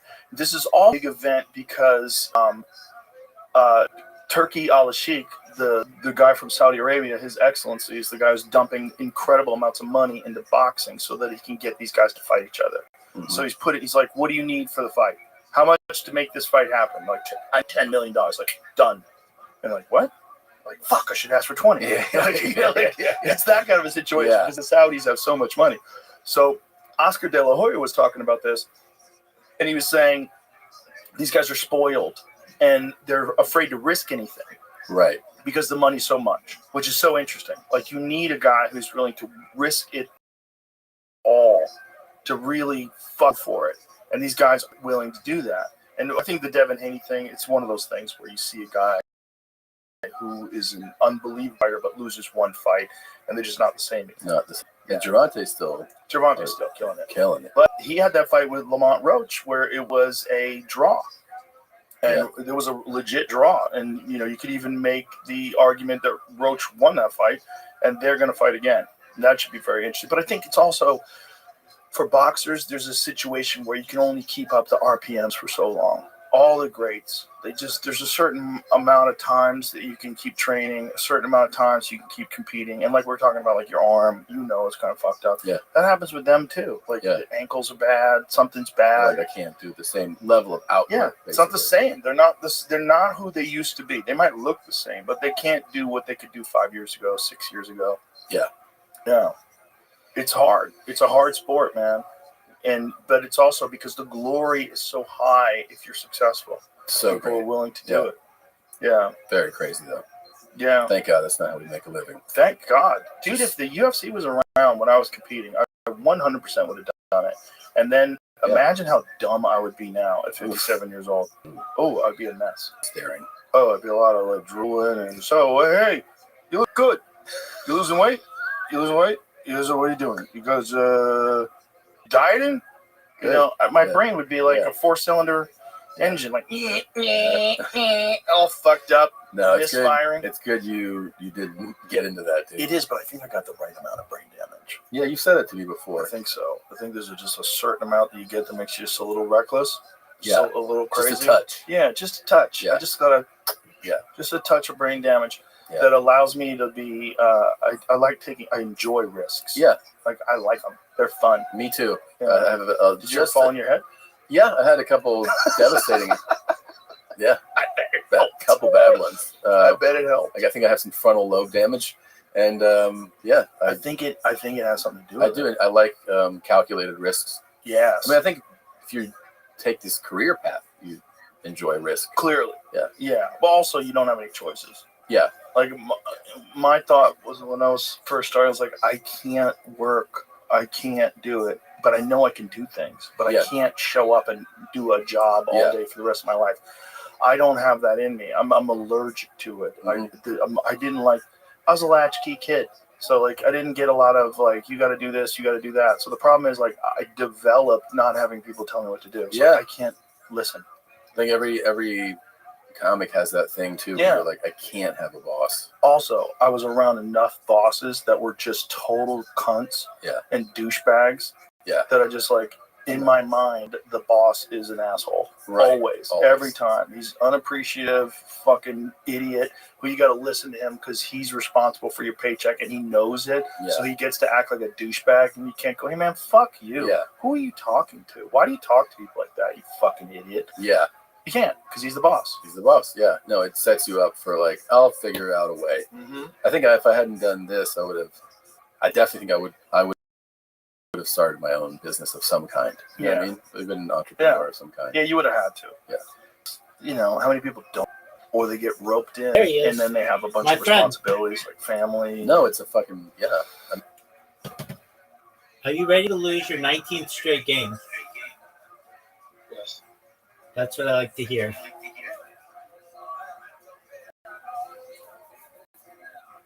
$19 straight. You know what that means? We could have played real golf and you would have lost every single, not just hole, but like a lot. You would have lost a lot. Are you ready to stop the streak? I don't think I would have lost like that. I wouldn't either. Are you ready to stop the streak? Yes. I think you'll stop it. I really do. I don't even know if I have it in me to just win this much. I just got back from the gym. Are you less than 15.2% body fat? About the same. All right. Are you proud of that drive? No. But look, about the same. Like, I haven't. Oh, Zoot! Zoot! Now's your chance. You watch. I'm going to regret that shot. I've lost 0.2 kilos this week. Okay. Zoot, I fucked up majorly. You've got a chance right now to take your first lead, and I don't know how long. Just make it. There you go, Zoot. Zoot, you have the lead. But I do feel like I might bring more muscle. Zoot. My body fat could be a little bit low. Zoot, you're playing out of your fucking face right now.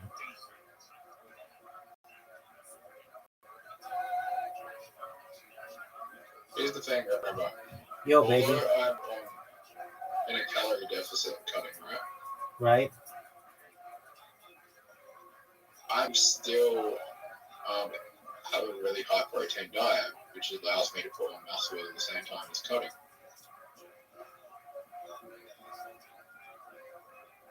This is an important shot, Zoot.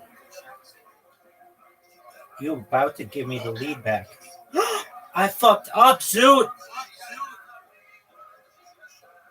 I fucked up! Oh, you just gave it right back for me. That makes me feel better. Oh, did you fuck up?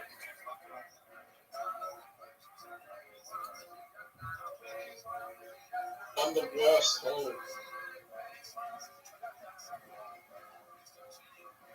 The amount of times I wanted that I quit because of this time. I did not have a good drive. That wasn't a good shot, though. I know.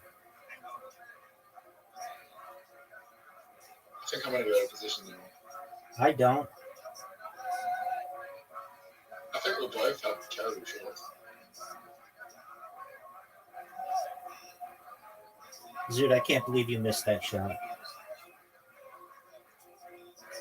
can't even. That's not a bad shot. I need a great shot right now. And I did not have it. You need to avoid going in the What's water. your favorite day? Girls, girls, girls, perhaps. Either part one or part two. No, it's from something old.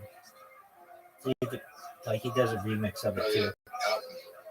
Hey, I finally Okay, I don't know what album it is.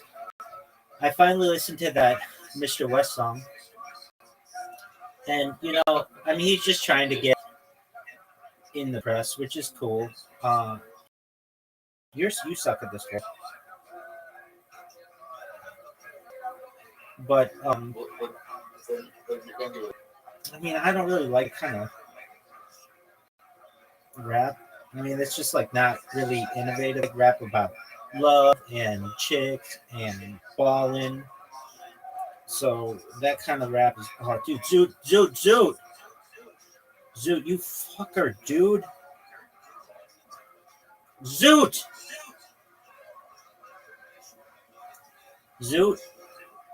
today's your day.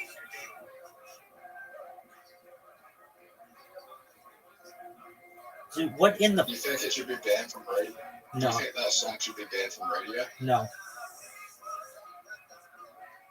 I don't think. Are you talking about the Cousins one or the Halo? The latter.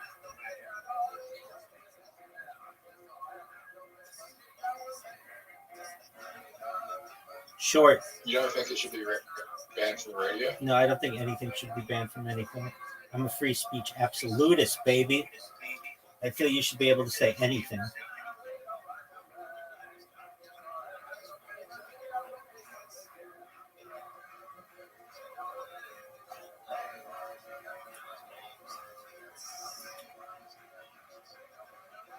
You know, in Victoria, I'm in South Australia, but in Victoria, you know, like, you can go to jail for 6 months for doing a Nazi salute or swastika. Yeah, swastika. Yeah, that's just not my way. I'm a free speech absolutist. Zoot, if I miss this shot, then that means, oh man, this is a tough shot for me. I don't agree with that because you can accidentally do a Nazi salute. I know. And also, a swastika is a sign of peace. Stop right there.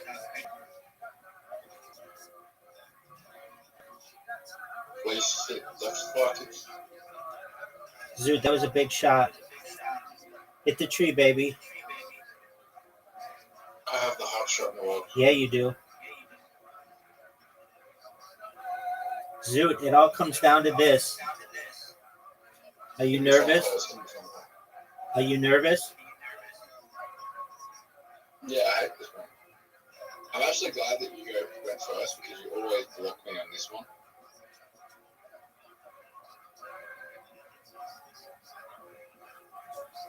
Go in the water.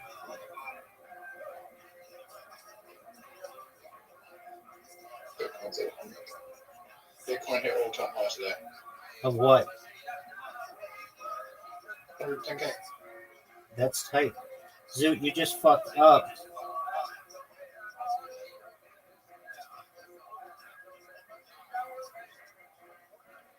Oh, baby girl. Zoot. We're just starting the ball. Okay, Zoot. Zoot, you just lost your 19th straight game. Unless you make this shot. which is like impossible. Oh, no way.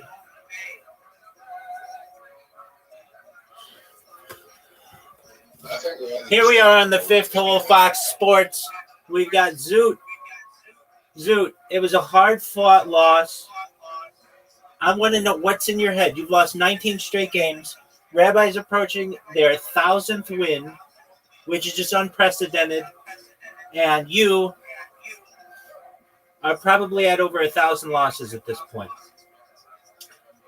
19 of which have come just now.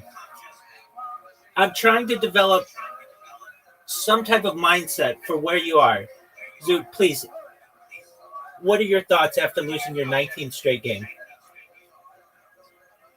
I think I played that game pretty well. Yeah, yes, you did. Yes, that is correct. Dude, now you see how big that one shot was. Had you made that shot? Yeah, but I missed it too. So, Zoot, is there anything that you're going to do different in the next game for 20 straight games? A win? Are you guaranteeing a win? Yeah. 20. Squid Games? Yeah, Squid Games. All right. Back to you in the studio. All right, Zoot. Are you ready? Are you ready? Yeah. I cannot believe that I just won that game. I did not play that well.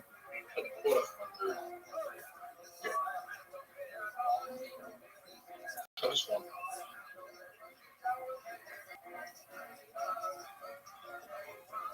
Oh, Zoot! What a big miss.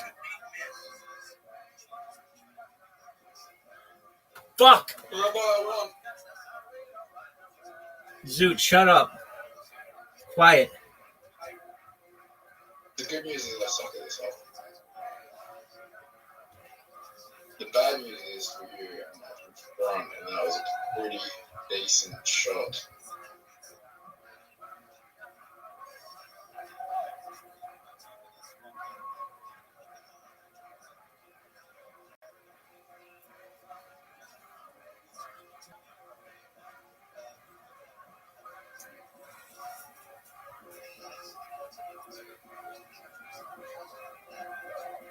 They come to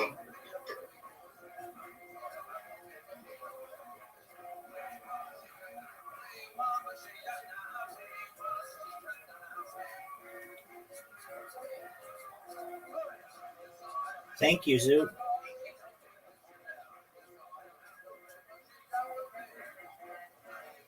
Zoot. Do you recognize that we're tied?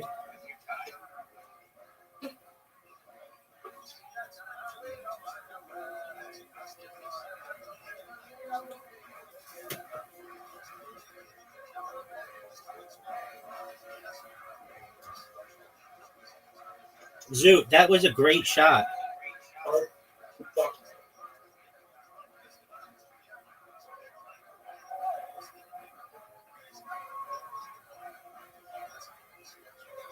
I matched it though. Zoot, what the fuck was that? You know I'm bad at this hole.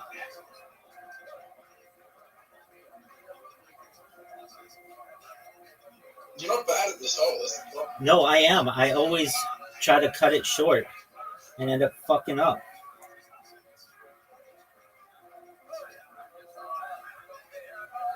It's a very simple strategy to this hole, and you just fucked it up.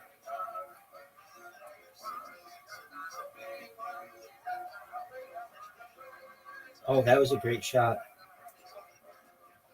It's a very simple strategy to this hole, you just aim for the corner.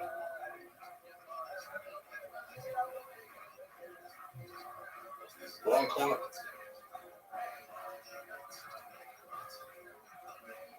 I fucked up. But no, I didn't. No, I got a good shot. probably just gonna help me if you roll. Rabbi, Yo, pimp. how does it feel to actually just help me? Oh, dude, what the fuck, man?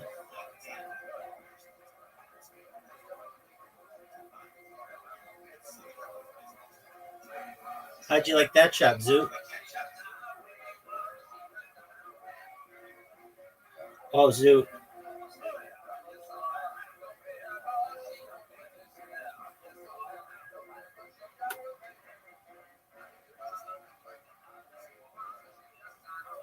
Big shot, Zoot.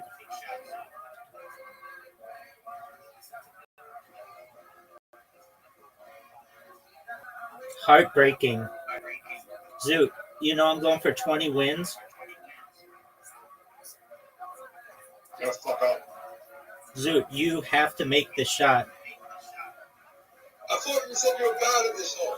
I am bad at this hole. Zoot, I'm guaranteed unless I disconnect. Oh, dude. How do you go from I'm bad at this hole to fucking winning the hole? Because I'm sick as fuck and I'm beautiful. Dude, do you know the name of this hole? What up, Miss Aquarius? Hey, hole. That's right. All right, we're almost done, Miss Aquarius. I've beaten Zoot. I'm not even kidding. 19 straight games, and I'm going for my 20th straight game. This is the longest streak we've ever known in the history of mini golf. And Zoot just had an amazing shot. Too bad I had to push his ball into the water.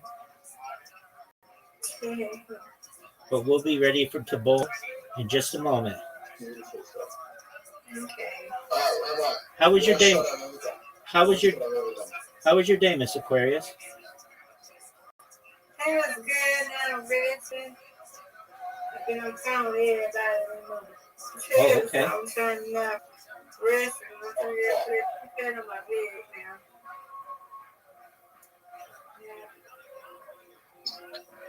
Hey, Rabbi, you ever been arrested? You've asked me this question before. I've picked people up from jail.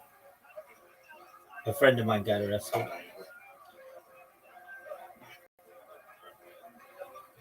Zoot, why don't you pay attention to the answers that I tell you?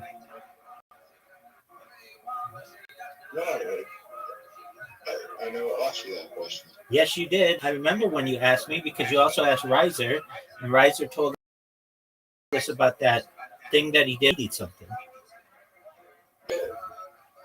Zoot, pay attention when you ask a question what the answers are. All right, Miss Aquarius, you ready? Yeah. Okay. I'm ready. 2 games. All right, Zoot, are you ready? You might not even play, huh? You gonna play, Zoot? Zoot, you have an invitation and we're waiting on you. Zoot, I want to see your game over ball. Come on, big dog.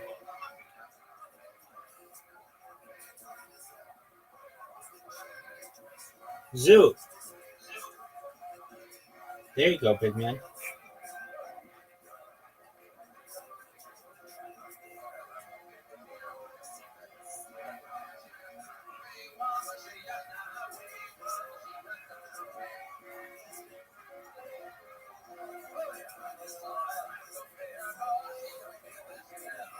Man. Zoot.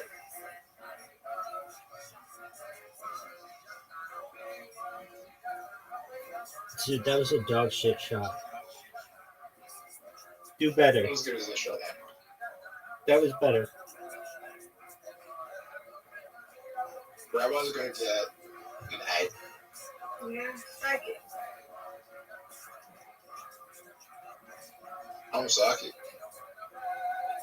Get it. It's going to get an 9 now. That was a tough So split. he's only a 3 point ahead of him. That was a tough split. What he's going to get. Sorry, Aquarius is going to get 7. Well, it's easy to say that after the ball's already done. How many years, Zoot? How many years, Zoot? She's gonna get a spare. Zoot, I thought you said she was going to get a spare. I'm gonna get Zoot, not even close. He is funny. Oh boy. I'm gonna on my next one. I'm gonna get a strike. Oh, okay. All right. How many am I going to get, Zoot? Rabbi's gonna get a strike as well. Oh, wow. Yay! Now, you was correct on this Yeah, but he said it a little late. I'd already knocked down like 6 of the pins. one? Yeah, funny. On my screen, it did get a strike too. Odie's gonna get a spare. Sorry, Aquarius is getting a spare. Good job. No, I'm gonna go for a strike. Well, okay, don't see. That was actually not terrible. I scored. Oh, no. Right. Yay. Zoot, what was your prediction?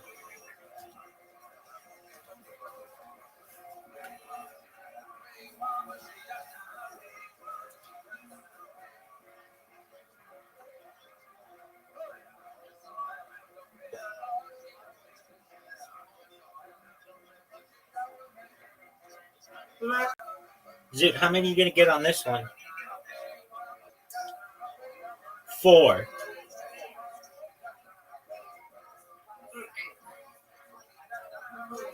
You got 2. You got 2, Zoot.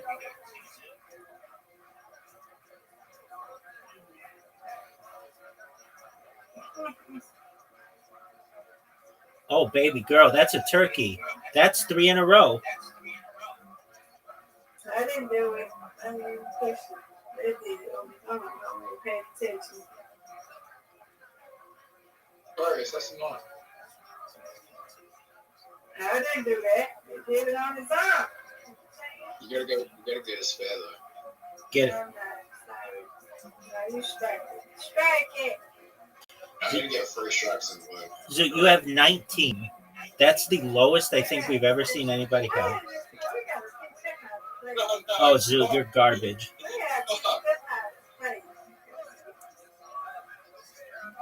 Come on, baby. I am so bad. I am worse than Rabbi when he started playing darts. Don't you bring me into this. You ready to see someone break 100, Zoot? There we go. 107. Good job. I win, you win. That's right. All right. Last one, Miss Aquarius. You're going to get me this time.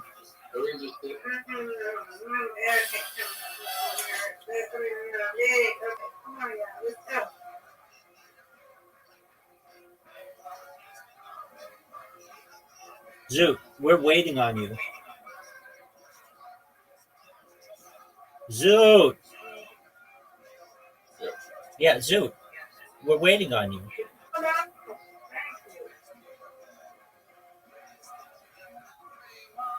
Oh, look at this one. Strike. Miss Aquarius is on tonight. This girl is on fire. Yeah, dog. But not really. Because when Miss Aquarius wins, I win. So like we're both kind of undefeated. Zoot, this one's for you. Gotcha, Zoot. Okay. You're both from the same school. Yeah, but she got a strike and I got a spare, so she like doubles what I have. Only if she gets another strike.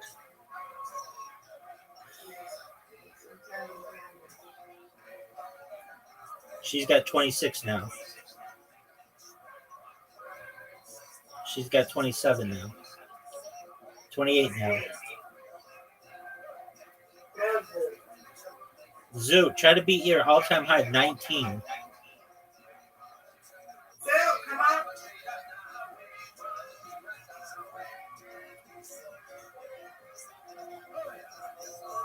So if you get a strike, it gives you double points. Yep. On the next one. On the next two. And I think on a spare to the next one.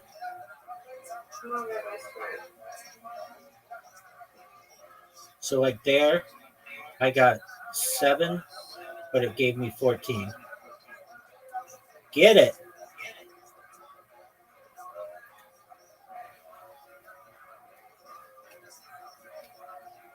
Yeah, you all know how to play. Yeah, but don't quote me on that. I've never really known. Game inflow, no.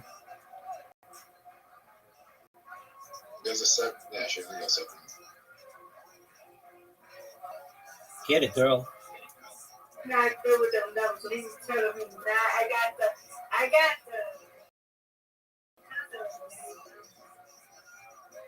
Oh, what the fuck? Zoot, you only need 4 to your all-time high. You and Rabbi.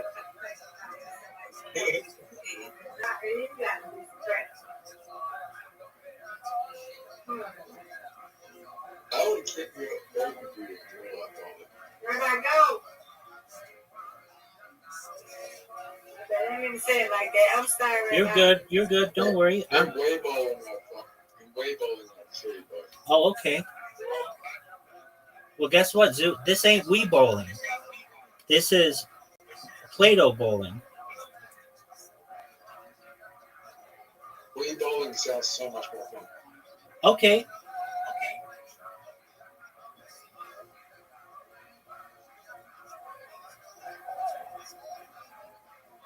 Wow, good job. They should remake Wii Sports for them. Okay, do you think you get more than 19?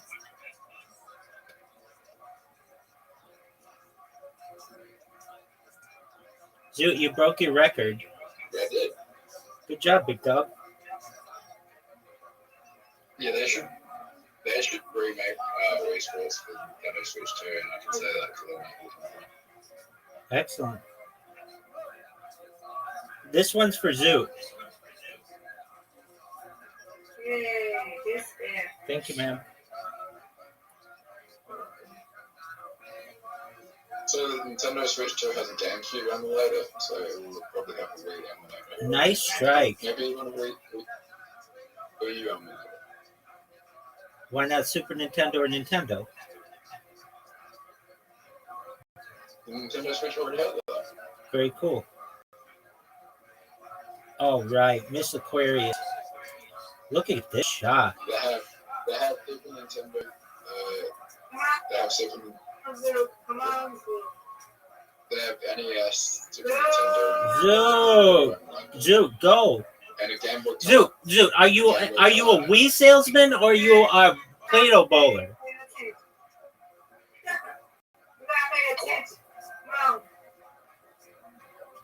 I won. No, you didn't, Zoot. This is a big shot. I got to get Miss Aquarius. I've got to get Miss Aquarius.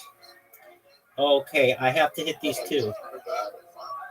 Thank you, baby. That's really mean to say to someone.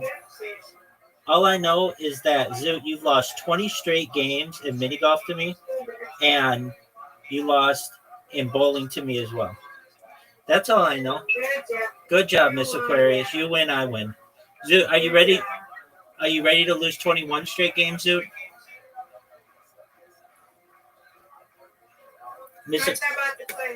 We're gonna play mini golf. All right, I see. Yeah, you and him play bowling by yourself. I mean, you did practice. I got to practice a bit more so I can get more. All right, So I Zoot. think I'm doing pretty good now. Yes, you are. You're doing very well. Zoot, come back when you have time. Okay, bye, Zoot. Miss Aquarius, sweet dreams to you. I'm here. I'm here if you need me. Take care. Okay. All right, I need you. Now I'll be right here. Excellent. Okay, good night. Good night. Now we're at the age too where you can look back on 25 years of people you know. Oh my God, we're like miserable. Oh my God, people that are in hell. Yeah, in hell. In hell. Yeah. Meanwhile, we're fucking killing it. Yeah, but you know what's really doing crazy fun things. Yeah. is when people get out of stand-up and then they see everybody doing real well and they want to jump back in. And it's been like, I've gotten some messages from some friends that I know they haven't been in stand-up in a decade. And I'm like, you can't just jump back in. No. Well, if you do, like, you gotta like start from the beginning. Like, Yeah. Start doing open mic nights again. Like, you've been in the writer's room just doing writing for a sitcom for fucking 8 years. You lose your footing so much in that time. It's a different. Like, sometimes I've had a week off, 2 weeks off, even a month or something off, where you're like, oh, like you have sea legs. Like, you're just like, whoa, I can't imagine 10 years. Dude, it happened to a lot of writers when they got in the strike. You know, when the strike was going on, like, how long did that strike go on for? God, it was months. Long ass time. Yeah. And these guys have mortgages, and their kids are in private school, and their wife likes to spend money. Yeah. Fuck. Yeah. And they're used to making, $500,000 a year. Yeah. Doing real good. Yeah. And then all of a sudden it all dries up. I'm like, oh fuck. And then their savings account, and the wife's like, what are you gonna do? I'm like, fuck. I think I'm gonna start doing stand up again. Like, and they start trying to put together an act, and they want to show up, and the club doesn't know who they are anymore. Oh god. Oh, anxiety. Yeah. Whoa. It's scary. It's a scary feeling. It's the worst. But it's like this decisions that you make in life. Like, what are you going to do? Like, what are you going to do with your life? Those are personal decisions, which is why this whole free will versus determinism thing drives me crazy. Because these people that want to believe there is no such thing as free will, like, yeah, you can do that cute little thing, but you know that free will is real because you know that you decide to get up in the morning. Yeah. Like, you telling me Jelly Roll didn't have free will to lose that 200 pounds? No shit. Yeah. Perfect example. Yeah. Like, that's hard to do. Yeah. You're 400 plus pounds. You're fat as fuck. You're drinking and partying every night, and then one day you put your foot down and not that's doing this shit. Yeah. That's enough. I'm gonna get healthy. That's free will. Like, what you're telling determinism, like, forced him into a position at 39 years old where he's all of a sudden going to decide to lose all this weight and it has nothing to do with his free will. That's silly. Yeah. Will's a real thing. Of course. We all have it, and you can just deny it. But it's why, I don't know, anything that you accomplish that's work is through free will. It's through making choices, man. But then there is also a certain amount of determinism. If you grow up in a terribly abusive household and you're around drug addicts and violence, and then you go and commit that, it's almost like you have no other examples. You're true.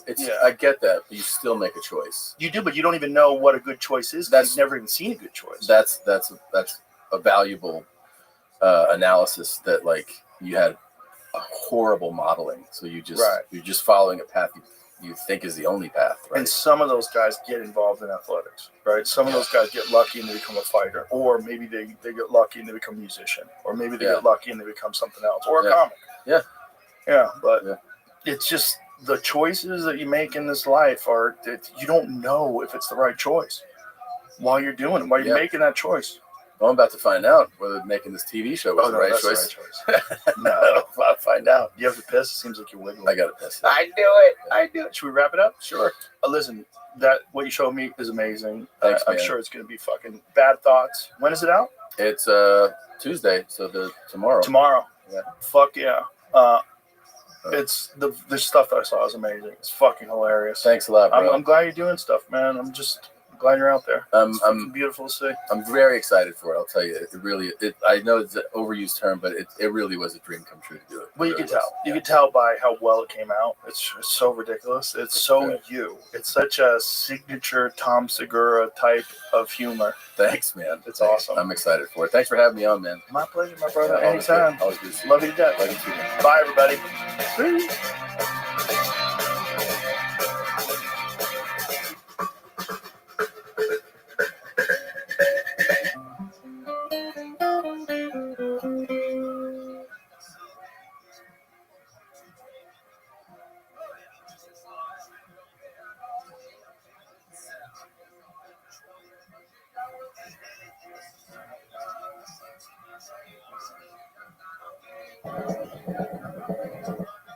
Joe Rogan Podcast, check it out.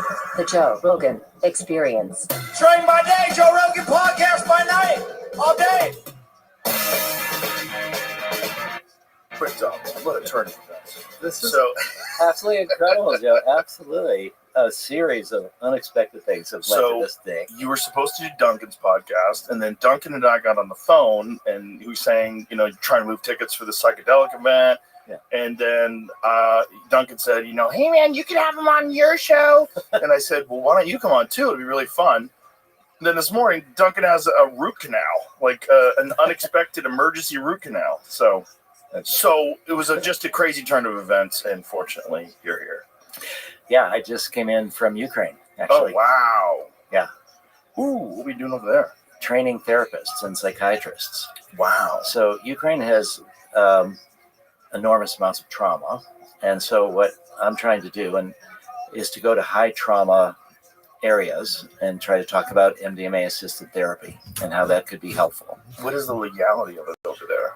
Well, right now it's illegal. They have these terrible laws left over from when Russia was in control, and you cannot even do research with Schedule I drugs.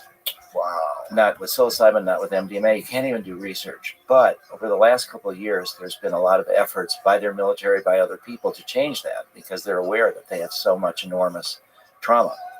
So a couple months ago, the Ukrainian government put out draft legislation to change the law. And so the training that we did was for 55 psychiatrists and therapists from throughout Ukraine. We did it in the western part of Ukraine, Lviv, which is not really a dangerous area.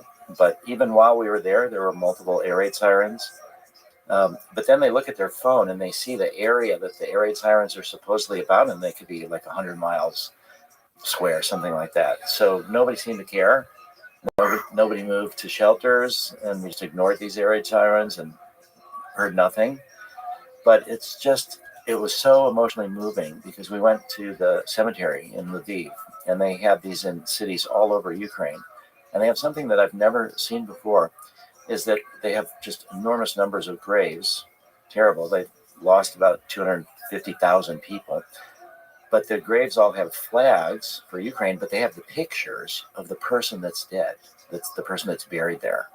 And I've never seen that anywhere else. It has even more of an emotional impact because you're actually not just thinking all these people are dead, but you're seeing their pictures. And most of them are younger and, tragically interrupted their lives, a fair number of women. And they put them in the center of the cities.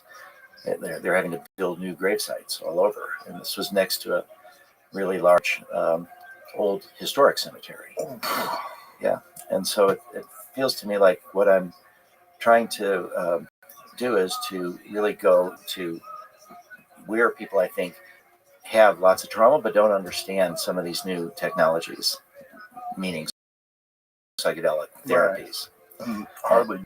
Well, new to them. Right. So they've been very much a conservative society. They don't have legal marijuana. They don't have marijuana. How dare you? Sorry. Sorry. Yeah, so it was very moving to be there for just the fact that we were there, that people felt that we were willing to come to the country and be there with them, even though it's in this more safe part of the country. And so the thought that we would, the next steps would all be philanthropy. So I should say that I'm here representing myself. I'm not talking on behalf of MAPS, and I'm not talking on behalf of Lykos, the pharmaceutical company that MAPS helped start a while ago. So I'm just talking for myself personally. But what we're trying to do is really respond to where the trauma is. And next week I'm going to Beirut, which is something I never thought I would be going to. But I've been invited to speak at the American University of Beirut and also a YPO sort of business group. And there's the possibility of potentially at least starting research with MDMA therapy in Lebanon as well. Do you ever get frustrated at the lack of progress with legalization? Because it seems like so much headway has been made on the therapeutic front. Like so many people have anecdotal stories of like a lot of soldiers with Ibogaine in particular, MDMA in particular. These people have had incredible experiences, turned their life around.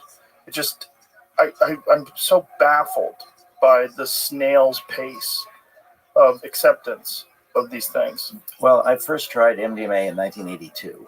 So we're talking about 43 years ago. And as soon as I experienced it, I thought this has incredible therapeutic potential. It was legal at the time. And when did it become illegal? 1985. And so MDMA had been it had been legal, but it was sort of quietly used in therapy circles from the around 1976 to the early 80s. And then it started leaking out of these therapy circles and started being used as a party drug, ecstasy. Wasn't a lot of that in Dallas? Yes, a lot of it was at the Stark Club in Dallas. Yeah, that is really where MDMA became ecstasy. Lorenzo from the Psychedelic Salon. I learned all about that from him. Yeah. There's a fellow named Michael Caine is working on a movie about the Stark Club. Oh, wow. There's an incredible story because Larry Hagman, who is the star of Dallas, frequented this nightclub with a bunch of the people from the cast, and they had the police had decided to bust it because they knew that there was all these experiences. J.R. Ewing? No, they were all prepared to bust the Star Club that night, and unexpectedly, J.R. Ewing, Larry Hagman showed up. And they canceled the bus because they thought it'd be too embarrassing to bust him, and they busted it another time. He was on CNN once, and he was talking about how he's not afraid of death because he had an incredible LSD experience. Yeah. Did you ever see that? I did, yeah. And the reason, were like, what? Well, he did LSD therapy in the 60s. The reason that I even knew that is my mother-in-law read his autobiography. And he talks about doing LSD therapy in the 60s. And so my mother-in-law said, you might want to try to contact this guy because maybe he's got overlapping interests and he'll help out. And it took me a couple of years to get to him, but eventually I did. I'll tell you one funny story is that I got to know him pretty well, and I would stay over at his house a bunch of times in Santa Monica. But he was also in I Dream of Jeannie. Oh, yeah. So I Dream of Jeannie is about this genie that comes out of this bottle. He's an astronaut. And a friend of his had made a bong out of the genie bottle. And they wanted to market it. And Larry said, no way. So there was only, 2 versions of this genie bong. And I had one of my more humorous moments was smoking pot with Larry Hagman out of the genie bong. That's hilarious. It's so funny when a guy plays this like straight-laced, greedy kind of psycho on a television show, a soap opera show, and then in real life he's a stoner. Oh, he's incredible. Yeah. Isn't that interesting, though? It's like, because you would never guess that from the J.R. Ewing character. Oh, right. No, he was very much pro-psychedelic and had multiple experiences during the 60s. And the CNN interview was wild, though, because I remember watching it going, oh, you guys weren't ready for this. That's what he said that. They're like, what? You're saying acid's good? It's like literally the opposite of the Bill Hicks joke. The Bill Hicks joke, like you hear like a good drug story. Yeah. It's always young man on acid thinks he can fly, like dies. Yeah. But that was the one time a positive drug story from a beloved star of a beloved show. Yeah, it was the most popular TV show in the world at some point. Yeah. But about frustration. Yes, the answer is yes, but it's important not to be overwhelmed, I guess, by frustration. Is just to continue plodding along. We've just passed MAPS's 39th anniversary, April 8th. I had 1986 is when I started MAPS. And when I started MAPS, I didn't really know that it would ever succeed, that we would ever make MDMA into medicine. It was the height of Nancy Reagan and Just Say No and the escalation of the drug war. The worst times. And I realized that it was worth working towards bringing psychedelics forward, whether it worked or not. And that's what really gave me the mindset to not be overwhelmed by the frustration, by how many obstacles there's been. Because I always had this feeling that we need this kind of healing. We need this access to these experiences. And it's been tragic when we think about the number of veteran suicides, for example, that are happening every year. And if the Drug Enforcement Administration, when they made MDMA illegal in 1985, they did that on an emergency basis. We were in the middle of a lawsuit against the DEA, what's called an administrative law judge lawsuit. And we were challenging this arguments for making it into a Schedule I drug. And we actually won the case. Wow. The judge said it should be Schedule III, which means it should be available as a medicine, but it should be illegal otherwise for recreational use. But administrative law judges only give advice to the agencies that they're working in. They don't compel. You have to get out of that into the civil courts. So the judge said Schedule III, and the Drug Enforcement Administration said, no way, we're not going to do that. And their rationale was so wrong. So we sued them in the appeals court. What they said initially was that only FDA could make a drug medicine, not the DEA. But the law was clear that it could be the Attorney General could do that. So the appeals court, when they review agencies' decisions, they don't tell them what to do. They say, you did something wrong, now rethink it. So then the DEA said, okay, we're going to rethink it. And then they came up with a new reason why they were against it. And this was this 8-part standard that was essentially the same as the FDA. So then we sued them again the second time. And we won again in the appeals courts. And so they went back to the DEA and said, you have to come up with another rationale. This one doesn't work either. Oh my God. And then they came up with a 5-part standard that was sufficiently different, but still had phase 3 studies. So it's essentially the same as FDA approval. And finally, the courts upheld that. And that's, during this process, it was clear to me that the DEA would not do anything to make this available as a medicine, that we would have to go through the FDA. And that's where MAPS began as a nonprofit psychedelic pharmaceutical company focused entirely on donations. And the intention was to turn it into a generic drug. That because MDMA had been invented by Merck in 1912, it was in the public domain. It was used as a therapy drug before I even knew about it. And then it turned out that the emergency scheduling that DEA did in 1985 was itself illegal. It turned out that the Congress had given the Attorney General the power to emergency schedule drugs, but the Attorney General had never subdelegated that power down to the DEA. So they didn't have the authority to do that. So the people that got busted in the first year were all let go once their lawyers figured this out. So, wow. So the first move to criminalize MDMA was a crime, you could say. Wow. But we're stuck. And so when we think about if MDMA had not been criminalized, how many people's lives would have been saved? How many people would have been able to benefit from psychedelics? That's one of the things that we're going to be talking about at the Psychedelic Science 2025 conference, the 16th to the 20th in June in Denver. We have over 500 speakers. We had over 1,500 applications. An enormous amount of research taking place with psychedelics, with psilocybin, with MDMA, with 5-MeO-DMT, with a whole host. And the healing potential of these are incredible. And yet they've been kept away from people by these prohibitionist laws. And so it's enormously frustrating and tragic. And yet, if we let that overwhelm us, then we're not going to work as hard to make it happen. So I've had to learn how to deal with that frustration. It was just a gross distortion of the legal system. You know, there's no reason why this should be illegal.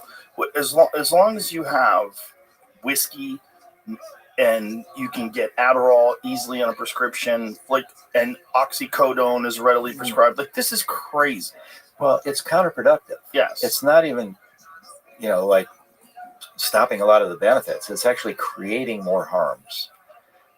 Just as one example, my father was a pediatrician. He's no longer alive, but he worked on the first study with crack babies. He and his partners did the pediatric evaluation. Oy. And you remember this in the 80s. Yeah. This idea was that there's going to be this whole generation of super predators, and these women that were pregnant with crack were having babies that were addicted, and they were going to be mentally deficient and prone to violence, and this whole scenario that Reagan amplified. Right. And what my father and his partners found out was that that really these kids could recover, that they could do better, that it was mostly malnutrition, poverty. It's not like fetal alcohol syndrome, that it was really not this direct connection between the crack cocaine and the problems with these kids. But what he found was that the women that were pregnant and were addicted were driven away My from. fucking phone is dinging again, man. Just put it on Do Not Disturb. Turn it off. All you boomers and your goddamn gadgets. Boomers. Yeah. But he found that these women were dissuaded from seeking treatment. Why? Because they were worried that they would have their babies taken away from them, because they were worried they were going to go to jail. So the drug war is counterproductive in that the people that need the help the most are driven away from seeking it because of the stigma and shame and criminality. Right. But then they screw up sometimes and do like what Portland did, where they just go, everybody just do whatever you want. And then, unfortunately, you've already set a culture where you've allowed people to do fentanyl in the street and meth and whatever else they want. And then the laws pass where you decriminalize everything. It's legal free-for-all. Yeah. And then, unfortunately, you have chaos. And then they pulled back the law because it was just too much. People were going there just so they could get high. Well, that's the important point, what you just said. People were going there. So what that means is that, and we saw this in Zurich. So there was a place in Zurich multiple decades ago called Needle Park, where they decided to provide access to healthcare, access to safe injection sites, things like this for heroin addicts and others in Zurich. And it was working because when you treat people as humans like that, they will often seek other treatment. And then if they're not necessarily criminals, but then people come from all over and overwhelm the capacity because it's this one humane site. And then it became an open air drug market. Just people from all over Europe started coming, and then they had the backlash. Yeah. So I think it's something somewhat similar in Portland, where you try some of these things on a local basis, but then it attracts people from all over, and then it turns into the opposite of what they'd hoped. Right. Yeah, and I just think also they had gone through the whole defund the police thing. So they were just overwhelmed by cases. And the Portland's just out of control. It was a lovely place a few years ago. Just a lovely place. 10 years ago, Portland was amazing. It's all a bunch of sweethearts and hippies. They were like so calm. Something happened and people radicalized, and then the people that camping on the street. Yeah. Once that happened and you tolerated people just putting tents up in the middle of the city, it's like, don't ignore these people. Either help them out or tell them they have to move or do something. You can't just clog up your city with mentally ill drug addicts who are in tents. That's crazy. It is, and it's hard to have these local solutions because it attracts those people. Exactly. So people probably got on trains to go to Portland and get high. They did.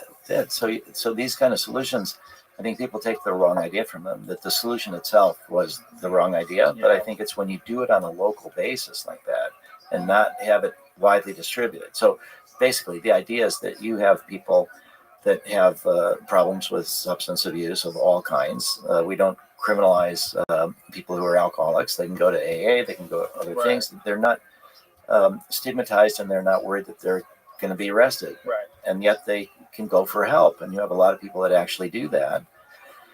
Yeah. And I think that's the kind of humane approach. But that's where we should be leaning as a society. That's a healthy, intelligent society. And also, we should be paying attention to the people that report great benefits. Like, there's just too many. Well, luckily, we have guys like Rick Perry. And Rick Perry, who was the Republican governor of Texas, is now really in full support of this ibogaine initiative. It's wonderful. Yes, well, Rick Perry will be speaking at the conference. Fantastic. As Love will that guy. Brian Such a nice Hubbard. guy. So Brian Hubbard too. The work that you did to have Rick Perry and Brian Hubbard on your show, and how much that brought attention to the ibogaine possibilities was incredible. Well, it's my feeling is if a guy like Rick Perry, who's this like straight-nosed, conservative, right-wing kind of a guy, if he can open up his eyes to that and open up his heart to that, it's available for everybody.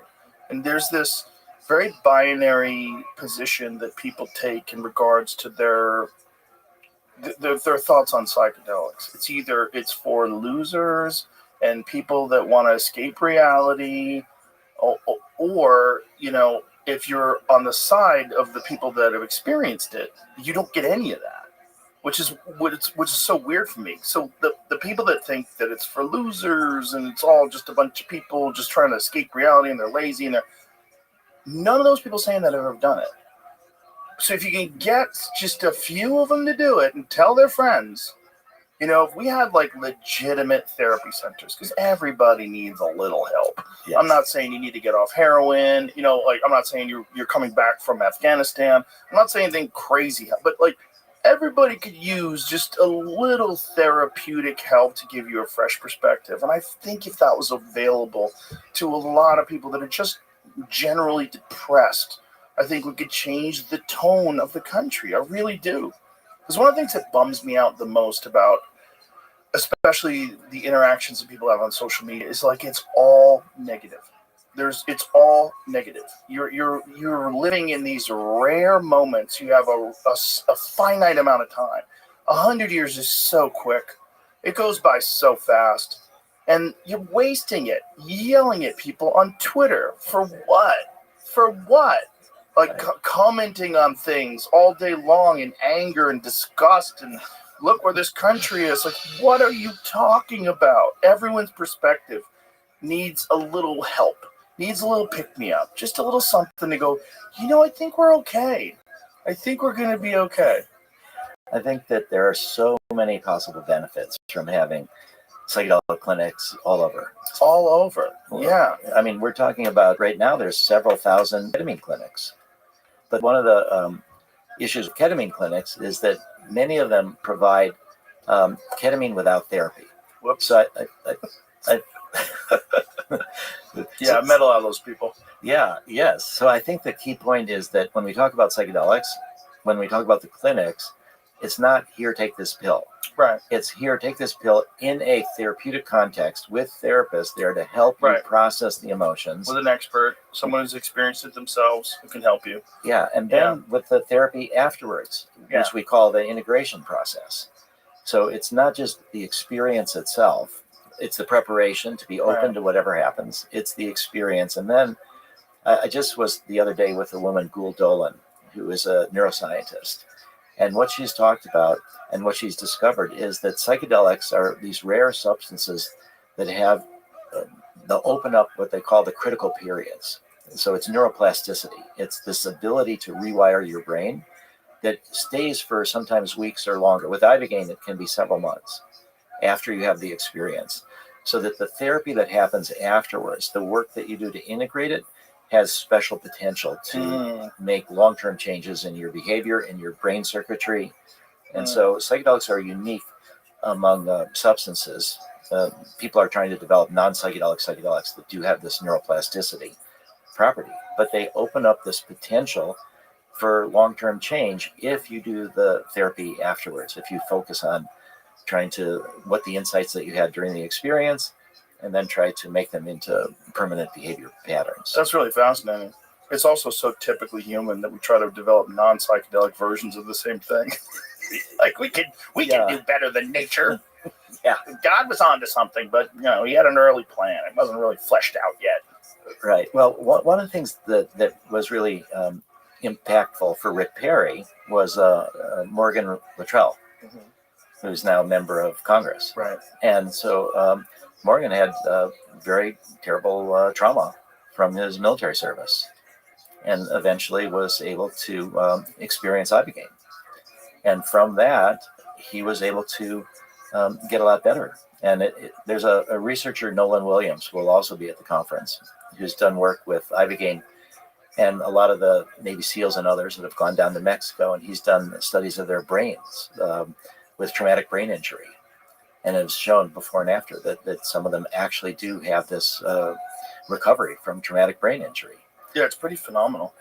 It's also helps people with other neurological disorders, like it's helped people with Parkinson's, right? Yes, and that is where it could make sense in certain ways to have non-psychedelic psychedelics. Right, but also, why not? If Ibogaine's working, get them on that. You already have Parkinson's. Are you scared? Well, and then you get the insights though as well. Yes. So, but there's people that might not want that. It's difficult. It can but why do they not want it? They don't want it because of propaganda. You know, they don't want it because someone, you know, there's the stories of like Sid Barrett from Pink Floyd, or you know what I mean? Like the stories of people losing their mind. And that's what people are terrified of. I think with some people, honestly, that's a valid point. Now that you're saying that, there's a bunch of people that are like very psychologically vulnerable, and maybe a profound psychedelic experience wouldn't be tenable. They wouldn't be able to handle it. You know, that's possible. There's a bunch of people that they're in a bad state. Maybe they're on a ton of medication just keeping them stable. They can't do psychedelics. Maybe a non-psychedelic version of that rewired their brain would be beneficial. Now that I think about it. Yeah, there is actually a situation with cluster headaches. So cluster headaches are like suicide headaches. They're worse than migraines. And there was, this is now back around 2003, a bunch of the people who had cluster headaches, one of them went to a party, did mushrooms, and found that it postponed the cycle and would interrupt the cycle of these cluster headaches, which are terrible. And so they contacted me, and they formed this group called Cluster Busters. And they said, we don't want to be criminals anymore. We would like to study this. Can you help us study this? And I live in Boston right next to McLean Hospital, which is a part of Harvard Medical School.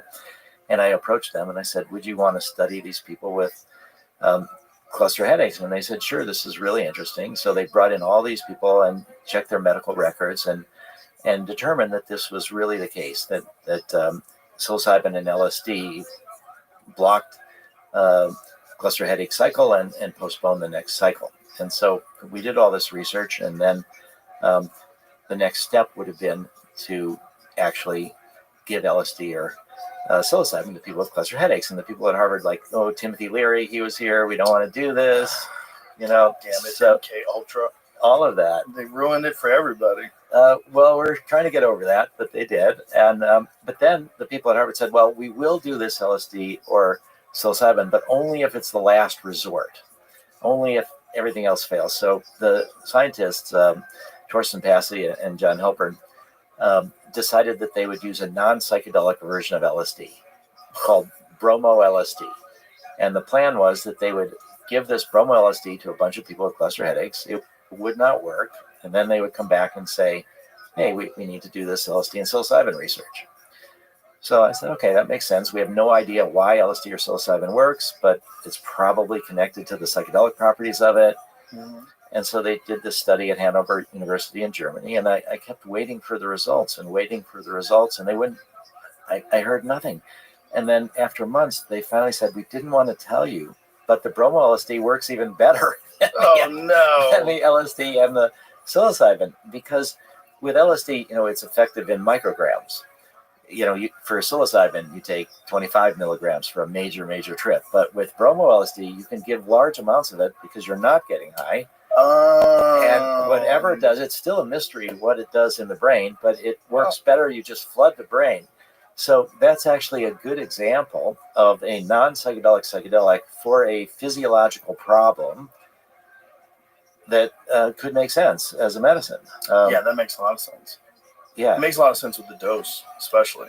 Yeah. But that's great, though. At least that way, like, we found something out. Yeah. And actually, when they finally told me that it worked and that they didn't want to tell me, I said, I'm interested in psychedelic therapy. If I'm also what's best for patients. So that if this bromo LSD is best for patients, that's great. It's not upsetting me at all, because we're talking about it anyway for a physiological thing, and I'm interested in the therapy part of it. And so, unfortunately, talk about being frustrating. Kerry Turnbull is a philanthropist, and he's trying to make bromo LSD into a medicine, but he's been unable to raise all the funds that he needs to do that. And so this was a treatment for a terrible disorder that was identified over about 20 years ago, and it's still not been made into a medicine. God damn. And so those are the things that are frustrating, because it's not even psychedelic. Right. That's crazy. It's just too close to psychedelic. Yeah. It's too related by, so by association. Yeah. So Morgan Drell was a big example to educate Rick Perry. Morgan will be at the conference. Congressman Jack Bergman, who's leading an effort in Washington to have a group that's trying to collect a lot of support, bipartisan support, to make psychedelics into medicines will be there.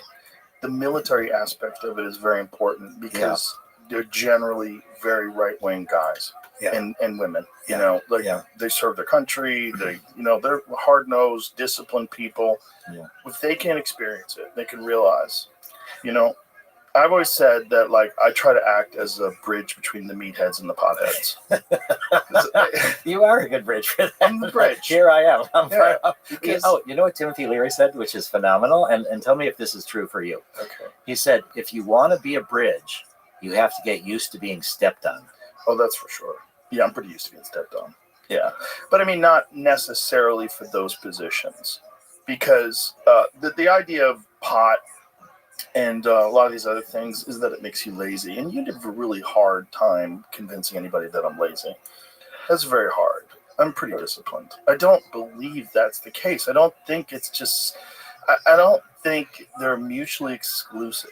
Like, you have to have either discipline or be able to enjoy expanding your consciousness. I think, in fact, it enhances your perspective, which enhances the understanding of the value of discipline and hard work, and of honesty, and of, like, doing things the right way. Like, you do things the right way, you genuinely feel better. And if you ever have trips, like whatever, even in the sensory deprivation tank, like sober, getting in there, they're better when you live the right way.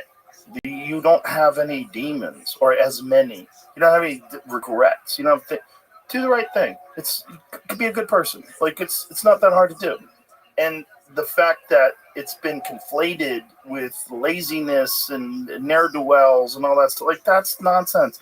Some of the most ambitious people I know smoke weed. Some of the most hard-working, interesting, creative people I know smoke weed. They enjoy it. Well, one of the best examples is Carl Sagan. Yes, one of the best examples. And yes. he had to hide that, though, for did. decades, because he was worried he would lose his security clearances.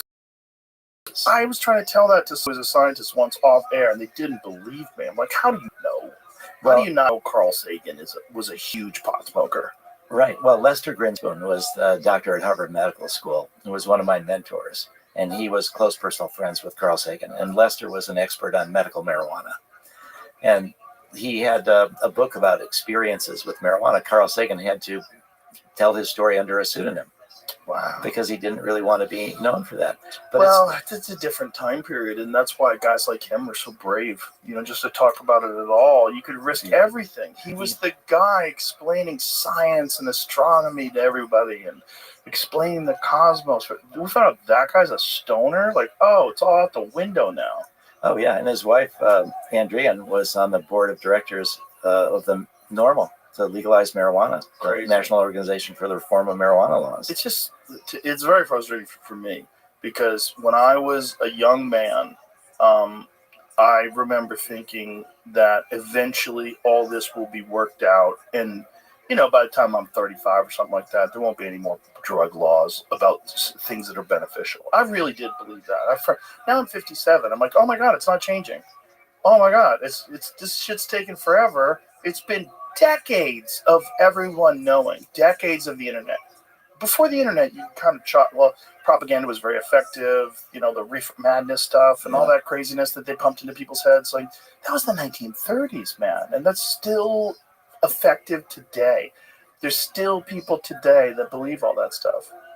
Well, you just shared with me before we started talking about the Texas law that's trying to, if you could maybe share a bit about that. Ken Paxton, who I've met, I like him, very nice guy. I don't know why he did this, but Austin had decriminalized marijuana.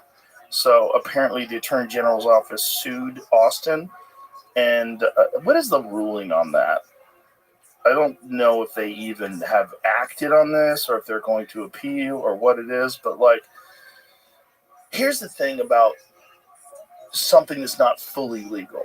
And I've talked about this before, so I apologize to anybody who's heard this. John Norris, who's a friend of mine, who's been on the podcast, who was a game warden in California.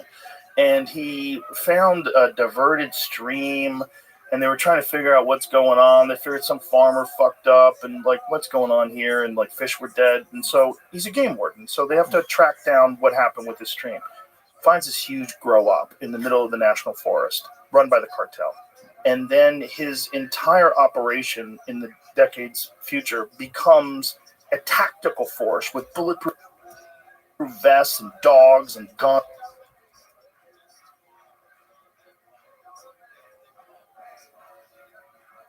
But Austin had decriminalized marijuana. So apparently the Attorney General's office sued Austin. And what is the ruling on that? I don't know if they even have acted on this or if they're going to appeal or what it is. But, like, here's the thing about something that's not fully legal. And I've talked about this before, so I apologize to anybody who's heard this. John Norris, who's a friend of mine who's been on the podcast, who was a game warden in California. And he found a diverted stream, and they were trying to figure out what's going on. They figured some farmer fucked up, and, like, what's going on here? And, like, fish were dead. And so he's a game warden, so they have to track down what happened with this stream. Finds this huge grow-up in the middle of the national forest, run by the cartel. And then his entire operation in the decades future becomes a tactical force with bulletproof vests and dogs and guns fighting the cartel in the forest, in the national forest, because they were growing it all in America and then just selling it. Like 90%, I believe he said 90% of the marijuana that was sold in states where it's illegal was coming from California. And they were using very dangerous pesticides and herbicides, stuff that's completely illegal if you were growing it naturally, if you were growing it normally. And because it's illegal, you have organized crime that's providing it to people. Like, if it was legal, we could only buy it from, like, you buy your fucking groceries, you buy organic fruit, right? You buy organic vegetables. You buy organic marijuana. You would know the people who are growing it. You could meet the farmers, just like you can meet people from White Oak Pastures. You'd meet people from fucking Happy Green Farm. And you would know where you're getting your stuff. You know there's no fentanyl in it, which is apparently they're talking about that now. Yeah. You're not helping anybody. You're only hurting people. Now, if your goal is just to hurt as many people as possible, well, yeah, make more laws. Yeah, keep locking people up. Lock people up for things that don't hurt anybody, even themselves. Well, the other part of it is the tax money. Yes. Too. When you're letting all this money go to the underground, to the cartels, to the criminal gangs, alternatively, you could have it as taxes, and it could make it easier on the rest of us. I could see as an argument if you were the Attorney General and you said you are propping up organized crime, allowing it to be decriminalized, and the people that are growing it, selling in Austin, or the people that have it in Austin are all committing crime, so they're probably cartel people. I could see that argument, kind of. But you know what the fucking solution to that is? Make it legal. This is dumb. We could just buy whiskey anywhere, which I love. Nothing wrong with it. But you can go buy. I have a bar. You know, I'm a drug dealer. Literally, I'm a drug dealer. I have a bar. I own a bar. I sell drugs. Alcohol's a fucking drug. It's just a sanctioned legal drug that we pay taxes for. And, you know, the Alcohol Commission has to check, make sure we're doing everything right. But it's drugs. And it's way more dangerous. And prohibition of alcohol, actually, in the 20s, led to organized crime in America. Yes. Al Capone. All that stuff. Propped up organized, but also led to NASCAR, too. You know, pretty cool. They figured out how to soup up some cars to get away from the cops. Right. That's what NASCAR came from. Did you know that? Yeah. Yeah, it's amazing. But it's so dumb. It's so like, and everyone who enjoys a little alcohol with a drink at a social gathering, there's nothing wrong with that. There's nothing wrong with that. Let people do what the fuck they want to do. We're all going to die someday.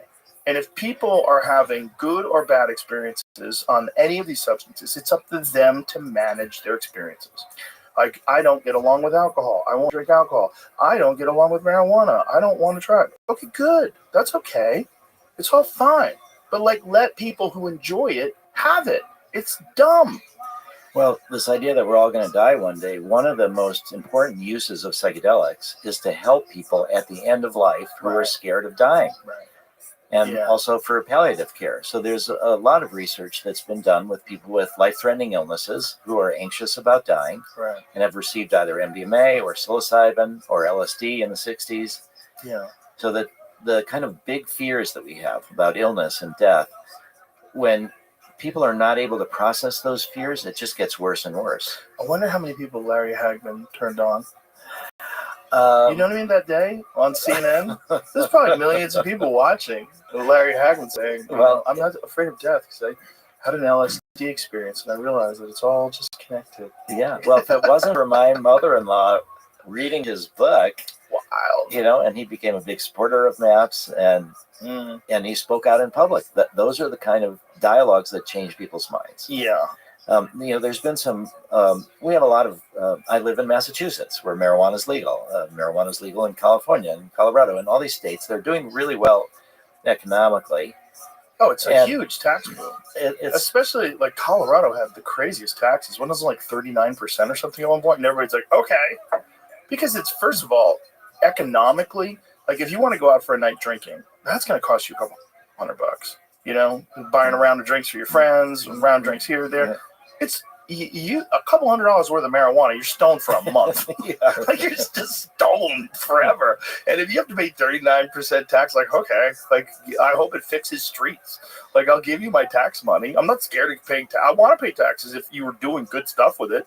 Is it helping pay for the schools? Great. Let's get great schools and a lot of people smoking weed legally, but not kids. That's the other thing. Like we need education for children to let them know. Like it's not good to alter your state of consciousness, especially on a regular basis when you're young. There's some developmental issues that come along with abuse. Well, this is with abuse for sure. Abuse, definitely for sure. One of the things that's pretty interesting is look at the cultures that have successfully integrated psychedelics, like for example the ayahuasca churches that are in Brazil, or the Native American church that uses peyote, often for Native Americans that have problems with alcohol.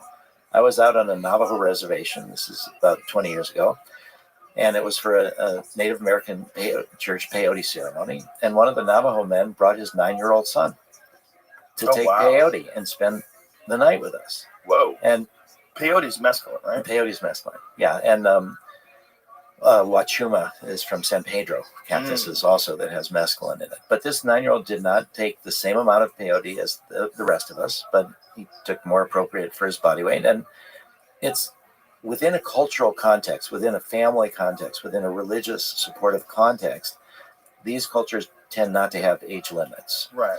So I think when you talk about the developmental problems that come from abuse, that's totally the case.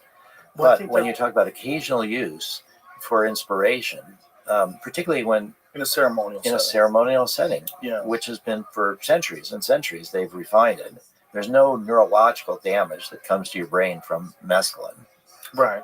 Ceremonial settings are very important, and I used to think it was foolishness. I think ceremonies, like get the fuck out of here with your ceremony. I was cynical, but I think that even rites of passages, like into adulthood, I used to think that was foolish too. But then I realized, like, wow, a lot of people have a hard time determining that they're an adult, and they stay kind of infantile for their entire life. And especially some like really coddled by their parents and overprotected helicopter parents. You never develop the ability to be solitary and just to be out there on your own and autonomous. And things that are important should be treated with respect. And that's where I think ceremony comes in. Yeah, one of the things that I think has led to my interest of psychedelics was been the fear of my bar mitzvah to actually turn me into a man. Oh, that's hilarious. Because I'm the oldest. Thought you were going to be a man. That's it. I'm going to be a man. I wanted to avoid all the awkwardness of adolescence. I'm the oldest of 4 kids. So I had no older siblings to tell me. And we did this rite of passage, and it's been used for thousands of years. And I just had this idea that there would be some visitation from God of some way, that I would be one thing the morning of my bar mitzvah, and I would be something different the next morning. And I remember waking up in bed the next morning after my bar mitzvah, and I'm like, I'm the same. This particular rite of passage didn't work. And you're 13, you're not so smart. And I was like, well, God must be busy. A lot of people got bar mitzvah. It's like Christmas, and you're eventually God's going to get to me. Yeah, and so every day for a week, I would wake up and think, today the day, am I different? Oh, wow. Nothing happened. And then finally another week and another bar mitzvah Saturday came along, and I realized that if I was on a list, I have now been dropped off the list completely because there's all these new people bar mitzvahed. And the rites of passage that we do have, I believe, probably worked in the past for a lot of people. And they did have this demarcation between different ages. People didn't used to live that long either. So 13 was kind of a transition point. Right. But it was when I was 17, almost 18, that I first did LSD. And one of my very first thoughts was, this is what my bar mitzvah should have been. Because, you're like, who am I? Right. Where do I fit in? Right. I'm sort of, my ego sense is dissolving a bit from LSD. I'm connected to something bigger and larger than myself. Right. I thought, this is the courage, the test of courage. This is the test of manhood. This is something that is a part of a rite of passage. So for me, the psychedelics became the rite of passage, when religious rite of passage didn't have the same impact as I had hoped it would. That's fascinating. That's fascinating. Yeah. It's interesting too to talk about not restricting it for young people. And I thought about like wine in Europe, because kids in Europe, particularly kids in Italy, they don't have the drinking problem that kids have in America. When high school kids in America get a hold of alcohol, they get drunk and ridiculous, and because they're doing something naughty. Yeah. But kids are normalized to the just regular consumption of a glass of wine with dinner. It's normal. Well, and then in the U.S., where when kids do experiment, because they're worried about being caught with things, they tend to not use wine, but they tend to use stronger drinks. Right. So they call that sort of the iron law of prohibition, that when you prohibit something, it moves more and more to more concentrated, more powerful forms of that drug. Hence fentanyl. Yeah. Yeah, or even cocaine, when if you could have coca-tea. I mean, Andy Weil has been promoting for decades and decades this idea of coca-tea. I had that once. What was the? What did it feel like? Shut the fuck up! I couldn't shut up. I was like, oh my god, thank God I've never done cocaine. I was telling my friend Doug, I was like, I don't think I could shut up. But it wasn't anything crazy. I think that chewing the leaves is supposed to be like super beneficial and actually even healthier than coffee. Yeah, there's a lot of nutrition in the leaves. Doesn't it fuck your teeth up though? Well, if you do anything too much, it can. But it's something. You sound like an apologist. You sound like. well, I think it's this idea that appropriate use. Well, Paracelsus is the one of the early physicians, and he said the difference between a medicine and a poison is dose. Right. Well, yeah, salt will kill you. Eat a pound of salt, see what happens. Water will kill you. Yeah. I mean, drink too much water. Yeah. Yeah, hyponatremia. You dilute your. I remember a lady died because she was trying to win a PlayStation for a kid at a morning radio show. She was trying to drink the most water. Oh. Crazy. Yeah. Who knew? I guess no one knew then. But people are pretty aware now because of frat parties, hazing. They've had kids do that. Yeah, that's one of the things that has been happening in terms of the raves and ecstasy use. So that occasionally people will overheat and die from MDMA, where you dance all night, you don't drink adequate fluid, and you can get hyperthermia. And there are some cases. So that's one of the dangers of ecstasy use outside of therapeutic context. And so people have heard, okay, now I need to drink fluids in order to not overheat. And there have been cases of people that have died from drinking too much water. Well, I can counter that because there's a bunch of people that have died from too much exercise. There's something called rhabdomyolysis that people get when you over-exercise, where your protein starts breaking down, your kidneys can't process it. You start peeing brown. It can be totally deadly. You can push yourself too hard and die from exercise too. Yeah. How many people every year die of rhabdo? Google that. Because I know it's very common in the CrossFit world because people are competitive with exercise, which is not necessarily the great. Like a lot of people I know that are trainers do not like the concept of CrossFit because it's doing exercises that are just supposed to strengthen your body and condition your body, but doing them in a competition setting where it's like unlimited amount of repetitions, as many as you can get in X amount of time, or and then they have these games where people play where they might not be conditioned enough to sustain the workload that they're putting forth, and then they get rhabdo. And it's fairly common. Like I know multiple people that have had rhabdo. Wow. Yeah. How many people die? So it doesn't say that, but it says there's 26,000 cases reported annually, and about 5% of those lead to mortality, 5 to 20%. That's a lot. There's a lot of people that's probably more than people drink water and die. I guarantee that's more. I bet drinking water, so much water you die, is probably fairly rare. But I think that rhabdo stuff is super dangerous. Yeah. You're reminding me of something funny.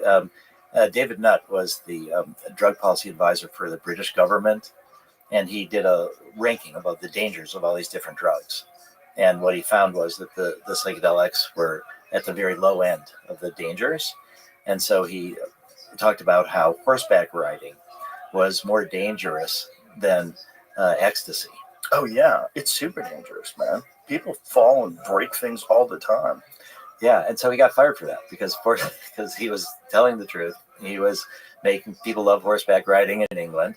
Oh, that's crazy. So what MAPS did is that we you got fired for telling the truth. Well, he was the drug policy advisor, saying things that people did not want to hear. Maybe he should have got his job description down before he started yapping. Like, what am I trying to do here for real? Well, like, you really want to know my opinion, or do I have an angle that I'm supposed to be headed towards? Can you guide me? Yeah. So we did something similar. We looked at cheerleading. Oh, yeah. And we looked at the emergency room visits on a per person visit for the percentage of people that do cheerleading that go to the emergency room versus the percentage of people that do ecstasy.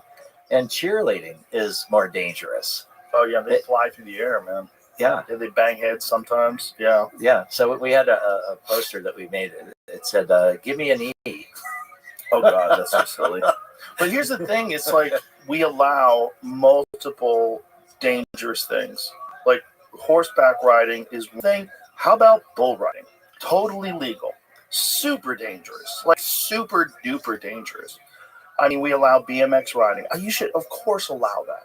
Look, I'm a martial artist. I know how many people have accidentally died doing martial arts. A ton. It's real. You know, there's a ton of activities that people enjoy. Skydiving. They enjoy bungee jumping. Legal. All legal. Amusement parks. Legal. Yeah. Well, I think that in those circumstances, people believe that there's benefits that outweigh the risks. Amusement parks? People enjoy them. Oh, people enjoy psychedelics. Yeah, but I think that's the critical issue is that people have got, as you started out by saying, people think that if you take these drugs, there's no benefits, you're hallucinating, you're running away from reality, you're not paying attention to what's really going on, you're making yourself more vulnerable, you're going to fly out a window and think you can fly. Well, it's just like we need a comprehensive addressing of the actual real landscape of what these things are, what the benefits are, and just this addressing of the impact of propaganda. The sweeping Schedule 1 Act of 1970, right. The whole William Randolph Hearst connection to marijuana illegalization, which was right after alcohol prohibition. So they were looking to put these agents back out into the field. All that needs to be like comprehensively explained to the American public to reinform people, because I think people are they have the general population that doesn't listen to podcasts like this and doesn't get online and search these things. You have these conceptions that are entirely formed by propaganda, and they're not based on real anecdotal experiences, real science, real data. And also the problem with that too is there's real side effects of some of these things. Those need to be understood. How do you understand them? Well, you have to make them legal and do tests and studies. And maybe people have gene expressions that, maybe they shouldn't be doing this thing, but they can do that thing, Yeah, I think this idea that, for me, how do we break through the wall of propaganda? Right. And for me, the idea has been we go to where the suffering is, we go to where the science is, and we try to make things first into medicines. And I think that's where people are willing to listen. Mm-hmm. When you have all this propaganda and all these fears, it has to be that there's some corresponding benefit that overwhelms your sense of fear that you're willing to take a look. Right. And that's where you go to where the suffering is. And that's where with post-traumatic stress disorder. Yeah. I think one of the things that we've been able to do remarkably is with psychedelics, they're one of the few things that are out of the culture wars these days. There's bipartisan support for psychedelic research. And it's because we went to where a lot of the suffering was, sympathetic patients. Most of the people in our studies are women survivors of sexual abuse. Most of the people with PTSD are women. But most of the media attention goes to the veterans.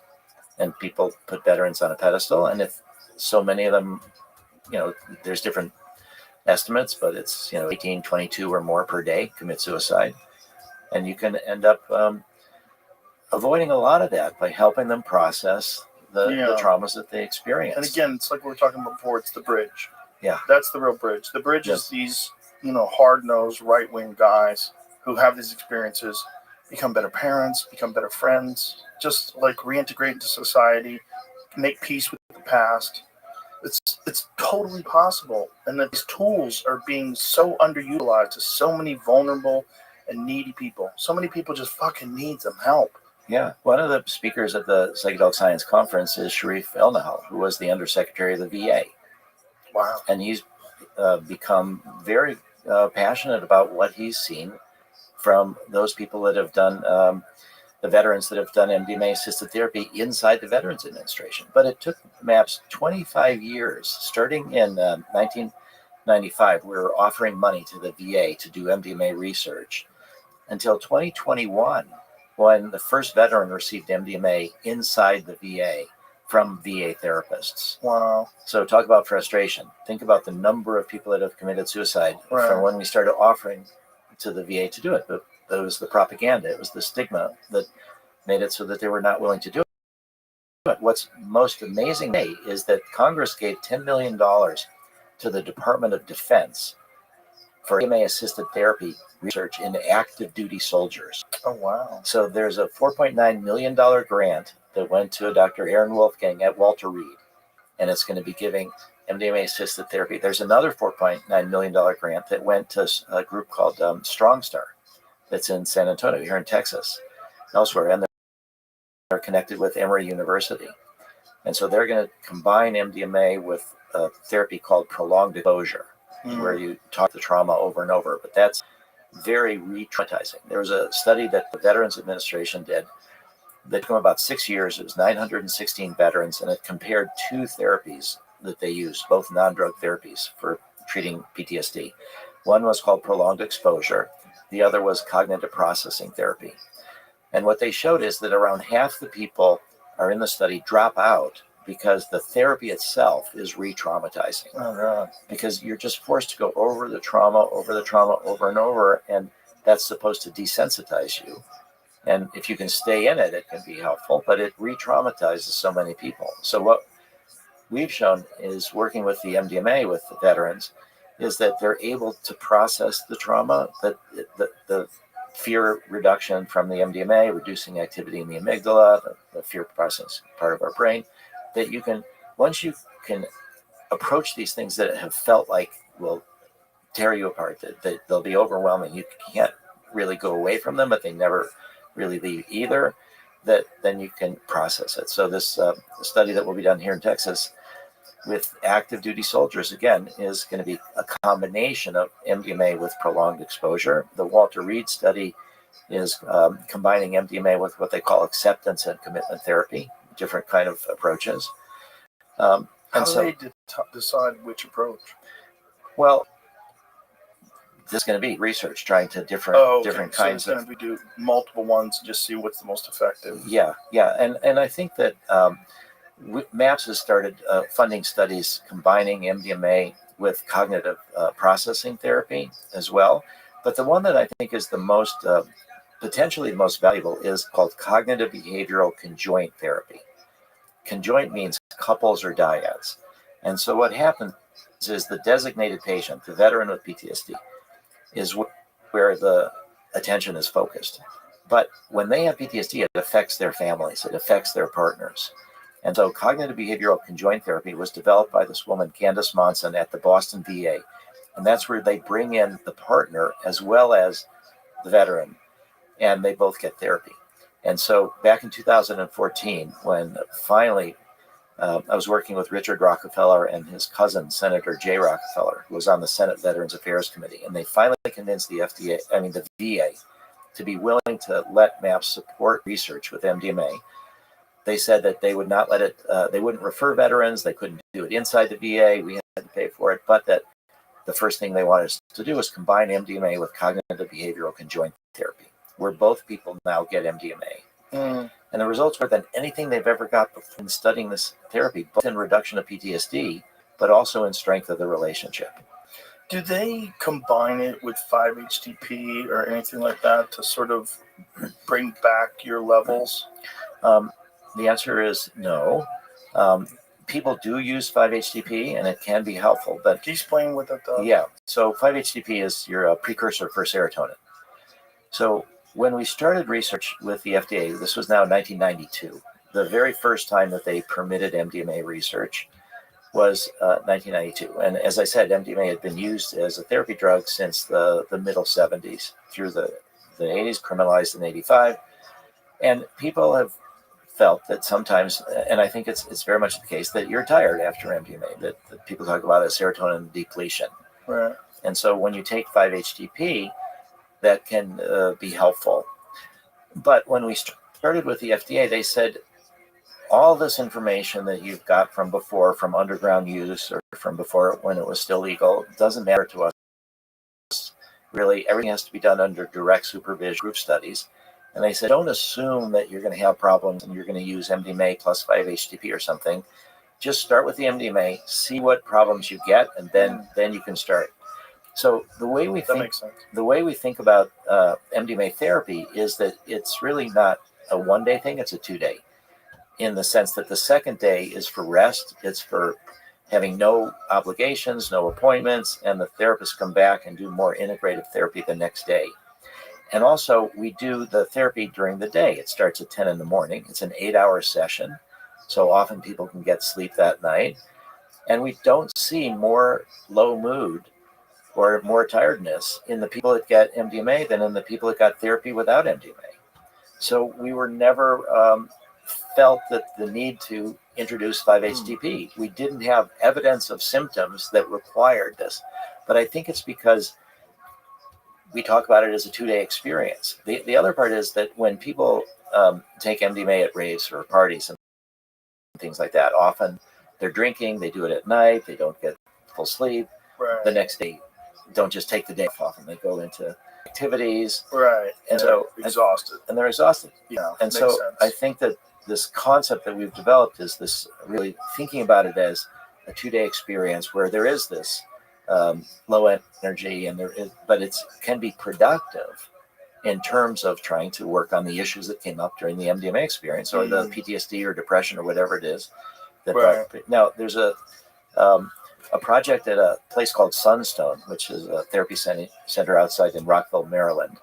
And they've worked with cancer patients who are anxious about dying, and they have brought in their partners to the therapy, and both of them get MDMA as well. So these are all under FDA-approved studies. And they found that was tremendously effective as well, because when your partner's got a life-threatening illness, it doesn't just affect them, it affects you as well. And often the therapy is focused again on the designated patient. So this kind of broadening the sense of who it is that is going to be treated and bringing in people's partners, I think is going to be very important. One of the works, Marcus and Amber Capone, who've done work with vets, they've brought probably by now about 1,000 veterans down to Mexico for Ibogaine. And they have also started bringing their partners as well. They realize that you need to think about this as a family setting and to try to treat the entire family context.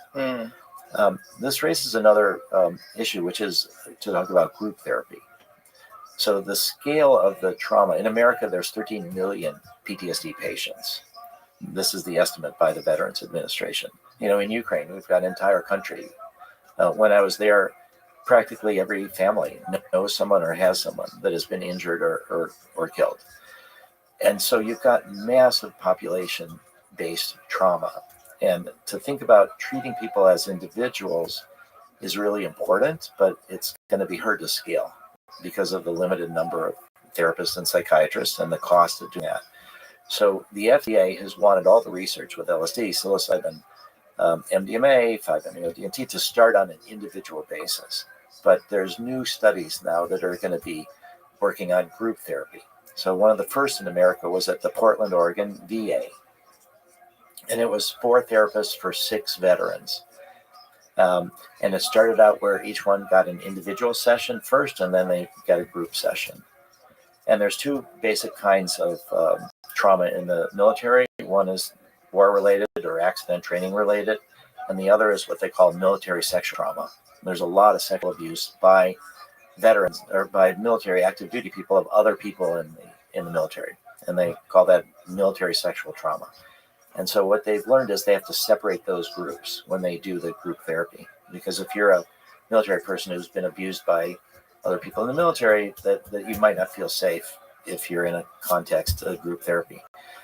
So they've done separate the groups, but they found that the groups do terrific with supporting each other afterwards in this integration process. And so what they've done is they've realized, though, that the design they had initially was an individual session and then a group session. And after they did 2 cohorts of the 6, they realized that the people felt they needed a third MDMA session, and they wanted that also as a group, not as an individual. There's a project in Australia that's going to be climate-related PTSD from floods that they've had related to climate, and so they're going to be doing group therapy there. And there's an incredible project that's developing in Israel that's for people traumatized on October 7th. And there's going to be groups of 7 with 2 therapists, 2 assistants. But the Ministry of Health has taken a while to review this application. It's funded by charitable donations. The MDMA is coming from Canada. But what the Ministry of Health in Israel has wanted is, and this is the first study ever, where it's going to be direct comparison of individual therapy versus group therapy. So everybody is ready to have one or the other. You get randomized to either individual or group, and it will be a direct comparison. And so I think, like, when we think about AA, when we think about peer support, I think you can go deeper when it's individual therapy, because you have more focus. You're not thinking about other people. You can go deeper. But when you're in a group setting, you can kind of bond with the other people. You can kind of hear other stories, but then you can support in this integrated process. So I think at the end of it, it could be that the groups do just as well as the individuals. And then that will dramatically reduce the cost of the treatment and help it scale. So that's where we're at this initial thing. And I think particularly for military people that are traumatized in similar circumstances, that are bonded in groups, that group that can maybe even be the treatment of choice. But I think the way the FDA is going to be reviewing it is that there is going to be studies with individuals first that will have to be gone through the system and approved, and then there will be this additional research with groups. But what kind of a timeline are we talking about? Like, how long are these studies? Well, it's going to be about 3 years for the project in Israel. I mean, it's going to be about 160 people. What about the projects here? The project at the Portland, Oregon VA is going to be done pretty soon, but it's really just been 4 or 5 cohorts. It's very small numbers of people. Okay. And so there will need to be more. I think that there's been some efforts to do what people call in some ways a modified version of individual versus group, is that and they've done some of this at Sunstone also, where there'll be 4 people getting psilocybin at the same time, but each in a separate room, each with 1 therapist. But then near the end of the session, they bring them together, and then they talk about what happened, and then they also have the group integration. So it's kind of a modified. So I think in terms of time frame, it's probably 4 or 5 years before FDA will approve group therapy, maybe longer. The other issue is that the last time that we spoke, it was before the FDA advisory committee and before the FDA meet decide whether to approve MDMA-assisted therapy for PTSD. And the advisory committee recommended against it, and the FDA voted against it. This was August of last year. And so that was heartbreaking, because I thought that the data really did justify approval, and it did demonstrate safety and efficacy. But there was enough doubts that were raised. One of the big problems to do research with psychedelics is, how do you do a double-blind study? Right. You know, when you take a powerful drug, you know you've taken it. And if you give an inactive placebo, people can tell the difference. A lot of my dissertation, which I did in 2001, was how to do a double-blind study with psychedelics, particularly with MDMA. And my solution, which made sense, was to do therapy with low-dose MDMA versus therapy with full-dose MDMA. So everybody knows they're getting MDMA. They all have the same expectations, and they might not be aware, though, which dose. Is it a full dose? Is it a lower dose? So the challenge was to pick the low dose so that it's high enough to cause a certain amount of confusion, but not so high that it has so much therapeutic potential that you tell the difference between the groups. So for 16 years, from 2000 to 2016, MAPS did a series of what are called phase 2 studies to try to figure out how to do phase 3. And we looked at therapy with no MDMA, therapy with 25 milligrams, 30 milligrams, 40, 50, 75, 100, 125, and 150. So sort of like a dose response. We did all these different doses. And what we discovered, fortunately after I got my PhD, was that my theory was partially right and partially wrong. That, a microdose of anything is not going to be very good as a placebo because you'll be able to tell.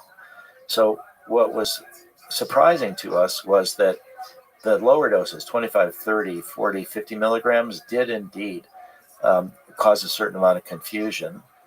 But when you're working with PTSD patients and you get this activation from the drug, but you don't have enough of the fear reduction, it made people uncomfortable. So we showed that the people that got therapy with no MDMA did better than the people that got therapy with the low doses of MDMA. They still got better, but they didn't get as much benefit. So the analogy is you're taking off in an airplane and there's all this turbulence at the beginning, and then you get above the clouds and it's smooth sailing. So it's kind of like that with MDMA. But the part that we discovered that was very surprising was we did a study with veterans, firefighters, and police officers. And one group got 30 milligrams, one group got 75 milligrams, and one group got 125 milligrams. And in that particular study, it was about 26 people, when you randomize, it doesn't mean that everything's equal. It just means it's random. So the people that had 125 milligrams with PTSD had more depression than the people that had 75 milligrams. But the 75 milligram dose group did better than the 125. Interesting. Just slightly better.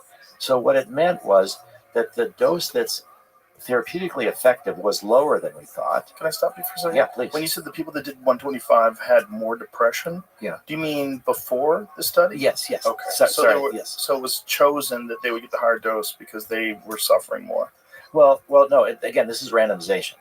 Right, but you said that they had more depression before the therapy. Well, so how did you determine that? Well, we evaluate everybody's PTSD symptoms and their depression symptoms. And so just by the randomization, it turned out that those people that were higher on depression ended up, more of them in the 100. Just randomly? Randomly, yeah. Oh, interesting. Yeah, because when you randomize, again, it doesn't mean that you're making things equal. Right. So it was just a chance. Just turned out that way. Out. How many people were in this group? 26 people were in the entire study. Okay, so it was just dumb luck. Yeah. Okay. Yeah. But it meant to us that this dose of 75 was indeed more therapeutic than we anticipated.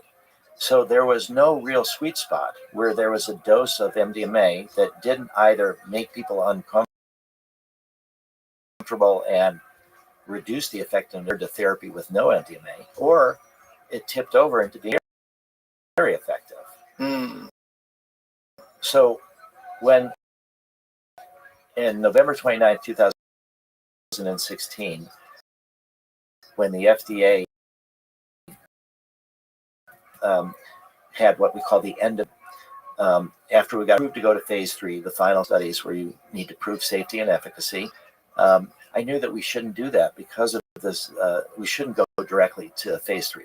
The FDA offers this opportunity that most pharma companies don't take, called special protocol assessment, and you negotiate every aspect of the phase 3 design with FDA. And it can take, for us, it took 8 months. And so pharma companies are thinking, there's nothing unusual what I'm doing, my patent life is expiring. But I knew we needed to do that to discuss how to deal with the double blind. And so we presented this infant to the FDA. We said, we will give you if you want with these lower doses, but it's going to make our job easier to find a difference between the full dose and these lower doses, because it's going to compromise the therapy as compared to therapy with no MDMA at all. And so we said to the FDA, you tell us what you want. And the FDA chose therapy with inactive placebo to make our job harder, which made sense to me. And they said that there's two things that you can do to reduce experimenter bias, because the whole purpose of the double blind is sort of reduce bias that you don't on and everybody just treats everything the same. They said the first is this random assignment. What that means is everybody's similarly motivated and they will work, and the therapists don't know necessarily that, so you do this random assignment. But then the second thing is that you can't have therapists or the patients themselves on how well they've done compared to baseline. Independent raters that are blind to the condition that the person that they're evaluating is in. So the raters don't know, did this the placebo, did this with the MDMA? Just don't look at the pupils. Well, well, this is afterwards, but that's right. And it's done on telemedicine. It's done on Zoom. Okay. And it's an hour-long interview. And it's with what's called the CAPS, the Clinician-Administered PTSD Scale. And did have a series of questions? An hour-long interview about their symptoms, trauma, which is the worst thing that ever happened. You pick this is my index trauma, and how do you respond? So we had these independent raters, and then we had this random assignment, and that's what the FDA said is how we should do the phase 3 studies. What was problematic for us was the people at the FDA that we negotiated this with in 2017 then left the FDA. And then new, more conservative people came in at the Division of Psychiatry. And they were more concerned about this, what they called functional unblinding. And that became an issue at the FDA Advisory Committee meeting and at the FDA when they reviewed whether to approve MDMA-assisted therapy or not. And so the pharma company, Lykos, did not really proactively explain to the advisory committee how this design was developed, why FDA chose this design. And so the people in the advisory committee are more academics, and they're more focused on this double-blind issue, but they're not practical in a sense. So that the FDA realizes that the double-blind fails in practice a lot. It's a theory of how you want to do things. It's something to strive for, but it doesn't work all the times. Even with SSRIs, you think that Prozac or various drugs that you take that are not psychedelic, that those are easy to double blind. But they're not, because when people have sexual side effects, they have other side effects, and they report to their therapist what's going on, then they can tell from the side effect profile. So the double blind fails in practice a lot. But the FDA is saying we can't just only approve drugs where the line is perfect. We have to weigh these different things. So that was one of the big issues that the FDA Advisory Committee objected to, was this functional unblinding. So when you asked about the time frame, there's other issues, but where we're at right now is that there's going to be negotiations between Lykos and the FDA. With FDA, with the new people at HS, and there's the proverbial fork in the road. There's either the say, we believe your data that you're not going to do another phase 3 study. They might require what's called a phase after approval. You gather information about safety, about durability, different things. And if that's the case, it's possible that within 6 months, the FDA could say yes to approving MDMA-assisted therapy for PTSD. If the FDA says we want another phase 3, that could delay approval for another 3.5 years or so. So on that individual basis. Wow. So talk about frustration. Yeah. I mean, incredible outcomes. 2 phase 3 studies that were done. The first was severe PTSD. And what we showed is that 2/3 of the people that had severe PTSD no longer had PTSD after the treatment, which was 42 hours of therapy, 3 MDMA sessions, 1 month apart, 12 90-minute non-drug psychotherapy sessions. 2/3 no longer had PTSD that got therapy plus MDMA. And those people that got therapy without MDMA, with the inactive placebo, roughly 1/3 no longer had PTSD. And another roughly 20% had what's called clinically significant reductions of PTSD symptoms, that their life has changed. Their symptoms are not as burdensome, but they still have PTSD. So they're called responders. So we had 88% responders, only 12% non-responders. Wow. So it's the best. In the second phase 3, we purposely moved to moderate to severe PTSD because we didn't want the FDA to only for severe PTSD. 3/4 of the people here PTSD, and 1/4 had moderate PTSD, and it was 72.6% no longer had PTSD. Almost 3/4 no longer PTSD at this month follow-up. And what was even more remarkable, and this relates, I think, to the concerns that was expressed about bias and functional unblinding, is that 46% of the people that had therapy with no MDMA also went below the threshold of having a PTSD diagnosis. That's better than any of the other therapies for PTSD. And so what that demonstrated is that the therapist, even though most of them could tell the difference between whether somebody had MDMA or not, that they tried just as hard as they could to help people, whether they got the MDMA or not. And we got extraordinary results in the control group. I think one of the things that is the explanation is that when you have an hour therapy session with music, with headphones, with more or less half the time people are inside having these different feelings, and the other half they're talking to the therapist in no particular order. You're not forced to the way with prolonged exposure, cognitive processing therapy. That's what I said was traumatizing in the studies, that roughly half the people dropped out. We had very low dropout rate because people are encouraged to we support whatever's emerging. That's the essence of the therapeutic approach that has been developed to support people when they're going through MDMA therapy. And it's very similar to what can be done with psilocybin or LSD or even ibogaine, that you just support whatever's emerging, the sense that there's a wisdom of the ages. We all know that our body has certain wisdom in that it moves towards wholeness. We get cuts, it's below our level of awareness. So there's some kind of wisdom to what's emerging. You could think about it as this barrier, this permeable barrier, semi-permeable barrier between the conscious and the unconscious. And it all happens, we all know, at dreams, that the material rises to our awareness at dreams. And it's like that with psychedelics. And so we just support whatever's emerging, and people can go to some happy memories or to layers of trauma, whatever. They're not forced to just focus on the trauma. So we have very low dropout rates. But the people that got the therapy without MDMA were able to make incredible progress. And we also have what are called fidelity ratings, which is we videotape all the sessions, and we have raters. They're called adherence raters, and they look at are people adhering to the therapeutic method, and then that's called fidelity. We had over 90% fidelity, meaning that the therapists really were doing the same, whether it was placebo or not.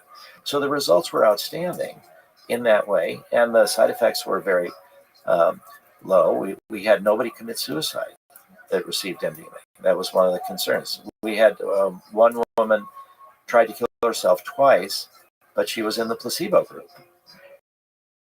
And we had another woman, such severe ideation, she checked herself into the hospital not to kill herself. She was off the placebo group. You help people with terrible trauma, it's different for them. And not able to really process why they had long-term PTSD. So we demonstrated remarkable results, and yet the FDA said we need more data. We need more data. I think it's tragic. It is tragic, but it's also very hopeful. The results are very hopeful, and I'm always hoping that people come around.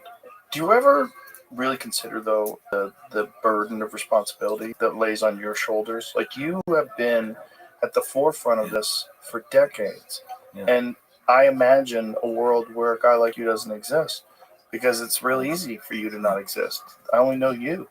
You know what I'm saying? Like, right. you have been responsible for so much research and so much pushing for legislation to be passed and pushing for people to understand these things and so much education.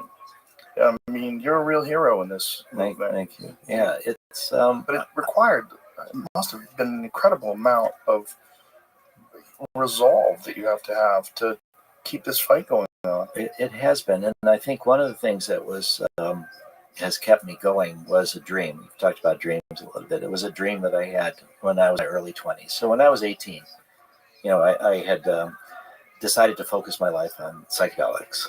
This was after I realized, oh, well, this is what my bar mitzvah should have been. And I was able to see these tools as really hopeful. And there was two parts. One part is sort of this working through trauma, depression. The other part is our interconnectedness.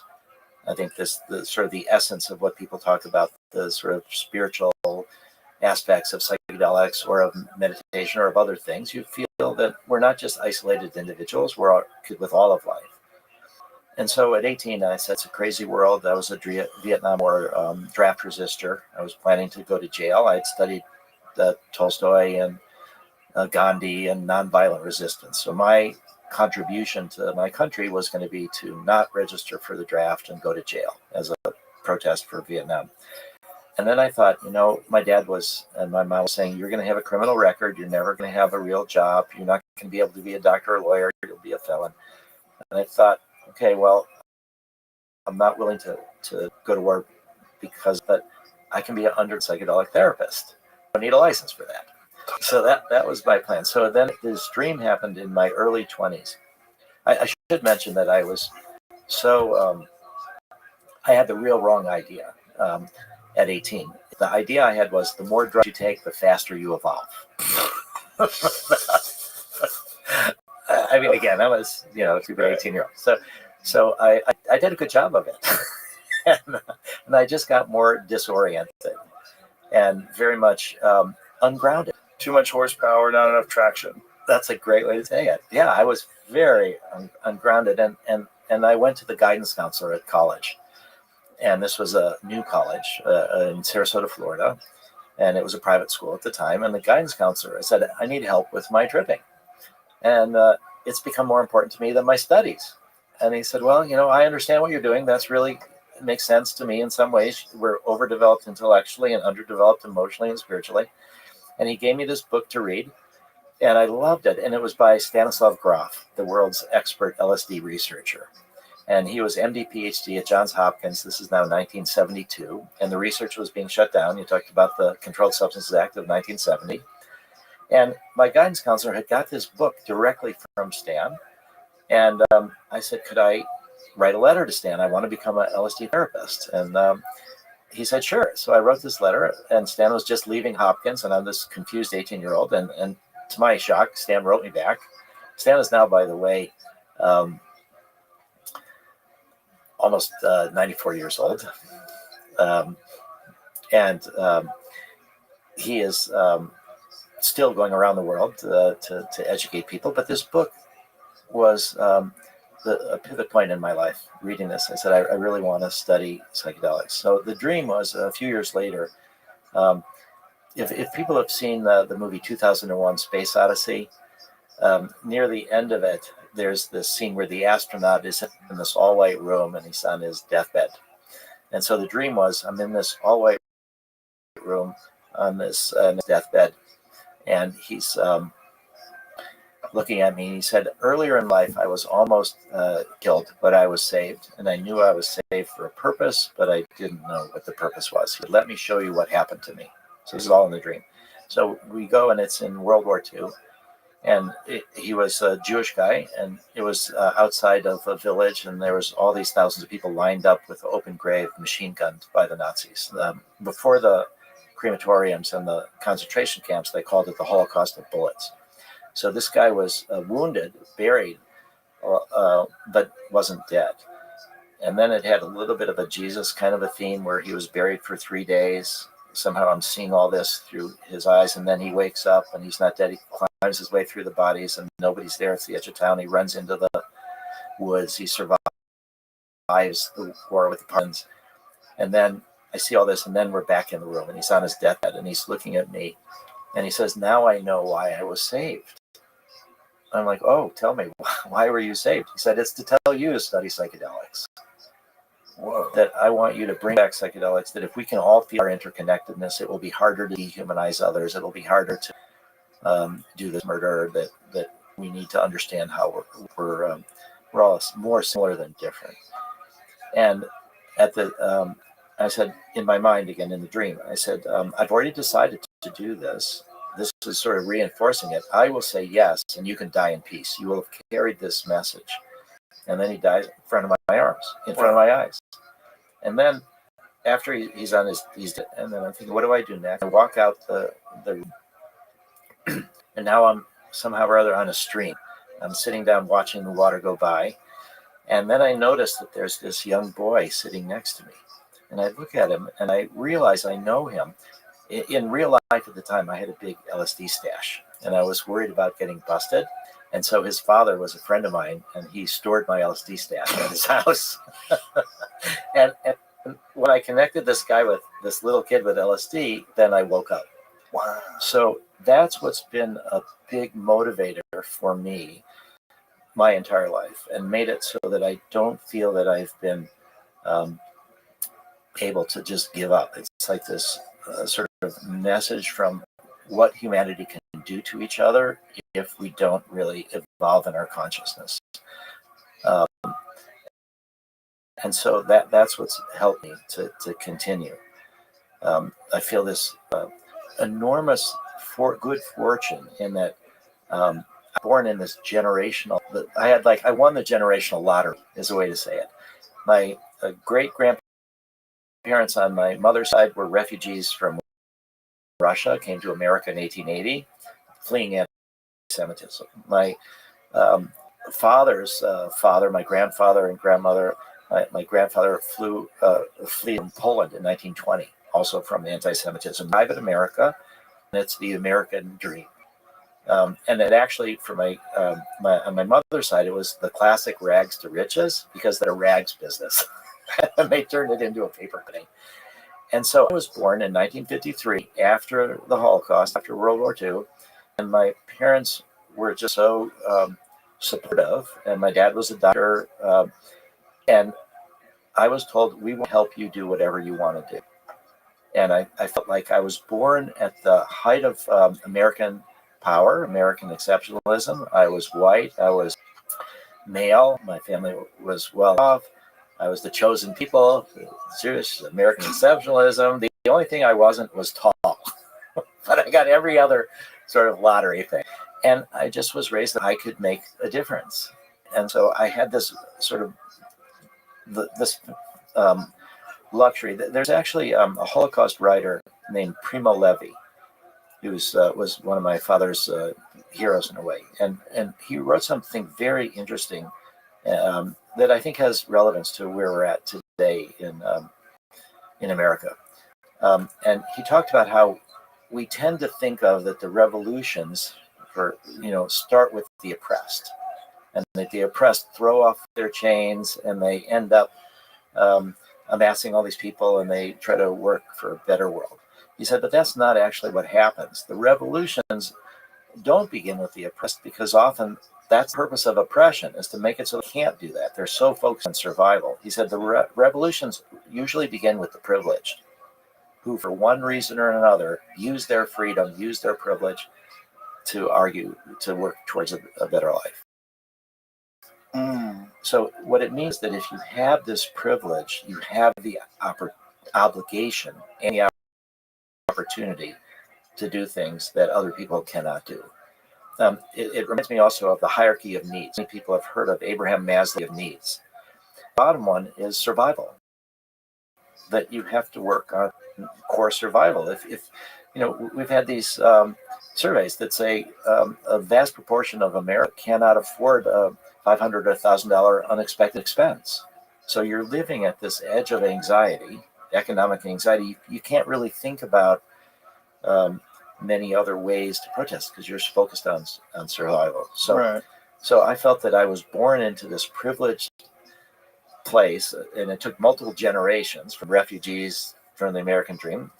And so I felt I've had this mission of this use the privilege for making it a better world. So I've not been focused on making money. I've been focused on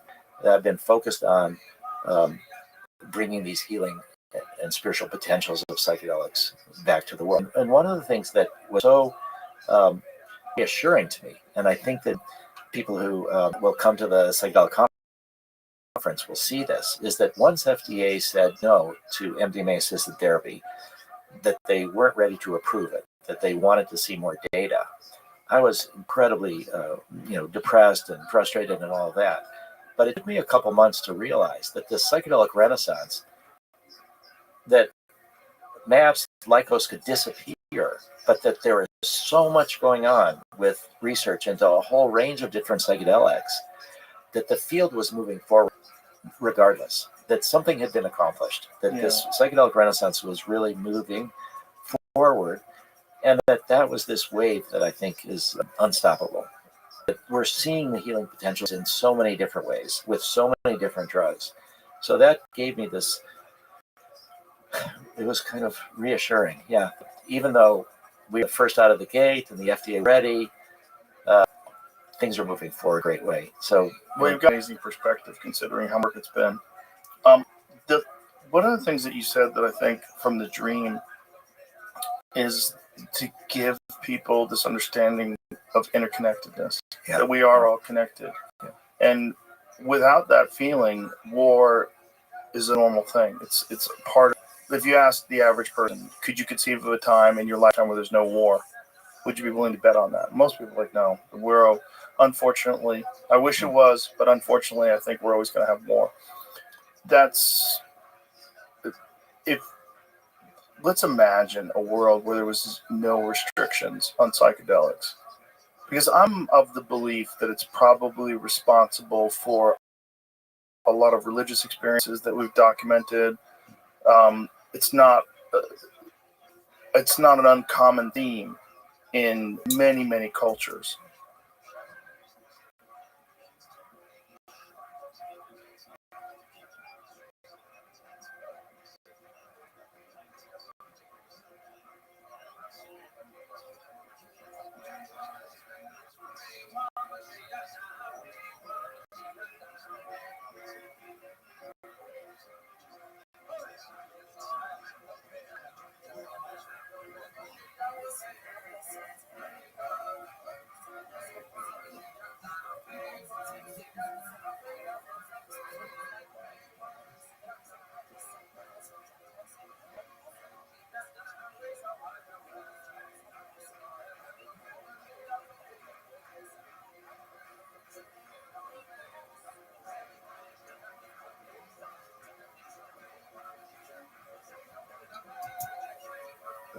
That you have these psychedelic experiences, and then through that, these great revelations come, and then through that, great change in the culture.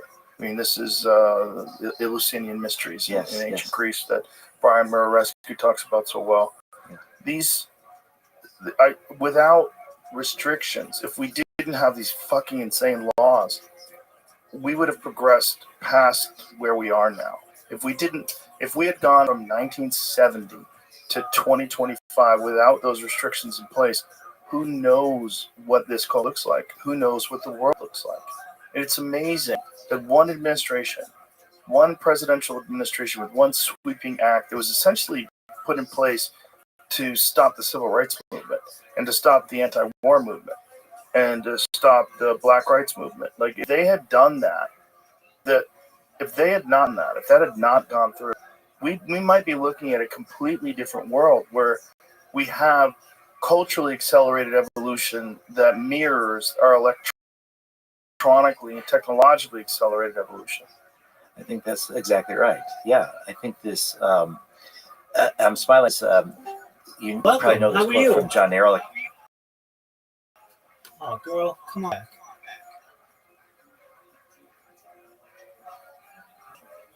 Who was Nixon's domestic policy advisor. And this came out at the end of the 1970s. He did an interview. And he said that the two main enemies of the Nixon White House were the civil rights movement and the hippies, the anti-war movement. And he said we couldn't stop them from protesting, but we could criminalize the drugs that they were using and use that to bust up their meetings, arrest their leaders. And he said, did we know that exaggerating the risks of these drugs? Of course we did. Yeah. And I think it's such a crime. It's really a crime of enlightenment. It really is. It is. And when you talk about Brian Muraresku and the Immortality Key, which by the way is being made into a documentary. Phenomenal book. It's incredible. But the Eleusinian Mysteries is the longest running mystery ceremony that we know of in the history of the world, roughly 2,000 years. Yeah. It involved a psychedelic potion called Kikion. It's not exactly clear what was in it, but it was wiped out in 396 by the Catholic Church because psychedelics offer a direct experience of spirituality. And often religious systems want to be the intermediaries. Yeah. Exactly. They want to be the gatekeepers. And so power. When we think about the reintroduction of psychedelics, we talk about what happened in the Controlled Substances Act in 1970, but it really goes all the way back to the destruction of the Eleusinian Mysteries. And then we have a lot of the work in the Middle Ages where the women were mostly the plant medicine people. And then we have the burning of the witches. Mm-hmm. When the conquistadors started coming into Western civilization here, which was indigenous civilizations, the first people that they tried to kill were the shamans that did the work with the mushrooms or the work with the peyote, because they were the center of the communities. Now, these communities were not all, peace and love. They were often warring and killing each other. So there does need to be a lot more conscious evolution. But they were living in a very different time. Yeah. I mean, you had a bunch of different languages. You had tribal raiders. It was very common. There's, it's just a world. They were living in a much more barbaric state. Yeah. But it was essentially a window into prehistory. Yeah, there's a bit I recommend people by Hermann Hesse, and it's called The Glass Bead Game. Magister Ludi, The Glass Bead Game. And it helped Hermann Hesse win the Nobel Prize for Literature. And he wrote it during World War II. And so there is these competitive energies that we have that often can lead to war. But the book was a post-apocalyptic culture that had decided to harness these competitive energies into what they called the glass bead game, which was this, it's a beautiful book, but the glass bead game was about a competition using poetry, mathematics, music, and philosophy to try to describe the universe. And they would have this different kind of who would be the most eloquent and the most comprehensive. And this was kind of the antidote to the competitiveness that led to this apocalypse. Huh. And he's writing this during World War II as well as this sort of idealistic, hopeful thing. But the other part of the book was that this game itself becomes a little bit too abstract, and it no longer harnesses the passions of the common people. It became more of this elite, and the head of it, the Magister Ludi, decides that he has to leave. So that there has to be some way that we do compete with each other, but we have to do it in a way to learn nonviolence. And our tools of technology are getting ever more destructive. The nuclear proliferation is taking more. So I ended my TED Talk with this, which was 2019. And interestingly enough, it took 6 years until Nolan Williams gave a talk on the main stage of TED Up Again. So it took 6 years from my first, the only ever TED Talk on psychedelics in 2019. And then Nolan Williams talked about Ibogaine just recently, and he'll also be at the psychedelic conference. But this idea, I ended up saying it's a race between consciousness and catastrophe. And catastrophe is very common. I mean, as you just talked about coming back from Ukraine, today, I don't know what's happening right now, but today, India and Pakistan started bombing each other. Yeah. Yeah. Which is terrifying. 2 nuclear powers are sending missiles into each other's country. Yeah. What's going on with Israel. And I just want to mention something. So there are small groups of Israelis and Palestinians that are doing ayahuasca and MDMA together. So that in a way to emphasize their common humanity, but also to work through their traumas. And one of the most, I think, inspiring and motivating in Israel and Palestine is a group called Combatants for Peace. And so these are Israeli soldiers, or what would be called Palestinian terrorists, or those that on both sides, and they've given up violence for nonviolence. So it's a group called Combatants for Peace. And Palestinian has been invited to come speak at Psychedelic Science, and he was denied a visa. Wow. He cannot come to our conference. We're trying to see if we can work behind the scene, if we can, and get him a visa. But that this idea that we're He's just because Palestinian? I don't know the exact reasons. He did have a violent past, because that is the whole point of for peace. They were combatants. They're now leading this nonviolent approach to work together. So there's an incredible neuroscientist, Israeli neuroscientist, Lior Roseman, at Exeter University in England, that's done work with Israelis and Palestinians. And he's brought a bunch of them to Spain for an ayahuasca session, and with different measures of how you see the other. And once you see this commonality, you don't see the other as so foreign from yourself, and you can recognize their pain. Effect of tribal culture from the ancient times. These people commit horrific crimes because they commit horrific crimes on you. Yeah. You got to protect the people around you, our genes. You reminded me of one of the more powerful for me statements from Kinzinger, who's the Republican on the January 6th committee in the House to look at what on January 6th. He said that he's learned from his investigations that there's something that people are more scared of than death, and that's being kicked out of your tribe. That we're such social beings, that this idea that we would be isolated and alone, that's how you have a lot of these fundamentalist religions that people, because if you deviate, kicked out of the tribe, and they ostracize you. Yeah. So we're so cultural things that mimic religions in that way. Yeah. And then you have the fundamentalists of all the.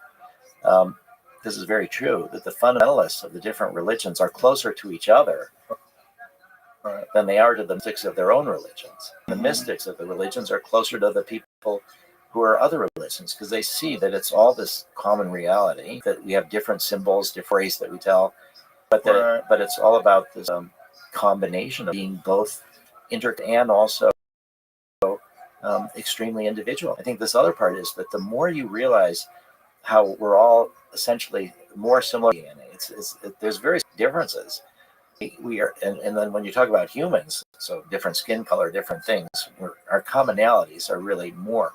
But once you can kind of understand that, hopefully then you be more willing to appreciate the differences. So it's this paradoxical thing where that the more you realize we're interconnected, the more you can appreciate the individuality of every person. Yeah. I brought up about suspension of mysteries. That's just so that kind of tactic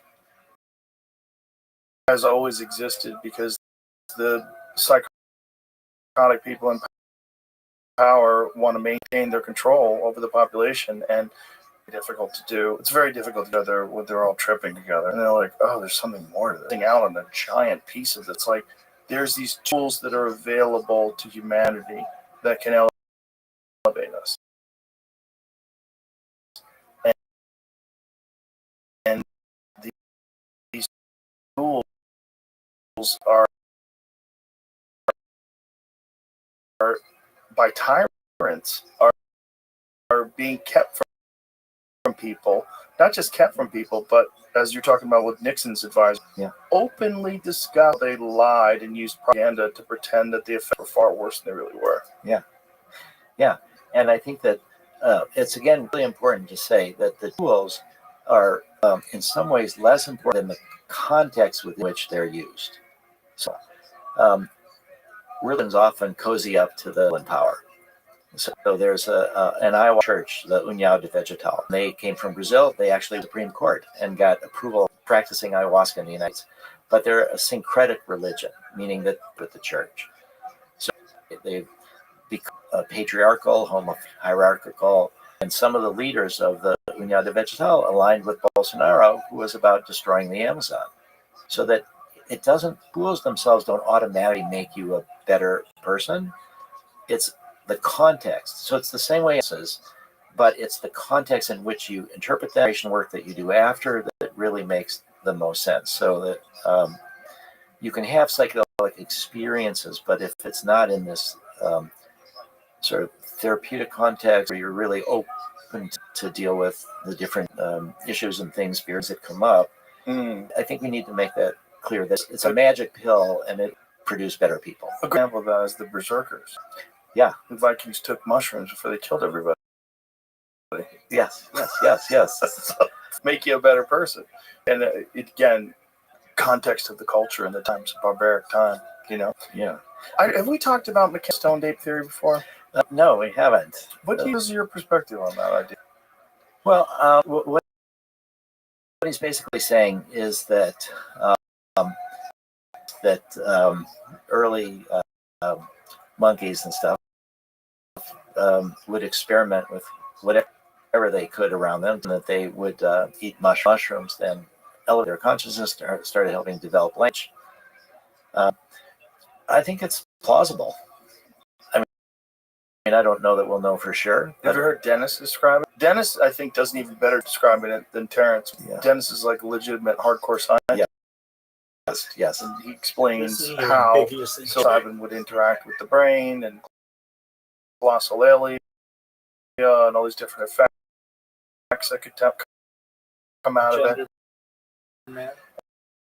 And then that psilocybin is known for helping regrow neural tissue. Yes, right. That's what I talked about, this density and this critical periods. Yes, because part of the theory is taking into consideration the development brain size over a period of 2 minutes. And many biologists called the big mystery in the entire fossil record, like what happened. And Kenneth's perspective was, I think I know. It makes sense because he had it also. We know about the climate back then. The climate was changing, and that these rainforests were grasslands. Would make a lot more ungulates. Ungulates were pooping everywhere, mushrooms growing, bam, bam. And you got all these pieces together. It would increase visual acuity, doses, make more info and reply. Pre-human hominids more amorous, and make them more likely to mate. Make them better hunters because it improves their vision. Also make them more creative, so they probably develop new ways to hunt and fish. So they would survive more. They have more resources, more food, more protein. They grow bigger and stronger. And then the brains are developing because they're eating these mushrooms. So I'm pretty concerned. And I think there's that's plausible. But I think then what does that mean for us today? Is that I do think that the psychedelic experiences could be part of this next sort of evolution of humanity to make us more cooperative and peaceful to deal with the incredible technologies that we're developing. Yeah. That we Einstein had this great quote. He said, "The splitting of the atom has changed everything except our mode of thinking, and hence we are drifting towards unparalleled catastrophe. What shall be required if mankind survive is a whole new mode of thinking." And what is mode of thinking? It's sort of how we're interconnected. It's what the astronauts have said. So I think we should say this doesn't depend on psychedelics. The astronauts get up in space and see the Earth as a whole thing.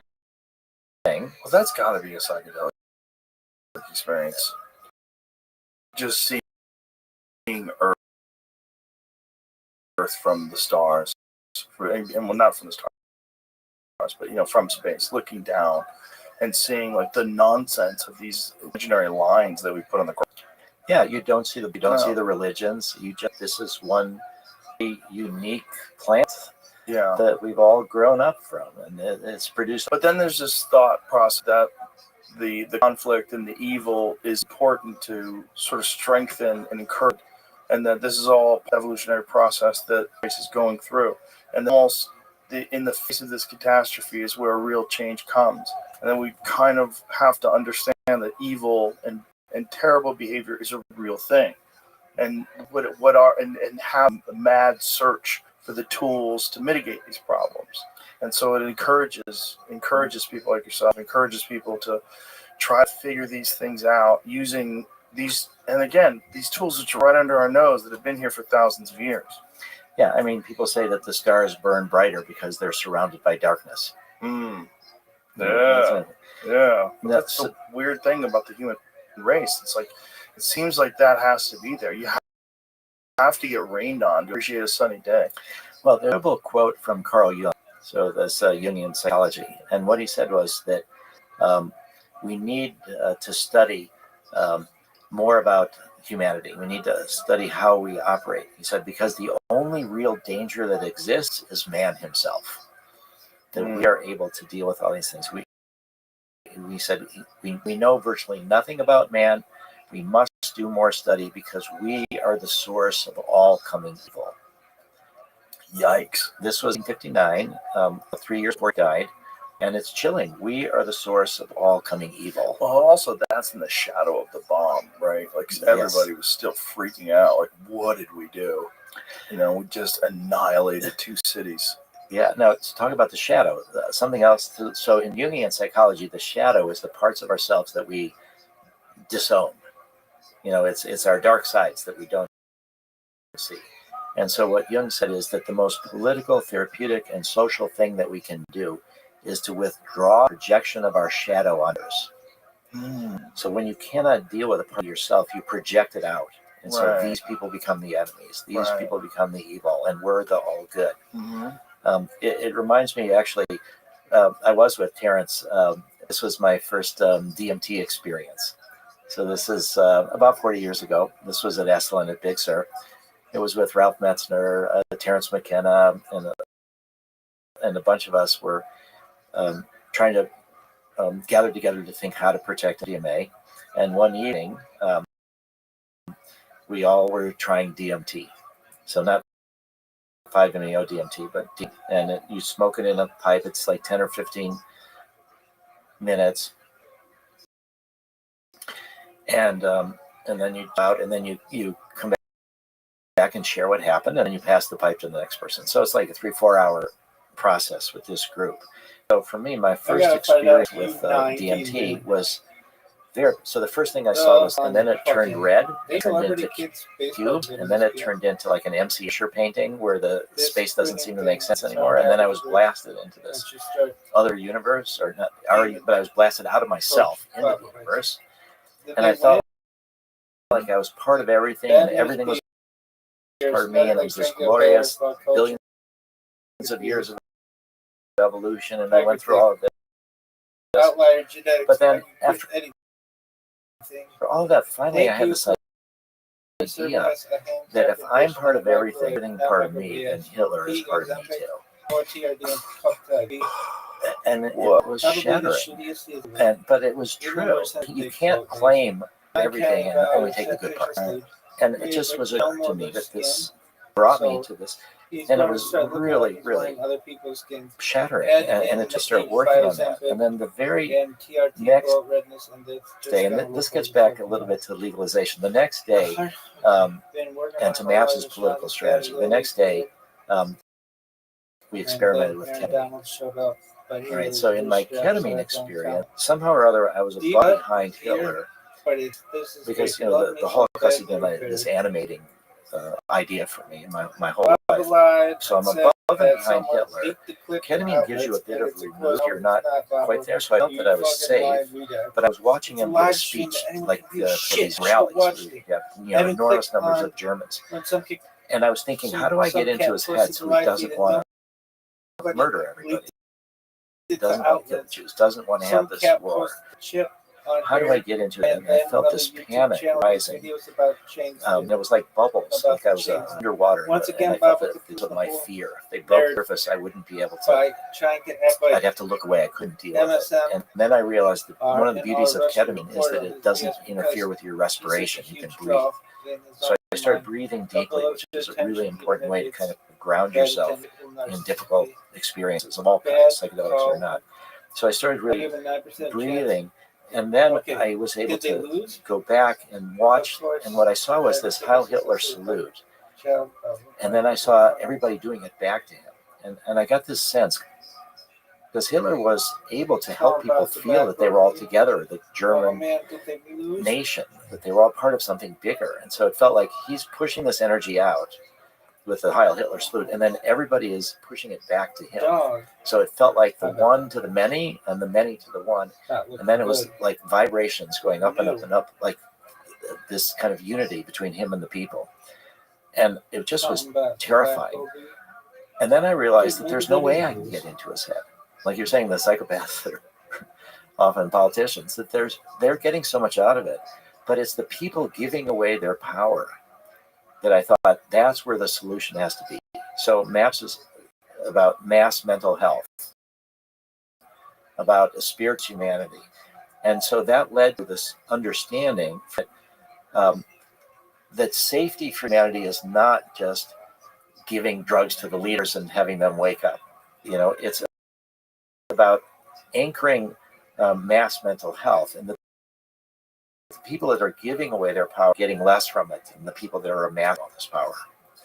That led to this idea: we need to go to produce real scientific evidence about benefits and risks, but at the same time there needs to be drug policy reform where we need access to people in a way preventative medicine, or if they don't have a diagnosis, so that it's this two parallel paths. One is science and medicine, the other is drug policy reform. And then we talked about earlier about educating young people. We need honest drug education.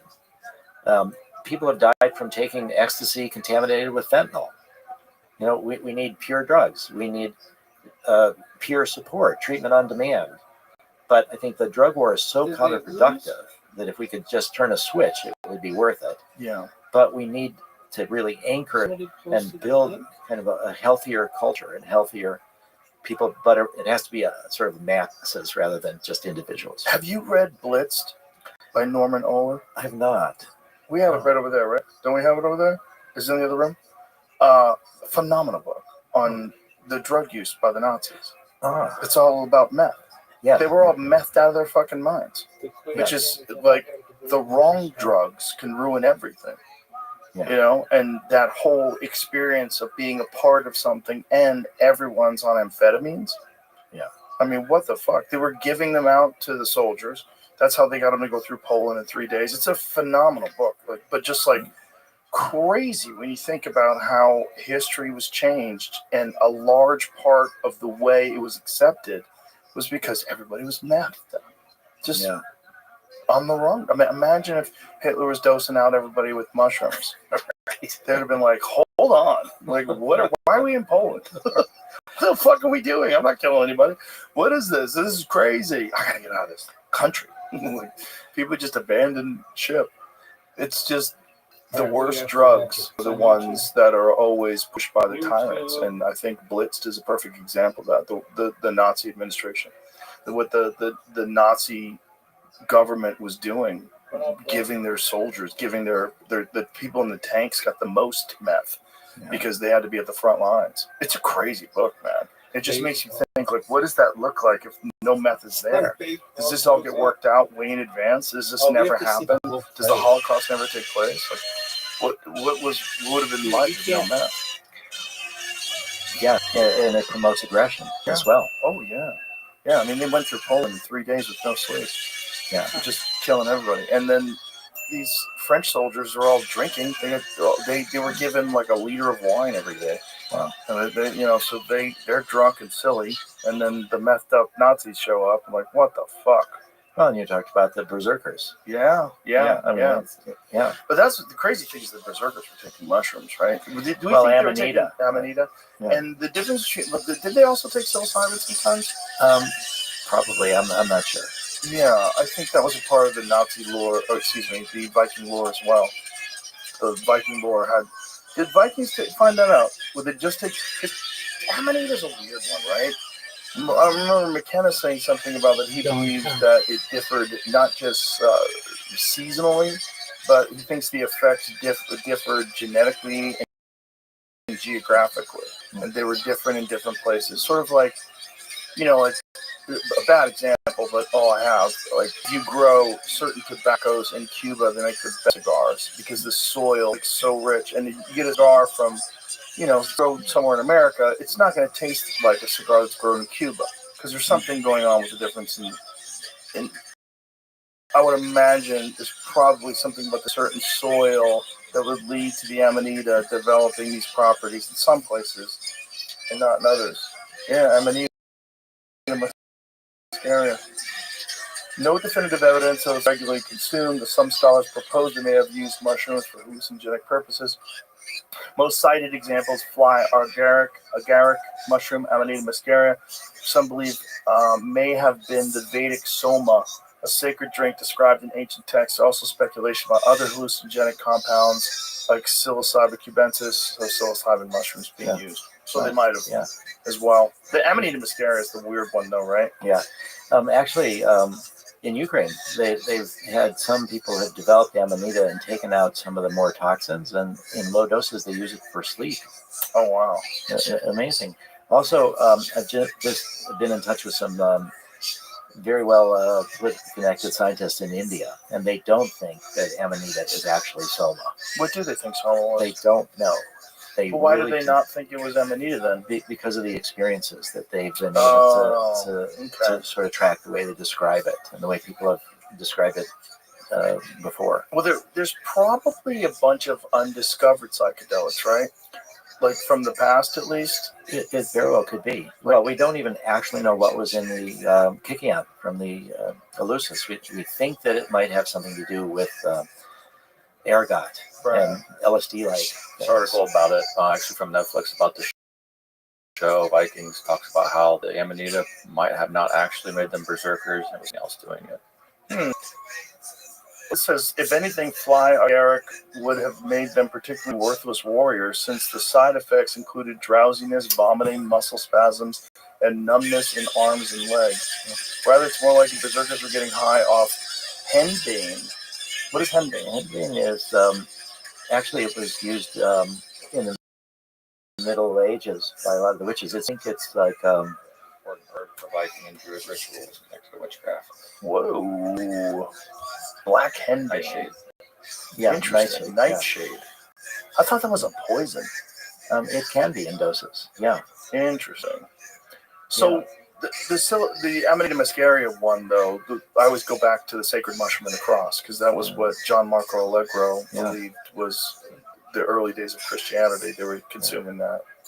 Yeah. But isn't it a strange one that you don't hear about people having like these breakthrough experiences on Amanita? No, you don't. And you saw one of those side effects was drowsiness. Right. So that sort of relates to what they've done with low doses of Amanita for sleep. Yeah, makes sense.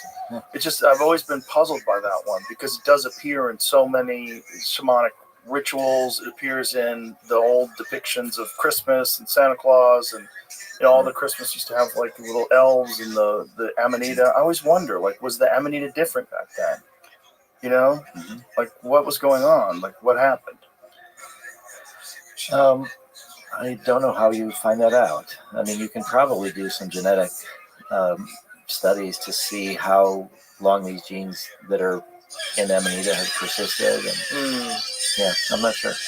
I mean, but it's pretty clear that, at least from a lot of these Indian scholars, that Amanita is not soma, but they don't know what it is. Interesting. Yeah, the ergot thing is very interesting, right? Because ergot has similar effects to LSD. Yeah. And so the Eleusinian mysteries, I think it's only, right now it's been confirmed from, I think it was just one or two vessels, these pottery vessels, they found traces of ergot. Yeah, I mean, that's unbelievable. Again, this just illustrates how far advanced our science has become, way over our spiritual and emotional development. You're able to look at thousands of year old vessels and get microscopic traces of what was in them. Crazy. Yeah. Well, at least it lets you know, okay, now it makes sense that that's how they figured out democracy. Well, the Greeks are the home of democracy. I mean, and also, like, just this astounding culture that emerged. And how much of it was connected to that. And then the people in power were like, yeah, we're going to shut that down. We don't like this aspect of you. You guys are a little too hard to control. A little too hard to propagandize. You don't need the intermediaries. Yes. And we want the taxes. We want to tell you what. And so I think this gets back to one of the earlier points you made about it. Do I get frustrated? Yeah. Which is to realize that this is actually thousands of years plus of the suppression of psychedelics. Mm-hmm. And also, you said something earlier, how quick 100 years goes by. Yeah. So what if something takes a couple generations? That's okay.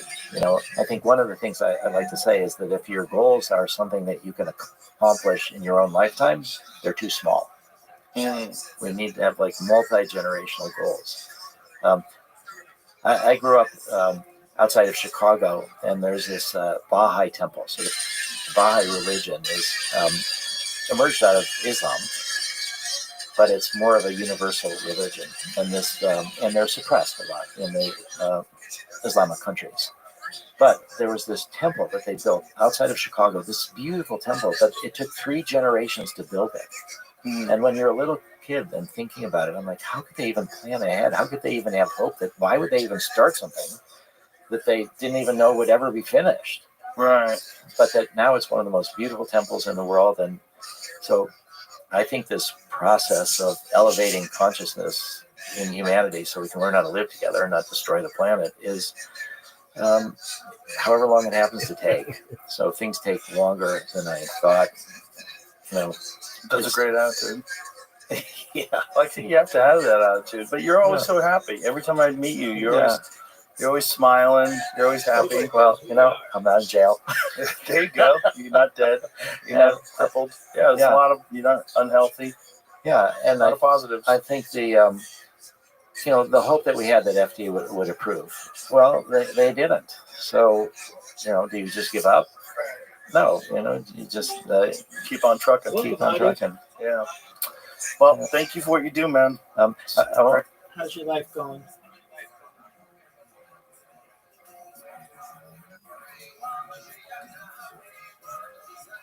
What you doing?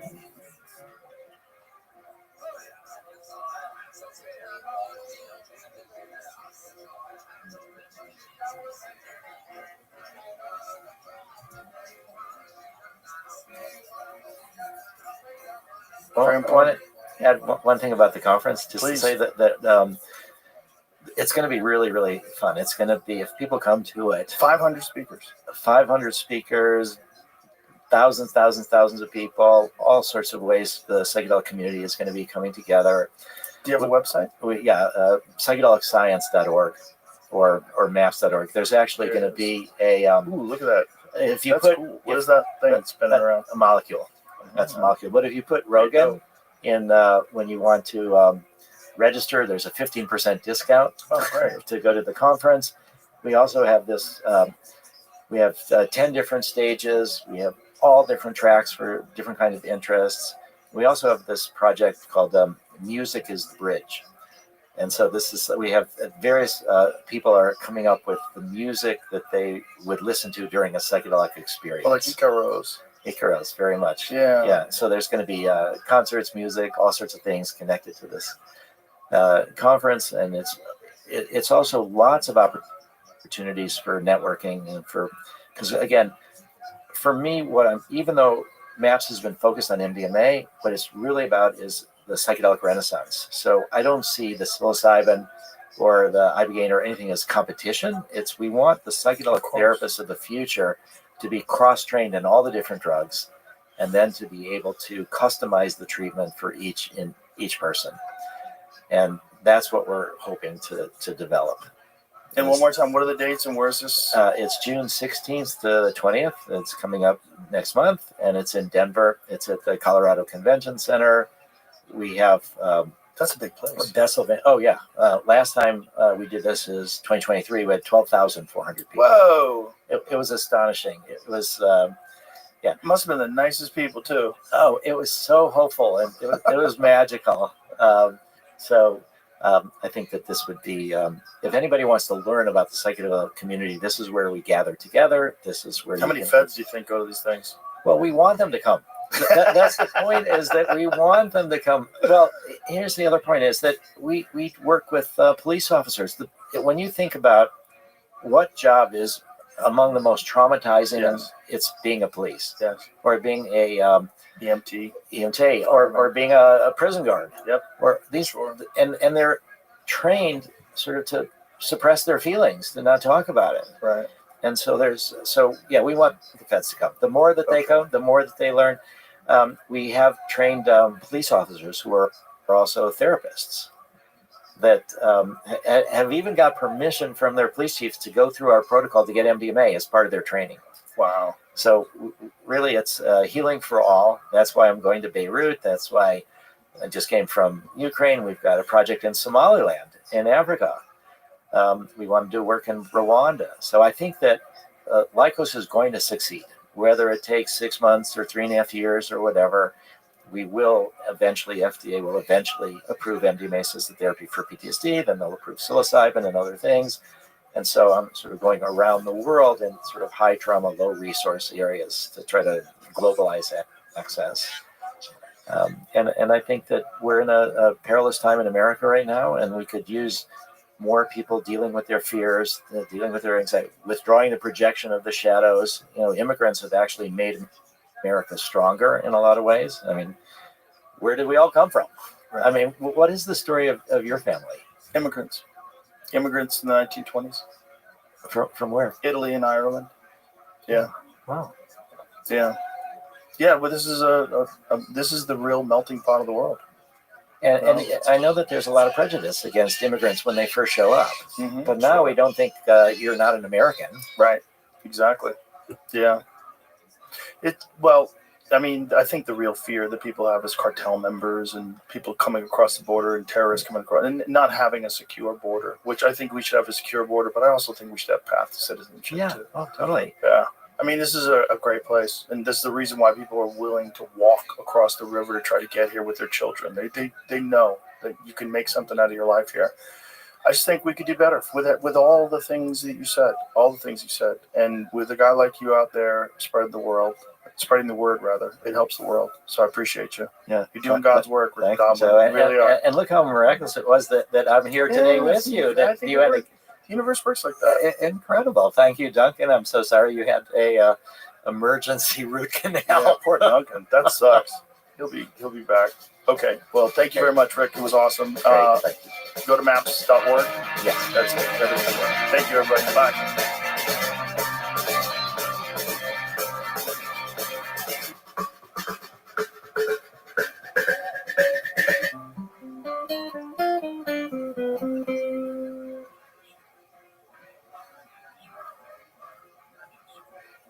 Joe Rogan Podcast, check it out. The Joe Rogan Experience. Train by day, Joe Rogan Podcast by night. All day.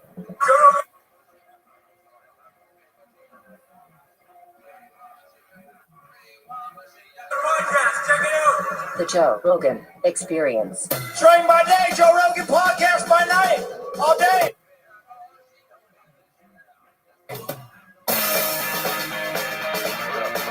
Hey, how's it going, Joe? Good pleasure to meet you. Yeah, thank you for having me here today. I appreciate it. My pleasure. Well, as soon as I saw the subject, I was like, oh, yeah. Like, what are you doing? Right. Advanced power and propulsion. Kind of been a passion of mine for the last 20 some odd years. I suppose if I kind of look back through the annals of my life, right, I've been thinking about advanced power and propulsion ever since I was a teenager. What do you think inspired that? Was it space missions? Did you look at it and go, I think we could do better? Like, what was it? Well, I grew up in Washington, D.C., and so I got a chance to spend a lot of time in the Air and Space Smithsonian. I don't know if you've ever had a chance No, I haven't. to go to that. But growing up in DC, getting a chance to go to the Air and Space Smithsonian, I got to see all these awesome examples of people working together to try and accomplish amazing things, right? And you know, you might walk into the Air and Space Smithsonian and you just think about, wow, this is full of a bunch of stuff, but it's not just about the stuff, right? It's about the people that worked together to do all these amazing things, right? Like the Bell X-1 rocket. I mean, if you really want to go back, the Wright Flyer, right? That's something where two guys worked together that made bicycles for a living, that decided to go create something that flew. And then in less than 50, 60 years from when they flew that Wright Flyer, right, we're putting human beings on the surface of the moon. And so all that really resonated with me as a kid. And I think tended to make me gravitate towards a technical field, although it wasn't a straight line, right? I'd like to say, I knew at an early age what my calling was and what I was going to do, but I bounced around for a little bit until I finally got on a path that, I really connected with. And so I think I knew very early on in my journey in university, right, when I was going to get my degree, that I wanted to work in advanced power and propulsion. And so at that point, everything I did kind of worked towards, how do I get the skills? How do I get the math and physics training that helps me kind of work in this domain? Because I was thinking about the idea of space works very early on. Right? It's amazing that you were so focused so early. What a great head start. It's a huge advantage to know what you're really interested in at such an early age. There were a few speed bumps along the way. We took a few detours, like any human, right? You're like, I don't know if I want to do this yet, right? So. Yeah. Well, it is pretty extraordinary if you look at that number that you said, like from Orville Wright and Wilbur Wright to space travel, how quick that is. Yeah. I mean, and we think about in terms of ancient history, how long it took us to get to this point. And that kind of acceleration so rapidly inside of a lifetime to see just world-changing events and the internet all happening simultaneously, right? Absolutely. There's another interesting story, right? So my background is I've got a PhD in physics and a master's in mechanical engineering. So I'm both a scientist and an engineer. So I have deep appreciation for both disciplines. But within the discipline of science, right? We just talked about the Wright Flyer and then going to the surface of the moon, and that's more of a kind of an engineering story. On the topic of science, think about E equals MC squared. You probably heard that or saw it on a coffee cup. I don't really honestly know what it means. It's a theory of relativity. It's theory of relativity. I could say it to people like, come on, man. Right. E equals MC squared. Whatever. Right? What is the theory of relativity? So E equals MC squared, right, is an equation that relates energy to mass. If you were to take some modest piece of mass, say you've got some tidbits here, the mass that's in this pen right here. If you take the mass that's in this pen and you convert it to energy, that equation helps you understand exactly how much energy you can potentially release. And so that equation, why it might sound very humble, right? Oh, E equals MC squared. That's cool. But it had super big implications. And you just talked about how quickly things move. So let's talk about that for just a second. E equals MC squared. Einstein comes up with this equation, 1911. Somebody will look it up on the internet and correct me if I'm wrong. Comes up with the equation in 1911. They split the first atom in 1928, 1932 timeframe. I can't remember the exact timeframe. 1942, we had the first nuclear reactor underneath the squash court at University of Chicago. They did things very differently in the 1940s, Joe.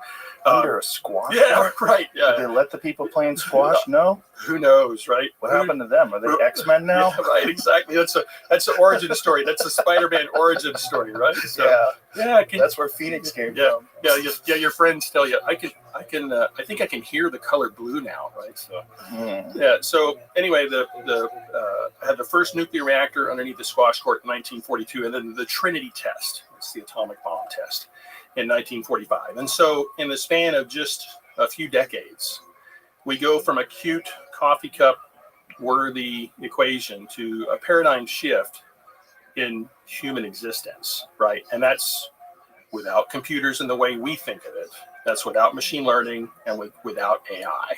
And so as we continue to move forward, right, we've got, think about everything we know in physics today. General relativity and quantum mechanics are kind of the two bookends of everything that we know. We're going to continue to expand our knowledge, and we will come up with new E equals MC squared kind of equations. But now we're equipped with computers, we're equipped with machine learning, AI, and so it's going to be exponential growth, right? So it'll be interesting to see how quickly we go from, hey, I have this new insight, found this funny thing in a lab, to, wow, it changes everything, how we do everything as a culture and community, right?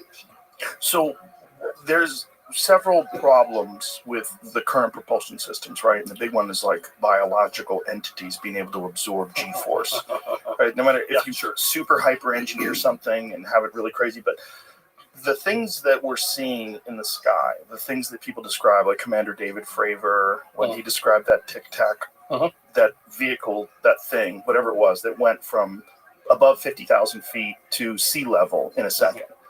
And shot off at insane rate speeds. Biological entities can't survive that kind of G-force, we think. Yes, I think in terms of a human ability to take G's. Yeah, I should say human, not like tardigrades. Right. Yeah, so a human being can, well, trained human beings can take potentially up to 9 Gs. Have you ever done that before? I have not.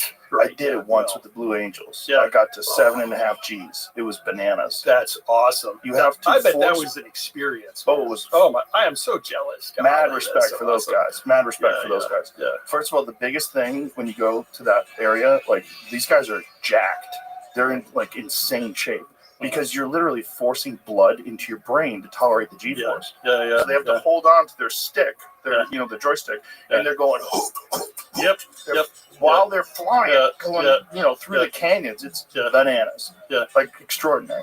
So imagine a person being able to tolerate that on a regular basis and perform fine motor skill functions, like pointing and aiming and shooting and all the crazy stuff that those guys are capable of doing. Being able to think, and in some cases, if they're in combat, being able to make critical decisions. In some ways, what you're talking about, when you look at NASA's astronaut corps, right, as part of their regimen, they have to go up in T-38s on a regular basis to try and help train with the whole, how do you make decisions, right, when your life is on the line and the time is finite, right? So there's a whole aspect of this that's kind of geared towards keeping those portions of the brain trained and sharp, right? Which is the best argument for AI taking over. So when you hear about stories about these fighter pilots finding these objects in the sky that exhibit extraordinary capabilities and don't have all the signatures of traditional propulsion systems, what is your thoughts? Generally, I tend to be agnostic to the topic. I have a lot of friends that are extremely interested in a lot of things that are out and about in the media and in the literature.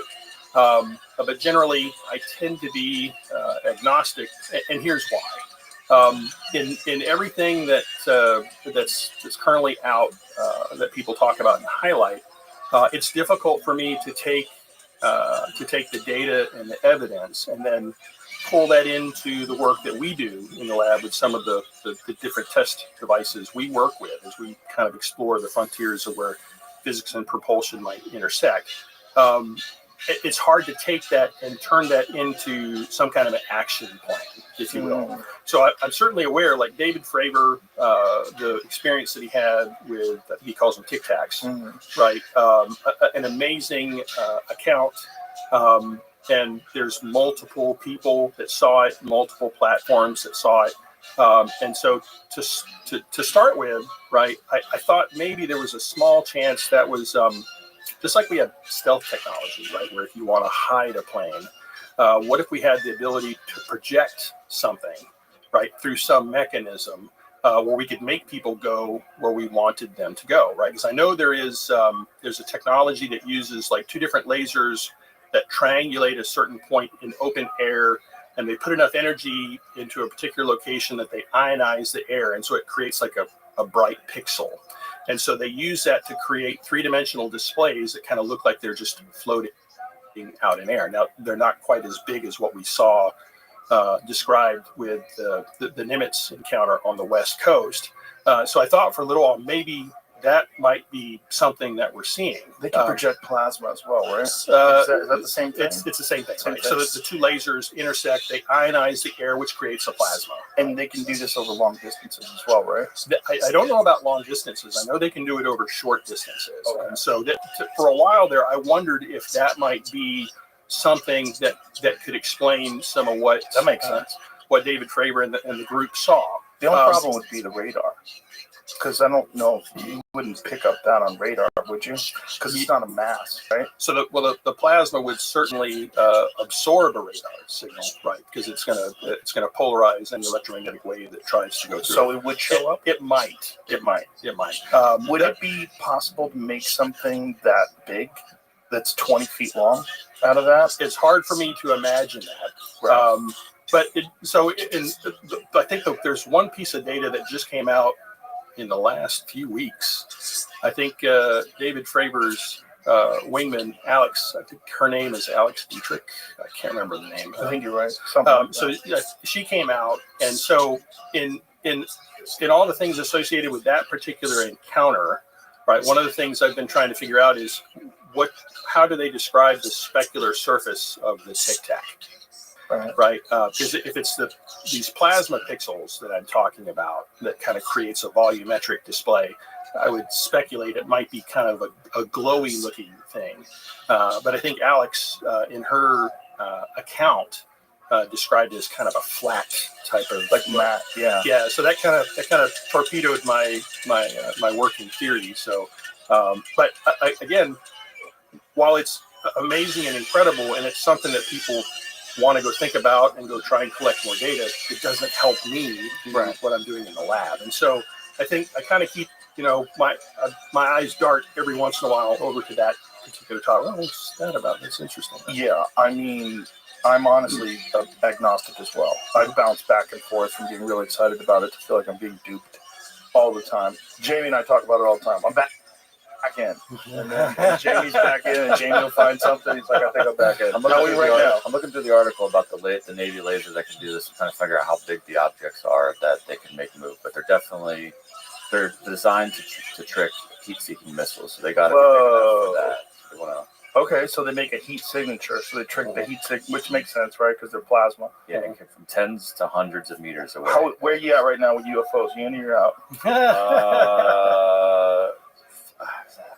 I'm still in on something, but I don't know what the object is or what is. But we've both been in and out. Consciousness thing. I'm on that this week or month. Oh, the one where they think they can call them in? Not just that you need consciousness to use it or talk to it or see it. Maybe. There was some talk of gravity propulsion systems in the 1950s, I believe. There was some work that was being done, and there was some discussion about whether or not it'd be possible to use nuclear energy to create some sort of a gravity drive. Mm-hmm. What is your thoughts on that stuff? Well, I think in order to do so, I'm gonna use a different parlance, right? Instead of obviously, I don't know what I'm talking about. No, that's okay. That's okay. Right. So in terms of some of the language that we use in the literature when we talk about something that would, I think, trace to what you mean when you say a gravity drive, right? We might use the parlance space drive, right? And so conceptually, it would be a form of propulsion that instead of using some form of onboard propellant in a tank, right, it's found some way to couple to some external field, whatever it might be, and can generate some kind of a propulsive force. And so in my mind, in order for us to ever be able to go down a path where we're trying to create something like that might look like that or smell like that or what have you, we need to have a deeper understanding of gravity, right? And so, we just talked about equals MC squared, and so I'm going to back up just a minute. If you think about everything we know today in physics as a Venn diagram, there are two circles on this Venn diagram, and they touch at a little tangent point. One of those circles is quantum mechanics that helps us understand how atoms behave, how light moves. And in the other circle, we have the words general relativity. So that helps us understand how the cosmos evolves, how stars move and galaxies move. And so those two circles touch at a single tangent point. They don't overlap. So what that says is gravity, we don't know how to connect gravity to quantum mechanics. We don't understand that. But in terms of all of our daily life, just that level of physics helps us every single day, right? This cell phone is only possible because of quantum mechanics, and GPS is only as accurate as it is because we use general relativity to correct the atomic clocks on the GPS satellites. But until we develop a better understanding of how gravity might connect to quantum mechanics, or alternately how quantum mechanics might connect to gravity, I don't know that we'll be able to make meaningful progress, right? And so we need more circles on the Venn diagram. Just those two aren't enough. There are a number of people that would speculate that quantum mechanics is incomplete, general relativity is incomplete, perhaps it's even emergent. I think you had Hal Puthoff on here a few days ago, right? And he talked about a physicist by the name of Sakharov, who talked about the fact that I think he was one of the guys that first pioneered the thought process. Maybe gravity is simply an emergent phenomenon, and we'll develop a better understanding as we add more circles in and around the quantum mechanics circle, if you will. And so I think in order for us to be able to come up with a widget, right? Some widget that generates a force in the form of a space drive, we're going to have more physics than what we currently have. So we'll have to have more of an understanding of what gravity actually is. Yes. And what generates gravity. Yeah. And it's not just the gravity thing. It's quantum mechanics. Quantum mechanics quantum mechanics is completely incompatible with general relativity. Right? And so this is a big issue. Right? There are tons of people that spend their entire life trying to figure out how to unravel this mystery. It's a big conundrum. Well, it's so fascinating to me because if you were a scientist in the 1400s and you were having this discussion with those people, they would think you're a wizard. Absolutely, especially if you held up something like that. Yeah, good grief. I get burned at a stake. Imagine they show the screen, right? And I said, Jamie, pull something up. Yeah, like, pull something up. Doing? What is happening? What is it that you showeth upon thy wall? Right. So imagine, extrapolate. Imagine going in the future and seeing what all this stuff is going to look like once we gain more and more understanding, which more scientists, more researchers piling on their discoveries, and then ultimately one day we'll be looking back on 2025 going, look at those barbarians. Oh my gosh, did you see that show with Sonny and Joe where they were talking about what a bunch of maroons? They didn't even know what gravity was. Oh my gosh, yeah. It'd be like bloodletting. Yeah. It's really kind of interesting because I bet every current civilization thinks it's at the pinnacle, and that everybody else is a moron, and we are a seriously advanced society. Right. It's interesting. I get a chance to go do a bunch of discussions with students all over the globe, right, and talking about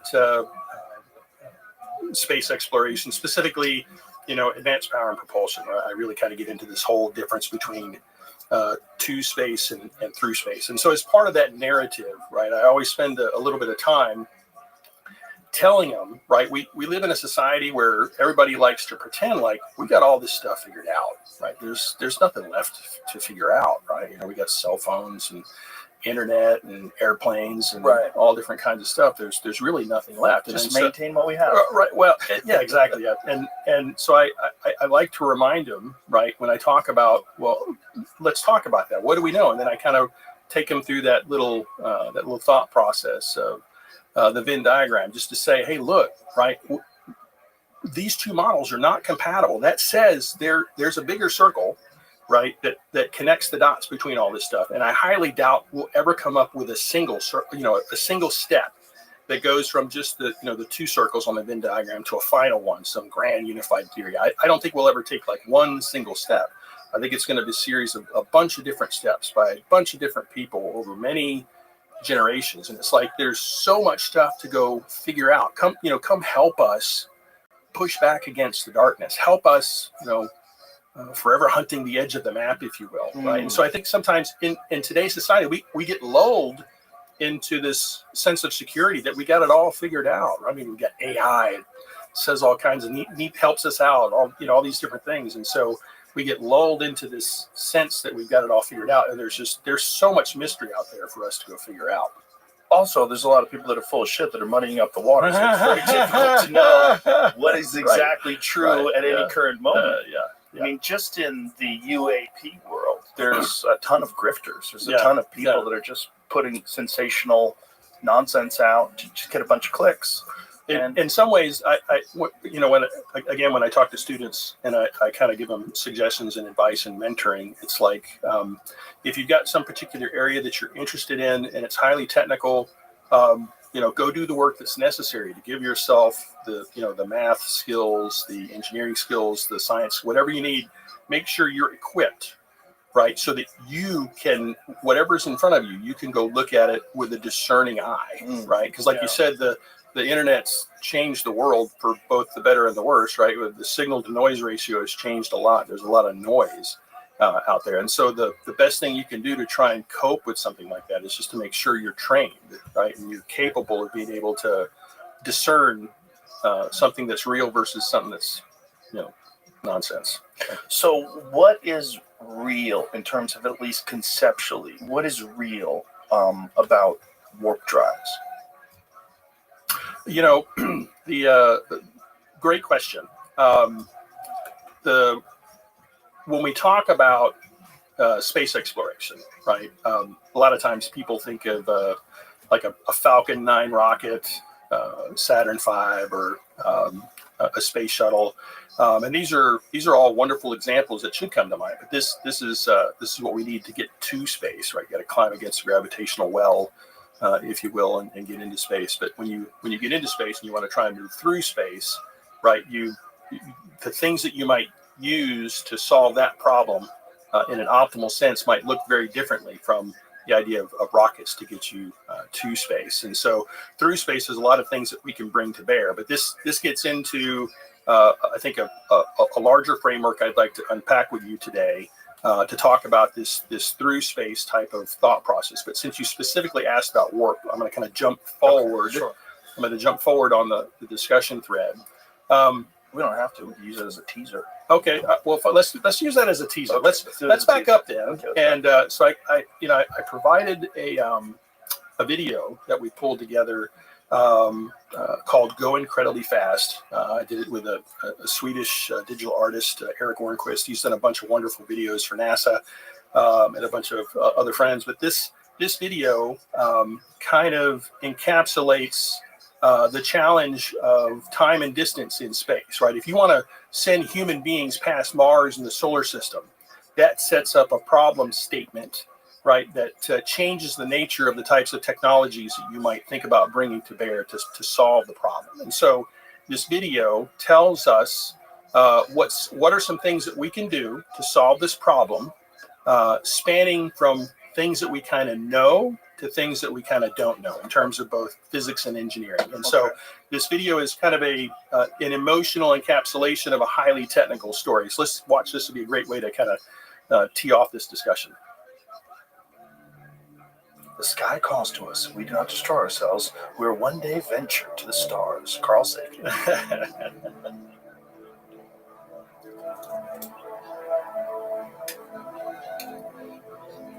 As incredible as it may seem, there will be a time, and it may be closer than you think, when we live on other worlds.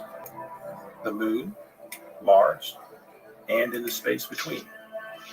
And when that day comes, just as always, our children will look with curiosity across these new horizons, with a desire to go further and to explore what lies beyond.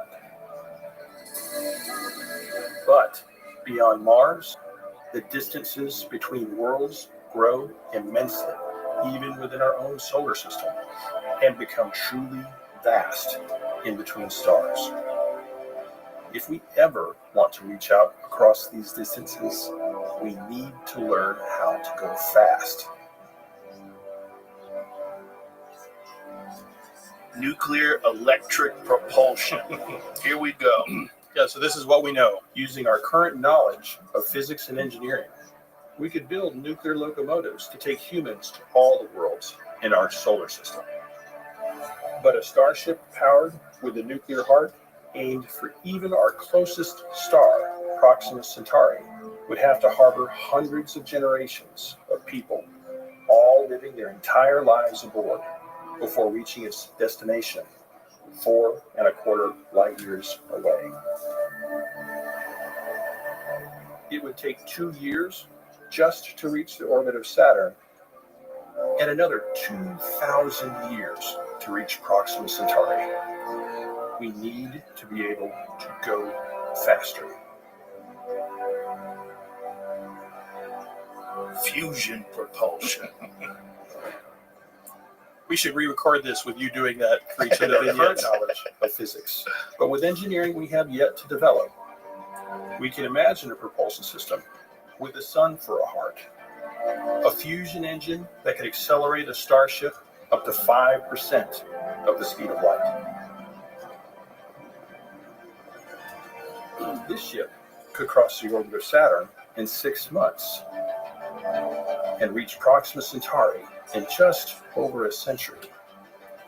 But if we want to traverse interstellar distances in less than a human lifetime, we have to go incredibly fast.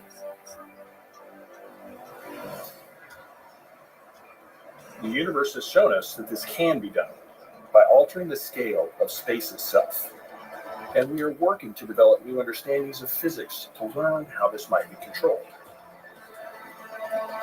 If we could construct a starship with a propulsion system that decreases space in front of it and expands space behind it, this ship could cross enormous distances effectively faster than the speed of light.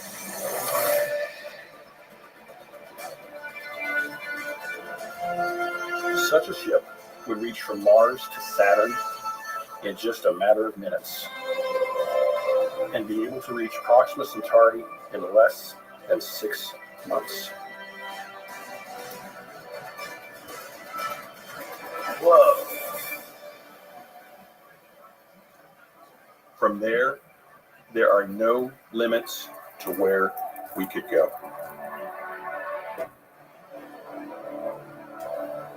Perhaps one day, humanity will look up at an alien night sky and strain to find the pale yellow dot that is our sun, our home, and know for the first time, as we look back on ourselves, that we are not alone in the universe.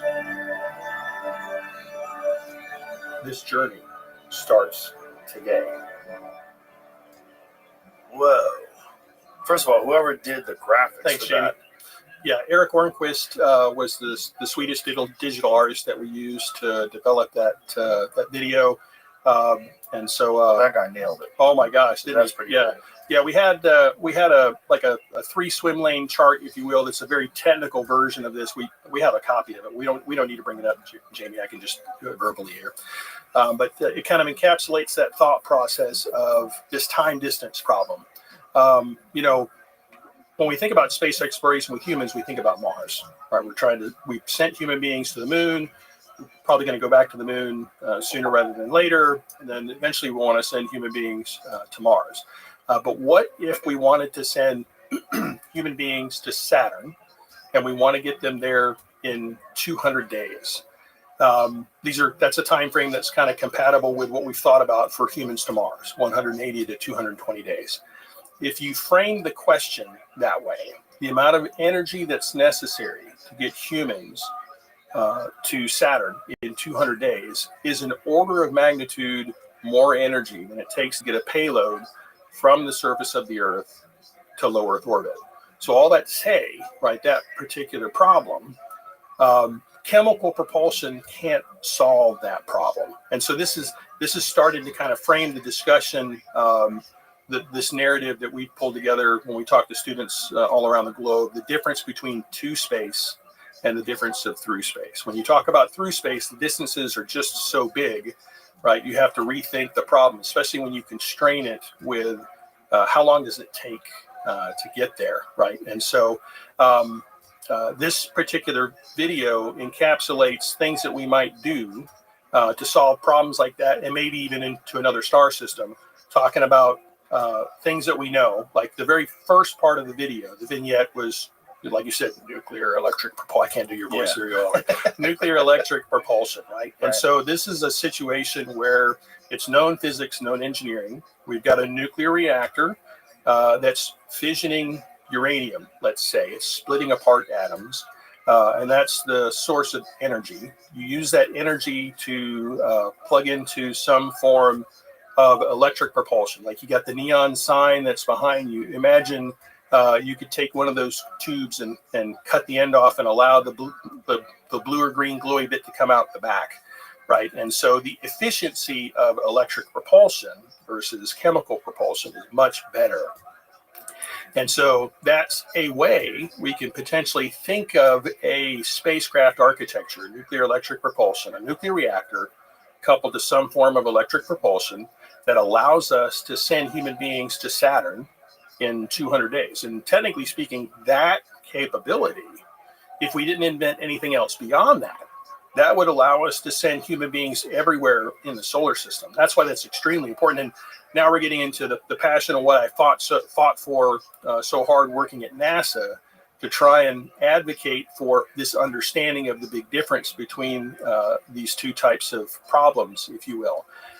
If we make up our minds to perfect the idea of nuclear electric propulsion as a capability, I mean, that unlocks the whole solar system, right? That's just kind of like the tip of the iceberg. And so the video then goes on after we kind of say, nuclear electric propulsion can open up a lot of stuff for us, but it's still going to take. You remember how long it said to go to Proxima Centauri? It was like 100 years. But 2,000 years for the new. Oh, that's right. So I mean, I don't know about you, but that better be one comfortable window seat, right? That's a long time to be on a flight, if you will. Now, how screwed up are the people that live, right? Because you're inbreeding. Yeah, well, it's definitely it's going to be generations, right? So either it's going to be generations. You're going to have babies, and with who? Yeah, right. Like, how are you going to do that? How are you going to choose? We're going to have arranged marriages in space. Is that progress? right. Right. Force people to carry children. Yeah. Or they might be frozen. Like, was it what's that movie with the blue aliens? I can't remember. Right. Imagine if they're debating a woman's right to choose while they're in space. Like, you know what I'm saying? Oh my gosh! Right. It gets weird. Yeah. So we need to keep civilization. Yeah, right. If you all commit, but I didn't commit. My grandparents did. But you're still on this thing forever. It's like, my great grandparents committed, right? Not only that, the reality is, by the time they get there, the human beings will have created technology that far exceeds that, and probably will beat them to it. Yeah, you kind of see that hinted in the video too, right? Where you got the slow boat, and then you got the fusion's the next one that comes by, and the guy's like waving as he goes by. Well, for sure, you would be a sucker to get on the first ship. Because by the time it gets there, the new ships will have already been there for months. Yeah. They'll welcome you when you arrive, right? The grandchildren of those people will welcome you. Yeah. So the fusion propulsion is kind of the next step in the story. And so when we make that step, we're a little bit into the unknown, right? We understand the physics, right? The sun at the center of our solar system works on fusion. It fuses atoms together instead of splitting them apart to generate electricity. And so fusion propulsion is kind of another step in capability, right? That allows us to do maybe do an interstellar mission in 100 maybe 200 years. Still kind of long, but that's a lot more respectable than 2,000. Contrary to Iron Man might say, we don't have fusions that are gigawatts the size of this. We got a little work to do. So when you think about this kind of process, this ability to generate that amount of power and to bend gravity and to bend space, what kind of a timeline do you think we're on for something like that? that's actually one of the most popular questions I get when I go talk to students, right? Whenever you talk about that last swim lane in the video, the idea of a space warp, you can expand and contract space, and that allows us to potentially go somewhere in months, whereas we were just previously talking about millennia and centuries, right? And so just to remind folks, we just talked about everything that we know of physics today, quantum mechanics, general relativity, right? We got to add some more stuff to the Venn diagram to develop an understanding. And so my crystal ball is